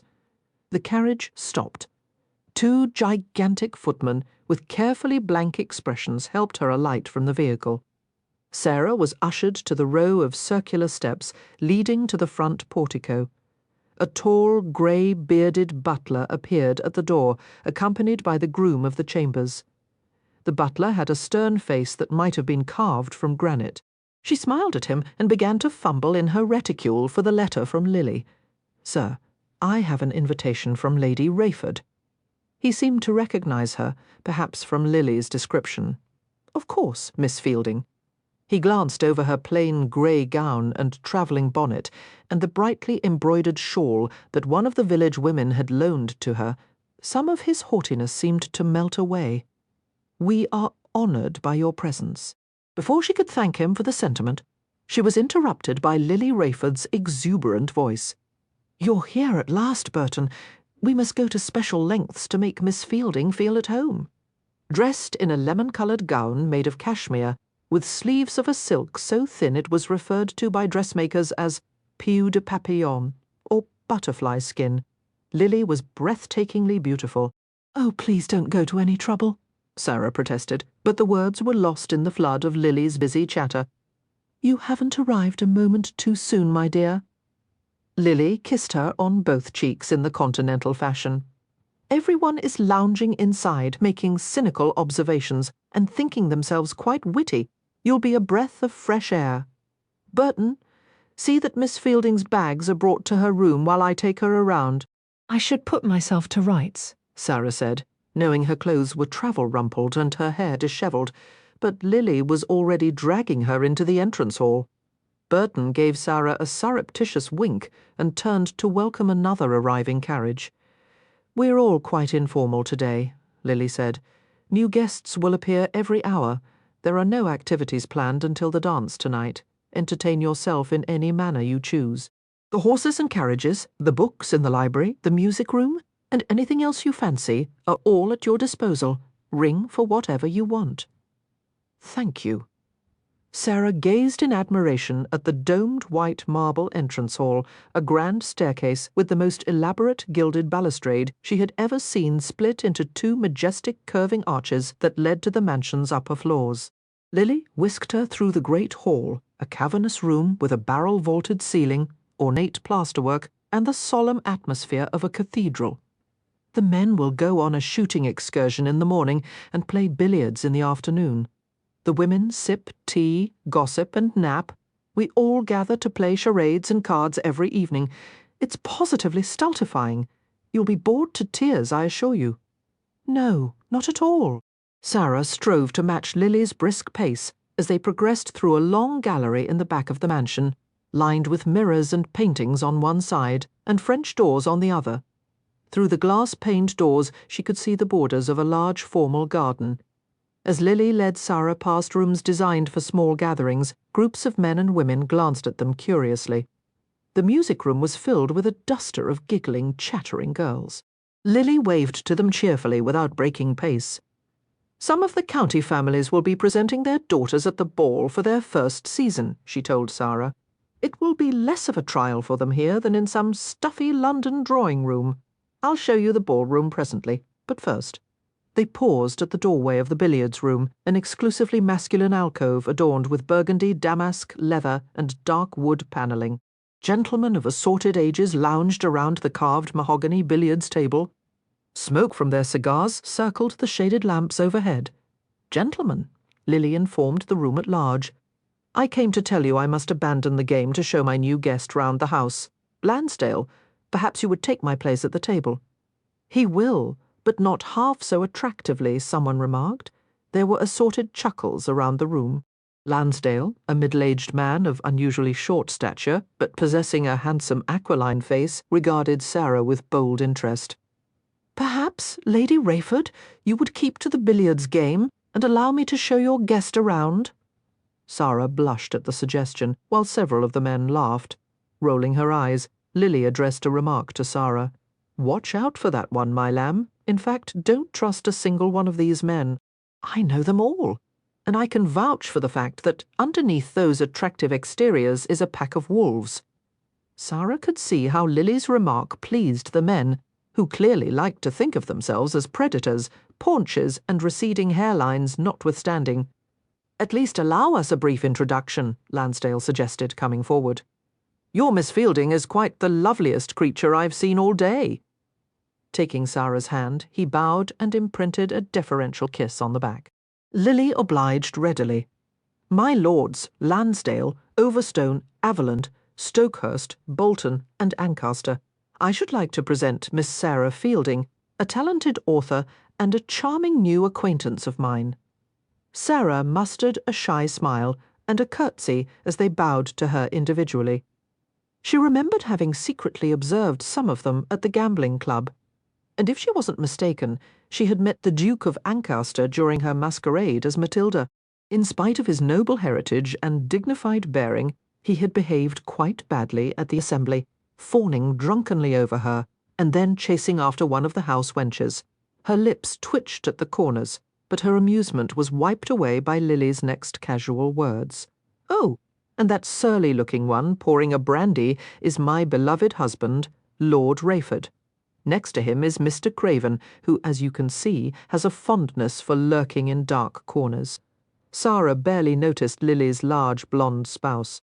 Her round blue eyes flew to the lean, sinister form that detached from the shadows. He bowed as the others had, the movement impeccably graceful for such a large man. There was no sign of recognition on his face. The air of toughness and vital masculinity was the same as she remembered. His skin looked as swarthy as a pirate's against the snowy linen of his cravat. The scar on his face had faded, so that his intense green eyes dominated every other feature. Closed in a small room with these gently born men, he seemed like a panther keeping company with house cats. Sara couldn't have said a word to save her life. Her mouth felt as if it were filled with dust. The other occupants of the room couldn't help but notice the sudden electric silence.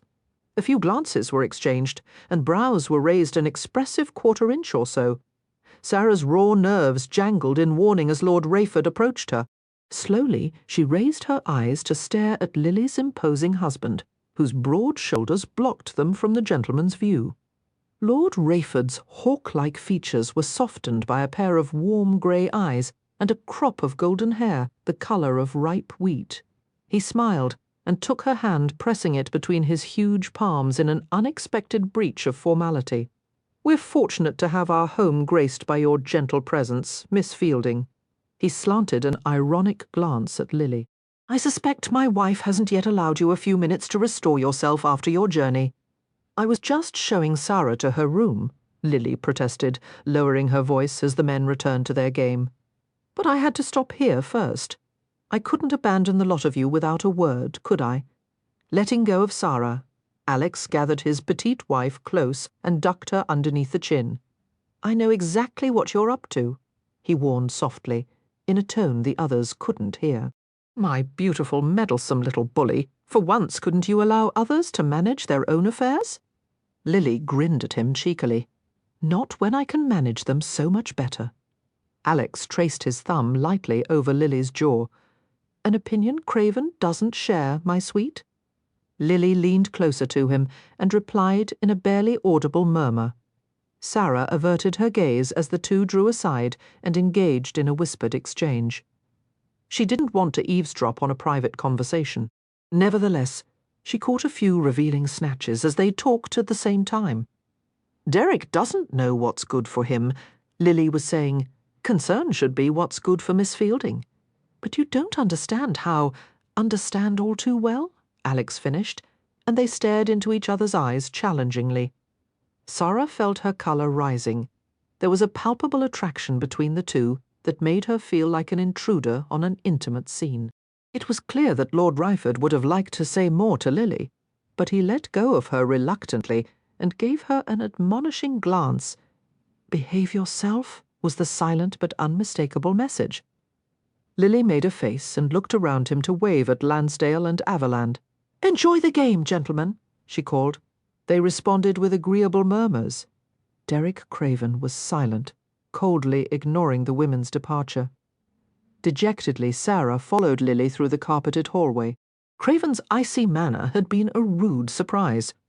She scolded herself silently for thinking that he might actually be glad to see her. Instead, it seemed likely that he would ignore her for the entire weekend.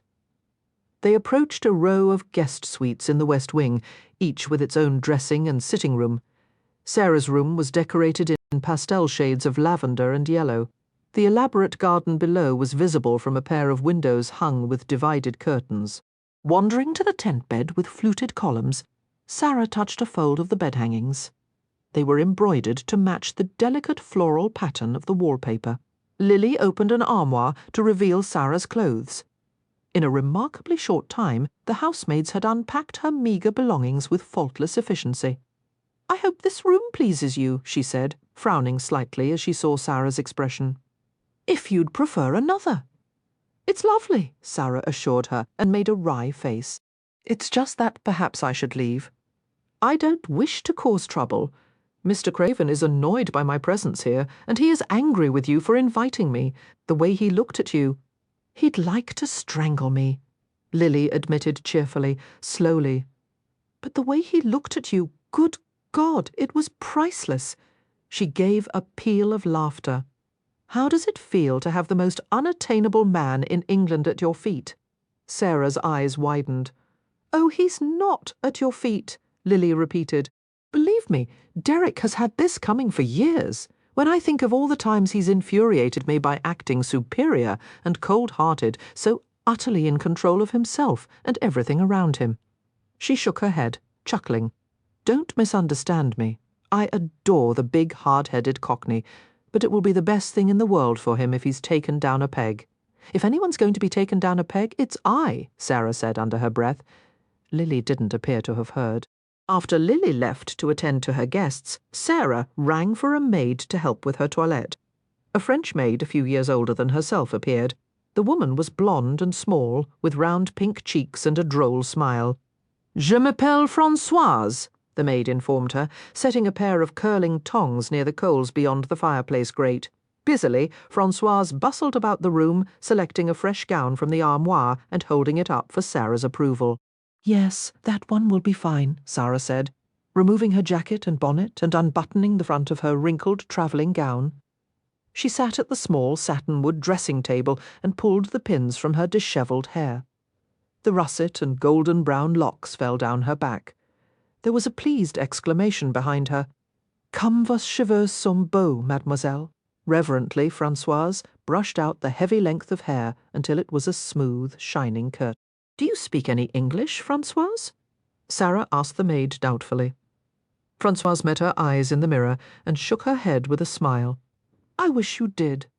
French women are supposed to know all about matters of the heart. I need some advice." Hearing the disconsolate note in her voice, Françoise said something that sounded sympathetic and encouraging. "I shouldn't have come here," Sara continued. "By leaving Perry, I've thrown away what I thought I always wanted. I hardly recognize myself, Françoise.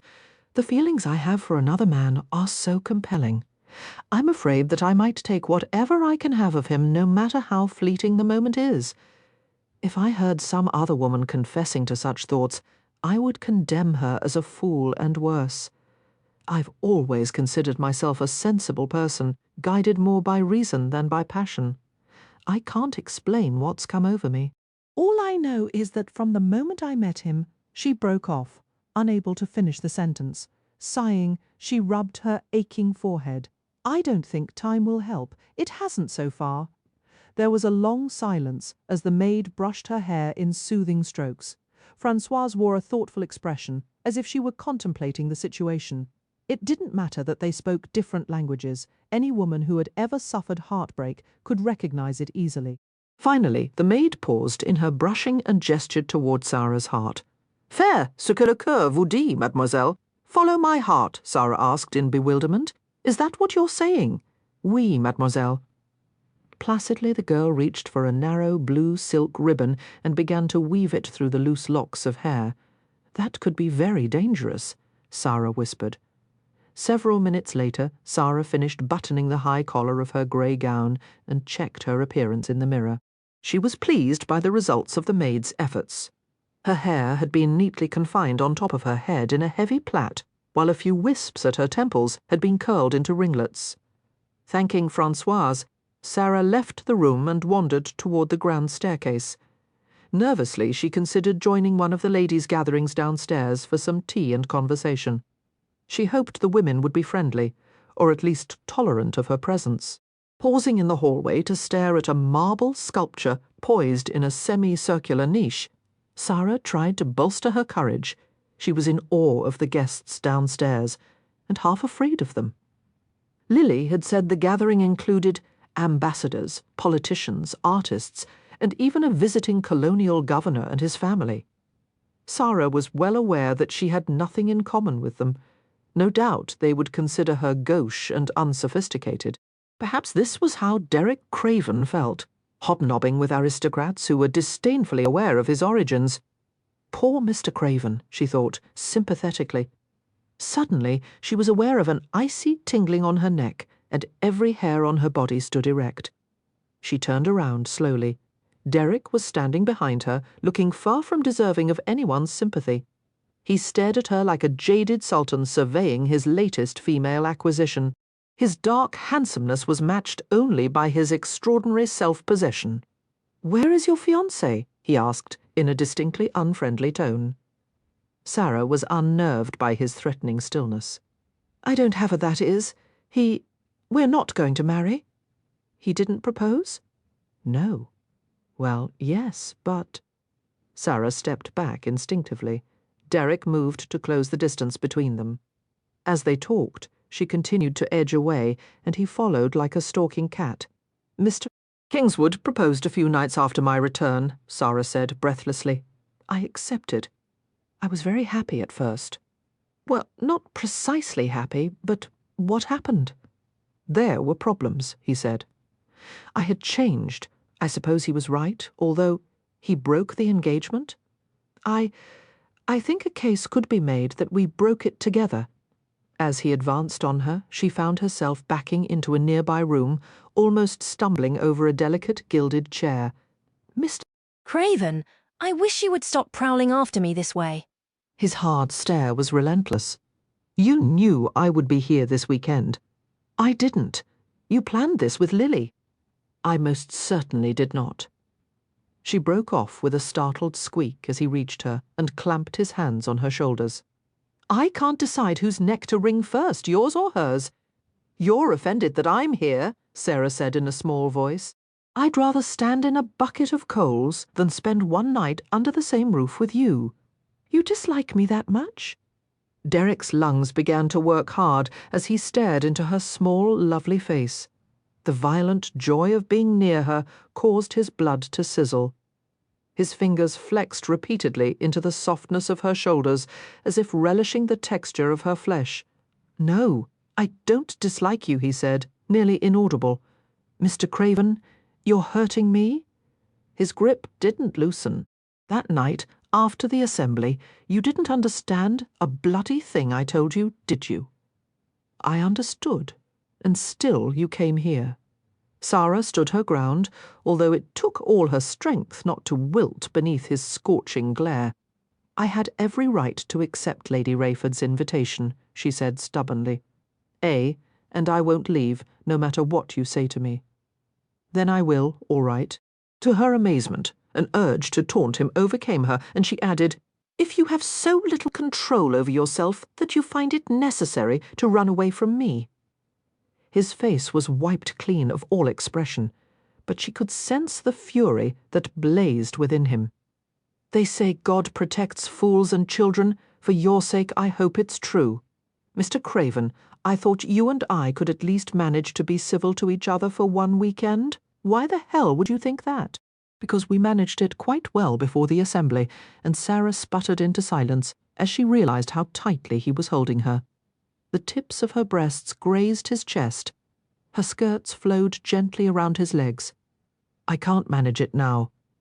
He gripped her inflexibly until she felt the hot, leaping pressure of his arousal against her stomach. His eyes blazed like emeralds in his austere face.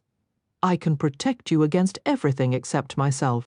She knew that his grasp was deliberately painful, but instead of resisting, she relaxed against his hard body.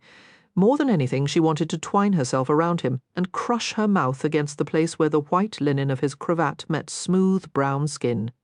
Her hands crept up his broad shoulders, and she stared at him wordlessly. Derek feared he was a hair's breadth away from attacking her. "Why didn't you marry him?" he asked hoarsely. "I don't love him."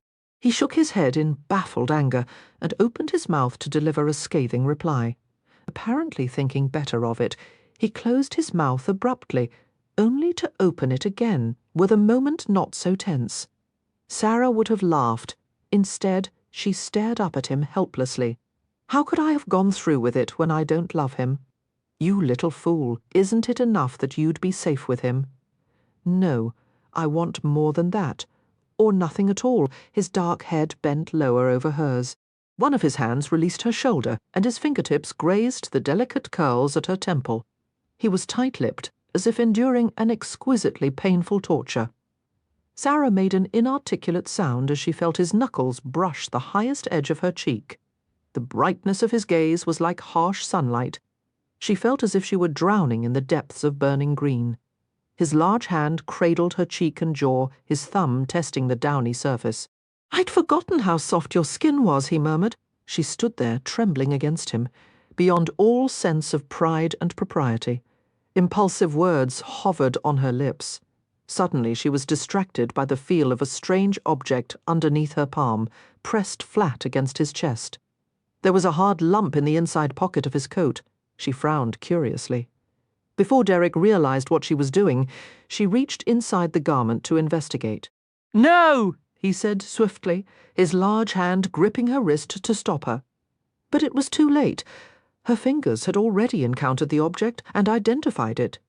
With a disbelieving look on her face, Sara pulled out the tiny pair of spectacles she thought she had lost at the club. "Why?" she whispered, amazed that he was carrying them in his breast pocket. He met her gaze defiantly, his jaw set, a small muscle twitched in his cheek. Then she understood. "Are you having problems with your sight, Mr. Craven? she asked softly. Or is it your heart? Just then, they both heard the sound of distant voices down the hall. "Someone's coming," he muttered, and released her. Wait! He was gone in an instant, as if the hounds of hell were nipping at his heels, still clutching the spectacles. Sara bit her lip. In her wild mixture of emotions, relief that he still wanted her, fear that he would leave, nothing was as strong as the desire to comfort him. She wished she had the power to reassure him that his love wouldn't hurt her, that she would never ask for more than he could give. Harassed by a flood of minor difficulties, Lily searched for her husband and found him alone in the hunting room. He was seated at a desk with an empty cigar box in his hand. Alex smiled at the sight of her, but his expression changed to a questioning frown. "What is it, sweetheart?" Lily talked even more quickly than usual, a sure sign of her frustration. "To begin with, Mrs. Bartlett is demanding that she have her room changed, claiming the view doesn't suit her, when it's perfectly obvious that what she really wants is to be located next to Lord Overtone, with whom she's carrying on a flaming affair. So, let her have the room. It's already occupied by Stockers. Alex considered the dilemma with apparent seriousness. I don't think Stockers would like to find Overtone in his bed, he mused, and snickered at the image of the two lecherous old rakes sneaking through the mansion at night to find the delectable Mrs. Bartlett. Oh, go on and laugh. But I have even worse problems to tell you about. The cook's been taken ill. Nothing serious, thank God. But she's gone to bed and the rest of the kitchen staff is trying to organise themselves, and I can't guarantee that supper will be edible tonight. Alex made a dismissive gesture, as if that were the least of their worries. He held up the empty box. My stock of cigars is out. Did you remember to order more? I forgot, she admitted with a rueful sigh. Hell, he frowned. What are the men and I supposed to smoke while we're having our after-dinner port? You wouldn't like my suggestion, Lily replied pertly. Oh, the children have lost the puppy again. It's somewhere in the house, Nicole says. In spite of his annoyance over the cigars, Alex laughed. If that blasted animal ruins any more family heirlooms, it was only one chair. Lily protested. They were interrupted by Derek Craven's explosive entrance. The edge of the door careened into the wall as he came into the room and fixed Lily with a violent glare. I'm going to stuff you down the nearest well driven by a strong instinct for self-preservation. Lily skittered hastily to Alex and settled herself on his lap. I can invite whomever I want to my weekend parties. She defended herself, watching Derek from within the protective circle of her husband's arms. Derek's eyes blazed green fire. I told you never to interfere in my life the way you do others. Easy, Craven, Alex said calmly, squeezing Lily tightly to keep her silent. I agree that Lily occasionally goes a step too far with her meddling, but it's always with the best of intentions, and in this case I don't see why the presence of one small, shy woman should affect you so greatly. He arched a tawny brow in the mocking tradition of his aristocratic ancestors. With all your experience, surely you don't perceive Miss Fielding as a threat. Both the Ryfords were amazed to see a dark flush cover Derek's face. You have no idea in hell about the trouble she can cause. That remark earned a sceptical look from Alex. She won't cause any trouble this weekend, he replied evenly. We're all here to socialize, enjoy the scenery, and take the fresh air, glaring at them both. Derek hesitated, as if yearning to say something else.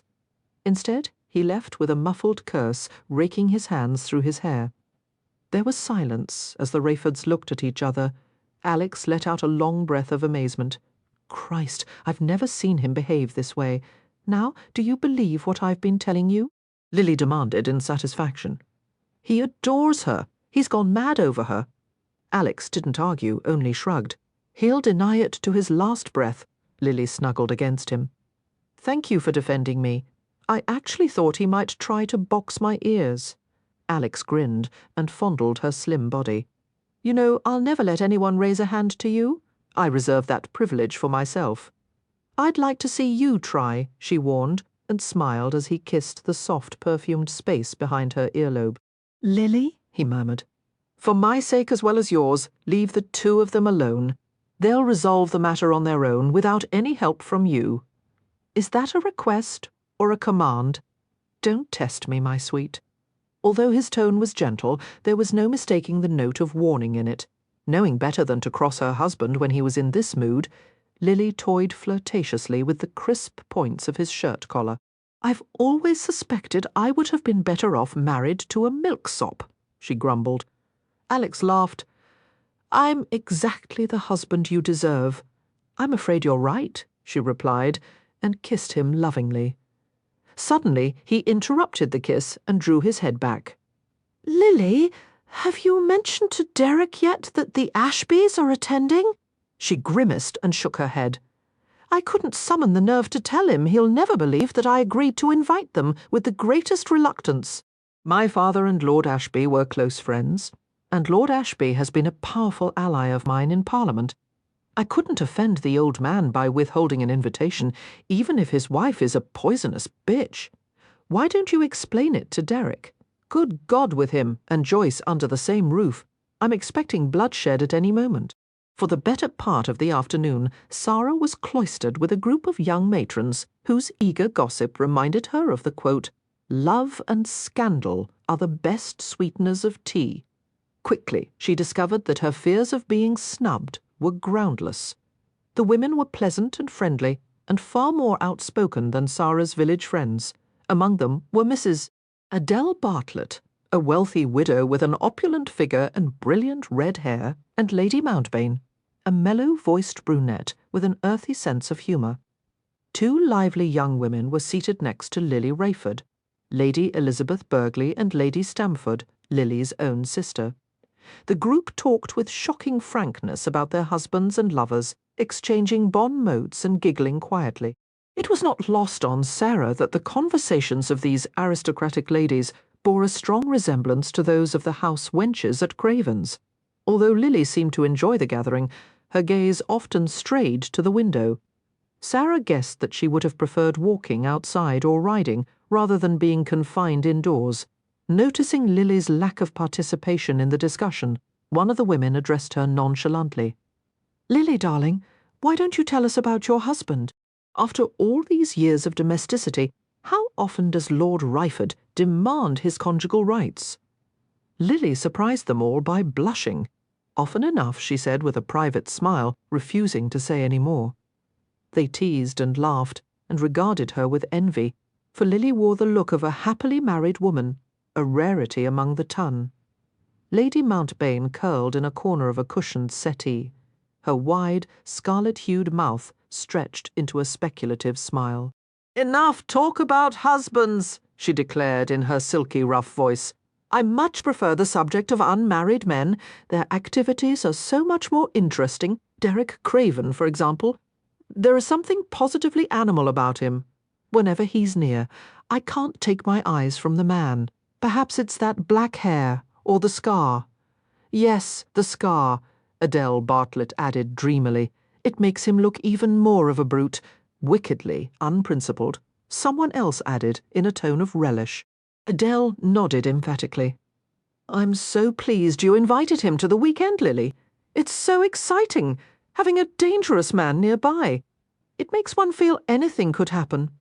"Nonsense," Lily said in reply to the comments. "Derek is no more dangerous than that cat near the hearth." A few gazes settled doubtfully on the sleeping animal, a fat and lazy Tom who had far more interest in chasing after supper than after other felines. Reading their disbelief, Lily changed the subject adroitly. "No more talk about men. They're bothersome creatures, and that is that. We have more important things to discuss." "Such as?" Adele was clearly wondering what could be more important than men.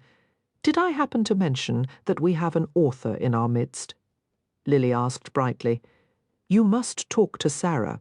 You loved the novel Mathilda, didn't you?" In order to keep from drawing attention to herself, Sara had taken an inconspicuous place in a chair near the corner. Suddenly, she found herself the focus of every pair of eyes.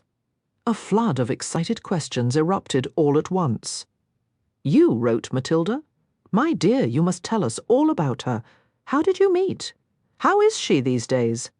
Sara smiled and made a valiant attempt to reply, but she soon found that it didn't matter what she said, for they all answered their own questions and went right on talking.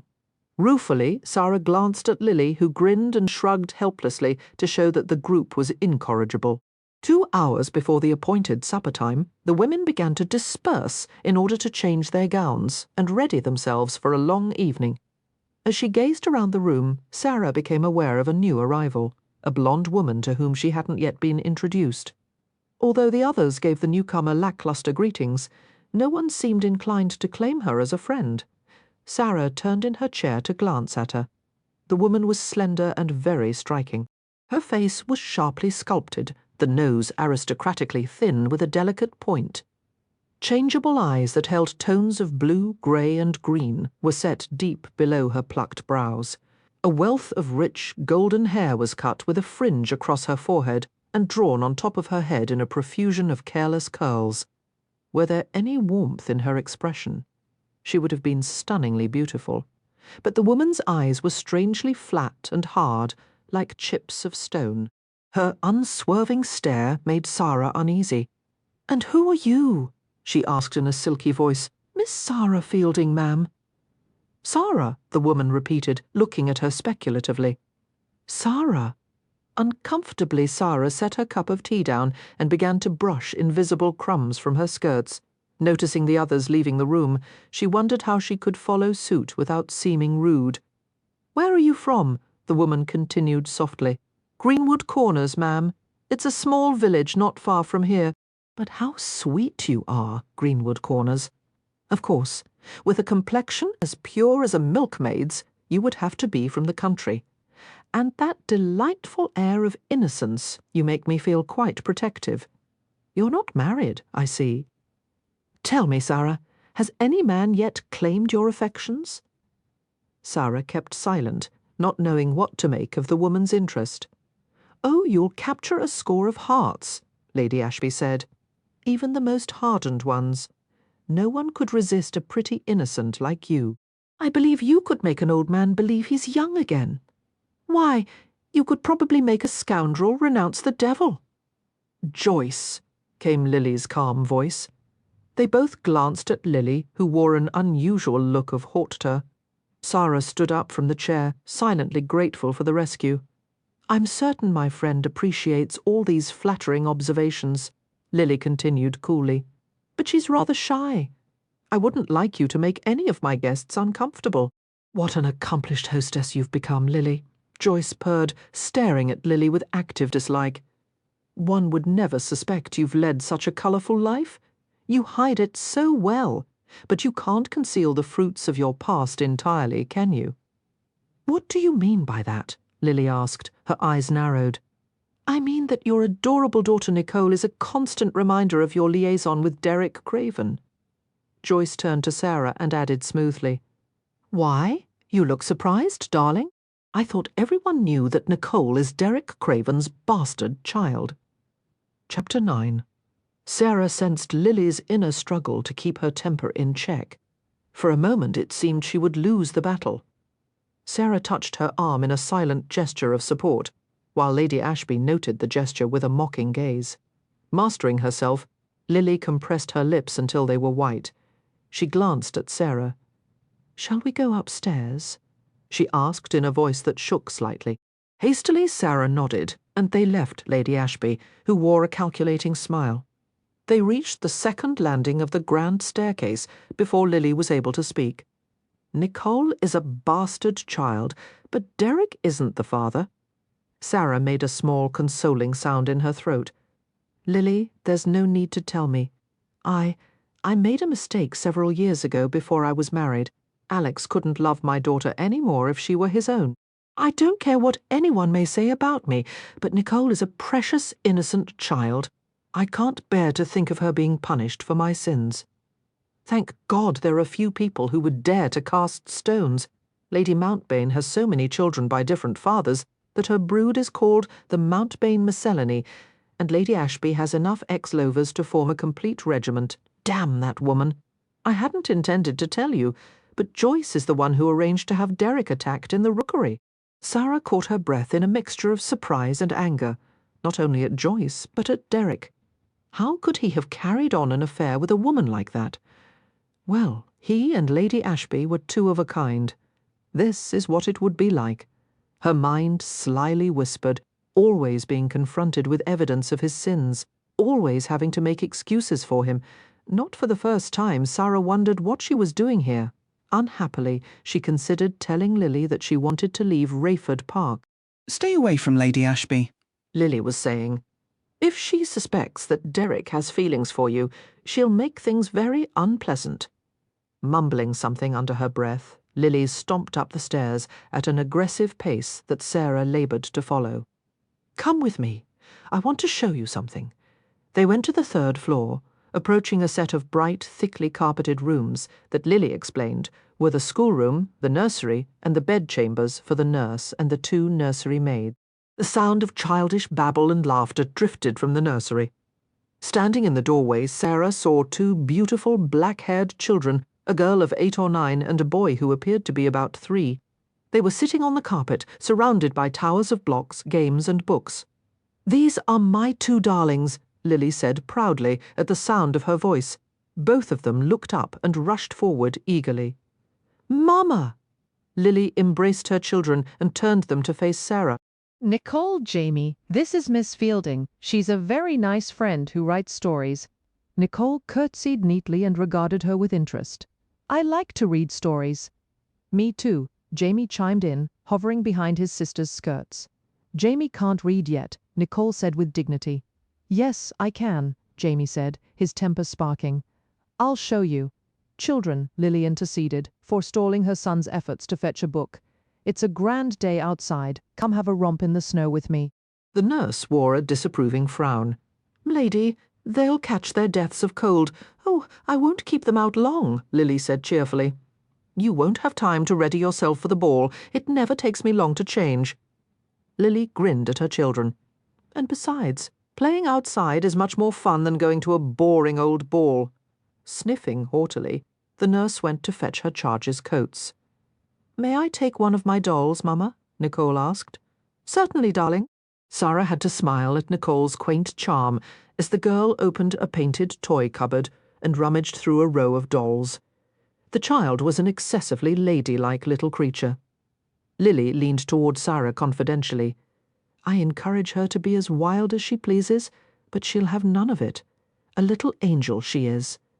Completely unlike me," she laughed quietly. "Wait until you have children, Sara. They'll probably be perfect hellions."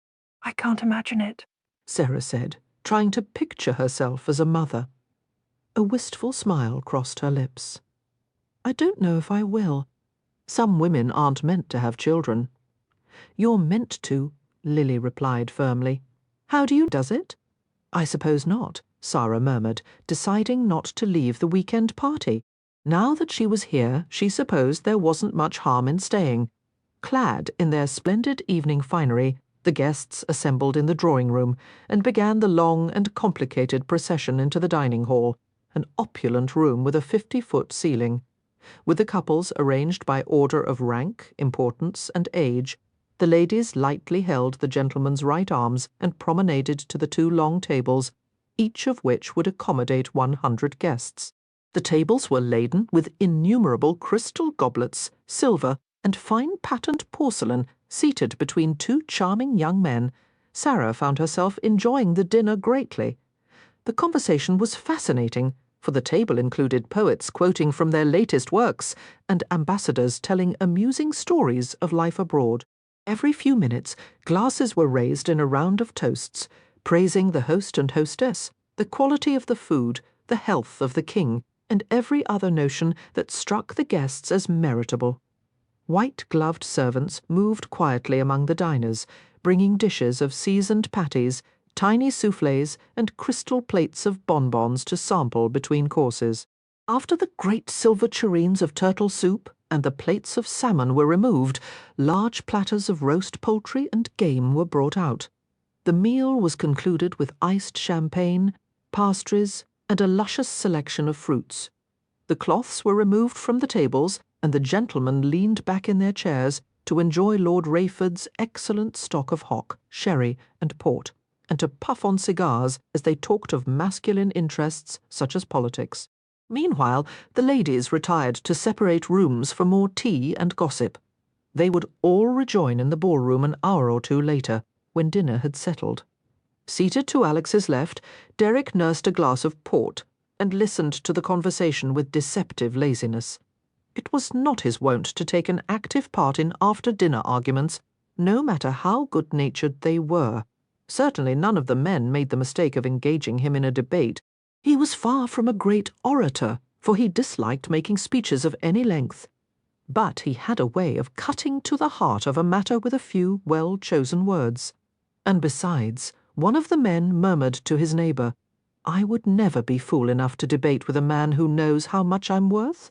How does he know that? He knows how much everyone is worth, down to the last farthing." As the gentlemen drank deeper into their cups, the conversation turned to a bill that had recently been dismissed in Parliament. It would have abolished the practice of using climbing boys to clean chimneys. But Lord Lauderson, A fat, long-winded earl who had a habit of turning almost everything into an occasion for jokes and amusement, had made a humorous speech in the House of Lords that had killed the bill. A few of his witticisms were recounted at the table, and many of the men were laughing in appreciation. Proud of his own cleverness, Lauderson beamed until his face turned as pink as a cherub's. "I say, I was in good form that day," he said, with a chuckle. "Glad to entertain. My good fellows always glad of it." Slowly, Derek set down his glass in order to keep it from splintering in his hand. He had supported the bill with as much money and behind-the-scenes manipulation as possible. With all that and Ryford's support, the bill had been guaranteed to pass until Lauderson's facetious speech. All at once, Lauderson's boasting was too much to take. "I hear you were quite amusing, my lord," Derek said. His tone was soft, undercutting many of the boisterous jests that were being tossed back and forth. "But I doubt a group of climbing boys would have been as appreciative of your wit as Parliament was." The table quieted immediately. Many gazes turned to his impassive face. Derek Craven always gave the appearance of never caring about anything, but it seemed that this issue was of more than passing importance to him. More than a few guests recalled the rumours that Craven himself had been a climbing boy. Their smiles faded noticeably. "It's clear that your sympathy rests with the boys," Lauderson commented. "I pity the poor little wretches himself, but it's a necessary evil." "The work they do could easily be taken care of with long-handled brushes," Derek said evenly. "But not as efficiently as the small boys do it. And if the chimneys aren't properly cleaned, our valuable homes could catch on fire. Would you have us put our own lives and property at risk for the sake of a few Cockney brats?" Derek stared at the gleaming mahogany surface of the table. "With that one entertaining speech, my lord, you sentenced thousands of innocent boys to death for years to come. To something worse than death. They are sons of day labourers, Mr. Craven, not sons of the gentry. They will never amount to anything. Why not put them to good use?" "Craven," Alex Rayford muttered, fearing that an ugly scene was about to take place. But Derek lifted his eyes and regarded Lauderson in a cool, almost pleasant manner. "You almost tempt me to give you back a pig of your own sow, my lord." "What does that mean?" Lauderson asked, chuckling at the crude Cockney expression. "It means the next time you defeat a bill, I'm particular too. Using one of your frivolous, high-kick speeches, I'll stuff your gullet full of soot and mortar and shove your fat arse up a chimney, and if you get stuck there, I'll light straw beneath you, or jab pins into your feet to get you going, and if you complain of burns from a hot flue or of suffocation, I'll flay your hide with a leather strap. That's what a climbing boy goes through every day of his miserable existence, my lord. That's what the bill would have prevented." Giving him a chilling glance, Derek stood up and left the dining hall with a measured tread. Lauderson had turned scarlet during the contemptuous speech. What gave Craven the idea that his opinion is worth a farthing? His voice echoed in the deadly quiet of the room. "A man of no blood, no education, and certainly no refinement. He may be the wealthiest bastard in England, but that gives him no right to speak to me in that insolent manner." He glanced at Alex in rising indignation. "An apology is due me, sir. Since you're responsible for inviting the man, I'll accept yours in lieu of his." The assemblage froze. Not even a creak of a chair disrupted the silence. Alex's face was like carved marble as he returned Lauderson's stare. "Excuse me, gentlemen," he finally said. "The air in here has suddenly turned foul." He left the table with an expression of distaste, while Lauderson's eyes bulged. Alex couldn't find Derek until the ball had begun. He walked into the ballroom, pausing to observe the orchestra nearly concealed behind huge banks of roses. A row of French crystal chandeliers, each weighing 1,000 pounds, shed sparkling light over the gleaming floor and the huge columns of fleur-de-pêche marble. Lily presided over the ball with her usual warmth and grace, effortlessly making everyone feel welcome. Catching sight of Derek taking a drink from the tray of a passing servant, Alex went to join him.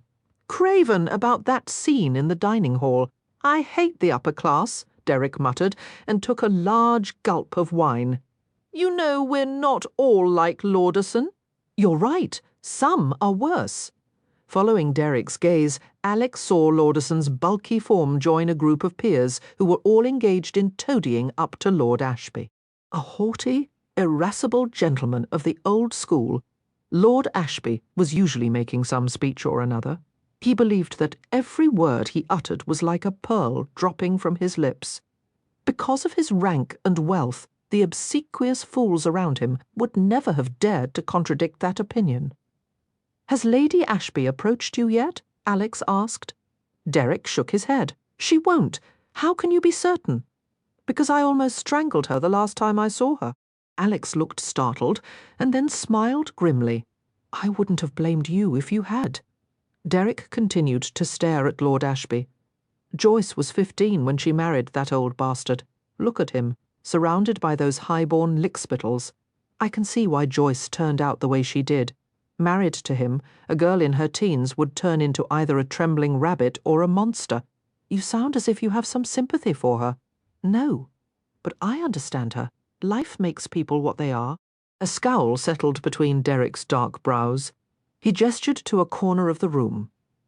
If any one of those fine barons or viscounts had been born in the rookery, they wouldn't have turned out any better than I did. Noble blood counts for nothing. Following Derek's gaze, Alex saw a growing coterie of men around Sara Fielding.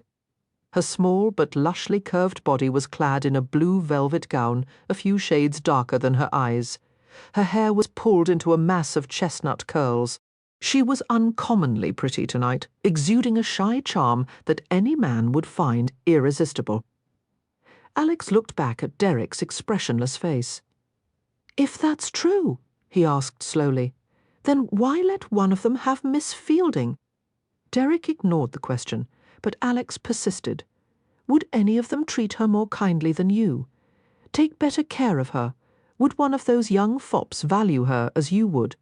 The green eyes glinted coldly. "You of all people know what I am." "I know what you were," Alex replied. "Even 5 years ago I would have agreed that you didn't deserve someone like her. But you've changed, Craven. You've changed enough. And if she finds something in you that's worthy of her affection, for God's sake, don't argue with a gift that fate has handed you." "Oh, very simple," Derek jeered. "It doesn't matter that I was born a bastard. She deserves nothing better than a man with a false name, fine clothes, and a sham accent. It's not important that I have no family and no religion. I don't believe in sacred causes or honor or unselfish motives. I can't be innocent enough for her. I never was. But why should that matter to her?" His lips pulled into a sneer. "A match between us wouldn't be a gift of fate, Rayford. It would be a bloody joke." Alex dropped the argument immediately. "Apparently you know best. Pardon, but I have to go search for my wife, who's probably fending off her own set of admirers. Unlike you, I have a jealous streak as wide as the Thames." "More like the Atlantic," Derek muttered, watching his friend wander off. He turned his attention back to Sara and the bucks who hovered around her. Jealous streak couldn't begin to describe how he felt. He despised the men who sought her favor. He wanted to snarl and gnash his teeth at them and take her far away from their roving hands and leering gazes. But what could he do with her? The idea of making her his paramour was as unthinkable as marrying her. Either way, he would ruin her. The only choice was to stay away. But that seemed as simple a solution as stopping himself from breathing. The physical attraction was powerful, but more irresistible than that was the alarming feeling he had when he was near her, a feeling that came perilously close to happiness. No man on earth was less entitled to that than he was. He was nowhere in sight, but Sara had the feeling that Craven was watching her. Earlier, he had been mingling and exchanging pleasantries with guests. It hadn't been lost on Sara that women were sending him all manner of signals, flirtatious glances, playful taps on his shoulder with their fans, and in one case the bold, deliberate brush of a thinly covered breast against his arm. Women were fascinated by his mixture of earthiness and elegance. It was as if there was a dark, smouldering fire buried beneath a layer of ice, and each woman hoped to be the one to break through his reserve. Miss Fielding, Viscount Taversham, interrupted her thoughts. He stood an inch too close and stared at her with soulful brown eyes. Perhaps you would honour me with another waltz." Sara smiled at him blankly while she thought of a suitable reply. She had danced with Taversham twice already. A third time was out of the question. It would be noticed by the guests, and it would lead to improper speculation. Not that she didn't like the impulsive young rake, but she didn't wish to encourage his attentions. "I'm afraid the dancing has made me rather fatigued," she said with an apologetic smile. Actually, it was true. Several waltzes and vigorous quadrilles had made the soles of her feet sore. "Then we will find a quiet place to sit and talk." He offered his arm in a courtly gesture. Clearly, there was no way to avoid him. Sighing inwardly, Sara accompanied him to the long gallery with its multitude of French doors, and sat on a polished wooden bench with an ornately carved back. "Would you like some punch?" Taversham offered, and she nodded. "Don't go anywhere," he admonished. "Don't even bat an eye. I'll return momentarily. And if any man approaches you, tell him you're spoken for," giving him a mock salute. Sara pretended to freeze in place, and he grinned at her before leaving. Couples promenaded back and forth along the gallery, admiring the view of the terrace and the fountain in the snow-covered garden outside. Toying with the sparkling beadwork on her gown, Sara thought of the last evening she had worn it. A soft smile curved her lips. He had been carrying her spectacles right next to his heart. A man wouldn't do something like that unless the thought filled her with nervous energy. She stood up, ignoring the protesting twinge of her feet. The garden was visible through the frosted windows, the hedges delicately coated with ice, the shadows cold and quiet, pale blue moonlight gleamed over the frozen fountain and the bordered walkways. After the crowded, music-filled ballroom, the quiet garden was an inviting sanctuary. Obeying a sudden impulse, Sara slipped to the French doors and turned one of the gilded knobs. She shivered as a winter breeze caressed her bare shoulders and closed the door behind her. The garden was like a snow palace. Carefully she made her way along a gravelled path, filling her lungs with refreshing air. Lost in her thoughts, she wandered until she heard a sound behind her. It might have been the rustle of another breeze or her name, whispered in a low voice. Sara turned around, the ice-dusted hem of her skirt whirling and settling at her feet. He had been watching her, she thought, and a winsome smile broke over her face as she looked at the man standing a few yards away. "Somehow I thought you might follow me," she said breathlessly. "At least I hoped you would." The stern cast of Derek's face concealed a torrent of repressed emotion. How could she smile at him like that? He was shaking with cold and heat and need. God, he couldn't bear the way she looked at him, as if she could see down to the darkest recesses of his soul. She began to approach him. Without meaning to, he reached her in 3 strides and snatched her in his arms. Her joyous laugh tickled his ear as he lifted her off her feet. Urgently his mouth roved across her face, with rough kisses that stung her cheek, her chin, her forehead. She caught his lean jaw in her hands to hold him still. The moonlight was captured in her glistening eyes as she stared up at him. "I want to be with you," she whispered, "no matter what happens." No one in his life had ever said such a thing to him. Derek tried to think above the pounding of his heart, but she brought her soft mouth to his, and all reason was lost. Hungrily he bent over her, trying not to hurt her with the force of his kisses, trembling with an emotion as ferocious as it was tender. Lily's teeth chattered from the cold as she crept stealthily through the garden and positioned herself behind a frozen tree. Catching sight of Derek and Sara in the distance, locked in a passionate embrace, Lily broke into a wide grin. She had to restrain herself from doing a little victory dance, rubbing her hands together to warm them. She considered a variety of matchmaking strategies. "Lily," the quiet whisper gave her a start, just before her husband's arms closed around her. "Why the hell are you out here?" Alex murmured, pulling her back against his tall body. "You've been following me," Lily exclaimed indignantly, keeping her voice low. "Yes, and you've been following Derek and Miss Fielding?" "I had to, darling," she explained innocently. "I've been helping them, oh," he said sardonically. "At first it appeared as if you were spying on them," ignoring her protests. Alex began to drag his wife away from the scene. I think you've helped enough, my sweet, spoil-sport, Lily accused, pulling against his firm grip. I just want to watch a moment longer. Now, leave the poor devil alone, determined to have her way. Lily braced her feet against the stone border of a pathway. Not yet, Alex, oof! With one easy tug, he had jerked her off balance, causing her to fall against him. Watch your step, he advised mildly, as if the stumble had been her fault. Her dark eyes met his twinkling grey ones. You heavy-handed, overbearing tyrant, she accused, and began to giggle as she pounded his chest, grinning. Alex subdued her struggles and kissed her amorously. He stopped only when she was out of breath. At the moment, Derek doesn't need your help. His hands wandered boldly over her tulle and satin ball gown. But I have a problem that needs immediate attention. Oh, what problem is that? His lips wandered to her neck. I'll have to show you in private. Now, she asked, scandalized. Really, Alex, you can't mean now, he assured her, and capturing her hand in his, began to walk her back to the mansion. Lily's fingers laced with his, while her heart beat in anticipation. In spite of his obstinate, overbearing nature, she thought him the most wonderful husband in the world, and was about to tell him so, when suddenly they nearly bumped into the solitary woman who crossed the path before them.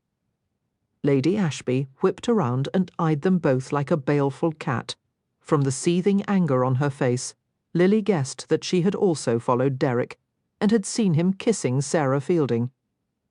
Lady Ashby, Lily said sweetly, rather a cool night for a stroll, isn't it?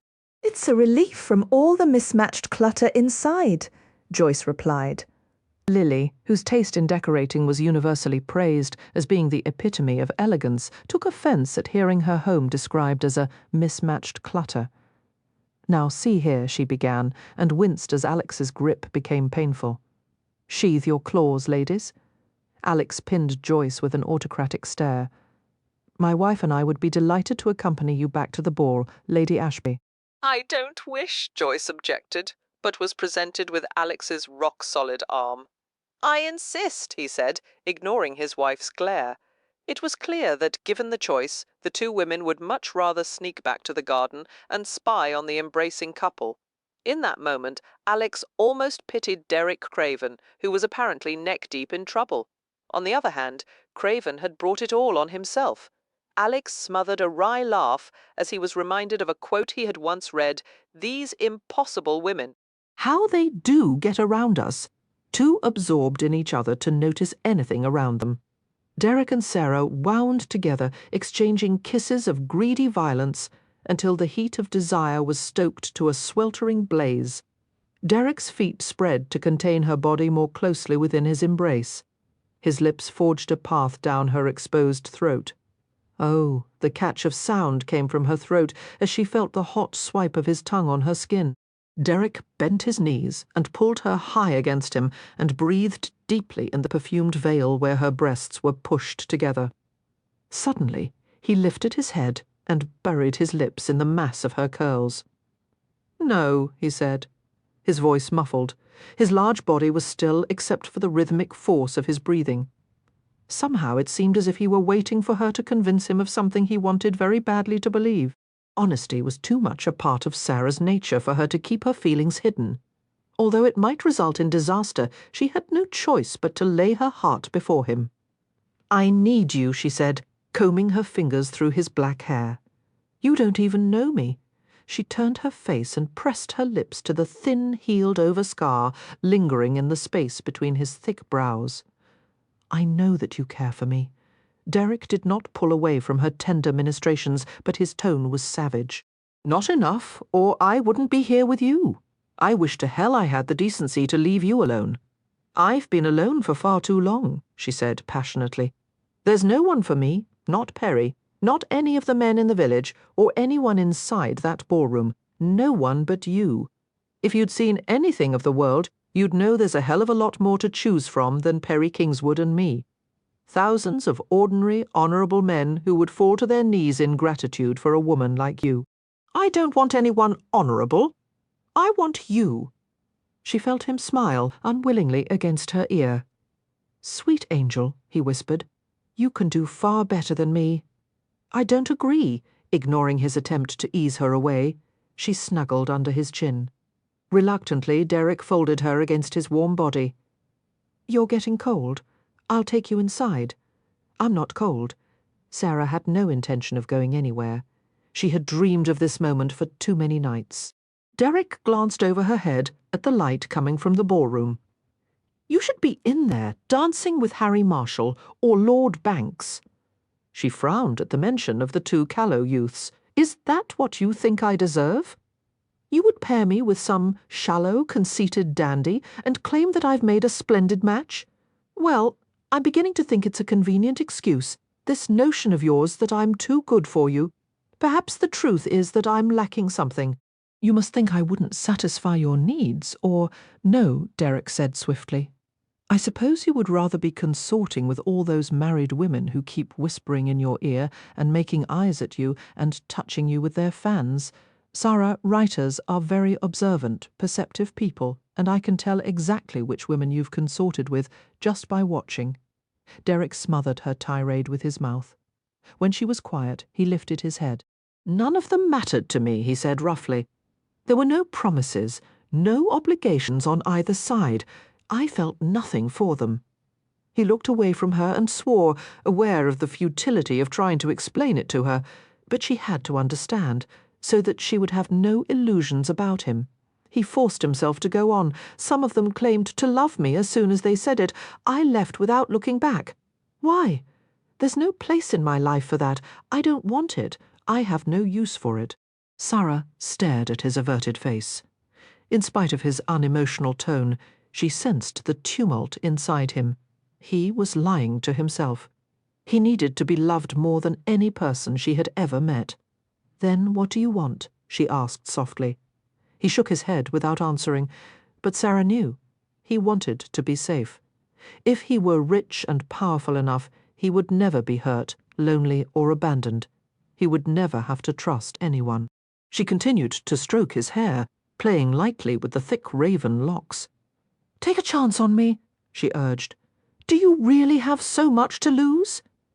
He gave a harsh laugh and loosened his arms to release her. More than you know. Clinging to him desperately, Sara kept her mouth at his ear. Listen to me. All she could do was play her last card. Her voice trembled with emotion. You can't change the truth. You can act as though you're deaf and blind. You can walk away from me forever, but the truth will still be there, and you can't make it go away. I love you. She felt an involuntary tremor run through him. I love you, she repeated.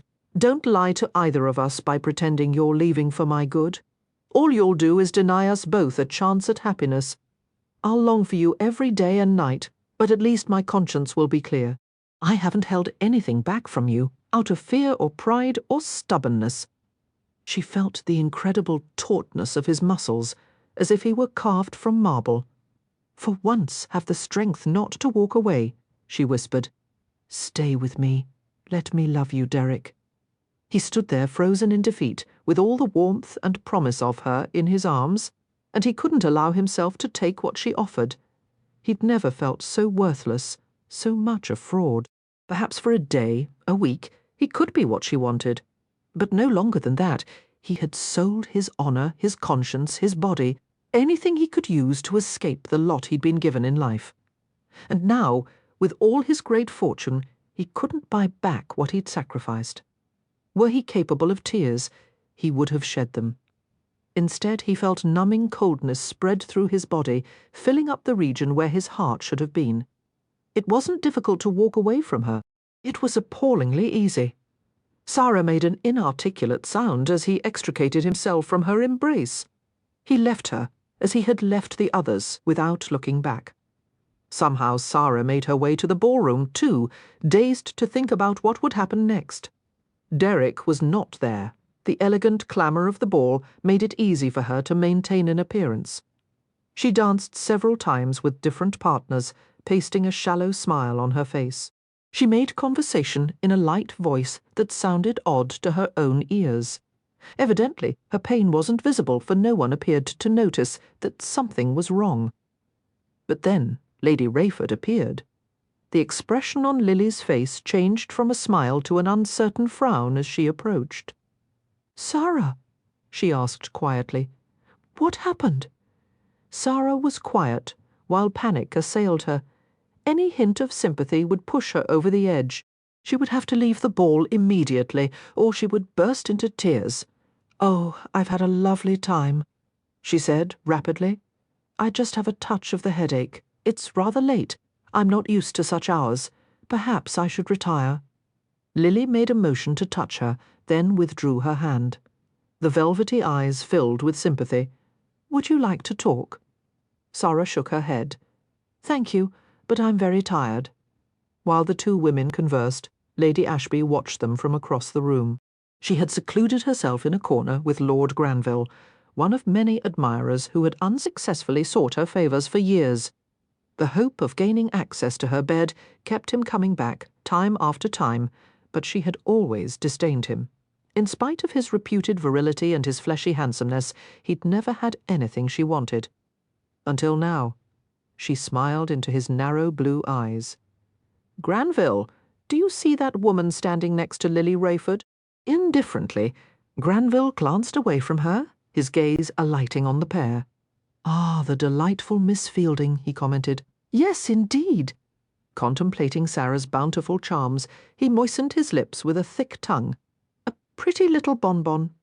He looked back at Joyce, savouring her golden beauty, displayed in a diaphanous lavender gown. "However, I prefer a woman of worldliness and experience, who could satisfy a man of my varied tastes." Indeed. Joyce's lovely face took on a hard cast.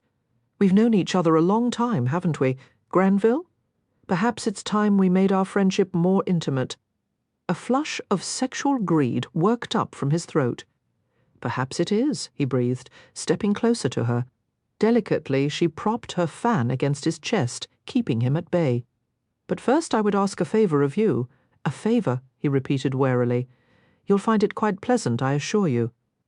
Joyce's lips curved in a malicious smile.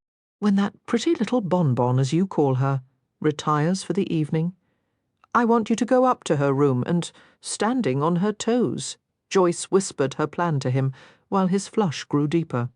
"Consider her a morsel to whet your appetite," Joyce finished, "before you enjoy the main course later tonight. First Miss Fielding, then me." Granville shook his head with momentary dismay. "But there's a rumour," he protested. "They say that Derek Craven is enamoured of her. She won't tell him. She won't tell anyone. She'll be too ashamed." Contemplating the proposition, Granville finally nodded with a chortle of lecherous delight. "All right, as long as you tell me why you want this favour. Has it something to do with your former liaison with Craven?" Joyce's chin dipped in a small nod. "I'm going Toro in everything he values," she murmured. "If he is attracted by innocence, I'll see that it's debauched. If any woman is fool enough to care for him, I'll ruin her. I won't let him have anything unless he crawls on his knees to beg me for it." Granville stared at her in fascination. "What an extraordinary creature you are. A tigress! You swear by all that's sacred to you that you'll yield yourself to me tonight?" "I hold nothing sacred," Joyce smiled thinly. "But I'll yield to you tonight, Granville, after you've finished with Miss Fielding," gently repelling Lily's attempts to talk to her. Sara bade her good night and slipped from the ballroom. She went upstairs alone. The music and laughter from the ballroom faded with each step, until she reached the silence of her room declining to ring for a chambermaid. Sara managed to struggle from her gown unaided.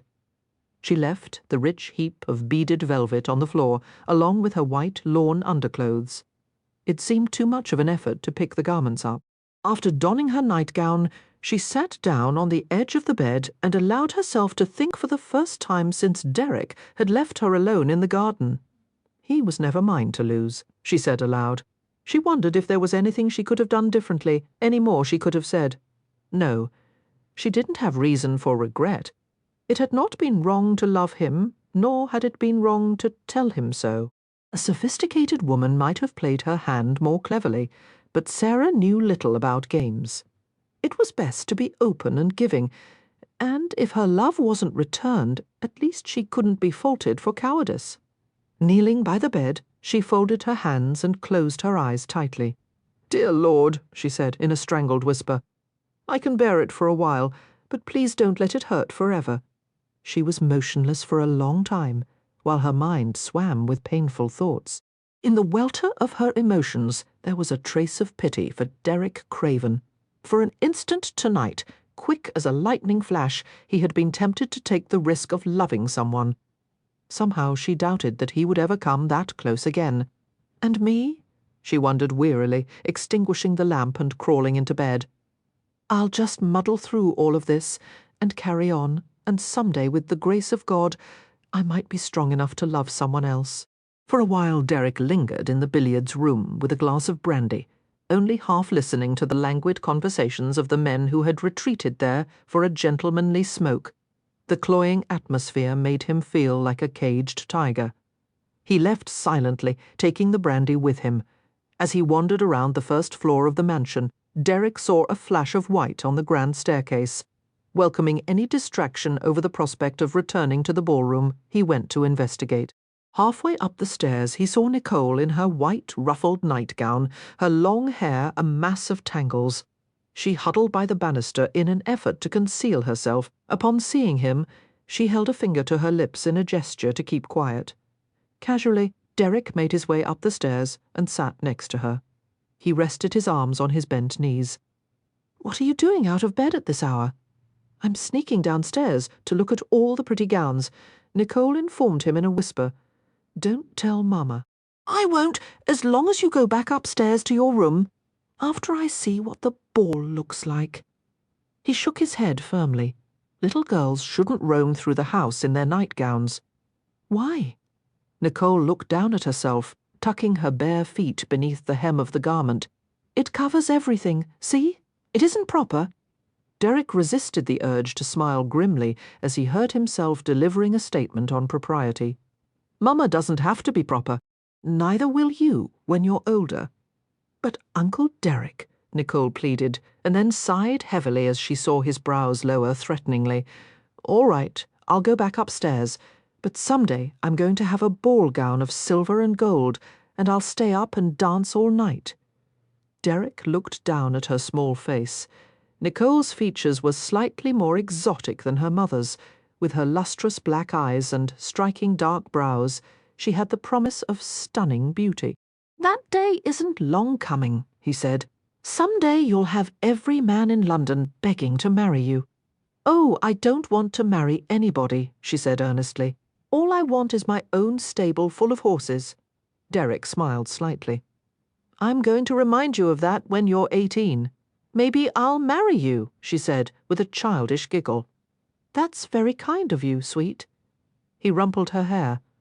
"But you'll want to marry someone your own age, not some old cheeser." A new voice interrupted from the foot of the stairs.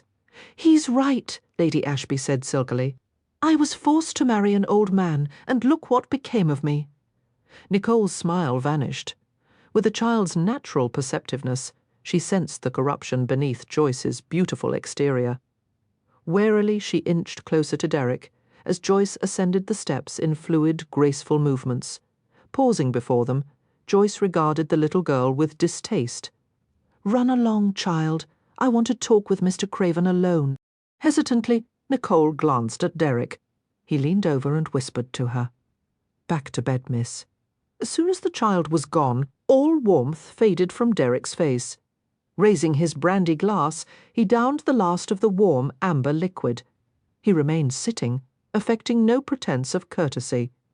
"Why the sombre face?" Joyce purred. "Thinking about your tender scene in the garden with Sara Fielding?" She smiled as his gaze shot to hers. "Yes, darling, I'm fully aware of your preoccupation with that modest country violet, and so is everyone else. It's provided a fair amount of amusement for all of us. Derek Craven falling for a timid little nobody. You should have told me you liked your women to play innocent. I could have obliged you." Sinuously, she draped herself against the balustrade and smiled at him. Derek watched her, tempted either to shove her down the stairs or to tell her to go to hell, but something stopped him. He didn't like the smug look on her face. Something was very wrong. Patiently, he waited while she continued her speech. His hard green eyes didn't move from hers. "How does it feel to make love to a woman like that, darling? She can't be very satisfying to a man of your robust appetite. I can't imagine she would know the first thing about pleasing you." Joyce sighed thoughtfully. "Men are such fools. I dare say you fancy yourself in love with her. Need I remind you that you're not capable of love? You're nothing but a great, lusty animal, and I wouldn't have you any other way." She pursed her red lips provocatively. "Leave the sentiments and the romantic foolishness to other men. What you have is much better than a heart and nice big cock. That's all you've got to offer your country bumpkin. She probably doesn't know enough to appreciate it, although now, at least she'll have a basis for comparison." She waited with a feline smile for her last words to register. Comparison! Slowly, Derek stood up, staring at her intently. A jolt of anxiety caused his heart to pump unpleasantly hard. His voice was scratchy. "What have you done, Joyce?" "I've done her a favour, actually. I've enlisted someone to help her learn more about men. As we speak, she's in her room taking a flyer, as you cockneys put it, with our virile Lord Granville. Not so innocent anymore." The brandy snifter dropped from Derek's hand and rolled, unbroken, down the thickly carpeted stairs. "Jesus!" he whispered, turning to lunge up the steps. He took them 3 at a time, while Joyce called after him. "Don't bother to charge to her rescue, my poor gallant. It's too late." She began to laugh wildly. By now the deed is already done. At first Sara's dazed mind could only recognize it as a nightmare. It couldn't be real. She had been awakened by a huge hand clapped over her mouth. The bloated, ruddy face of a stranger was barely visible in the darkness. The weight of his body dropped over her as he joined her on the bed. She went rigid with terror and tried to scream, but all sound was smothered by his paw-like hand. His heavy bulk crushed her down, flattening her breasts painfully and forcing the air from her lungs. "Quiet, quiet," he grunted, eagerly raking up her gown. "Lovely creature! I watched you tonight, those magnificent breasts swelling out of your gown. Don't struggle. I'm the best coxsman in London. Relax. You'll enjoy it. You'll see," frantically. She tried to bite and claw him, but nothing could stop his heavy thighs pushing between hers. The pungent sweat and perfume odour of his skin filled her nostrils, while groping hands searched over her half-clad body. Choking on her own smothered cries, Sara felt herself sinking in a dark, airless void. Suddenly the punishing hand left her mouth, and the massive weight was lifted from her. She was finally able to scream with blood-curdling force. Scrambling off the bed, she ran without direction until she found herself cowering in a corner. There was a terrifying, snarling noise in the room, as if a wild beast had been let loose. Blinking rapidly, she tried to understand what was happening. Her hand flew to her mouth, holding in another scream. 2 men rolled over and over across the floor, crashing into the washstand. The porcelain pitcher and basin fell and shattered. Growling murderously, Derek drove his fists into Granville's face. With a howl of pain, Granville managed to throw him off. Derek rolled easily and came to his feet. Granville struggled up and stared at him in horror. "Good God, man, let's discuss this like civilized beings." Derek's teeth gleamed in the dim room, his lips twisting in a demonic sneer. "After I take your head off and pull your guts out through your neck." Granville whimpered in fear as Derek came after him again, slamming him to the floor. Brutal fists descended on him relentlessly, until Granville got in a blow of his own and gained another second's respite. He raised a hand to his own face, discovering it was streaming with blood. "My nose is broken," he cried in panic, crawling backward to the door as Derek stalked him mercilessly. To Granville's relief, a house steward appeared, staring into the room with alarm and bewilderment. "Please," Granville sobbed, clutching at the servant's ankle. "Keep him away from me! He's trying to kill me!" "You won't be that lucky," Derek interrupted, snatching up a shard of broken pottery and advancing on him. Bravely the house steward placed himself between Derek and his intended victim. "Mr. Craven," the servant quavered, staring at the enraged giant before him. "You must wait until... Get out of my way!" conscious of the blubbering aristocrat seeking his protection. The servant didn't move. "No, sir," he said, unsteadily. More servants and several guests began to appear, all crowding to see what the commotion was about. Derek pinned Granville with a bloodthirsty stare. "The next time I see you and the cold-hearted bitch who sent you, I'll kill you both. Tell her that." Granville shrank back in fear. "There are witnesses who will testify as to your threats." Derek slammed the door, closeting himself alone in the room with Sara. He dropped the piece of broken pottery and turned to her, swiping his heavy black hair out of his eyes. She clutched the thin gown around herself as if it would protect her.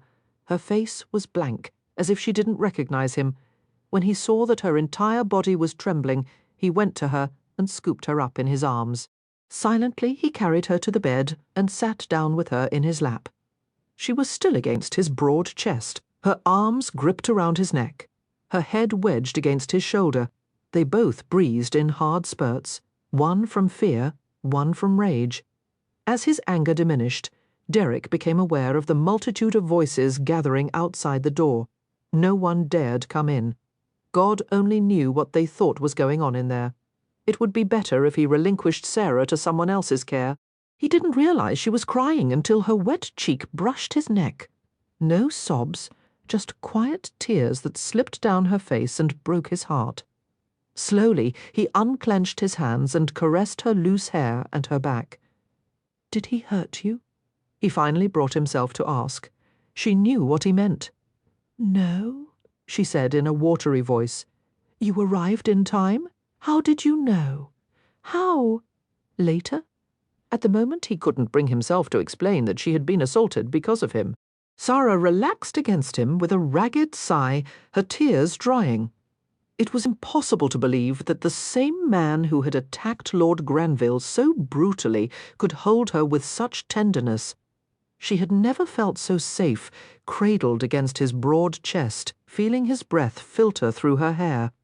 One of his hands was splayed over her side, his thumb resting against the curve of her breast.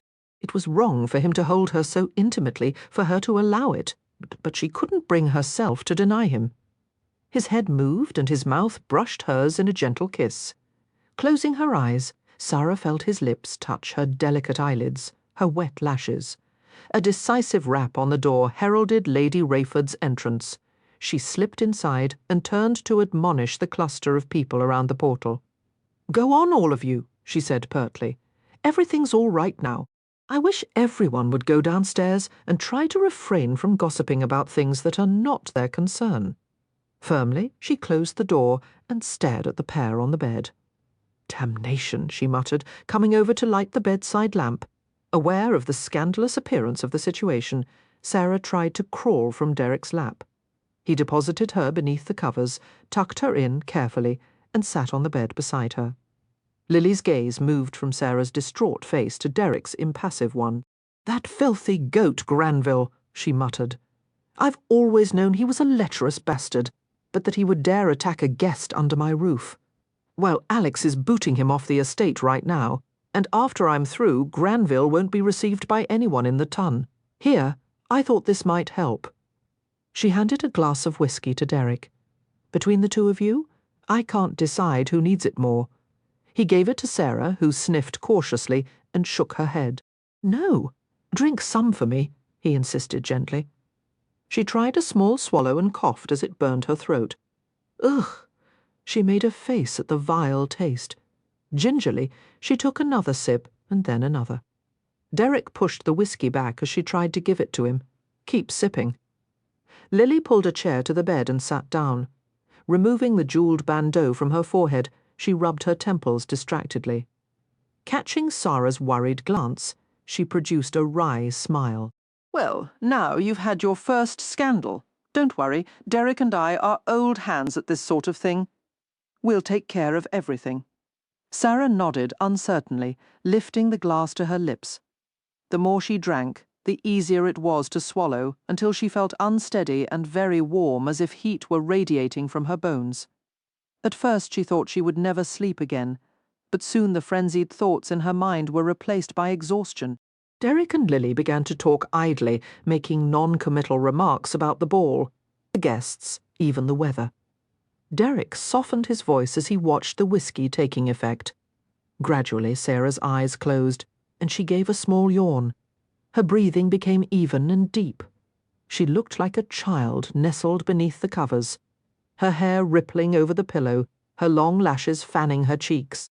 Assured that she was asleep, Derek stroked the palm of her hand with his fingertip, marvelling at the softness of her skin.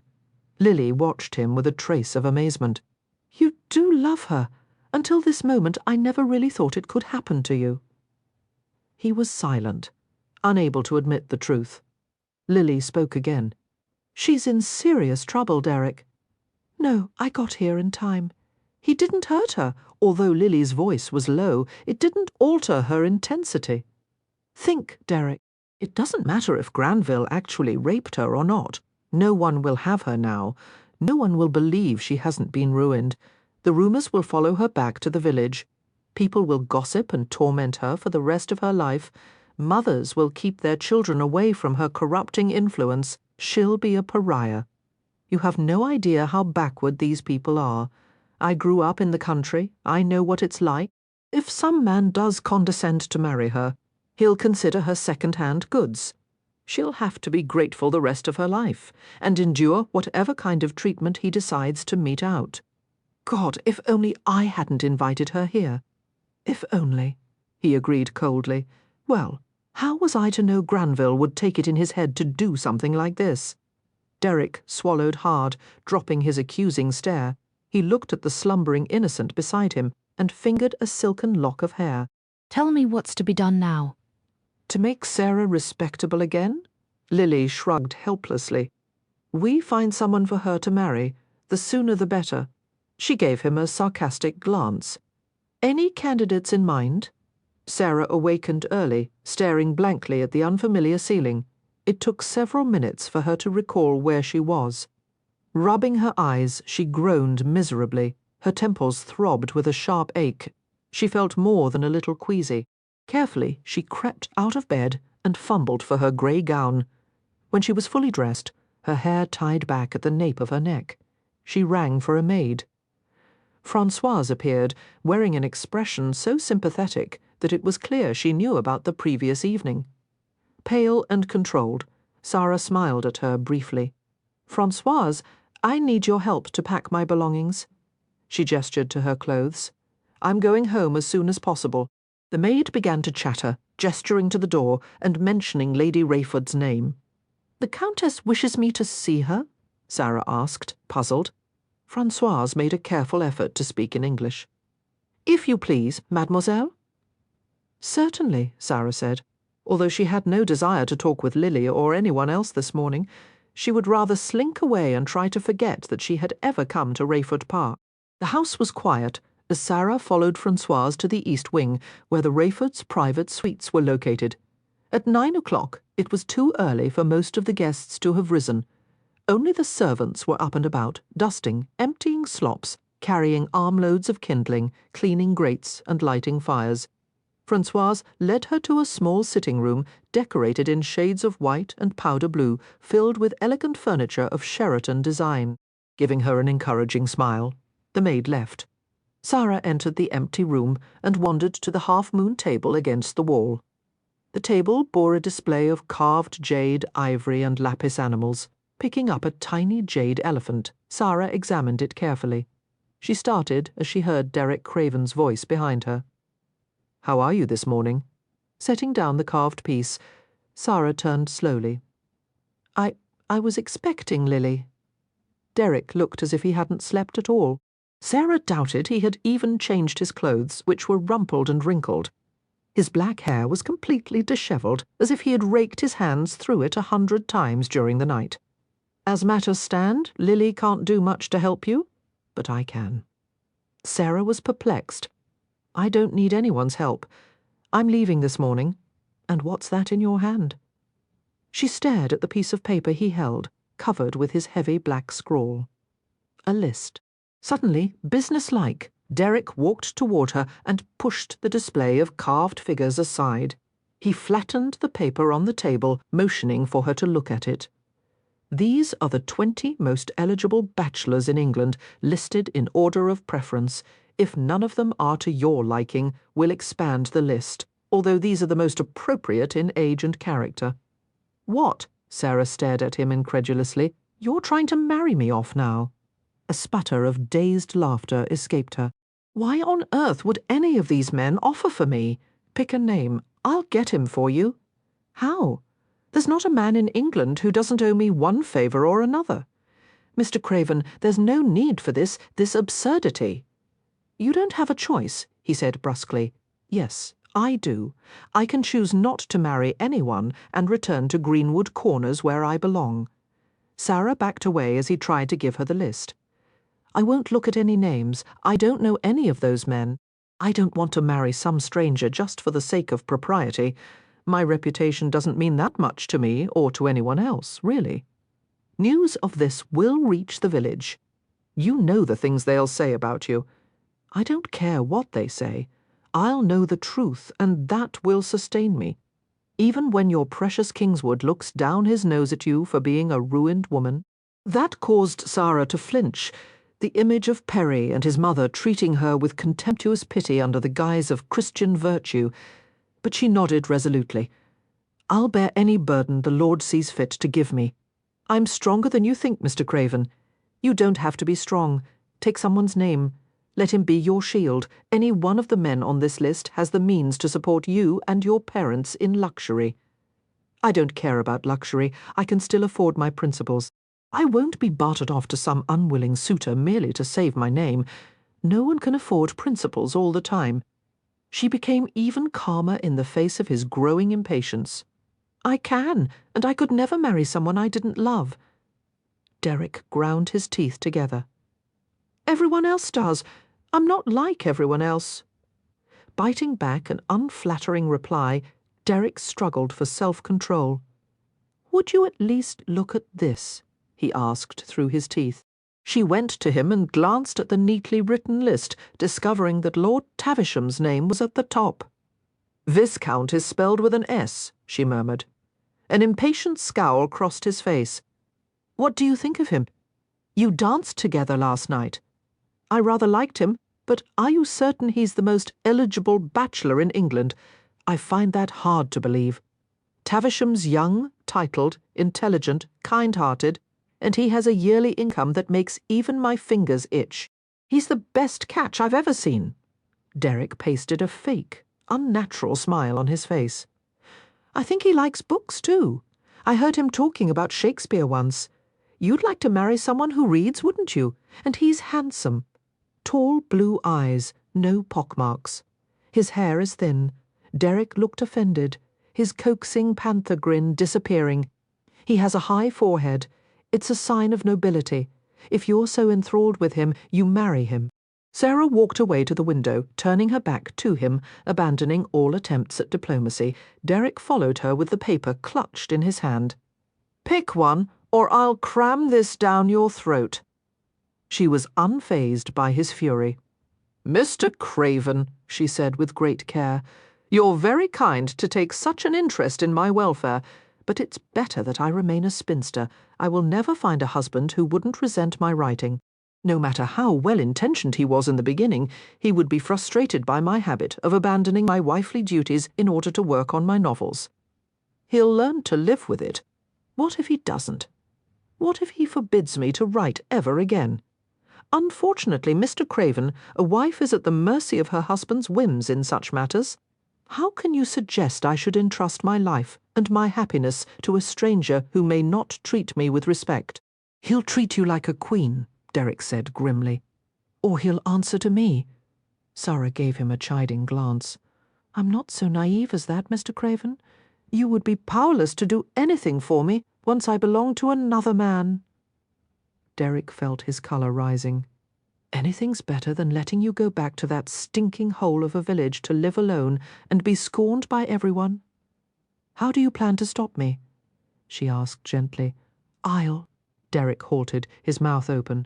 Physical harm, blackmail, and financial ruin, his stock-in-trade threats weren't options in this case. She had no gambling debts, no scandalous past, nothing he could use against her, and she wasn't susceptible to bribery in any form. Restlessly, he considered possibilities. "I'll close down your publisher," he finally said. She infuriated him by smiling. "I don't write for the sake of being published, Mr. Craven. I write because I love the act of putting words on paper. If I can't earn money by selling novels, I'll do odd jobs in the village, and merely write for my own pleasure." Faced with his glowering silence, Sara felt her temporary amusement fade away. She looked into his bright green eyes, understanding the reason for his discomfort. He was determined to find another man to take care of her, but that didn't stop him from wanting her for himself. "I appreciate your concern, but there's no reason for you to worry. You mustn't feel responsible for me. None of this was your fault." Derek turned pale, as if she'd slapped him instead of thanking him. A mist of sweat appeared on his forehead. "Last night was my fault," he said hoarsely. "I once had an affair with Lady Ashby. Granville attacked you because she asked him to, out of a desire to spite me." Sara's face turned blank. It took a good half-minute for her to form a reply. "I see," she murmured. "Well, that confirms everything I've heard about Lady Ashby. And although you should have had more sense than to conduct an affair with a woman like that, the blame belongs with her, not you." She shrugged and smiled faintly. "Besides, you stopped Lord Granville in time. I'll always be grateful for that." Derek hated her for being so sweetly forgiving. He closed his eyes and rubbed his forehead. "Damn you! What do you want from me? I told you last night." The mist on his forehead turned to fine droplets, while Derek's pulse drove hard and fast. He'd thought nothing would ever bring him to this. What if he did manage to walk away once more? It seemed he would just come back again. Sara's gaze was riveted on him, while she waited for what seemed to be endless minutes. She was afraid to speak, her entire body tense with anticipation. All at once he crossed the distance between them and took her in his arms, holding her against his pounding heart. His voice was low and steady as he spoke just above her ear. "Marry me, Sara? Are you sure?" she whispered. "You won't take it back?" It was strange, but with the words said, he felt powerfully relieved, as if some eternally divergent part of himself had just settled into place. "You said you wanted this," he muttered, "even knowing the worst about me. Let it be on your head, then." Sara nuzzled into the warm side of his neck. "Yes, Mr. Craven," she whispered, "I'll marry you." Chapter 10. Upon being informed of the engagement, Lily was overjoyed and brimming with a multitude of plans. "You must allow Alex and me to give you a wedding, Sara, something small and elegant in the chapel at Rayford Park or at our home in London." "Thank you," Sara said hesitantly, "but I think we might be married in the village." She looked at Derek questioningly for his reaction to the idea. His expression was unfathomable, but he answered readily, "Whatever you want." Now that the leap had been taken, he didn't care about the particulars. Where, how, or even when. All that mattered was that she was his now, and he would pay any price to keep her. Lily continued excitedly. "We'll give a reception for you then. I have many wonderful friends to introduce you to, respectable and otherwise. In the meanwhile, we'll send you home in one of our carriages. Sara and Derek can stay here to talk to Lord Rayford." "I'm afraid not," Derek interrupted. "Sara and I are both leaving within the hour, in my carriage. Together." Lily looked startled and then shook her head. "You can't. Don't you realize what people would say when they discovered that both of you were gone?" "Nothing. They haven't said already." He slid a proprietary arm around Sara's shoulders. Lily drew her slight frame up as tall as possible, adopting the brisk tone of a chaperone defending her charge. "Where are you planning to go?" Derek smiled slowly. "None of your damn business, Gypsy." Ignoring Lily's sputtering protests, he stared down at his fiancée and raised his brows mockingly. As she met his glinting green eyes, Sara realized he intended to take her to London and keep her with him for the night. Her nerves jangled with alarm. "I'm not certain it's advisable," she began diplomatically, but he cut her off. "Go, pack your things." Oh, the arrogance! But it was part of why she loved him, his single-minded determination to get what he wanted. Only blind, bullying stubbornness had enabled him to climb from the gutter. Now that the prospect of marrying her was within his reach, he planned to ensure it by well and truly compromising her. After tonight, there would be no turning back. Sara stared at the broad expanse of his chest, conscious of the weight of his arm across her shoulders, the gentle stroke of his thumb and forefinger against her neck. Well reprehensible as it was, she wanted the same thing. "Derek," Lily said in a steely voice, "I won't allow you to force this poor child into something she's not prepared for. She's not a child." His fingers tightened on the back of Sara's neck. "Tell her what you want, Sara." Helplessly, Sara raised her head and looked at Lily, her face turning a deep shade of crimson. I'm leaving with Mr. Craven." She didn't have to look at Derek to know that he was smiling in satisfaction. Lily sighed shortly. "This entire situation is indecent." A lecture from lawless Lily on indecent behaviour. Derek mocked, leaning over to kiss his long-standing friend on the forehead. "Save it for another time, Gypsy. I want to leave before everyone wakes up." During the carriage ride to London, Derek prompted Sara to tell him about her engagement to Perry. She hedged uncomfortably, not wanting to speak ill of her former fiancé behind his back. "That's all in the past now. I would rather not talk about Perry. I want to know how it ended between you.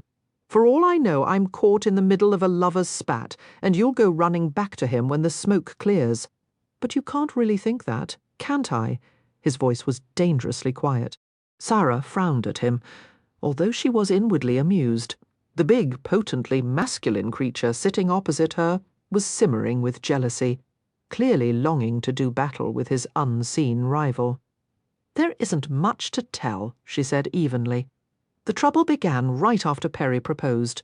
Although we were happy at first, it didn't take long before we discovered that we didn't suit. Perry said I wasn't the same woman he'd known all his life. He said I had changed, and he was right. We'd never argued before, but suddenly it seemed we couldn't agree on anything. I made him very unhappy, I'm afraid." "So you gave him plenty of lip," Derek commented, looking pleased. His good humour restored, he reached over to pat her familiarly on the thigh. "That's fine. I like my women saucy." "Well, Perry doesn't." She pushed away his exploring hand. "He wants a woman who will allow him to dictate to her. He wanted me to stop writing and fill the house with children and spend the rest of my life waiting on him and his mother hand and foot." "Clodhoppers," Derek said without rancour, exhibiting the typical Cockney disdain for simple country folk. He pulled her onto his lap, ignoring her attempts to wriggle free. "Did you tell him about me, Mr. Craven?" she exclaimed, protesting the clasp of his hands on her hips. He locked his arms around her. "Their faces were very close. Their noses almost touching. Did you?" "No, of course not. I tried not to think about you at all." Sara's eyes half closed as she stared at the tanned hollow at the base of his throat. Disliking the civilized confinement of a cravat, he had removed the starched cloth and unfastened the top button of his white shirt. "I did dream about you," she confessed. Derek smoothed his hand over her chestnut hair and brought her head closer to his. "What was I doing in your dreams?" he asked against her lips. "Chasing me," she admitted, in a mortified whisper. A delicious grin curved his mouth. "Did I catch you?" Before she could reply, his lips were on hers. His mouth twisted gently, his tongue hunting for an intimate taste of her. Closing her eyes, Sara made no protest as he took her wrists in his hands and twined her arms around his neck. He stretched one of his legs out to rest his foot on the seat. Caught in the lee of his powerful thighs, she had no choice but to let her body rest on the hard length of his. Leisurely he fondled and kissed her, wringing succulent delight from every nerve, as he began to slide his hand into her bodice. The thick wool fabric of her gown resisted his efforts. Foiled in his attempt to reach her breasts, he pushed a lock of her hair aside and dragged his mouth over her throat. She stiffened, unable to hold back a whimper of pleasure. The carriage swayed and jolted suddenly, forcing their bodies closer with the impact. Derek felt himself approaching a flashpoint beyond which there was no return.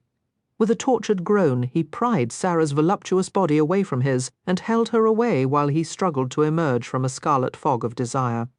Angel, he said hoarsely, nudging her toward the opposite seat. You'd better go over there, bemused Sara, nearly toppled to the floor from his gentle push. But why? Derek lowered his head and tunneled his fingers into his black hair. He started as he felt her hand brush the nape of his neck. Don't touch me, he said, more roughly than he intended. Raising his head, he stared into Sara's perplexed face with a crooked smile. Sorry, he muttered, but if you don't move away, sweet, you're going to be lifting your heels for me right here. They entered Craven's discreetly through the side door, being zealously guarded by Gil. Mr. Craven, he said respectfully, and glanced away from the female guest with a show of tact. But the grey cloak she wore was vaguely familiar. Suddenly recognizing the visitor, Gil exclaimed with pleasure, Miss Fielding, I thought we would never see you here again. Back for more research, eh? Sara flushed and smiled, not knowing how to reply. Hello, Gil. Shall I tell Worthy that you're here? He'll certainly want to know. Derek interrupted in a biting voice. I'll ring for my bloody factotum if I want to see him right now. I don't want to be disturbed. If the employees were alerted to her presence, they would all come swarming around her in a matter of minutes. He wasn't in the mood for impromptu celebrations over Sara Fielding's return. He had brought her here for privacy. Oh, yes, Mr. Craven. Gil's eyes widened as understanding dawned. Prudently, he buttoned his lips and resumed his station at the door. Derek brought Sara to the apartments above the club, his hand resting on the small of her back as they ascended the stairs. She paused as soon as they entered the duster of private rooms and inspected the surroundings curiously. It looks different, she commented. Far more tasteful, actually. The rich plum draperies had been changed to a cool, powdery shade of blue. The gold-embossed leather on the walls had been replaced with a coat of gleaming ivory paint. Instead of the intricate oriental rug on the floor, there was an elegant carpet of English floral design. I changed some things after you left, Derek said dryly, thinking of all the ruined furniture and textiles that had been replaced. He had wanted her so desperately that he'd been able to ease the ache only by drinking endless bottles of gin and destroying everything in sight. Now she was there. She claimed to love him. All at once the situation seemed so fantastic that he feared he was having an alcohol dream, and he would wake in a dull stupor to discover that she wasn't there. Sara wandered from room to room, noting all the changes, and he followed her slowly. As they reached the bedroom, Derek was disconcerted by the heavy silence between them. He was accustomed to provocative banter, seductive smiles, experienced partners. None of the women he had known was hampered by inhibition or modesty. But Sara was quiet, her movements wooden as she went to a vase of cut flowers poised on a bronze side table. Suddenly Derek felt an unfamiliar pang of remorse. The impulse to bring her here had been selfish. He should have let her go back to her family. Like the rutting scoundrel he was, he hadn't given her any choice. Is it always this awkward? Sara asked. Her voice was hushed. Derek turned to look at her, his gaze falling to the white rose in her hands. She had taken it from the arrangement of hothouse flowers. Nervously her fingers ruffled the fragile petals. Self-consciously Sara sniffed the pale blossom and began to insert it back into the huge vase. It's nice to have roses in January, she murmured. Nothing in the world has such a lovely scent. She was so innocently beautiful, with the disordered waves of her hair falling around her face. His muscles tightened in response. He would like to have her painted this way, standing by the table with her head turned toward him, the white flower caught in her fingers. Bring it here, he said. She obeyed, coming to him and handing him the rose. He closed his fingers around the plump head of the flower and pulled gently, freeing the petals from their tenuous moorings. Tossing aside the desecrated stem, he opened his hand over the bed. The petals scattered in a fragrant shower. Sara drew in a quick breath, staring at him as if mesmerized. Derek reached for her, taking her face in his large hands.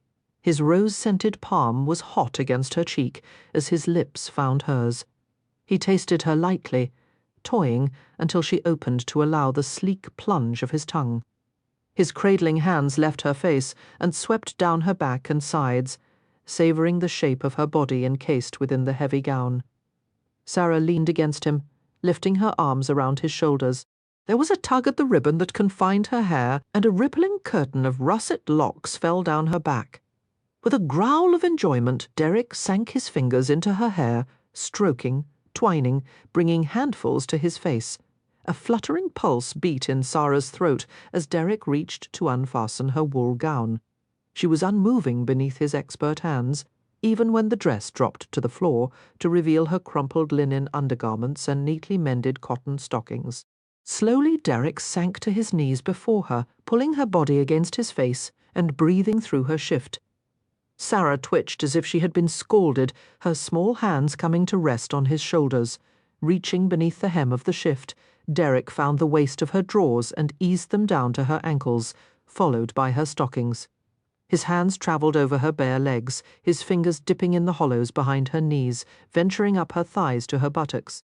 She fidgeted in unease, but allowed the caress until she felt his mouth encroaching high inside her leg, his tongue crossing her skin in a burning sweep. Jerking from him with an incoherent stammer, she backed away until she felt the edge of the bed against her hips. She stared at him in round-eyed surprise. For a moment Derek knew a dismay equal to hers. He had frightened her. Holy hell, he thought, and wondered for the first time in his life how to make love like a gentleman. He strove for a measure of restraint, while Sara gave him an apologetic glance. Surreptitiously, she pulled long sheaves of hair in front of her, concealing her meagerly clad body. Half suspecting she might bolt, Derek began to unbutton his shirt. Sara propped herself against the massive bed, grateful for its support. A whirlwind of panic swept through her as Derek stripped off his white shirt. She switched her gaze to the floor, but not before she had seen how large and formidable his body was. His torso heavily muscled, his chest covered with thick black hair. Silvery scars marked his skin, legacies of his life in the rookery. He was a man of vast experience. All that was new and frightening to her was commonplace to him. He had known countless women who were as familiar with this act as he was. How could he help but be disappointed by her? "You've done this many times before, haven't you?" she murmured, squeezing her eyes shut. She heard his trousers drop to the floor. "Never with someone I." He paused and cleared his throat. "Never with someone like you." His bare feet padded across the floor toward her. Sara flinched as his hands slid around her waist, pulling her to his naked body. The heat of his skin sank through the insubstantial layer of her shift. He was aroused, throbbing hard and forcefully erect against her. "Open your eyes," he said. "There's nothing to be afraid of." She forced herself to comply, staring straight ahead into his chest. Her heart thumped so violently that it seemed to batter against her ribs, as if he could read her mind. Derek lowered his mouth to her hair and held her tightly. "Sara, I'm going to take care of you. I'll never hurt you, or force you to do something you don't want." He took a long breath and forced himself to add reluctantly, "If you want this to stop, then tell me." "I probably won't be kind, but I'll wait." She would never know how much the words cost him. It went against his nature to deny himself what he wanted so badly. He had been deprived of too much when he was young. It had made him selfish to the core, but her needs had become too important to him, her affection too precious to risk. Sara looked up at him, reading the truth in his face. Gradually her body relaxed against his. "You must tell me how to please you," she said softly. I don't know anything, and you know too much." His black lashes lowered over a flick of green fire. A wry smile pulled at the corners of his mouth. "We'll find some middle ground," he promised, and kissed her. Willingly Sara dropped her arms as he pushed the shift down her hips to the floor. He lifted her naked body onto the bed, and the scent of roses drifted over them. A fierce blush covered her from head to toe, and she moved to gather the covers around herself. Derek spread her beneath him with a muffled laugh, his hands travelling over her shrinking body. "Don't be shy with me." He kissed the translucent skin of her shoulders and the downy slope of her breast, relishing her lush softness. Raising his head, he stared into her eyes. "Sara, you have to believe, I've never wanted anyone like this." He paused, aware of the sublime banality of the words. Yet he was driven to continue, like an impassioned idiot, trying to make her understand. "You're the only one who ever—" "Oh, bloody hell." As he struggled with the words, her small hand came up to his face, sliding tenderly over his jaw. She knew what he was trying to tell her. "You don't have to say it," she whispered. "It's all right." Derek turned his lips against her palm, and she closed her fingers afterward, as if to hold the kiss for safekeeping. "Everything I have is yours," he said raspily. "Everything. I only want you." She curved her arms around his neck and drew him down to her. His gentleness was astonishing. She had expected the same violent passion of their other encounters, but tonight he was no pirate to ravage and plunder. Instead, he claimed her with sneak thievery, exploring her with a stealthy patience that set her nerves on fire. He stole away her modesty, her restraint, her every thought, leaving nothing but a smouldering blaze of sensation. His hand lightly gripped the round weight of her breast, lifting it as he covered the peak with his mouth. Slowly, his tongue traced over the awakening bud, causing the tender flesh to contract. He turned to her other breast, sucking and nibbling until Sara writhed against his mouth. Scooping up a fragrant handful of petals, Derek sprinkled them over her body, gently playful as he nudged them across her skin. Sara arched up to him, abandoning herself to his tender passion. A few delicate petal shards caught in the springy crop of curls between her thighs. He reached down to the soft thatch, but Sara stiffened in surprise and tried to push his hand away. "No," she protested, as he used his leg to pry hers apart. Derek held her down easily and smiled against her throat. "Why not?" He closed his teeth on the small lobe of her ear, tracing the fragile rim with the tip of his tongue, licking hotly inside the shell-like curve. He spoke to her in the softest of whispers. "Every part of you belongs to me, inside and out. You're mine everywhere. Even here." Cupping his hand between her legs, he toyed with her until he felt a sheen of moisture against his palm. Her weak protests faded into silence as he parted the soft curls and searched her with extreme care. He found her sleek and swollen, sensitive to the touch of his fingers. Pressing, stimulating, he carefully worked his fingers into the slickness until she gasped and pressed the crescents of her nails into his shoulders. Derek shuddered with desire, raising himself over her, possessing her mouth with a wet, carnal kiss. Sara responded with her own feminine demand, running her hands over the muscled plane of his back, seeking to pull him more heavily on top of her. Unable to wait any longer, Derek urged her knees wide and positioned himself against her. Carefully he pushed himself inside, easing beyond the virginal resistance. Sara cried out as she was sundered, invaded, in a deep thrust. Derek held her hips steady as he drove even further, immersing himself in her warmth. His senses hovered on the verge of rapture, and he fought to contain himself as she twisted beneath him in discomfort. "I'm sorry," Derek whispered, closing his eyes. "I'm sorry. Oh, God, don't move." Sara subsided against him, her breath falling on his shoulder in delicate puffs. Gradually, he mastered himself and pressed his lips to her drawn forehead. "Is it better this way?" he murmured, shifting his weight. Sara quivered, feeling the altered pressure inside her. I don't know." He pushed again, a long, gentle slide. "Or this?" he asked, his voice hoarse. She couldn't answer, her lips parting in suspended silence as he began an easy rhythm. Each surge brought a flick of pain, but a deep instinct clamoured for her to arch upward, her inner muscles grasping to hold him inside. His black head dropped to her breasts, his mouth pulling at her nipples with gently flirting suction. Lost in a tide of building sensation, Sara felt more slickness emerge between them until the back-and-forth motion became a smooth, frictionless glide. "Please, you must stop," she gasped while her muscles squeezed around him. "I can't bear any more." The emerald eyes glittered with triumph. "Yes, you can." He plunged deeper into her struggling body, his thrusts relentlessly regular. With a gasping whimper, she went still beneath him while a great wave of pleasure rolled through her, unmatched by anything she'd ever felt before. He wrapped his arms around her, impelling himself more strongly, prolonging the exquisite spasms.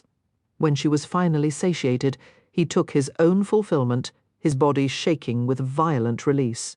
They remained locked together for a long time, relaxing amid the rumpled sheets. Derek reclined on his side and kept her against him, his lips drifting over her forehead and the silken edge of her hairline. Sara smiled in drowsy wonder, breathing in the perfume of the crushed petals and the scent of his skin. Was it what you expected? He traced a gentle pattern on her hips. She blushed and pressed her face against his chest. No, it was much better. For me, too. It was different from Derek stopped himself, hesitant to speak of his past experiences. From all your other women, she finished for him dryly. Tell me how it was different. Derek shook his head. You're the one with the fancy words. I can't explain it. Try, she insisted, tugging threateningly at his wiry chest curls. In your own words. He covered her plucking fingers with his own, pressing her hand flat. It was just better, all the way through. Especially this part. He cuddled her closer. I've never felt so peaceful afterward. And happy? She asked hopefully. I don't know how happy feels. He sought her mouth for a brief, hard kiss, and his voice turned to rough velvet. But I know I want to stay inside you forever. As evening approached, Sara closed herself in the seclusion of the tiled and furnished bathing room. She was nonplussed at the arrival of a housemaid who insisted on making the preparations for the bath, warming towels, drawing and testing the water, setting out a tray of soaps and perfume. Although Sara had heard it was common for aristocratic ladies to require help with their baths, she felt it was unnecessary in her case. Thank you. That will be enough, she said, with a disconcerted smile as she stepped into the warm water. But the maid waited while she bathed and held up a heated towel when she emerged. Another towel was employed to pat her back and arms dry. It seemed terribly decadent, allowing someone to do what she was perfectly able to do for herself, but there seemed to be no choice. Sara sniffed curiously at the proffered flacons of perfume, detecting rose, jasmine, hyacinth, and violet, but she declined to use any of them. The maid helped her into a large robe of heavy textured silk. Murmuring thanks for the assistance, Sara was finally able to dismiss the maid. She rolled up the long sleeves of the robe and wandered back to Derek's bedroom, the hem of the garment dragging on the floor behind her, clad in a similar robe. Derek was standing in front of the fireplace. He poked at a blazing log with a fire iron. As he glanced at her with a half-smile, the golden red light played over his black hair and swarthy face. How do you feel? A little hungry, she replied, and then added self-consciously, very hungry. Derek approached her, taking her shoulders in his large hands, smiling. He brushed a kiss on the tip of her nose. I can do something about that. He turned her to face a table laden with trays and silver-domed platters. Monsieur Labarge outdid himself for your sake. How wonderful, but colour climbed high in her cheeks. I suppose everyone must know what we're doing. Everyone, he agreed. I think you'll have to marry me, Miss Fielding. To save your reputation? Derek grinned, bending to kiss the flash of pale throat revealed by the robe. Someone has to make a respectable man of me. He led her to the table and seated her. We'll have to serve ourselves. I dismissed the stewards. Oh, good, Sara said in relief, draping an embroidered napkin on her lap. She reached for a platter of tiny moulded pates and puddings. I think it would be tiresome, having servants hover around all the time. Derek ladled out a broth flavoured with vegetables, wine, and truffles. You'll get used to it. What if I don't? Then we'll let some of them go. Sara frowned, knowing how difficult it was to find employment in London. Many of the prostitutes she had talked to had once been maids dismissed by aristocratic employers. Cast out in the streets, they had no choice but to sell themselves. I couldn't dismiss anyone just because I'm not accustomed to being waited on, she protested. Derek was amused by her dilemma. Then it seems we'll have to keep the servants. He gave her an encouraging smile, handing her a glass of wine. You'll have more time for your writing this way. That's true, she said, brightening at the thought. They consumed the supper at a leisurely pace, while the level of wine in the bottle dipped lower and the fire on the grate burned to hot red coals. Sara had never eaten such a delicious meal in her life.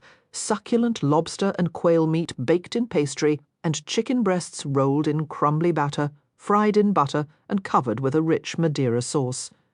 Derek kept urging her to try different morsels: a bite of potato soufflé dabbed with soured cream, a spoonful of liqueur-flavoured jelly that dissolved on her tongue, a taste of salmon smothered in herbs.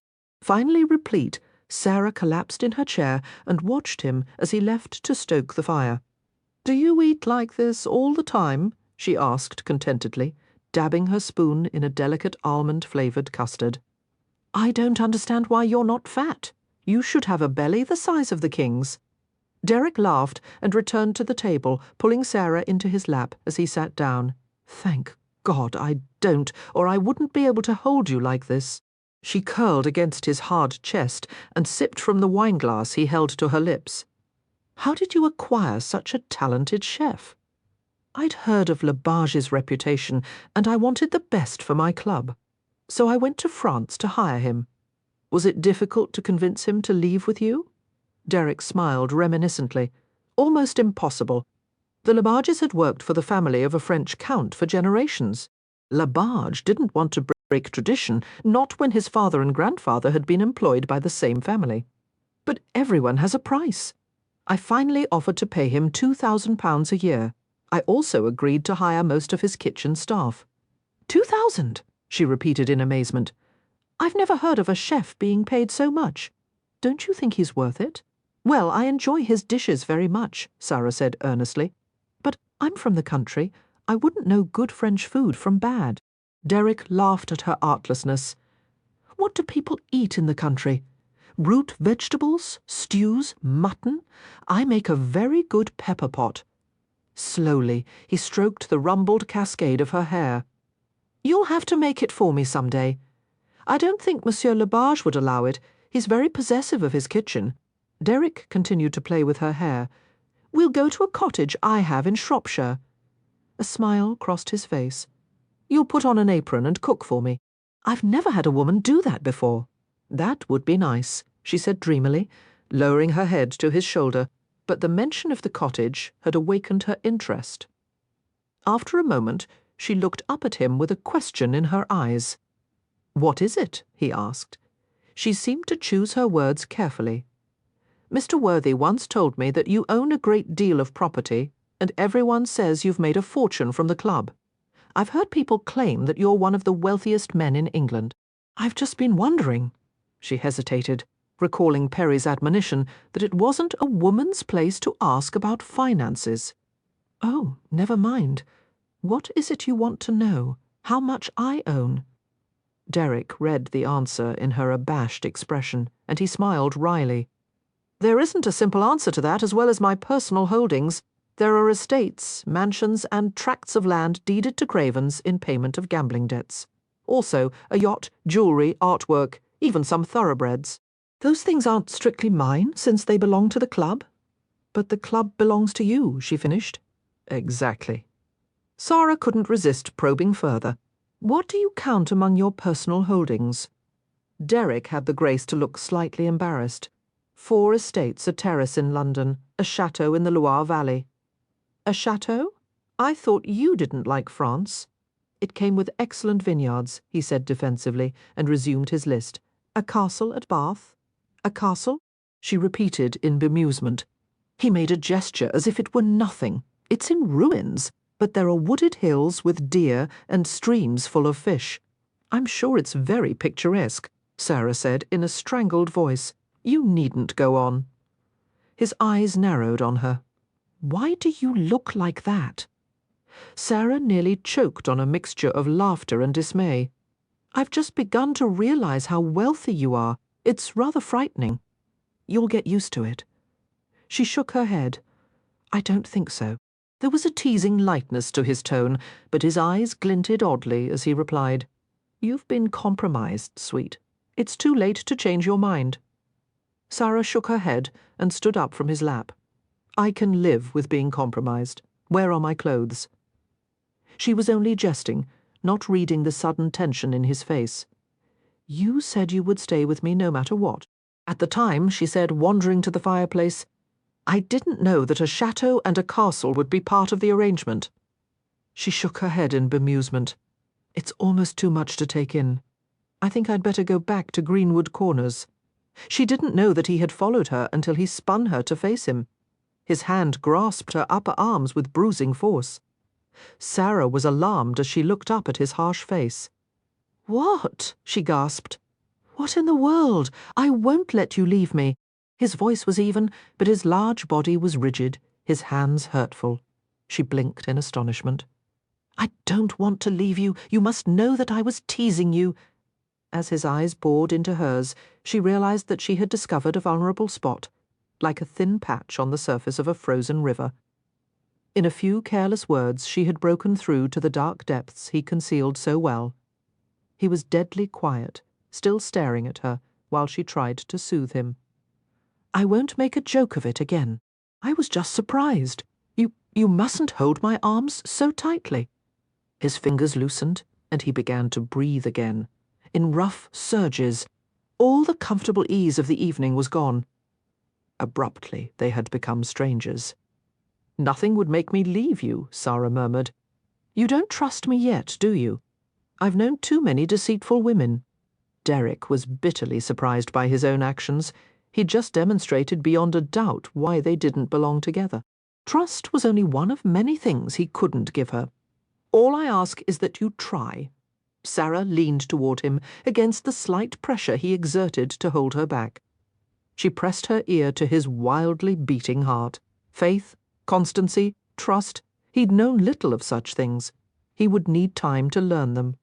"You're far too worldly," she whispered. "You don't want to believe in anything you can't see or touch. It's not your fault. I know why you've had to be that way. But you must try to have faith in me. I don't know if I can change." "You've already changed." She smiled as she thought of the way he'd been when they first met. Derek was silent for a long moment. "You're right," he said, with a touch of surprise. She kissed his silk-covered chest and sighed. "Perhaps it's odd, but I'm not afraid of being poor. It's what I've always been used to. I'm a little afraid of being rich, though. I can't imagine myself living in a mansion." He wrapped his arms around her. "I used to walk through the rookery, and instead of seeing thieves' kitchens and beggars, I would imagine gold palaces and servants. Rooms full of candles, tables piled with food, and you made it all come true. I had some luck. It wasn't luck." She held him more tightly. "It was you. You're a remarkable man." He touched her, as if he couldn't stop himself. "I want you," he muttered, although the fact was becoming obvious. With her body flattened against his palms skimmed the deep curves of her hips, waist, breasts. Roughly, he tugged at the silk robe until it parted in the front. Firelight danced over her exposed skin, gilding the porcelain whiteness. Sara made a hesitant move toward the bed, but he pulled her back to stand before him. He removed her robe, dropping it to the floor. His long fingers wrapped around her breasts, thumbs passing over her nipples in light circles. There was a new wicked certainty in his touch, for he had already learned what aroused her. Pushing her down to the floor, he nudged her back into the silken pool of their robes. Sara stretched out at his bidding, and he lowered himself over her, blocking the fire glow from the grate. She shivered at the erotic slide of his tongue as he licked the shadowed undercurve of her breast. His mouth wandered over her in open, wet kisses that sent ripples of sensation across her skin. In some places she felt his teeth close on her, eliciting a twitch of startled reaction. Derek made a prison of his own body, his muscled legs tangling with hers, his weight caging her against the carpeted floor. She couldn't hold back a quiet moan as he pressed himself intimately against her. Stiffness and burning silken skin, he made a tantalizing motion, a rhythm that promised relief from the sweet torment. Sara lifted herself to him, eager for his possession, but he held back, his green eyes blazing with deviltry. "Please," she whispered. He moved downward to kiss her navel, his tongue intruding in the tiny hollow, a few delicate swirls. and he blew softly against the damp circle. He fitted his hands around the deep curve of her waist, then shaped the roundness of her hips in his palms, kneading gently. The feathery brush of curls against his chin was a powerful enticement. He worked his mouth down in the inviting triangle, ignoring her sudden jolt of unwillingness. Hungrily, he breathed in the scent of her, his nerves stimulated by the earthy sweetness. Spurred into action, Sara struggled frantically to escape him. He wrapped his arms up around her thighs, mastering her, and his head dipped low into the space he had made for himself. He swept through the lush curls with short, wheedling touches of his tongue. Sara groaned a denial as he reached deeper into the soft cleft, searching for the intoxicating taste of her body. His fingers wove gently through the patch of curls, separating them. He found the delicate center of sensation and stroked with his tongue, teasing, insinuating deep in the softness. Steeped in pleasure and shame, Sara lay motionless. The taste of her was maddeningly erotic. He covered the enticing female flesh with his mouth and tugged firmly. At the same time, he slid his fingers inside the moist passage, stroking in counterpoint to the steady rhythm of his mouth. Sara cried out suddenly, pulled into a whirling upheaval, her senses overflowing. As the last tremor subsided, Derek lavered his body over hers and pushed himself inside her, gripping her hips in his large hands. He gave a pleasured groan and began to thrust in a sustained motion. Their bodies converged until there was no space left between them. Feeling the shudder of his climax resounding deep against her womb, Sara enfolded him in her arms. She rubbed her face against his gleaming black hair. "I do love you," she whispered in his ear, "and I'll never leave you." They passed through the center of Greenwood Corners at mid-morning. Sara kept away from the windows, knowing the gossip it would cause for her to be seen in the magnificent private carriage. Strolling merchants and village women, carrying large baskets on their arms, stopped to watch the vehicle's progress. Shopkeepers came outside to remark on the lacquered carriage, the pair of outriders, and the liveried footman in attendance. Such an equipage had rarely, if ever, been seen in Greenwood Corners. A few people followed the vehicle far enough to determine its direction and ran back to report that it was travelling toward the Fieldings' cottage. When they reached her parents' home, Derek helped Sara from the private carriage. He spoke briefly with the footman before walking Sara along the path that led to the cottage door. "I wish the night wasn't over," she said, holding his arm tightly. "There'll be other nights for us. Not for a while." That earned her a piercing glance. "You'll arrange the wedding as soon as possible." "Accept Lily's offer of help if necessary." "Yes, sir." Sara smiled at his commanding tone. "It almost sounds as if you're anxious to marry me." "It won't be a moment too soon," he muttered. Sara was glad of his sudden fretfulness, knowing it meant that he was reluctant to be parted from her. She was half afraid that she had dreamed the last 2 days. "If you don't come back for me, I'll find you in London," she threatened. "Or I'll send Papa, and he'll bring you here at the end of his old musket." Derek grimaced. "I'm not certain any man in his right mind would choose me for his daughter." "Oh, Papa's a wise, dear man. You'll adore each other. Just make certain to speak loudly so he can hear you." They stopped at the door, and Sara turned the handle to open it. "Mama?" she called. Katie appeared in the doorway with a delighted exclamation and made a move to embrace her daughter. "Sara, how was the ball?" "You must tell me everything." She stopped at once as she saw the man beside Sara, his dark, broad-shouldered form filling the doorway. "Mama, this is Mr. Craven," Sara said softly. Taken aback, Katie stared at the two of them with round eyes. "Isaac," she called, her voice higher pitched than usual. "Sara's brought someone home with her. A man." "Has she? Well, let me have a look at him." Abruptly, Derek found himself confronted by 2 small grey-haired people, scrutinizing him closely. They welcomed him into the tidy, worn little cottage. There were sprays of dried flowers and herbs, painted pottery and piles of books everywhere. He had to duck his head to avoid a low overhead beam as he crossed the threshold, as Sara introduced him to her father.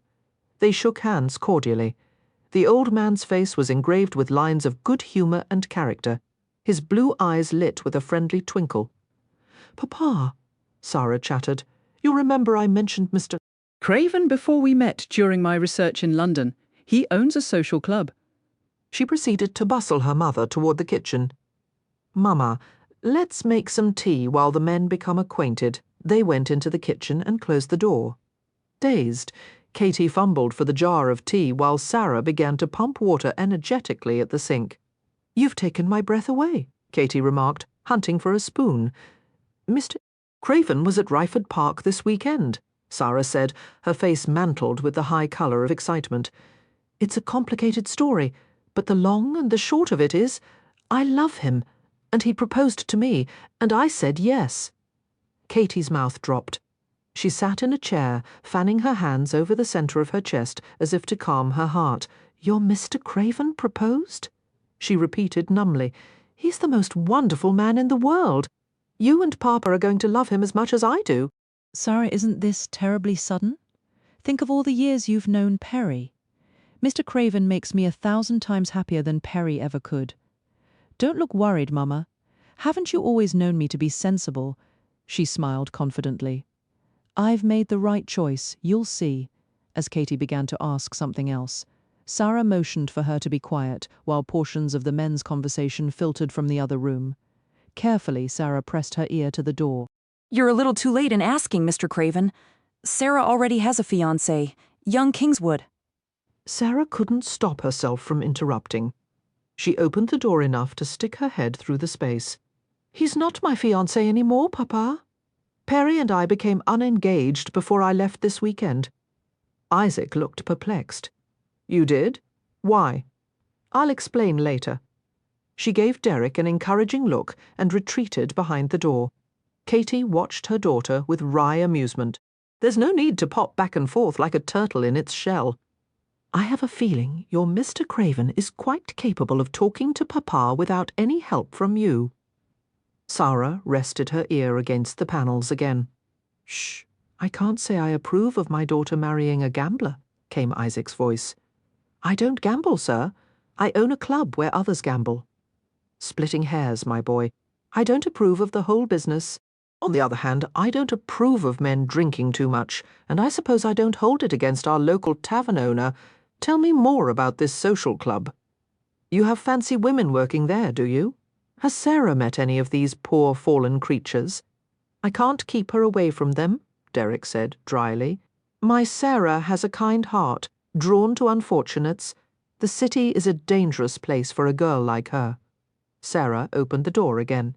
"I've never come to any harm there, Papa." Derek spoke before Isaac could reply. "Is there any bread to go with the tea, Sara?" "Yes," she answered, slightly perplexed. "Would you like some toast? Lots of it. Very thin slices." Derek held up his thumb and forefinger to demonstrate. She frowned at him, realizing he intended to keep her too busy to interrupt again. "Very well," she said grudgingly, and went back into the kitchen. Isaac regarded the man sitting across from him in a new way, a smile creasing his leathery face. "You're patient with her," he said approvingly. "I'm glad of that. She was always a willful child. She has her own ideas about things." Derek was tempted to make a sardonic remark, but he kept silent and watched the old man sitting there in his comfortable chair, gnarled hands resting on the knitted blanket over his knees.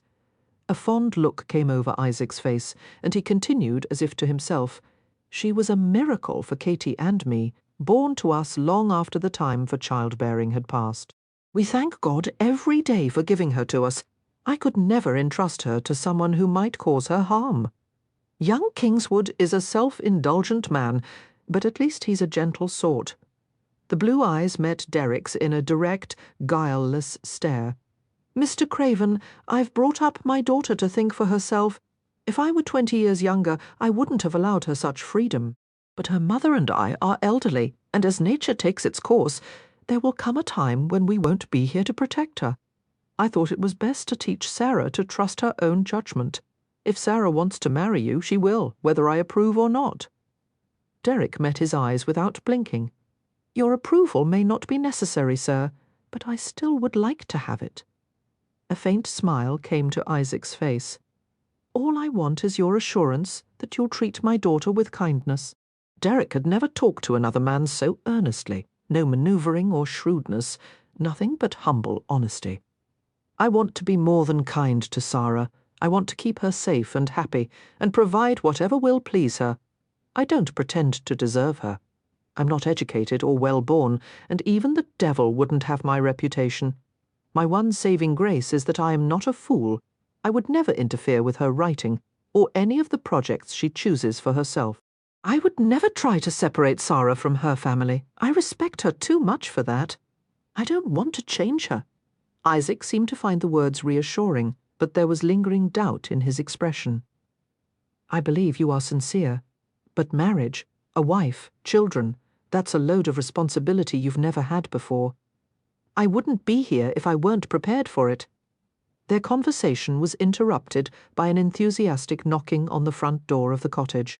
Isaac's grey brows quirked in curiosity as he rose to answer. Derek stood up also and watched intently as a slender young man with pale, longish hair entered the room. His fair forehead was puckered with worried impatience. "I heard that a fine carriage had passed through town," he said rather breathlessly. "Was it Sara? If she's returned, I would like to talk to her immediately." Hearing the arrival of another visitor, Sara emerged from the kitchen, followed by her mother. She stopped short in amazement. "Perry," she said weakly. Somehow Sara had never thought that the two men would have occasion to be in the same room together. The silence was ponderous. She sought the right words to break it, while one part of her mind marvelled at the striking differences between the two men. Perry's handsomeness was fit for poetry. He was as pale and golden as a fairy tale prince. A crest of pink colour extended from his cheekbones across the bridge of his refined nose. His eyes gleamed bright and blue. Derek, by contrast, looked dark and surly, exhibiting all the charm of a sullen cat. He didn't return Sara's glance. All his attention focused on the newcomer. Mustering her nerve, Sara stepped forward. "Perry, I would like to introduce you to Mr. Craven, a visitor from London." Perry glanced at the swarthy stranger and then back at Sara. "Why is he here?" he asked with a petulant frown. "He and I. Well, we."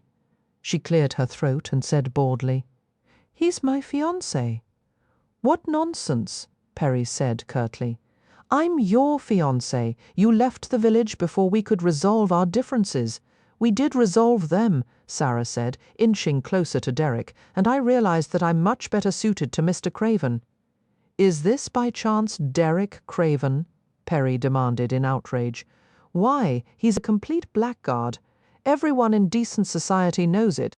"I can scarcely believe your father would let him in the house." Sara bristled defensively. "I'm beginning to wish he hadn't let you in. If this is the company you've been keeping, no wonder you changed so greatly," Perry sneered. "It certainly explains your attempts to satisfy your insatiable lust with me. I've racked my brains all weekend trying to make excuses for your wanton advances."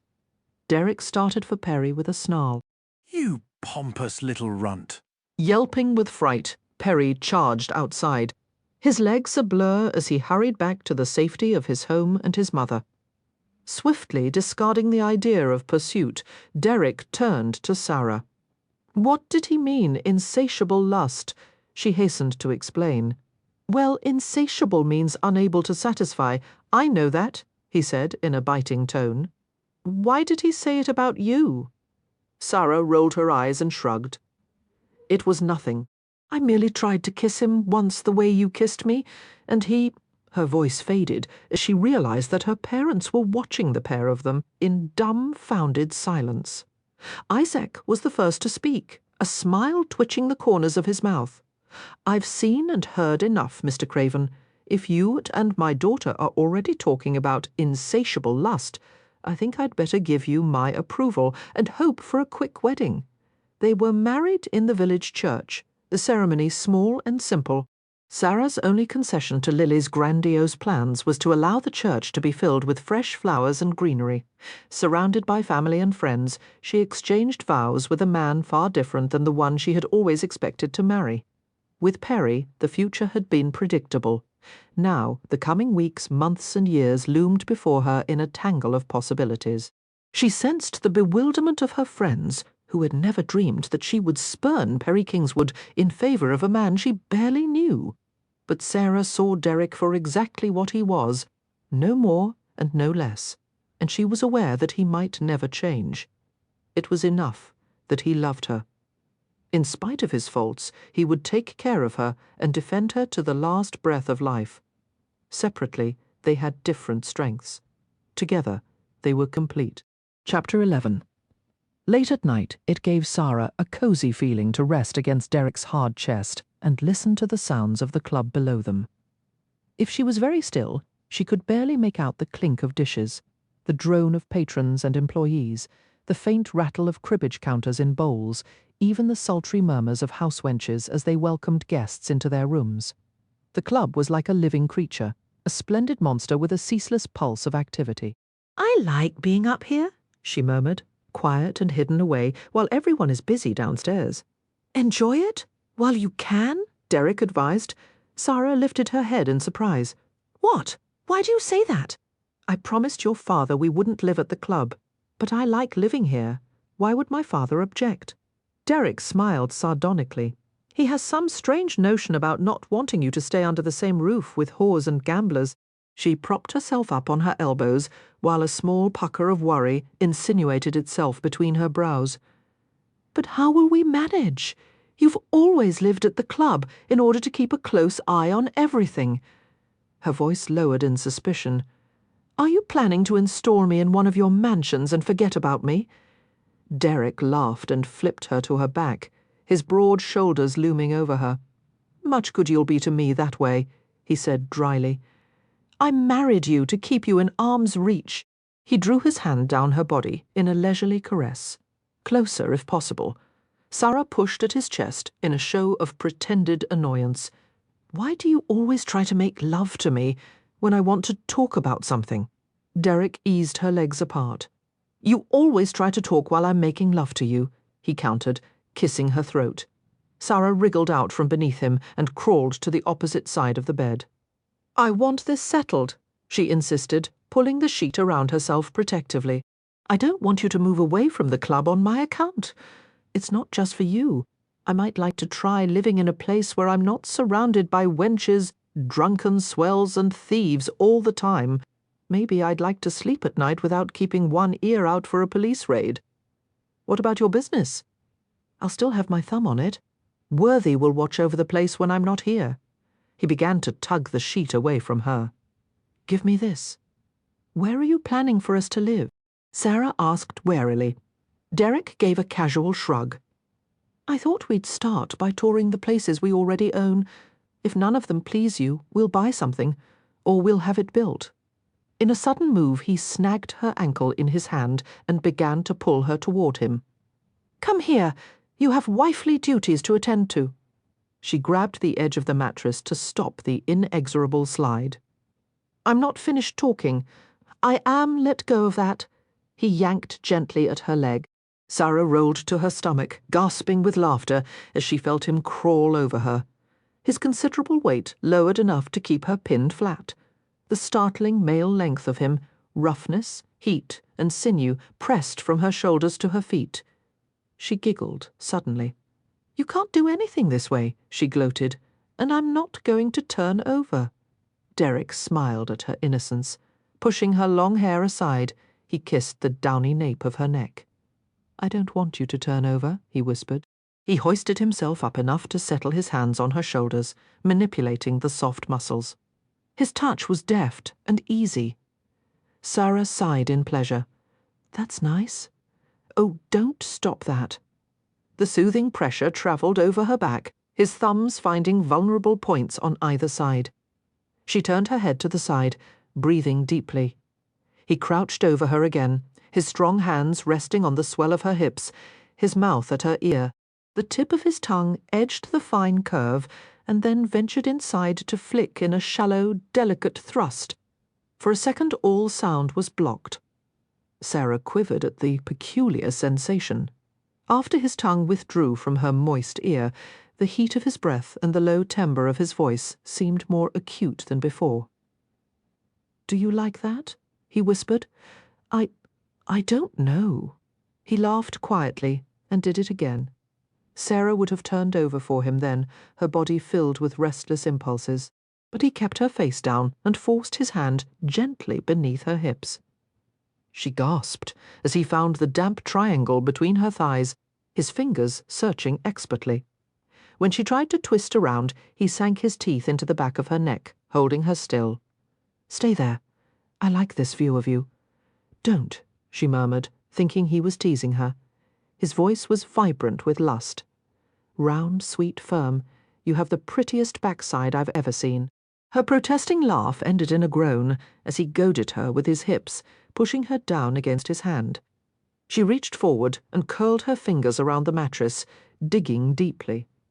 The provocative devil on top of her kept whispering, praising her with earthy accolades, nudging her in a slow rhythm. Caught between his body and his tormenting hand, she felt the tension build inside until a frustrated whimper broke from her throat. Instead of turning her to face him, he straddled her from behind. She floundered in a moment of confusion as she felt his thighs brace against hers. "This way," he said quickly, pulling her hips high. "Let me, my sweet Sara, I won't hurt you." He pushed inside her, a heavy, exciting surge. Shocked and aroused, she curved her spine to make it easier for him. He rode her gently, the muscled force of him surrounding her while his hands coasted over her breasts and smooth belly. Sara dropped her head, smothering her cries against the mattress. A few strokes more, and she climaxed in shivering ripples that emptied her of all strength. His hands tightened powerfully on her hips as he followed her into the depths of thoughtless rapture. It wasn't long before their marriage had taken on a willful character of its own. Having never experienced family life, Derek didn't know how to behave like a husband, at least not the ordinary kind. He seemed like a half-tamed creature to Sara, unaware of regular hours for eating or sleeping. The only structure in their life was what she imposed. Sara tried to make the changes gradual, unwilling to require too much of him at once. One night, after waiting up for him past 2 o'clock, she dressed in a simple gown and ventured out of their private apartments, wondering what kept him downstairs. The club was infused with particular excitement, the drone of voices punctuated with exclamations and encouragements. Standing inconspicuously at the edge of the doorway, she watched the tightly knit crowd around the hazard table. All of them concentrated on the roll of ivory dice as if life or death depended on it. Derek's slim, dark form was visible in their midst. He was laughing quietly at some quip that had been made to ease the tension. "Mrs. Craven." Sara heard Worthy's voice beside her, and she turned with a smile. She had come to rely on the factotum almost as much as Derek. Worthy had been more overtly pleased about their marriage than anyone else, reassuring her in his quiet way that she had made the right decision. They had talked for a few minutes at the reception the Rayfords had given after the wedding. Together they had watched Derek's attempts to wheedle her elderly mother into a dance. "I've never seen him care about anyone the way he does you," Worthy had told Sara. "After you left, it was like watching a man crumble inside.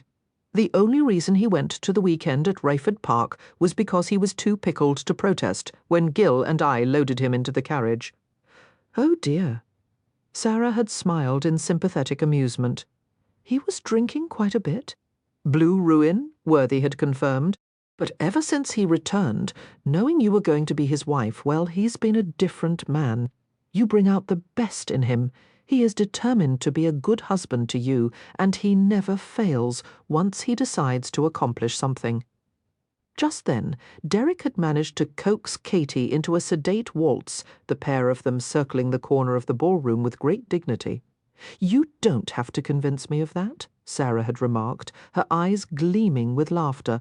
Since the wedding, Worthy had done all that was possible to make her comfortable at the club and afford her time and privacy with Derek.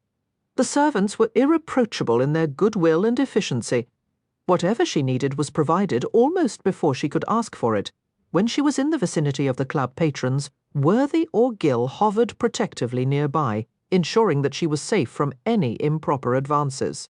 As another roll of the dice caused the group at the hazard table to murmur excitedly, Sara leaned closer to the factotum. "What's happening?" she asked. "Lord Alvanley is at the hazard table, playing very deep. He tends to spend large amounts and run up heavy losses. Naturally, he is a great favourite of Mr. Craven's." "Naturally," Sara repeated wryly. No wonder Derek was following the game closely. Derek's presence tended to encourage spending at the tables, almost as if the players wished to impress him by throwing around their wealth. "Is there something you require, Mrs. Craven?" Worthy asked. She shrugged slightly, watching Derek. "I was just wondering, do you think it will be very long before the game is over?" Worthy followed her gaze. "I'll go and ask him. Wait, right here, Mrs. Craven." "Perhaps you shouldn't bother him," Sara began, but he was already gone. While the factotum made his way to the hazard table, some of the house wenches approached her, led by Tabitha. Although Sara and Tabitha had tacitly agreed never to mention their meeting in Greenwood Corners, the girls seemed to feel partially responsible for Sara's good fortune. She had thanked Sara for not turning her nose up at all the house wenches after becoming Derek's wife. "You're a fine, gracious lady," she had told Sara, "just like I said you was." This evening, the 3 house wenches came up to Sara, all of them dressed in brightly spangled finery. Sara greeted them pleasantly. "'Tis a slow night," Tabitha commented, sticking a hip out and resting her hand on it as she eyed the assortment of soldiers, aristocrats, and diplomats. "Always is when the play's deep, but after, they rush for the nearest wench, and sometimes pay double for a flyer. You'd better take care to hide yourself when the game's done," Violet advised Sara sagely. "Mr. Craven would blow up good. Were another man to try and riddle you." "I'm just waiting for Mr. Worthy to return," Sara began, but Tabitha interrupted with a gusty laugh. "I've a notion to bull-bait your husband, Mrs. Crawen, and show him why a man should keep close to his wife's bed at night." Sara shook her head in confusion. "I don't know what you mean, Tabitha, but I won't participate in any attempts to trick Mr. Craven, especially not in front of his friends. No, really." Laughing merrily, bent on mischief, the house wenches dragged her with them to the hazard table. They took care to keep her concealed in their midst. "Mr. Crawen," Tabitha said casually, "we brung a new girl for ye to try out. She's been waiting to give ye a little knock." Eyebrows were raised and a few glances exchanged across the table, for the prostitutes usually knew better than to intrude on a game. Derek gave Tabitha a quizzical frown. "Tell her I don't tumble the house wenches." He turned away dismissively. Tabitha persisted with glee. "But she's a nice, fresh one. Why don't you take a look?" Giggling, the wenches brought Sara forth. She was flushing and protesting, trying to remove the spangled tuft of plumes they had tucked behind her ear. Derek laughed suddenly, his expression lightening. He pulled Sara into the crook of his arm. "This one I'll take," he murmured, bending to kiss her temple. Pausing in the middle of the game, Lord Alvanley inquired as to the identity of the newcomer. When informed that she was Craven's new bride, Alvanley temporarily deserted his position at the hazard table. The crowd of men watched in amusement as he approached Sara. "My sincerest compliments, Mrs. Craven." Alvanley bowed over her hand and addressed Derek languidly. "You don't have the intelligence I suspected, Craven, if you choose to leave such a pretty creature waiting upstairs in favour of our boorish company." Derek grinned and bowed in acknowledgement. "At your lordship's advice, I'll oblige my wife and retire for the evening." He eased Sara through the crowd and walked away with her. A rumble of masculine laughter and off-colour comments accompanied their exit.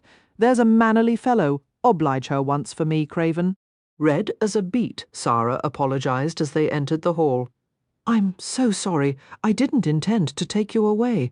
Worthy said the game was important. Please, you must go back and attend it." A smile played on Derek's lips. "It's too late.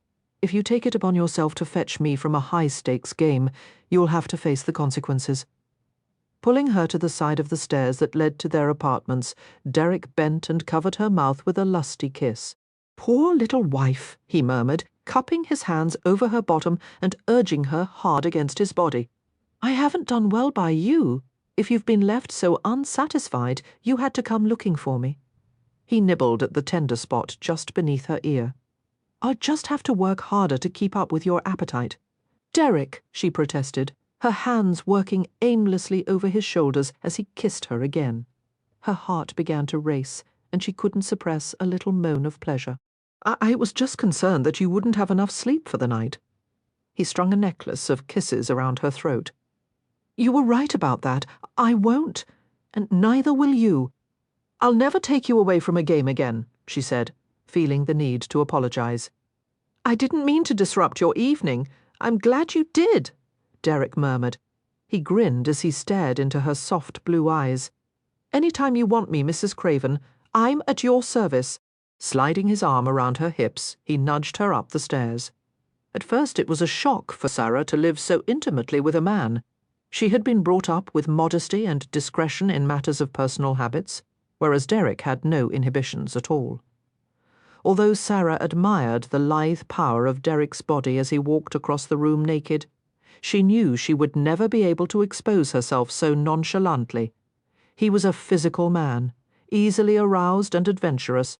One night he could be protective and sweetly tender, taking hours to explore her body with gentle caresses, holding her afterward as if she were a treasured child.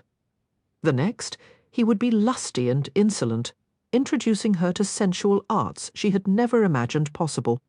His range of moods was infinite. She was never precisely certain what to expect from him.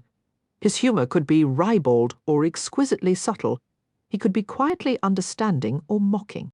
She had never known anyone so self-controlled, but at odd moments she had a sense of the deep-felt emotions locked inside him. And when she found her new life overwhelming, his arms were the safest haven she had ever known. They had long conversations in bed at night, talking until they could barely keep their eyes open. Their opinions were sometimes drastically opposed, but Derek claimed to enjoy looking at the world through her eyes, even as he teased her for being an idealist. Perhaps she had affected him more than he knew, for his bitterness seemed to be eroding slowly. At times, Sara noticed a trace of boyishness about him, a wont to tease and engage her in bits of nonsense, a new free and easy laugh. "Mr. Crawen looks specially fine these days," Tabitha and the other house wenches had remarked, and Sara knew that it was true. The vital, charismatic quality that had always made Derek attractive seemed to have doubled. Women stared at him covetously wherever they went, causing Sara twinges of jealousy. She took reassurance in his devotion to her. Females might flutter and simper when he was near, but he treated them all with polite indifference. Sara alone was entrusted with his secrets, his affection, his needs, and no other woman had ever come close to holding such a position in his life. They had a well-deserved reputation for reclusiveness, though it wasn't intentional. In the first whirlwind month of marriage, there simply wasn't time to attend many social events. Sara was busy every waking moment. She set aside a few hours of solitude in the mornings for her writing and spent the rest of each day making nerve-wracking decisions about the house they were to live in. They had agreed on a place Derek already owned, a handsome town mansion of 3 stories, surrounded by high-walled gardens. It was a house designed for entertaining. The floor plan centered around a spacious colonnaded hall, which opened into a huge drawing room and dining room. The house was serene and airy, filled with delicate white plasterwork of garlands and ribbons. The walls painted icy shades of green, mauve, and blue. Derek had dropped the entire project of decorating it into her lap, claiming cheerfully that he had no taste. The truth of that was indisputable. His idea of elegance was to load as much gilt and carving as possible on every spare inch of space. But Sara feared that her own taste might be no better. She enlisted the advice of Lily Rayford and a small number of young society matrons with whom she was becoming friends. Cautiously, she chose furniture of simple design, upholstered with pale, richly embroidered brocades. Bed hangings and window draperies were made of light-coloured damask and chintz. Sara had ordered splendid framed pier glasses for several rooms, and at Lily's suggestion, small writing tables to hold books, prints, and newspapers for guests to glance at. Her own writing desk was made of glowing rosewood, fitted with rows of compartments and drawers. Occasionally her labours were interrupted by an evening out with Derek. They attended a play, a musical evening hosted by the Rayfords, and a reception for a visiting foreign royal. Suffering under intense scrutiny at these social functions, Sara became aware of the need for suitable clothes. She was reluctant to go to the dressmaker, knowing how expensive it would be. After years of counting pennies, the act of spending large amounts of money made her feel slightly queasy. Buying furnishings for the house was necessary. Buying purely for herself was much more difficult to justify. To her surprise, Derek insisted on accompanying her to Madame Lafleur's shop. Monique welcomed them extravagantly, her dark eyes smiling in her round face. "Voici the most talked-about couple in London," she proclaimed, meeting them personally at the front of the shop instead of sending her assistants. "How well you look, the both of you! Everyone wonders why you have gone into hiding, but I tell my clients bien sûr, of course they will keep to themselves at first. That is the privilege of the newly married, n'est-ce pas?" She regarded Derek speculatively. "You have accompanied your wife here, Monsieur Craven. How generous it is of you to take such an interest." Derek gave her a charming smile. "I'm here because my wife has a little problem she won't admit to you." "Oh?" Monique's gaze instantly dropped to Sara's stomach. Derek grinned and winced as Sara dug her elbow into his side. Leaning toward the dressmaker, he said in a confidential tone, "The problem is, she's afraid to spend my money." "I see." There was a flash of disappointment in Monique's eyes. Clearly, she had hoped for a juicy bit of gossip she could spread around London. Her good humour was restored as Derek continued. "I don't intend for my wife to waste the afternoon trying to talk you into making gowns with less costly fabric and no trimmings. I want her to have the best and look as elegant, more elegant than any woman in England. Price is no object." The last 4 words sent the dressmaker's pulse soaring. "Oh, monsieur." Monique nearly kissed him in her excitement. "She is such a lovely woman, your wife." "Lovely," Derek agreed, his warm gaze falling on Sara. Idly he picked up a stray tendril that had fallen to her shoulder and curled it around his finger. "There's only one requirement I have. Show enough of her, but not too much. I want certain parts kept for my private admiration." "I understand," Monique said with an emphatic nod. "Men are tempted by a beautiful bosom. They lose their heads, et alors?" She shrugged prosaically. "Exactly." Monique touched his arm inquisitively. "How many gowns do you have in mind, monsieur?" Sara was annoyed that the two were conducting the transaction as if she weren't there at all. 4-day gowns, she interrupted, and 2 for evening, 6 in all, and perhaps a cambric nightgown. 25, Derek told the dressmaker. "Don't forget gloves, slippers, unmentionables, and everything she'll need to go with the order." Gently, he covered Sara's mouth with his hand as she sputtered in protest. His sly green eyes met the dressmaker's over her head, and he winked as he added, "Nightgowns aren't necessary." Monique chuckled and glanced at Sara's reddening face. "I think perhaps, madam, your husband is part French." After interminable weeks of consultations and fittings, Sara found herself in possession of an array of gowns more beautiful than she had ever imagined. They were made of vibrantly hued silks, velvets, and brocades, with small belted waists and flowing skirts worn over crisp petticoats. The deep scoops of necklines were finished with lavish lace borders. Underneath she wore thin, almost transparent drawers that reached only to the knees, and chemises so sheer they could be pulled through her wedding ring. From the milliner she had bought several provocative hats with tiny eye-length veils, bonnets lined with silk, and a turban, to which Derek took a violent dislike. "It covers all of your hair," he complained, lounging on the bed and watching as she tried it on. "And it looks lumpy?" Sara stood before the looking-glass as she stuffed coils of unruly locks beneath the headdress. "The problem is that I have too much hair." The milliner said, "If I cut a fringe across my forehead and took several inches off the bottom, the turban would fit better." He shook his head decisively. "You're not going to cut any of it." Sara sighed in frustration as a chestnut curl sprang from beneath the turban and fell over her shoulder. "All my new hats would sit more becomingly if my hair were short." Madame Lafleur said that I have just the right bone structure to wear it in a smart crop. Derek actually paled. If you cut all your hair off, I'll take a crop to you. Leaping off the bed, he snatched the offending turban from her head before she had time to move. Now look what you've done, she exclaimed while her hair tumbled around her. And I almost had it finished.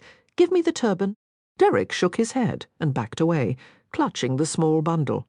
Sara made her voice very patient.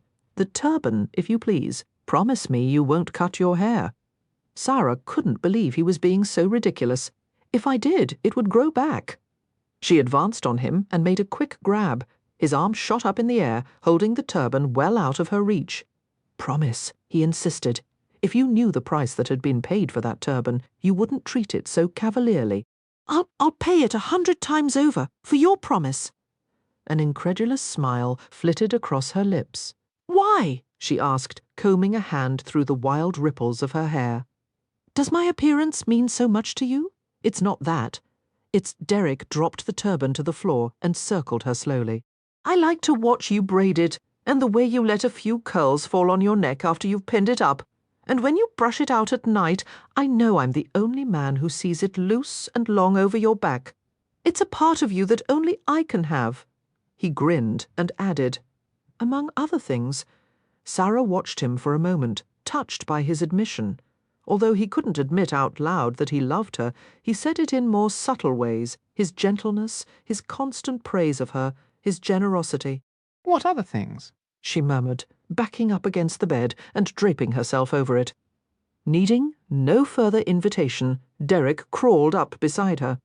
He unbuttoned her bodice as he answered, Your skin, especially here. Pure and white as a moonbeam. His fingertips moved tenderly over the firm slopes of her breasts. And these beautiful? I want to cover them with diamonds and kisses. Kisses are sufficient, she said hastily. Derek raked up her skirts. Her hips lifted willingly as he pulled her drawers down. Softly his hand found her. And this part of you? Mine alone? His thick lashes lowered, and his breath touched her throat in unsteady surges. He reached for the fastening of his trousers. Sometimes, he whispered, I'm so deep inside you, I can feel your womb, and I'm still not close enough. I want to share every breath, every beat of your heart. Sara quivered as she felt him move against her suddenly, entering her in a thrust that stretched her exquisitely tight. Derek cradled her head in both his hands, his mouth hot on her neck. Sometimes, he murmured, I want to punish you a little. Why? She groaned at his purposeful strokes, her head falling back on the pillow, his hands pressed down on her shoulders, holding her steady as he pushed into her center. For making me want you until I ache with it. For the way I wake at night just to watch you sleeping.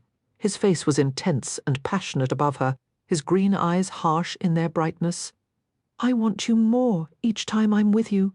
It's a fever that never leaves me. I can't be alone without wondering where you are, when I can have you again. His lips possessed hers in a kiss that was both savage and tender, and she opened to him eagerly. He had never been so demanding, his body hard and heavy as it met hers in solid blows. She rocked upward to receive him, straining to match his rapid pace, breathing in sobs of frantic need. Her blood pumped furiously, and the sensations sharpened as she sought release. Compulsively she answered his rhythm over and over, until her muscles ached and trembled. He reached down to grip her bottom tightly, pulling her against him, forcing himself even deeper inside her. Their skin was slick with the mingled sweat of their efforts. The friction between them was a slippery, powerful motion that teased their senses to an excruciating pitch. All at once, violent spasms of pleasure tore through Sara, and she screamed against his shoulder.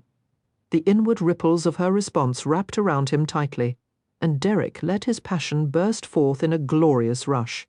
In the aftermath, he held her tightly, his hands smoothing over her back in repeated strokes. Words dammed up in his chest while he battled silently to drag them out. Sara seemed to understand, for she laid her head against his chest and sighed. It's all right, she whispered. Just keep holding me. I've never seen you look so fine. Katy exclaimed as Sara entered the cottage. She helped Sara off with her high-necked pelisse and reached out to finger one of the long banded sleeves of the new gown. What beautiful fabric! It shimmers like a pearl. Smiling, Sara turned in a circle and swished the skirts of the corded silk gown. Do you like it? I'll have one just like it made for you. Katy regarded the geranium-coloured silk doubtfully. It might be a touch too elegant for Greenwood Corners.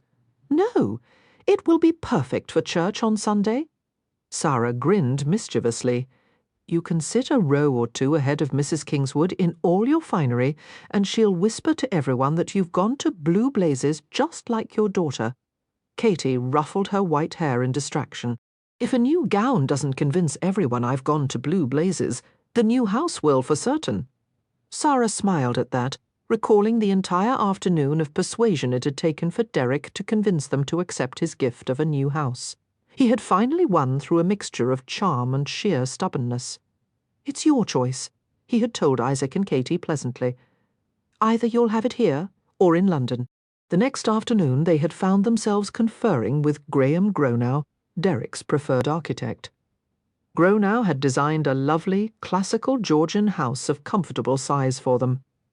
Under construction, on a choice plot of land close to the centre of the village, the house was a subject of conversation for everyone in Greenwood Corners. Riley Katy had told Sara that she thought Derek had deliberately made certain the house would be larger than the Kingswoods' manor. Sara hadn't argued, knowing full well that he wasn't above such behaviour. Derek plans to hire a cookmaid and gardener for you, Sara said, following her mother into the kitchen. I told him you might want to choose someone familiar from the village. If not, we'll send someone from London. Heavens above, Katy exclaimed. Tell your Mr. Craven we don't need hired help. But you do, Sara argued. What about the days when Papa's joints are too stiff for him to work outside? And now that I won't be able to do my share of the household tasks, you'll need someone to help, and perhaps bring you a cup of tea in the afternoon. Wouldn't you like that? Sara, the whole village is already expecting us to put on airs. Mrs. Hodges says her head spins every time she thinks about us living in a new house. 40 years we've been here, and never thought to leave. Sara smiled. Everyone knows it's not in you or Papa to put on airs. And Mrs. Hodges will become accustomed to the idea of you living in another home, just as the rest of Greenwood Corners will. This cottage is too small and old, and when it rains there are more leaks in the roof than I can count. And you may as well brace yourself for another surprise, because I told Derek yesterday that I would like for you to visit us in London. He's going to furnish you with a carriage, horses, and a driver, so you'll be able to travel whenever you want. Oh my! Katy sagged against the kitchen table. Imagine poor Eppie stabled next to an elegant pair of chestnuts. It'll do her good to associate with higher-ups. They both laughed, and then Katy's face changed. Her voice was suddenly filled with motherly concern. How is it for you, Sara? I can't help but worry at times, thinking of you living with him in that place. That place is a gambling club, Sara said dryly, and I'm perfectly comfortable there. But to ease your worry, the mansion will be finished soon, and I'll be living in a proper home. They began to prepare a tea tray as they talked, the familiar ritual making the conversation easier. What about Mr. Craven? Katy asked. What kind of husband is he? A comical expression came over Sara's face. A peculiar one is the best way to put it. Carefully she measured spoonfuls of tea leaves into a chipped yellow pot. Derek is a very complicated man. He's not afraid of anything except his own feelings. He isn't able to admit that he loves me, but at times I see it on his face, and it's as if the words are trying to burst from him. Katy wore a perturbed look. Is there any likeness between the two of you, Sara? Anything at all you have in common? Yes, but it's difficult to explain. Sara smiled thoughtfully. We're eccentric in our own ways, but somehow we fit together. I'm certain that an ordinary marriage wouldn't have done for either of us. We're often in each other's company, but we have our separate interests. I have my books and my writing, and Derek busies himself with the club and all his intrigues. Intrigues? Oh, It's a constant amazement, the assortment of people who visit him at all hours. One moment I'll see him conferring with urchins and ruffians right off the street, and the next he's talking to the ambassador of France. Katy shook her head in wonder. I'm beginning to understand what you meant by complicated. Sara hesitated, and then set down the spoon and the jar of tea. I'm going to tell you something, Mama, but it mustn't go past these walls, or Derek will have my head. The other day, I happened to find receipts and records of charity donations in a drawer of his desk. I couldn't believe my eyes when I saw the figures written out. He has given immense sums of money to schools, orphanages, and hospitals, and that doesn't include what he spends on his political causes. Did you ask him about it? Of course. I asked him why he would give all of it in secret, and deliberately let everyone think that he never cares about any cause but his own. It's as if he wants people to have a bad impression of him, if they only knew how much good he's done.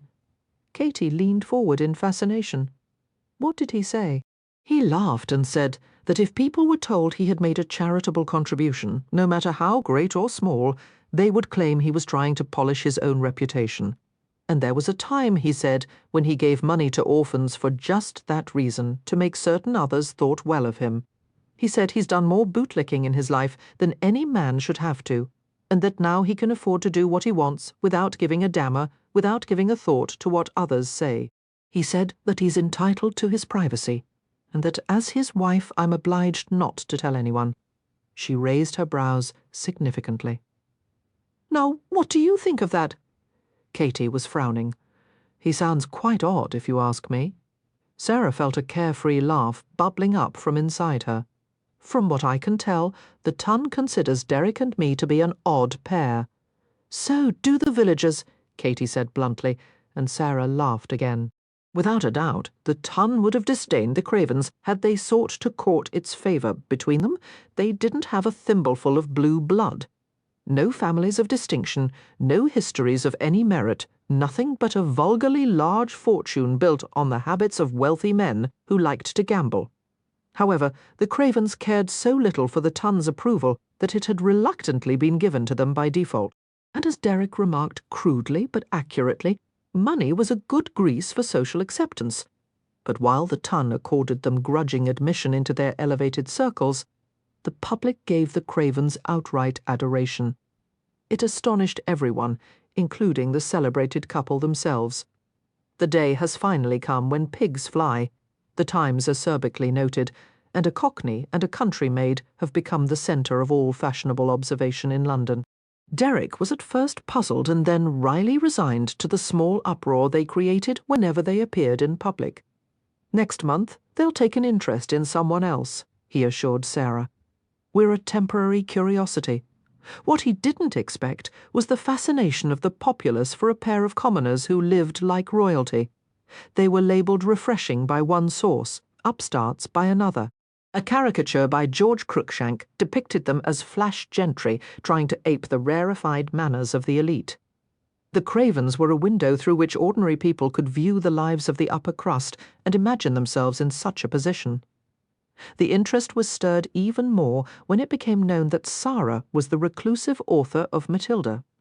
There was speculation in coffee houses and pubs across the city about whether Mrs. Craven was Matilda in disguise. Sara heard the name being called out from a crowd, observing the arrival of theatre-goers as they attended a production at Drury Lane. "Look there, a Matilda," a man called out as she emerged from the carriage. "Show us your face." As Sara glanced toward him in bewilderment, a cheer scattered across the gathering. "Matilda, you're a lovely sight, dearie." "Show us your face," Derek muttered beneath his breath as he escorted Sara up the front steps. "Soon you'll be declared public property." Sara began to laugh. "I think they just want to believe there is a Matilda somewhere." Before going to their box seats, they drifted apart to exchange social pleasantries with the multitude of acquaintances who swarmed around them. Husbands who were assured that Derek was no longer crawling into their wives' beds had begun to treat him with cautious pleasantness. People Sara barely knew or had never met took special care to fawn over her.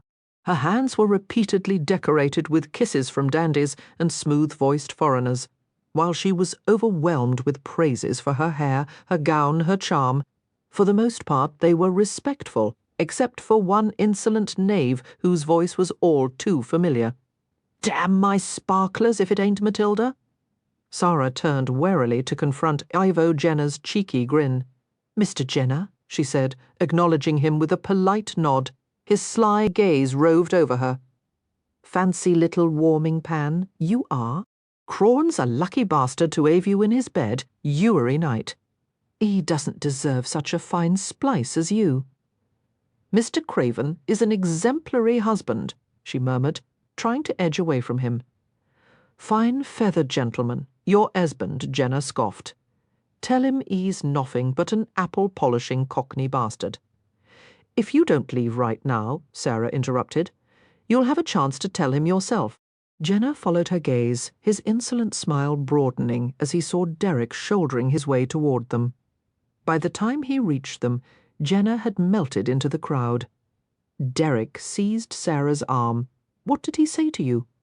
She blinked in wary surprise at his rough tone. "Nothing of any import. Tell me." "It was nothing," she said, wincing in pain. She twisted her arm free. "Derek, please, don't make a scene." He seemed not to hear her. His gaze was riveted on Jenner's retreating figure. "I'll teach that weedy bastard to lay a blasted finger on what's mine," he growled. Sara's lips tightened in annoyance. He was behaving like a mongrel fighting over a bone. She knew why Jenner always angered him so easily. Jenner's swaggering cockiness reminded Derek of his own past. "I'm not your property," she said. Although Sara's voice was as gentle as always, there was a cool note in it that raised Derek's hackles. He looked at her sharply. She had never spoken to him that way before. He didn't like it. "The hell you're not," he said gruffly, daring her to argue. She kept her gaze averted from his. "I would like to go to our seats now." For the rest of the evening, Derek was infuriated by the reserve in her manner. She virtually ignored him, all her attention focused on the play. It was clear he had displeased her. Sara's withdrawn manner was worse punishment than any argument could have been. He steeled himself to be just as cool to her. If she was expecting to wring an apology from him, she could wait until the devil went blind. She was his. He had a perfect right to defend her against the advances of scum like Ivo Jenner. After they returned home and retired for the evening, they kept to their own sides of the bed. It was the first night of their marriage that they didn't make love. Derek was miserably conscious of her soft body so close by, his own acute desire for her, and even worse, his need for her affection. In the morning he was vastly relieved when Sara awoke in her usual good humour, the previous night apparently forgotten. Derek lounged in the bathing tub while she perched on a nearby chair and read the daily paper to him. The Times carried detailed descriptions of Sara's ivory gown and the 5-carat blue diamond on her finger. The Cravens reported opinions of the play and speculation on whether Derek was truly a reformed rake. "There's not a word of truth in any of it," Derek said, "except the part where they said you were resplendent." "Thank you, kind sir." Sara set down the paper and reached over to toy with one of the large soapy feet propped on the porcelain rim of the tub. She wriggled his big toe playfully. "What about the part that says you're reformed?" "I'm not. I still do everything I used to do, except now only with you." And quite impressively. She replied, her tone demure. He liked that. She could see. His green eyes gleamed, and he drew his foot down into the bath. "The water's still hot," he said, making inviting swirls with his hands. Sara smiled and shook her head. "No." He slid lower into the water, watching her steadily. "I need help with my bath. There's a spot I can't reach." "Where?" "Come in here and I'll show you." Unable to resist his roguish appeal, Sara relented. Standing up from the chair, she dropped her robe and night rail to the wet tiles and blushed under his interested gaze. Carefully she stepped into the tub. Derek reached up to help her and lowered her gently into the warm water. She shivered at the feel of him beneath her, slippery and strong, his muscled arms and legs wrapping around her. His black hair gleamed like the pelt of a wet seal. "Where is the soap?" she asked, brushing a clot of foam away from his jaw. I dropped it, he said regretfully, and drew her hand down into the cloudy water. You'll have to find it. She giggled and splashed him. Puddles of water collected on the floor of the bathing room as they played. Linking her dripping arms around his neck, she pressed a wet kiss to his lips. I'm afraid I can't find the soap, she whispered, her body drifting buoyantly against his. Keep looking, he encouraged throatily, and sought her mouth for another kiss. In his private moments, Derek acknowledged to himself that all Lily had ever claimed about marriage was true. The sheer convenience of it was stunning. His wife was always close at hand, her small presence gracing his home, her hand on his arm when they appeared in public, the lingering scent of her perfume haunting him sweetly when they were apart. He knew it would be impossible ever to tire of her, for she was as vital to him as the very air he breathed. And yet he felt himself to be an impostor with every husbandly kiss he placed on her forehead. It was as if he had been given a handsome suit of clothes that didn't quite fit. He found himself studying Sara intently, waiting for the clues that he had made mistakes. He wasn't fool enough to think he was behaving the way most husbands did, whatever that was. But she gave him precious little guidance, and he was left to walk blindly along a steep and unfamiliar path. Frequently, Derek felt a deep sense of unease, as if some invisible monumental debt were being accumulated in his name. There was also the occasional bite of resentment, when he realized she had become the source of all pleasure to him, all comfort and peace. She was the first human being he had ever needed. He had lost his freedom in a way he had never imagined possible, bound more securely by her love than by a mile's length of iron chains. Missing Derek's presence in bed, Sara crept downstairs in the early hours of the morning and found him alone in the central gaming room. It was eerily quiet and cavernous without the usual crowd of patrons and employees. Derek was at Worthy's corner desk with several decks of cards aligned carefully across the polished surface, sensing her presence. He glanced over his shoulder with a non-committal grunt. "What are you doing?" Sara asked with a yawn, curling into a nearby chair. "Worthy suspects one of my dealers is cheating. I wanted to look at the cards he was using tonight, just to be certain." Derek's mouth twisted with displeasure as he indicated one of the shallow stacks. "That's a marked deck if I've ever seen one." Sara was perplexed. She had seen all the elaborate rituals at the tables, the ceremonious openings of fresh boxes of cards. How could any of the dealers mark the cards? There's no time or opportunity, is there? Derek picked up a new deck, shuffling so expertly that the cards were nothing but a blur. He dealt a hand to her, face down. "Tell me which is the queen." Sara squinted at the backs of the cards. "I can't. They're all the same." "No, they're not. I just marked the queen." Derek picked up the card and showed her the tiny, nearly indistinguishable notch he had made with his thumbnail on the edge of the card. "There are other ways of marking. I could use ink on the tip of my finger to leave smudges. I could bend them just a little. Or keep a bit of glass work up my sleeve." "A mirror?" she asked. He nodded, continuing to toy with the cards. "If a deck has been professionally marked, you can tell by riffling the deck and watching the backs any line work or blockouts will jump out." The cards seemed to come to life in his hands as he shuffled once more. "Here's how to stack the deck, but the motion has to be smooth. It takes practice in front of a mirror." The cards were a flowing stream in his hands. He held them tenderly, his long fingers manipulating and flexing until the deck formed a bridge, a waterfall, a snapping fan. Sara watched in awe, as agile as the dealers in the club were. She had never seen any of them handle cards with such ease.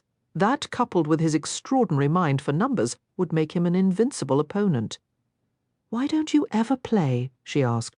"I've never seen you in a casual game with Lord Ryford or your other friends. Is it because you know you would always win?" Derek shrugged. "That's one reason," he said, without conceit. "The other is that I don't enjoy it. You don't. I never did. But how can you be so good at something and not enjoy it? Now there's a question," he said, and laughed softly, setting aside the cards. Leading her to the hazard table, he took her by the hips and lifted her up. She sat on the edge of the table, her knees pushed apart as he stood between them. Derek leaned forward, his mouth a warm, gentle brand. It's not like your writing, sweet.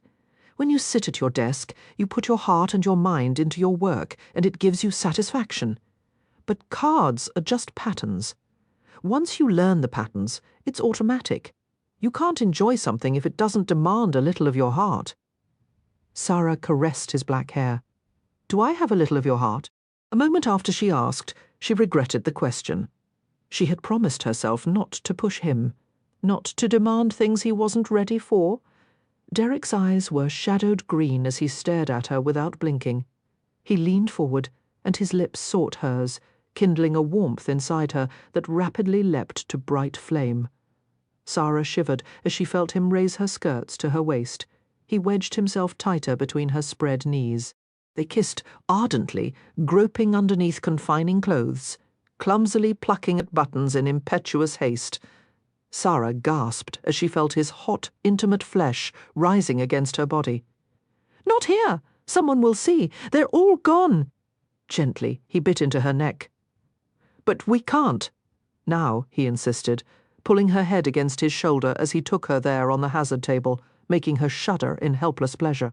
Sara was alone in the private apartments over the club, viewing herself in the long mirror of the bedroom. She was dressed to attend the birthday dinner of Lord Rayford's 17-year-old brother Henry. On private occasions such as this, the Rayfords surrounded themselves with warm, enjoyable company. Sara knew the evening would be filled with wit and laughter. Derek had gone with Alex to help deliver Henry's present, a shining thoroughbred horse, to Swan's Court before the boy arrived home from Eton. Sara smoothed the skirt of her green velvet gown, low-cut and severe in its simplicity. The gown was adorned only by a row of 6 golden clasps that held the split front of the skirt together. She was wearing a necklace. Derek had given her to mark their first month of marriage, a gorgeous creation of diamonds and tumbled emeralds that lay in intricate strands over her chest. Admiring the sparkling necklace in the mirror, Sara smiled and turned to view it from another angle. Suddenly, her heart stopped.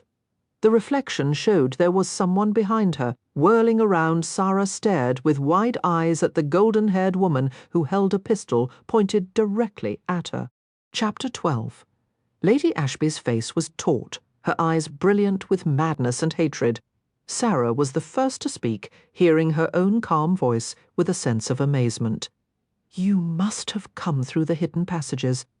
I knew about them long before you ever met him. Joyce sneered, her gaze darting to the huge gilded bed. I was with him in that bed too many times to count. We were magnificent together. We invented things that had never been done before. Don't move. Her grip on the gun was steady. Sara took a quick, shallow breath. What do you want? I want to have a look at the woman he's taken as his wife? Joyce smiled contemptuously. Covered in velvet and jewels, as if that might fool others into thinking you're a lady of consequence. A lady such as yourself? Joyce ignored the jab, staring mesmerized at the necklace that glittered against Sara's pale skin. Those emeralds are the exact color of his eyes. No one else has eyes like that. She glared at Sara in crackling fury. I said, don't move. Sara froze, having begun to inch toward the long tasselled rope that would ring the servant's bell. You must be pleased with yourself, Joyce said, admiring yourself in your fine gown with his ring on your finger. You think you have what I covet most? You think he belongs to you? But your marriage means nothing. He belongs to me. I put my mark on him. He doesn't want you, Sara whispered, her eyes locked on Joyce's vindictive face. You country simpleton, do you actually think you've had any more of him than 100 women could claim? I know him every bit as well as you do. I know the pattern of hair on his chest, the smell of his skin. I've felt his scars beneath my hands, and the muscles moving on his back. I know what it is to have him inside me, the way he moves slow and deep just before he finds his release. Joyce's eyes half closed. A gifted lover, your bastard husband. No other man on earth understands a woman's body as he does. A big, sensual beast, with no conscience and no scruples. He is my perfect counterpart, and he knows it. Swiftly, Sara darted to the bell pull and gave it a frantic jerk, expecting to hear the explosion of the pistol. But Joyce didn't fire. Trembling and white, Sara faced her. "The servants will be up here right away. I suggest that you leave, Lady Ashby." Joyce regarded her with contempt. "What a ridiculous creature you are." Deliberately, she reached over and knocked the lit oil lamp from the dresser. Sara gave a cry of horror as the glow broke and the puddle of oil ignited. Immediately the pool of fire spread outward, flames licking hungrily at the carpet, woodwork and draperies. Oh, God! Joyce's face was painted gold and red by the rearing, malevolent light. "You can die by smoke and fire," she said in a guttural voice. "Or a bullet. Or you can choose to do exactly as I tell you." Derek and Alex were several streets from St. James when they realized something was terribly wrong. Bells were tolling. Carriages, horses, and pedestrians clogged the area. The sky was filled with a dull red glow that came from a blaze somewhere on the horizon. "Fire," Alex said tersely, staring out the window of the carriage. "Where?" A cold feeling settled over Derek, collecting in the pit of his stomach. The carriage progressed with excruciating slowness while the outriders did their best to forge a way through the crowded streets. His sixth sense, always accurate, warned of disaster. "It's the club," he heard himself say. "I can't say for certain." Alex's voice was calm, betraying none of the anxiety he was feeling, but one of his hands was gripped around the curtain at the window, exerting so much tension that the stitches in the fabric began to pop. With a muffled curse, Derek opened the door of the carriage and leapt out. The vehicle moved so slowly that it was faster to walk. He shouldered his way through the mob that was gathering to watch the fire. Craven. He heard Alex behind him, following at a distance. He didn't pause. The insistent tolling of the bells filled his ears, reverberating in thunderous crashes. It couldn't be his club, not after he'd spent years of his life working, stealing, suffering for it. He'd built it with his own sweat and blood, with pieces of his soul. God, to watch it all disappear into smoke and ashes. Derek turned the corner and made an incoherent sound. The gambling palace was roaring. The growl of fire was everywhere. The sky, the air, even the ground seemed to tremble. Derek staggered to the scene and watched as his dreams burned in an unholy blaze. He was mute, breathing and swallowing, trying to understand what was happening. Gradually, he became aware of familiar faces in the awe-struck crowd. Monsieur Labarge sat on the side of the pavement, numbly holding a copper pot he must have carried from the kitchen, too panicked to set it down. Gil was standing with the house wenches, some of them angry, some crying. Worthy was nearby. The flames reflected in his spectacles. Sweat trickled down his cheeks. He turned and saw Derek. His face twitched convulsively. He tottered forward, his voice unrecognizable as he spoke. "Miss Craven, it spread too quickly. There was nothing they could do. It's all gone." "How did it start?" Derek asked hoarsely. Worthy removed his spectacles and mopped his face with a handkerchief. He took a long time to answer, having to choke the words forth. "It began on the top floor, the private apartments." Derek stared at him blankly. 2 police officers rushed by them, a snatch of hasty conversation floating in the air behind them. "Knock down the next building. Make a fire gap." "Sara," Derek heard himself say. Worthy bent his head and shivered. Derek drew close to Worthy, gripping the factotum's shirt front. "Where is she? Where is my wife?" "I've questioned the employees." Worthy answered, gasping, as if it were painful to talk. Several of them confirmed she was in the club. "Where is she now?" "Sir." Worthy shook his head and began to make an odd gulping sound. Derek let go of him and reeled back a few steps, staring at him dazedly. "I have to find her." "It happened too quickly," Worthy said, trying to control his tears. "She was in the apartments when it started. She couldn't have gotten out." There was jangling confusion in his head. Disoriented, Derek swerved in a half-circle. He felt very strange, all his skin prickling. No, she's somewhere. I have to find her." "Mr. Craven?" Worthy followed him as he made his way into the street. "You mustn't go in there. Mr. Craven, wait." He took hold of Derek's arm. Derek shook him off impatiently, his purposeful strides gaining momentum. In a sudden panic, the factotum flung himself at Derek, using his slight weight and wiry strength to hold him back. Help me stop him. Worthy screamed. He'll run straight into the middle of it. Derek growled and shoved him away, but other hands descended on him, shoving him down to the ground. He cursed and tried to rise again, only to find himself surrounded by a crowd of men intent on restraining him. Enraged, he began to fight like a rabid animal, roaring and struggling to break free. Distantly, he heard Alex Rayford's voice. "Derek, for God's sake, man! Sara! Sara! Someone clubbed him, a violent blow to his skull." Derek arched against the pane with an animal whimper. "My wife!" he gasped, his brain on fire, his thoughts collapsing like a house of cards. He gave a quiet groan and plummeted into blackness. Lady Ashby had taken Sara to the underground wine cellar at gunpoint. They left the club through one of the hidden doorways. It had been designed to allow patrons an easy escape route to avoid the embarrassment of being caught in the club during a police raid. As she emerged from the cellar to the fresh outside air, Sara was surprised to see a hired carriage waiting for them. "Get in!" Joyce muttered, jabbing her in the back with the muzzle of the pistol. "And don't try to appeal to the driver. He's being paid well to keep his mouth shut and do as I bid him." Once inside, they sat on opposite seats. Joyce kept the pistol pointed at Sara, relishing the power of life and death over her prisoner. The carriage began to move. Sara clasped her trembling hands in her lap. "Where are we going?" "To an Ashby holding in the country, an old medieval house." Now that her plan was progressing exactly as she'd intended, Joyce was casual, even conversational. Most of it has crumbled over the centuries, except for the central core and the tower. No one ever goes there. "How far is it?" "We'll travel a good hour and a half, perhaps 2. She smiled mockingly. "Would you like to know why I'm taking you there? I'm not going to tell you. I'm saving it as a surprise." Sara wondered if the fire had spread throughout the club, or if by some miracle the employees had been able to contain it. Soon Derek would return from his errand with Alex. She felt ill at the thought of what he might face. He would discover that she was missing. He might be injured in the attempt to find her. Suddenly she was terrified for his sake, wondering if he would be in danger, if he would think she was dead. Agitatedly, she touched the heavy necklace at her throat, worrying the smooth emeralds between her fingers.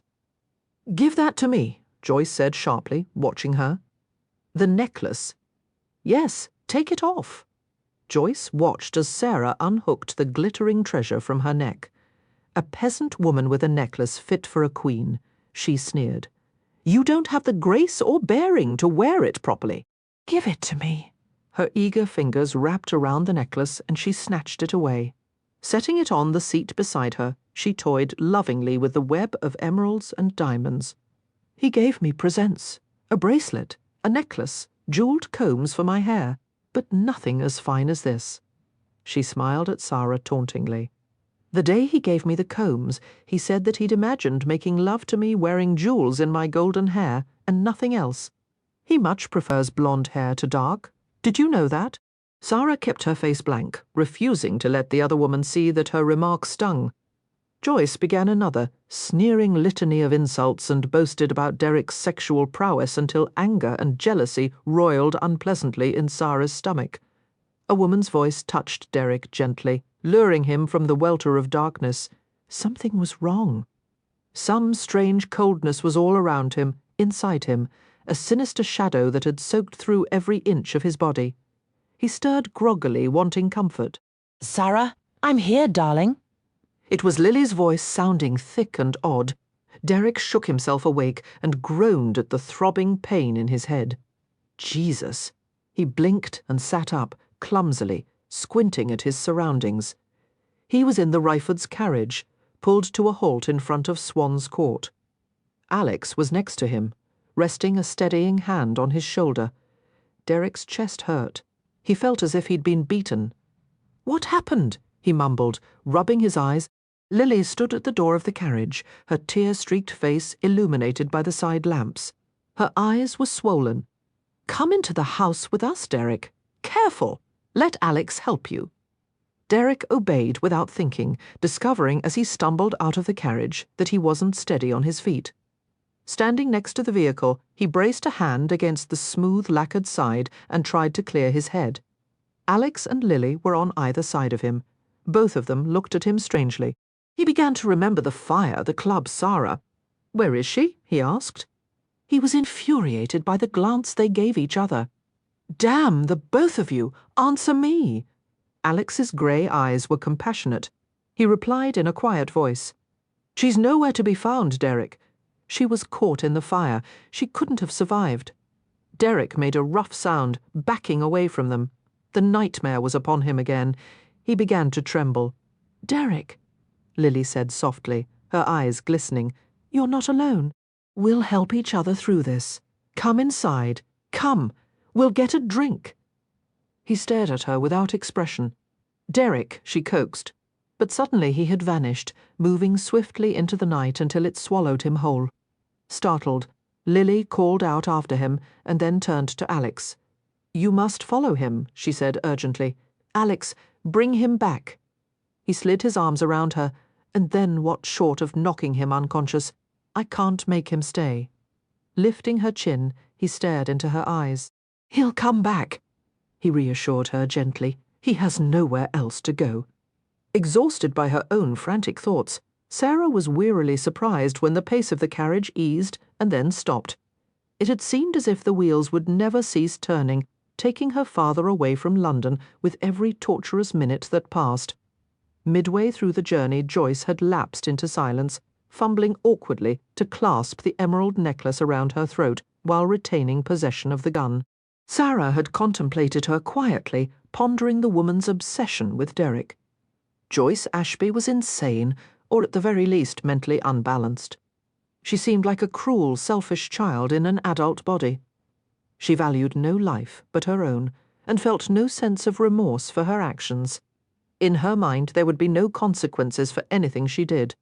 Why had Joyce been allowed to go about unhindered and cause such harm? Surely Lord Ashby must be aware of his wife's actions. Sara wondered what kind of man he was, and why he hadn't taken Joyce in hand long before now. The driver opened the door of the carriage and looked inside. The strange young old look about him defied any accurate guess of his age. He had a thin, whiskery rat face. His colourless eyes shifted nervously from the pistol to Joyce's face. "Milady," he questioned.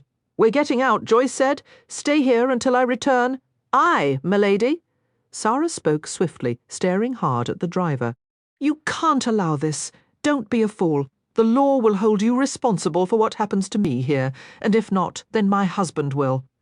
The man flinched and ducked away, ignoring her. "Get out!"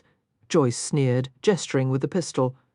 Sara climbed to the ground, her legs cramped from the long ride. She shot a glance at the driver, who had gone to the front of the carriage with the horses. Since he apparently had no conscience to appeal to, she tried threats. "My husband is Derek Craven, and when he finds out about this, he won't rest until he's made you pay. He won't do anything to help you," Joyce said, prodding Sara with the pistol. "Start walking." The path was illuminated by the carriage lantern Joyce carried. They approached the medieval structure, little more than a mutilated shell of stonework. The windows and doors had crumbled, giving the fortified house the appearance of a jaw with gaps of missing teeth. Slowly Sara entered the central hall. Mice and vermin scuttled in all directions, alerted to the presence of intruders, annoyed by Sara's hesitant pace. Joyce brandished the gun and pushed her toward the broken stone steps that led up to the tower. "Up there," she said brusquely. Slowly, Sara mounted the first step. Her mouth was dry with fear. She broke out into a heavy sweat, liquid fear seeping from her pores. "Why, there's a room at the top with a bar across the door. I'm going to keep you there. You'll be my own private pet. From time to time I'll come and visit you and tell you all about your husband. We'll find out how long he grieves for you and how long it takes before he comes back to my bed." Joyce paused and added smugly, "Perhaps I'll even show you ways to pleasure me, and you'll show me exactly what your husband finds so compelling about you." "You're disgusting," Sara said in outrage. "You might say that now, but after a few days you'll do whatever I want in return for food and water." Sara's nerves twitched rebelliously, demanding action. She would rather die at this moment than be at the mercy of a madwoman for some indefinite length of time. She had to do something now before they reached the tower room. After another few steps, she pretended to stumble on the landing. Swiftly, she turned and grabbed for Joyce's arm. Joyce reacted with a hiss of rage, fighting to keep hold of the pistol. She dropped the carriage lantern and tried to claw Sara's face. Feeling the bite of long nails on her neck, Sara screamed and tried to twist the gun away. They grappled desperately and rolled down the steps together. The painful impact of the stone stairs on her head and back dazed Sara, but she didn't let go of Joyce's arm, even as she felt it come down between their writhing bodies. All at once, her ears rang with an explosion. Sara's first thought was that she had been shot. She had felt a hard, bruising blow against her breast that she gradually identified as the backward kick of the pistol. Slowly she stirred and sat up, holding a hand to the throbbing side of her head. Joyce lay a foot or two away, moaning. A patch of crimson blood welled over her shoulder. "Help me," she wheezed. "Help you," Sara repeated, staggering to her feet. Somehow she managed to collect her wits. The discarded carriage lantern was still intact, the tiny flame sputtering as the lamp rolled lazily across a step. After picking up the lamp, she went to Joyce, who was clutching her injured shoulder. "I should leave you here," she thought. She was unaware she had said the words aloud until Joyce replied, "You can't let me die. You're not going to die." Disgusted, terrified, Sara removed her own petticoat, wadded it up, and pressed it firmly against the wound to staunch the blood. Joyce screamed like an enraged cat, her eyes slitted and demonic. Sara's ears rang from the piercing cry. "Be quiet, you bitch," Sara snapped. "Not another sound." Suddenly, her entire body was filled with furious energy. She felt strong enough to push down a stone wall with her bare hands. She went to the crumbling entrance of the castle and saw that the hack driver was still waiting, craning his neck curiously. "You!" she shouted. "Come here right away, or you won't get a bloody shilling of what she promised." She turned back to Joyce, her blue eyes blazing. "And you give me back my necklace." As Alex had predicted, Derek returned to Swansea's court, dishevelled and dirty, smelling of charred wood. His face was tearless and cold, scraped from his earlier scuffles. Lily had been waiting up for him, drinking countless cups of tea. Henry, her brother-in-law, had gone out to roam with his friends in London, seeking trouble as high-spirited young men were wont to do. Alex stayed home, pacing edgily from room to room. As the butler admitted Derek into the house, Lily rushed to the entrance hall and took his arm. She questioned him anxiously as she led him into the parlour. "Derek, where have you been? Are you all right? Would you like something to eat? A drink?" "Brandy," Derek said curtly, sitting down on the parlour sofa. Lily sent maidservants scurrying for hot water, towels, and brandy. All of it arrived in short order. Derek was strangely passive as Lily dabbed at the dirty scrapes with a moistened towel. He cupped the brandy snifter in his hands without bothering to taste it. "Drink some of that," Lily said in the firm, motherly voice that the children never dared to disobey. Derek took a swallow and set the snifter down, not looking at her as she hovered about him. "Are you tired?" she asked. "Would you like to lay your head down?" Derek rubbed the lower half of his jaw, his green eyes flat and blank. He appeared not to have heard her. Carefully, Lily smoothed a lock of his hair. "I'll be close by. Tell me if there's anything you want." She went to Alex, who had been watching from the doorway. Their eyes met. "I hope he'll be all right," she whispered. "I've never seen him like this. He lost everything. The club. And Sara." Reading the worry in her gaze, Alex pulled her close and rocked her gently. In the years since their marriage, they had shared a life of companionship, passion, and incomparable joy. Times like this served as a brutal reminder that they should never take their happiness for granted. He held his wife protectively. "He'll survive," he answered her, "just as he's survived everything else in his life. But he'll never be the same." Lily shifted in his arms to glance miserably at Derek's motionless form. Someone used the brass knocker at the front door. The sharp sound echoed in the entrance hall. Alex and Lily looked at each other in silent question, then watched as the butler went to answer. They heard a thick Cockney voice arguing with Burton's well-modulated tones. "If Crawen's heir, I bloody well as to see him." The man's voice wasn't familiar to Alex, but Lily recognized it immediately. "Ivo Jenner," she exclaimed. "Why the hell would he come here?" Unless her dark eyes widened. "Alex, he's the one who started the kitchen fire at Craven's last year. It was just a prank, but perhaps he pulled another prank tonight that got out of hand." "Do you think?" She stopped as she felt a sudden breeze rush by her, caused by Derek's form as he shot past them to the entrance hall, lithe as a striking panther. Alex followed him in a flash, but not before Derek had fastened his hands around Jenner's throat, knocking him to the marble floor. Swearing obscenely, Jenner used his heavy pugilist's fists to batter Derek's sides. It took the combined strength of Alex, the butler, and Lily to pry Derek away. The entrance hall was filled with their combined bellowing. Only Derek was quiet, busily engaged in murder. "Stop it!" Lily was screeching. Alex had one powerful arm locked around Derek's neck. "Damn you, Craven!" "I didn't do it," Jenner protested loudly. "That's why I came here, so as to tell you I didn't do it."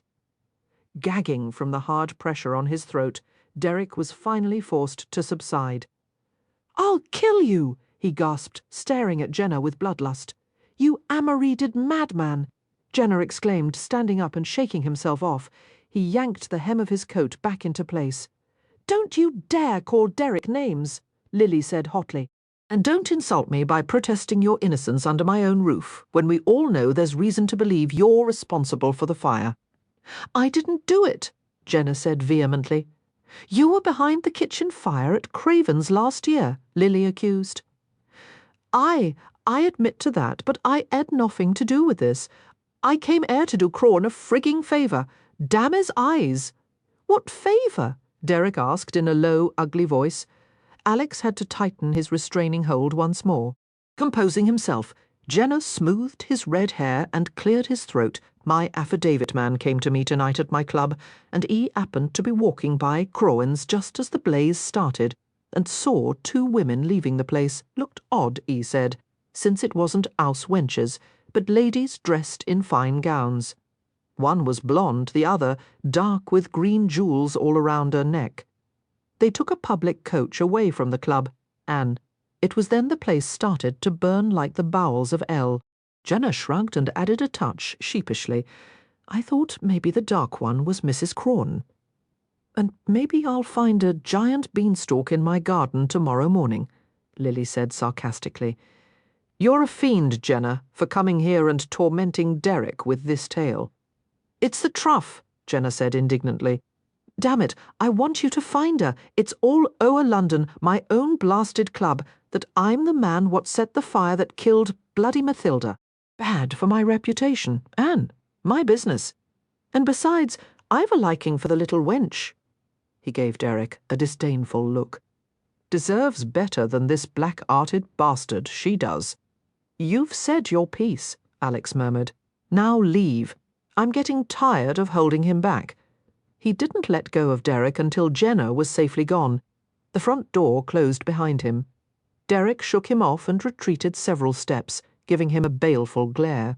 Lily released an explosive sigh. "That blustering idiot Jenner. I discount every word he said as nonsense."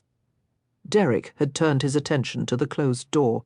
His large, raw-boned body was very still. The Rayfords waited for him to voice his thoughts. His voice was strained and barely audible. "Sara has a green necklace. She was going to wear it tonight." Alex watched Derek alertly. Craven, would Sara have had any reason to leave the club tonight? With a blonde woman? Lily asked skeptically. "I don't think any of Sarah's friends are blonde except my sister Penelope, and she certainly wouldn't have." She broke off at Derek's quiet exclamation. Derek, what is it? Joyce, he muttered. It could have been Joyce. Lady Ashby. Lily bit her lip and asked gently, Derek, are you certain you're not trying to convince yourself of something you want desperately to believe? Derek was silent, concentrating on his own thoughts. Alex frowned as he turned the possibilities over in his mind. Perhaps we should pay a visit to Ashby House, he conceded. At this point, it wouldn't do any harm. But Craven, don't rest your hopes on discovering anyth. He turned with surprise to find Derek already striding out the door.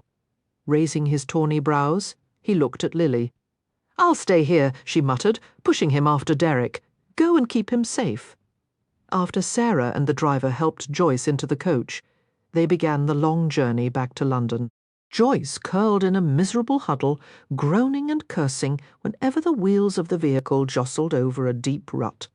Her endless complaining was finally too much for Sara to take. Oh, good Lord, that's enough, she exclaimed impatiently. I'm going to die, Joyce moaned. Unfortunately, that's not the case. The bullet passed cleanly through your shoulder. The bleeding's stopped, and whatever discomfort you feel isn't nearly enough to make up for all you've done, Sara continued with growing exasperation. The first time I met Derek was on the night you had his face slashed, and ever since then you've harassed and tormented us both. You brought this on yourself. You're enjoying my suffering, Joyce whined. Somehow I can't dredge up much sympathy for a woman who's just tried to kill me. And when I think of the cruel, callous way you destroyed Derek's club, he'll always hate me for that, Joyce whispered in satisfaction. I'll always have that part of him, at least. No, Sara said firmly. I'm going to fill his life with such happiness that he'll have no room to hate anyone. He won't spare you a thought. You'll be nothing to him. You're wrong, Joyce hissed. They fell into a seething silence that lasted the rest of the journey. Eventually the carriage stopped in front of Ashby House, a magnificent stucco-fronted mansion frescoed in a rich shade of umber. Sara bid the driver to assist her in bringing Joyce into the building. They had to ascend a short flight of steps, mewling in discomfort. Joyce leaned heavily against Sara, digging her nails punishingly into her shoulder and arm. Grimly, Sara resisted the urge to throw her down the stairs. As they reached the front door, an astonished butler admitted them. Sara spoke to the butler tersely. Pay the driver whatever he was promised, and show us to Lord Ashby, quickly, bewildered. The butler stared at Lady Ashby's blood-stained gown. Go on, Sara encouraged, and he complied with her orders. After he was paid, the driver scurried back to his coach and left with all due haste. What are you going to tell Lord Ashby? Joyce murmured. Sara regarded her with cool blue eyes. The truth, my lady. Joyce gave a faint cackle, looking like a wild golden witch. He won't punish me. He lets me do whatever I want. Not this time. I'm going to make certain you answer for what you've done tonight. Try it, Joyce invited, cackling again. The butler led them to a nearby sitting room, magnificently fitted in red and black. Since Sara no longer offered her support, Joyce clung to the butler's arm, becoming pale and dizzy as they reached their destination. Send for a physician, Joyce commanded thinly, holding her shoulder as she eased into a chair. I require immediate attention. The butler left, and the heavy rumble of a voice came from the corner of the room. I've been waiting for you, Lady Ashby. It appears you've been about some mischief tonight. Joyce glanced at her husband and didn't reply. Cautiously, Sara approached Lord Ashby. He was seated in a chair near the fireplace, his knees spread comfortably. A stocky, thick-throated old man with flapping jowls and moist, bulging eyes, he looked like an imperious frog.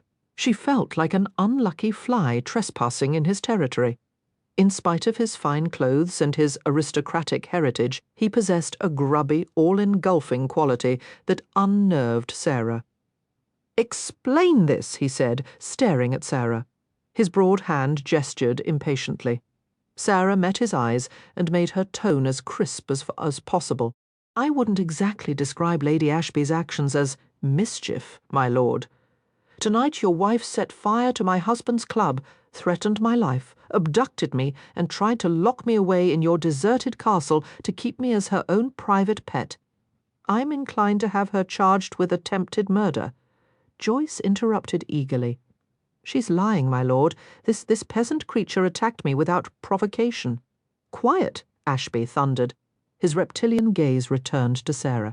You don't intend to go to the authorities, Mrs. Craven, or you wouldn't have brought Lady Ashby to me. You and I would rather not expose the distasteful details of this situation in the courts. Your husband, after all, is as much a culprit as my wife. I don't agree. Oh, then what are you doing now, if not trying to protect him from the consequences of his past mistakes? Although you would like to argue the point, Mrs. Craven, you are well aware that your husband should never have taken Lady Ashby to his bed, out of respect for me, if for no other reason, although I will concede that Lady Ashby must have been a potent temptation. Sara glanced at the feral, blood-stained woman with disdain. Whatever his taste was in the past, my husband has no interest in anyone but me now. A slight smile came to Lord Ashby's face. His pendulous jowls twitched. I do not doubt that in the slightest, Mrs. Craven. And I will consider myself indebted to you, solely you, not your husband, if you will allow me to handle my wife in the way I see fit. The two women spoke at the same time. My lord, Joyce asked sharply. What will you do with her? Sara said. I will keep her at a remote location in Scotland, Lord Ashby answered Sara. Away from all society. Clearly she presents a danger to all those she associates with. I would isolate her in relative comfort rather than confine her to a lunatic hospital where she might be subjected to cruel treatment and also prove an embarrassment to the family. No! Joyce erupted in an inhuman howl. I won't be sent away. I won't be caged like an animal. Sara kept her attention on Lord Ashby. I only wonder why you haven't done it before, my lord. My wife has always been a source of amusement for me, Mrs. Craven. Until now she has never caused real harm to anyone. My husband's face. Sara began hotly, thinking of the slashing. A punishment he deserved. Lord Ashby declared, in the past, Craven cuckolded many powerful men. He's fortunate that none of them ever decided to make a gelding of him. He had a point, much as she disliked to admit it. Your source of amusement nearly cost me my life, Sara said under her breath. Ashby frowned impatiently. Mrs. Craven, I see no reason to go over the same ground yet again. I give you my word of honour that the problem will be addressed in the way I have described. Lady Ashby will never set foot in England again. That should be enough to satisfy you. Yes, my lord. Of course I trust your word. Sara lowered her gaze deferentially. If you'll excuse me, I must find my husband now. Craven was here with Lord Rayford. Lord Ashby informed her. Sara was disconcerted by the news. Here. But how? They suspect that Joyce might have had something to do with your disappearance. I told them I had no knowledge of her whereabouts. They left not 10 minutes before your arrival. Where did they go? I did not ask. It was of no consequence to me. Sara was relieved that Derek hadn't been injured. But he must be distraught, even frantic, not knowing what had happened to her. She bit her lip in consternation. Well, at least they know there's a chance I'm all right. They don't have much hope, Ashby said dryly. I must say, your husband seemed quite indifferent to the entire situation. Sara's heart thumped anxiously. She knew it wasn't indifference at all, but a surfeit of emotions Derek couldn't handle. He was keeping it all inside, denying his grief and fear to everyone, even himself. She had to find him. Perhaps the best place to begin her search was the club. With dawn arriving soon, surely the men would want to survey the damaged building by the light of day and comb through the ruins. My lord, she said urgently, I would ask that one of your carriages convey me to St. James Street. Ashby nodded, with all expediency. Sara left the room while Joyce screamed madly after her. I won't be locked away forever. I'll come back. You'll never be safe. Sara's breath was knocked from her at the first sight of the club. Or rather, the place where the club had been. Thieves and beggars were poking through the rubble in search of fire-damaged goods. Slowly, Sara descended from the Ashby carriage. She stood at the side of the street, staring. Dear God, she whispered, her eyes stinging with tears. All Derek's dreams, the monument to his ambition, razed to the ground. Nothing remained but the marble columns and staircases, sticking up like the exposed skeleton of a once proud beast. Pieces of the stone facade were scattered on the ground like giant scales. The extent of the destruction was difficult to comprehend. For years, the club had been the centre of Derek's life. She couldn't imagine how he must be reacting to the loss. The lavender light of daybreak fell gently over the scene. Sara made her way to the charred ruins at a snail's pace, her thoughts disconnected. Her manuscript had burned. She realized sadly it had almost been finished. The art collection was gone too. Was Worthy all right? Had anyone perished in the fire? There were hot embers on the ground and small patches of flame. Tufts of smoke rose from blackened timbers that had fallen at odd angles. What had once been the huge chandelier in the domed hall was a mass of melted crystal lumps reaching what had once been the grand central staircase, now exposed to the open sky. Sara stopped and dragged her sleeve over her face. She gave an aching sigh. "Oh, Derek," she murmured. "What am I going to say to you?" A breeze rustled past her, stirring ashes around her skirts, making her cough. Suddenly, an odd feeling came over her, a slight shock, as if she'd been touched by invisible hands. She rubbed her arms and turned around, somehow knowing Derek would be there. And he was. He stared at her from a face that was stark white, paler than the scorched marble columns rising from the ground. His lips formed her name, but he didn't make a sound. The breeze swept over them both, clearing away the wisps of smoke from the ground. Sara was startled by his gauntness, the torment that pulled at his features until he looked like a stranger. His eyes were searing, as if he were flooded with uncontainable rage, but suddenly the depths of green overflowed, and she realized with astonishment that it was not rage, it was soul-deep terror. He didn't move or even blink, afraid she would disappear. "Derek?" she said, uncertainly. His throat worked violently. "Don't leave me," he whispered. Sara went to him, picking up her skirts, stumbling in her haste. "I'm all right. Oh, please don't look like that." Reaching him, she threw her arms around him and held on with all her strength. "Everything's all right." A fierce tremor went through him. Suddenly he clutched her in an embrace that hurt until her ribs ached from the pressure. His hands slid over her body in a frantic search, while his breath shuddered in her ear. "You said you'd never leave me." He held her as if he feared she would be ripped away from him. "I'm here now," she soothed.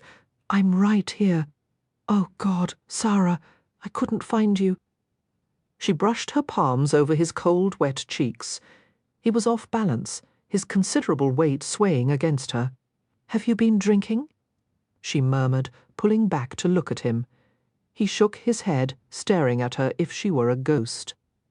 She wondered how to take away the shattered look in his eyes. "Let's find a place to sit down." As she stepped away toward the marble stairs, his arms tightened. "Derek!" she urged. He went with her like a sleepwalker. They settled on a step, and he hunched over her tightly, his arms fast around her. "I love you," he told her, wiping impatiently at the tears that kept trickling down his face. "I couldn't say it before. I couldn't." He clenched his trembling jaw, trying to control the hot flow of tears. It only made them worse. "Giving up." He buried his face in her hair. "Bloody hell," he muttered. Sara had never seen him so undone, had never imagined it possible. Stroking his dark head, she whispered meaningless words, trying to give him comfort. "I love you," he repeated hoarsely, burrowing against her. "I would have given my life to have one more day with you and tell you that." Watching the reunion from across the street, Alex sighed with tremendous relief. "Thank God," he muttered, and went to his carriage. He couldn't wait to tell Lily the good news. In fact, he might decide never to let Lily out of his sight again. He rubbed his tired eyes and spoke to the coachman. "Well, Craven's got his second chance. As for me, I'm going home to my wife now. Step lively about it." "It's like that, is it, Mill Lord?" the coachman asked cheekily, and Alex gave him a wry grin. "Let's go," murmuring quietly. Sara kissed her husband's rumpled hair and his neck. He held her for a long time while the shaking in his limbs gradually subsided. "Is Worthy all right?" Sara asked. "Was anyone hurt? They're all fine." "Derek, we'll build another club. We'll do it all again, I promise. No." He said it with such vehemence that she was quiet for a few minutes, continuing to stroke his hair. He lifted his head and looked at her with bloodshot eyes. "It'll never be what it was. I'd rather remember the place as it was than build an imitation. I want something different now." "What is that?" she asked, her brow wreathed in tender concern. "I don't know yet." Derek gave a short laugh and hauled her close again. Don't ask a man questions when he's had the scare of his life. Uncaring of anyone who might see them, he cupped his hands around her head and kissed her. Her mouth was bruised from his desperate, punishing ardor. Sara winced and murmured softly, trying to gentle him. She wasn't aware of the exact moment when he returned to himself, but suddenly his skin was warm and his mouth was once again familiar as it moved tenderly over hers. After a while, Derek ended the kiss and laid his cheek against hers, breathing deeply. His fingers traced the moist curve of her face, the fragile juncture between ear and jaw. "When they said you were dead?" He paused while a tremor took hold of him and forced himself to go on. "I thought I was being punished for my past. I knew I wasn't meant to have you, but I couldn't stop myself. In my whole life, you were what I wanted most. All along, I've been afraid you'd be taken from me." Sara didn't move or make a sound, but she was amazed for him to admit he'd been afraid. She would have thought no power on earth or beyond could have elicited such a confession. "And because of that, I tried to protect myself," he continued raspily. "I didn't want to give you the one last part of myself that I couldn't take back." "And then you were gone, and I realized it was already yours. It had been since the very beginning. Except that I hadn't told you. It drove me mad, the thought that you would never know. But I'm not gone. I'm here, and we still have a life together." He kissed her cheek, his stubble scratching her tender skin. "I still couldn't bear to lose you." Suddenly there was a smile in his voice. "But I won't let the thought of it keep me from loving you with everything I have, heart and body, and whatever else I can find to throw into the offer." Sara laughed. "Do you actually think you could get rid of me? I'm afraid I'm a permanent part of your life, Mr. Craven, no matter how many ex-mistresses you send after me." He didn't share her amusement. "Tell me what happened."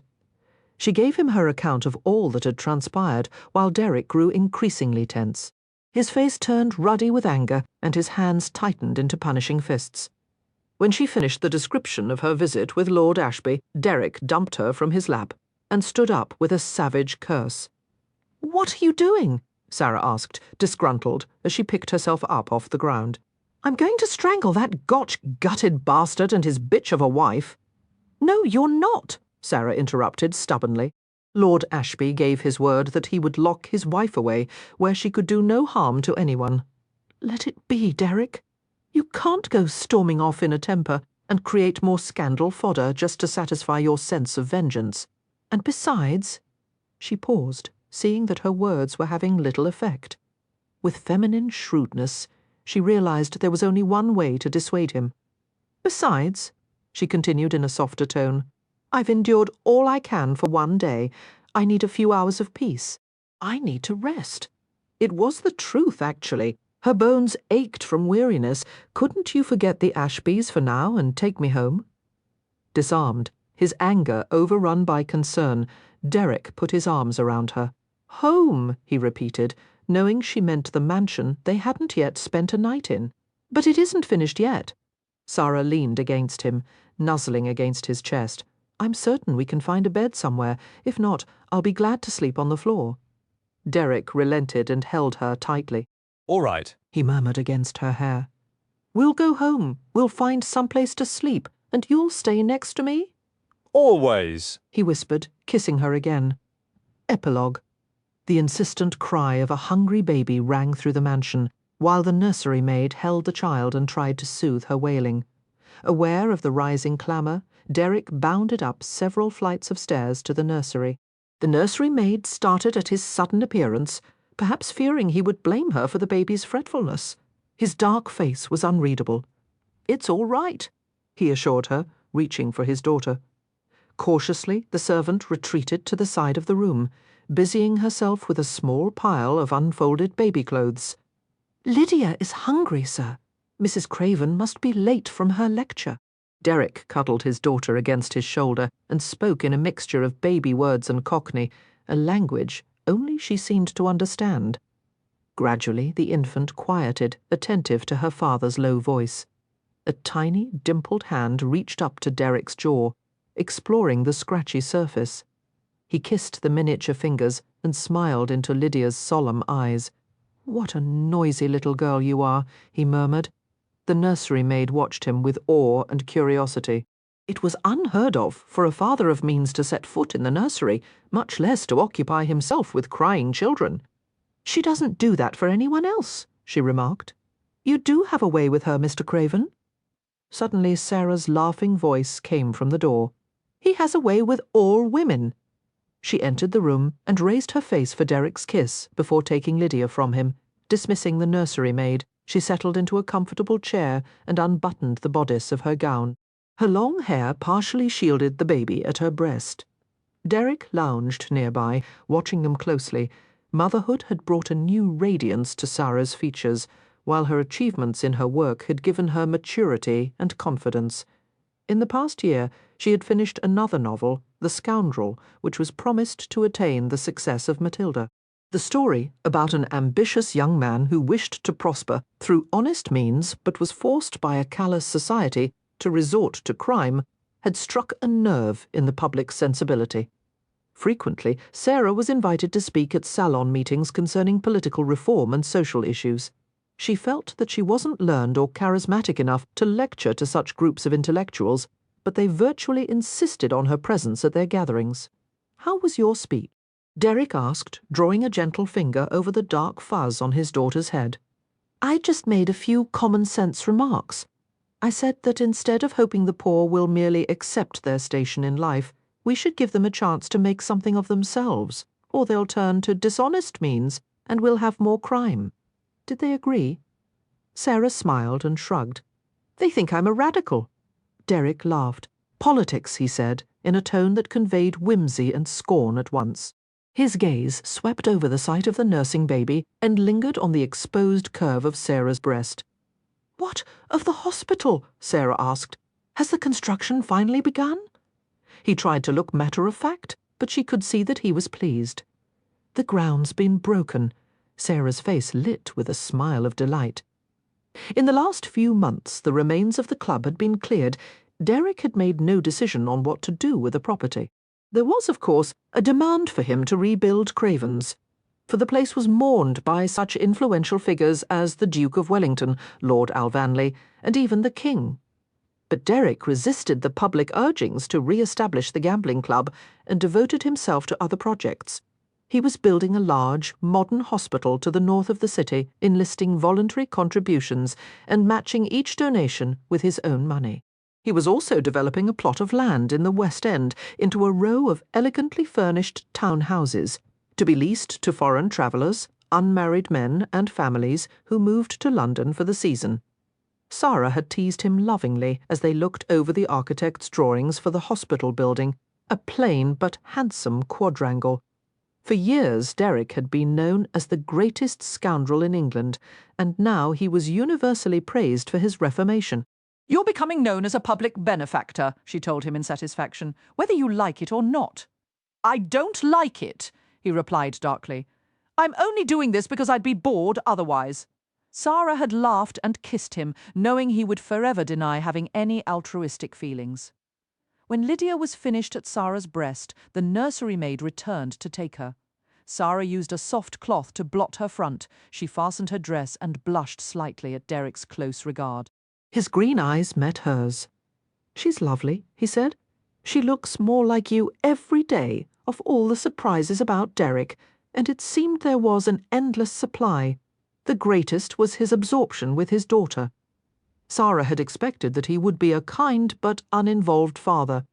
He had never known the relationship between parent and child before. She had thought he might preserve a careful distance between himself and the baby.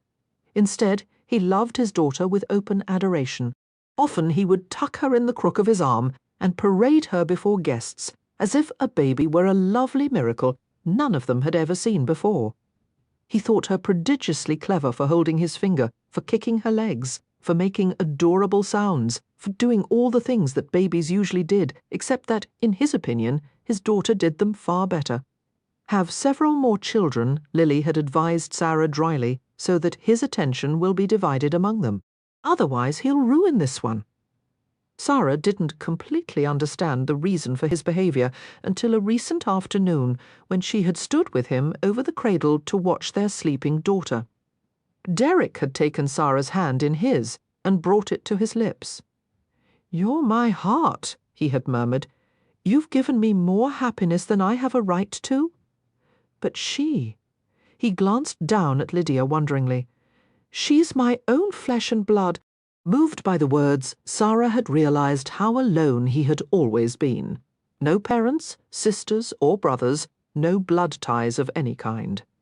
Her fingers tightened, and she nestled against him. "Now you have a family," she had said softly. Bringing her mind back to the present, Sara answered Derek's earlier comment. "Lydia has black hair, green eyes, and your mouth and chin, and you say she looks like me." "She has your nose," Derek pointed out, "and your temperament." Sara laughed, standing up and folding a light blanket into a neat square. "I suppose it's my temperament when she wakes the household in the middle of the night with her screaming." Derek advanced on her unexpectedly and cornered her against the wall. "Well, now," he murmured, "in the past you've been known to raise the roof a time or two, haven't you?" Their gazes locked in an electric moment. Thoroughly disconcerted, Sara blushed deeply. She didn't dare look at the nursery maid in case she had heard. Giving Derek a reproving frown, she ducked beneath his arm and fled, hurrying to the safety of her bedroom. He followed close behind her. They hadn't made love since well before the baby's birth, and to Derek's credit, he had been patient, extraordinarily so, considering his strong physical appetites. Although the doctor had indicated that she was fully healed from the birth and ready to resume marital relations, Sara had managed to put Derek off with gentle refusals. Lately, however, she had been the recipient of intense glances that warned she wouldn't be sleeping alone much longer. She paused at the doorway of her bedroom. "Derek," she said with a pleading smile, "perhaps later, when?" "I'm not certain," she countered, beginning to close the door against him. Stubbornly, Derek shouldered his way past her and shut the door. He began to reach for her, then hesitated as he saw her stiffen. His face went taut.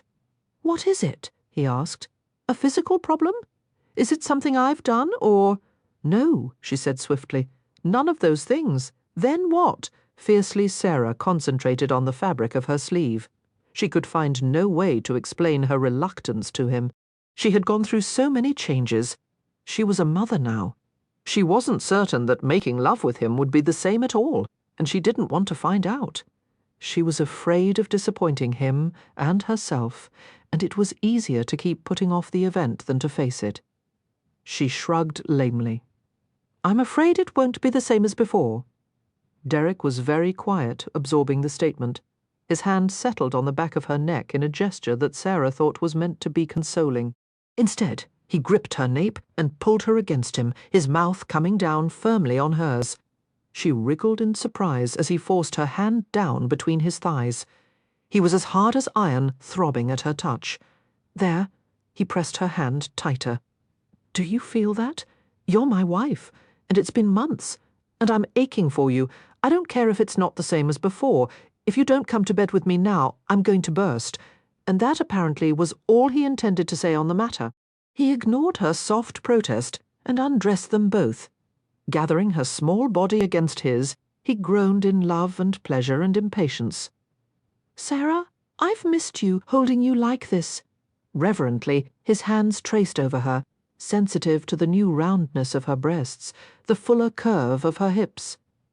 Hesitant at first, Sara lay still beneath him, her hands resting on his flexing back. He kissed her with gentle greed, savouring her mouth with long, deep forays of his tongue. She stirred in awakening desire, clasping him closer to her sudden mortification. A few milky droplets seeped from her breasts. Pulling away with an apologetic gasp, she tried to turn from him. Derek pushed her shoulders down and bent over her breasts. His breath flowed in deep gusts as he stared at her.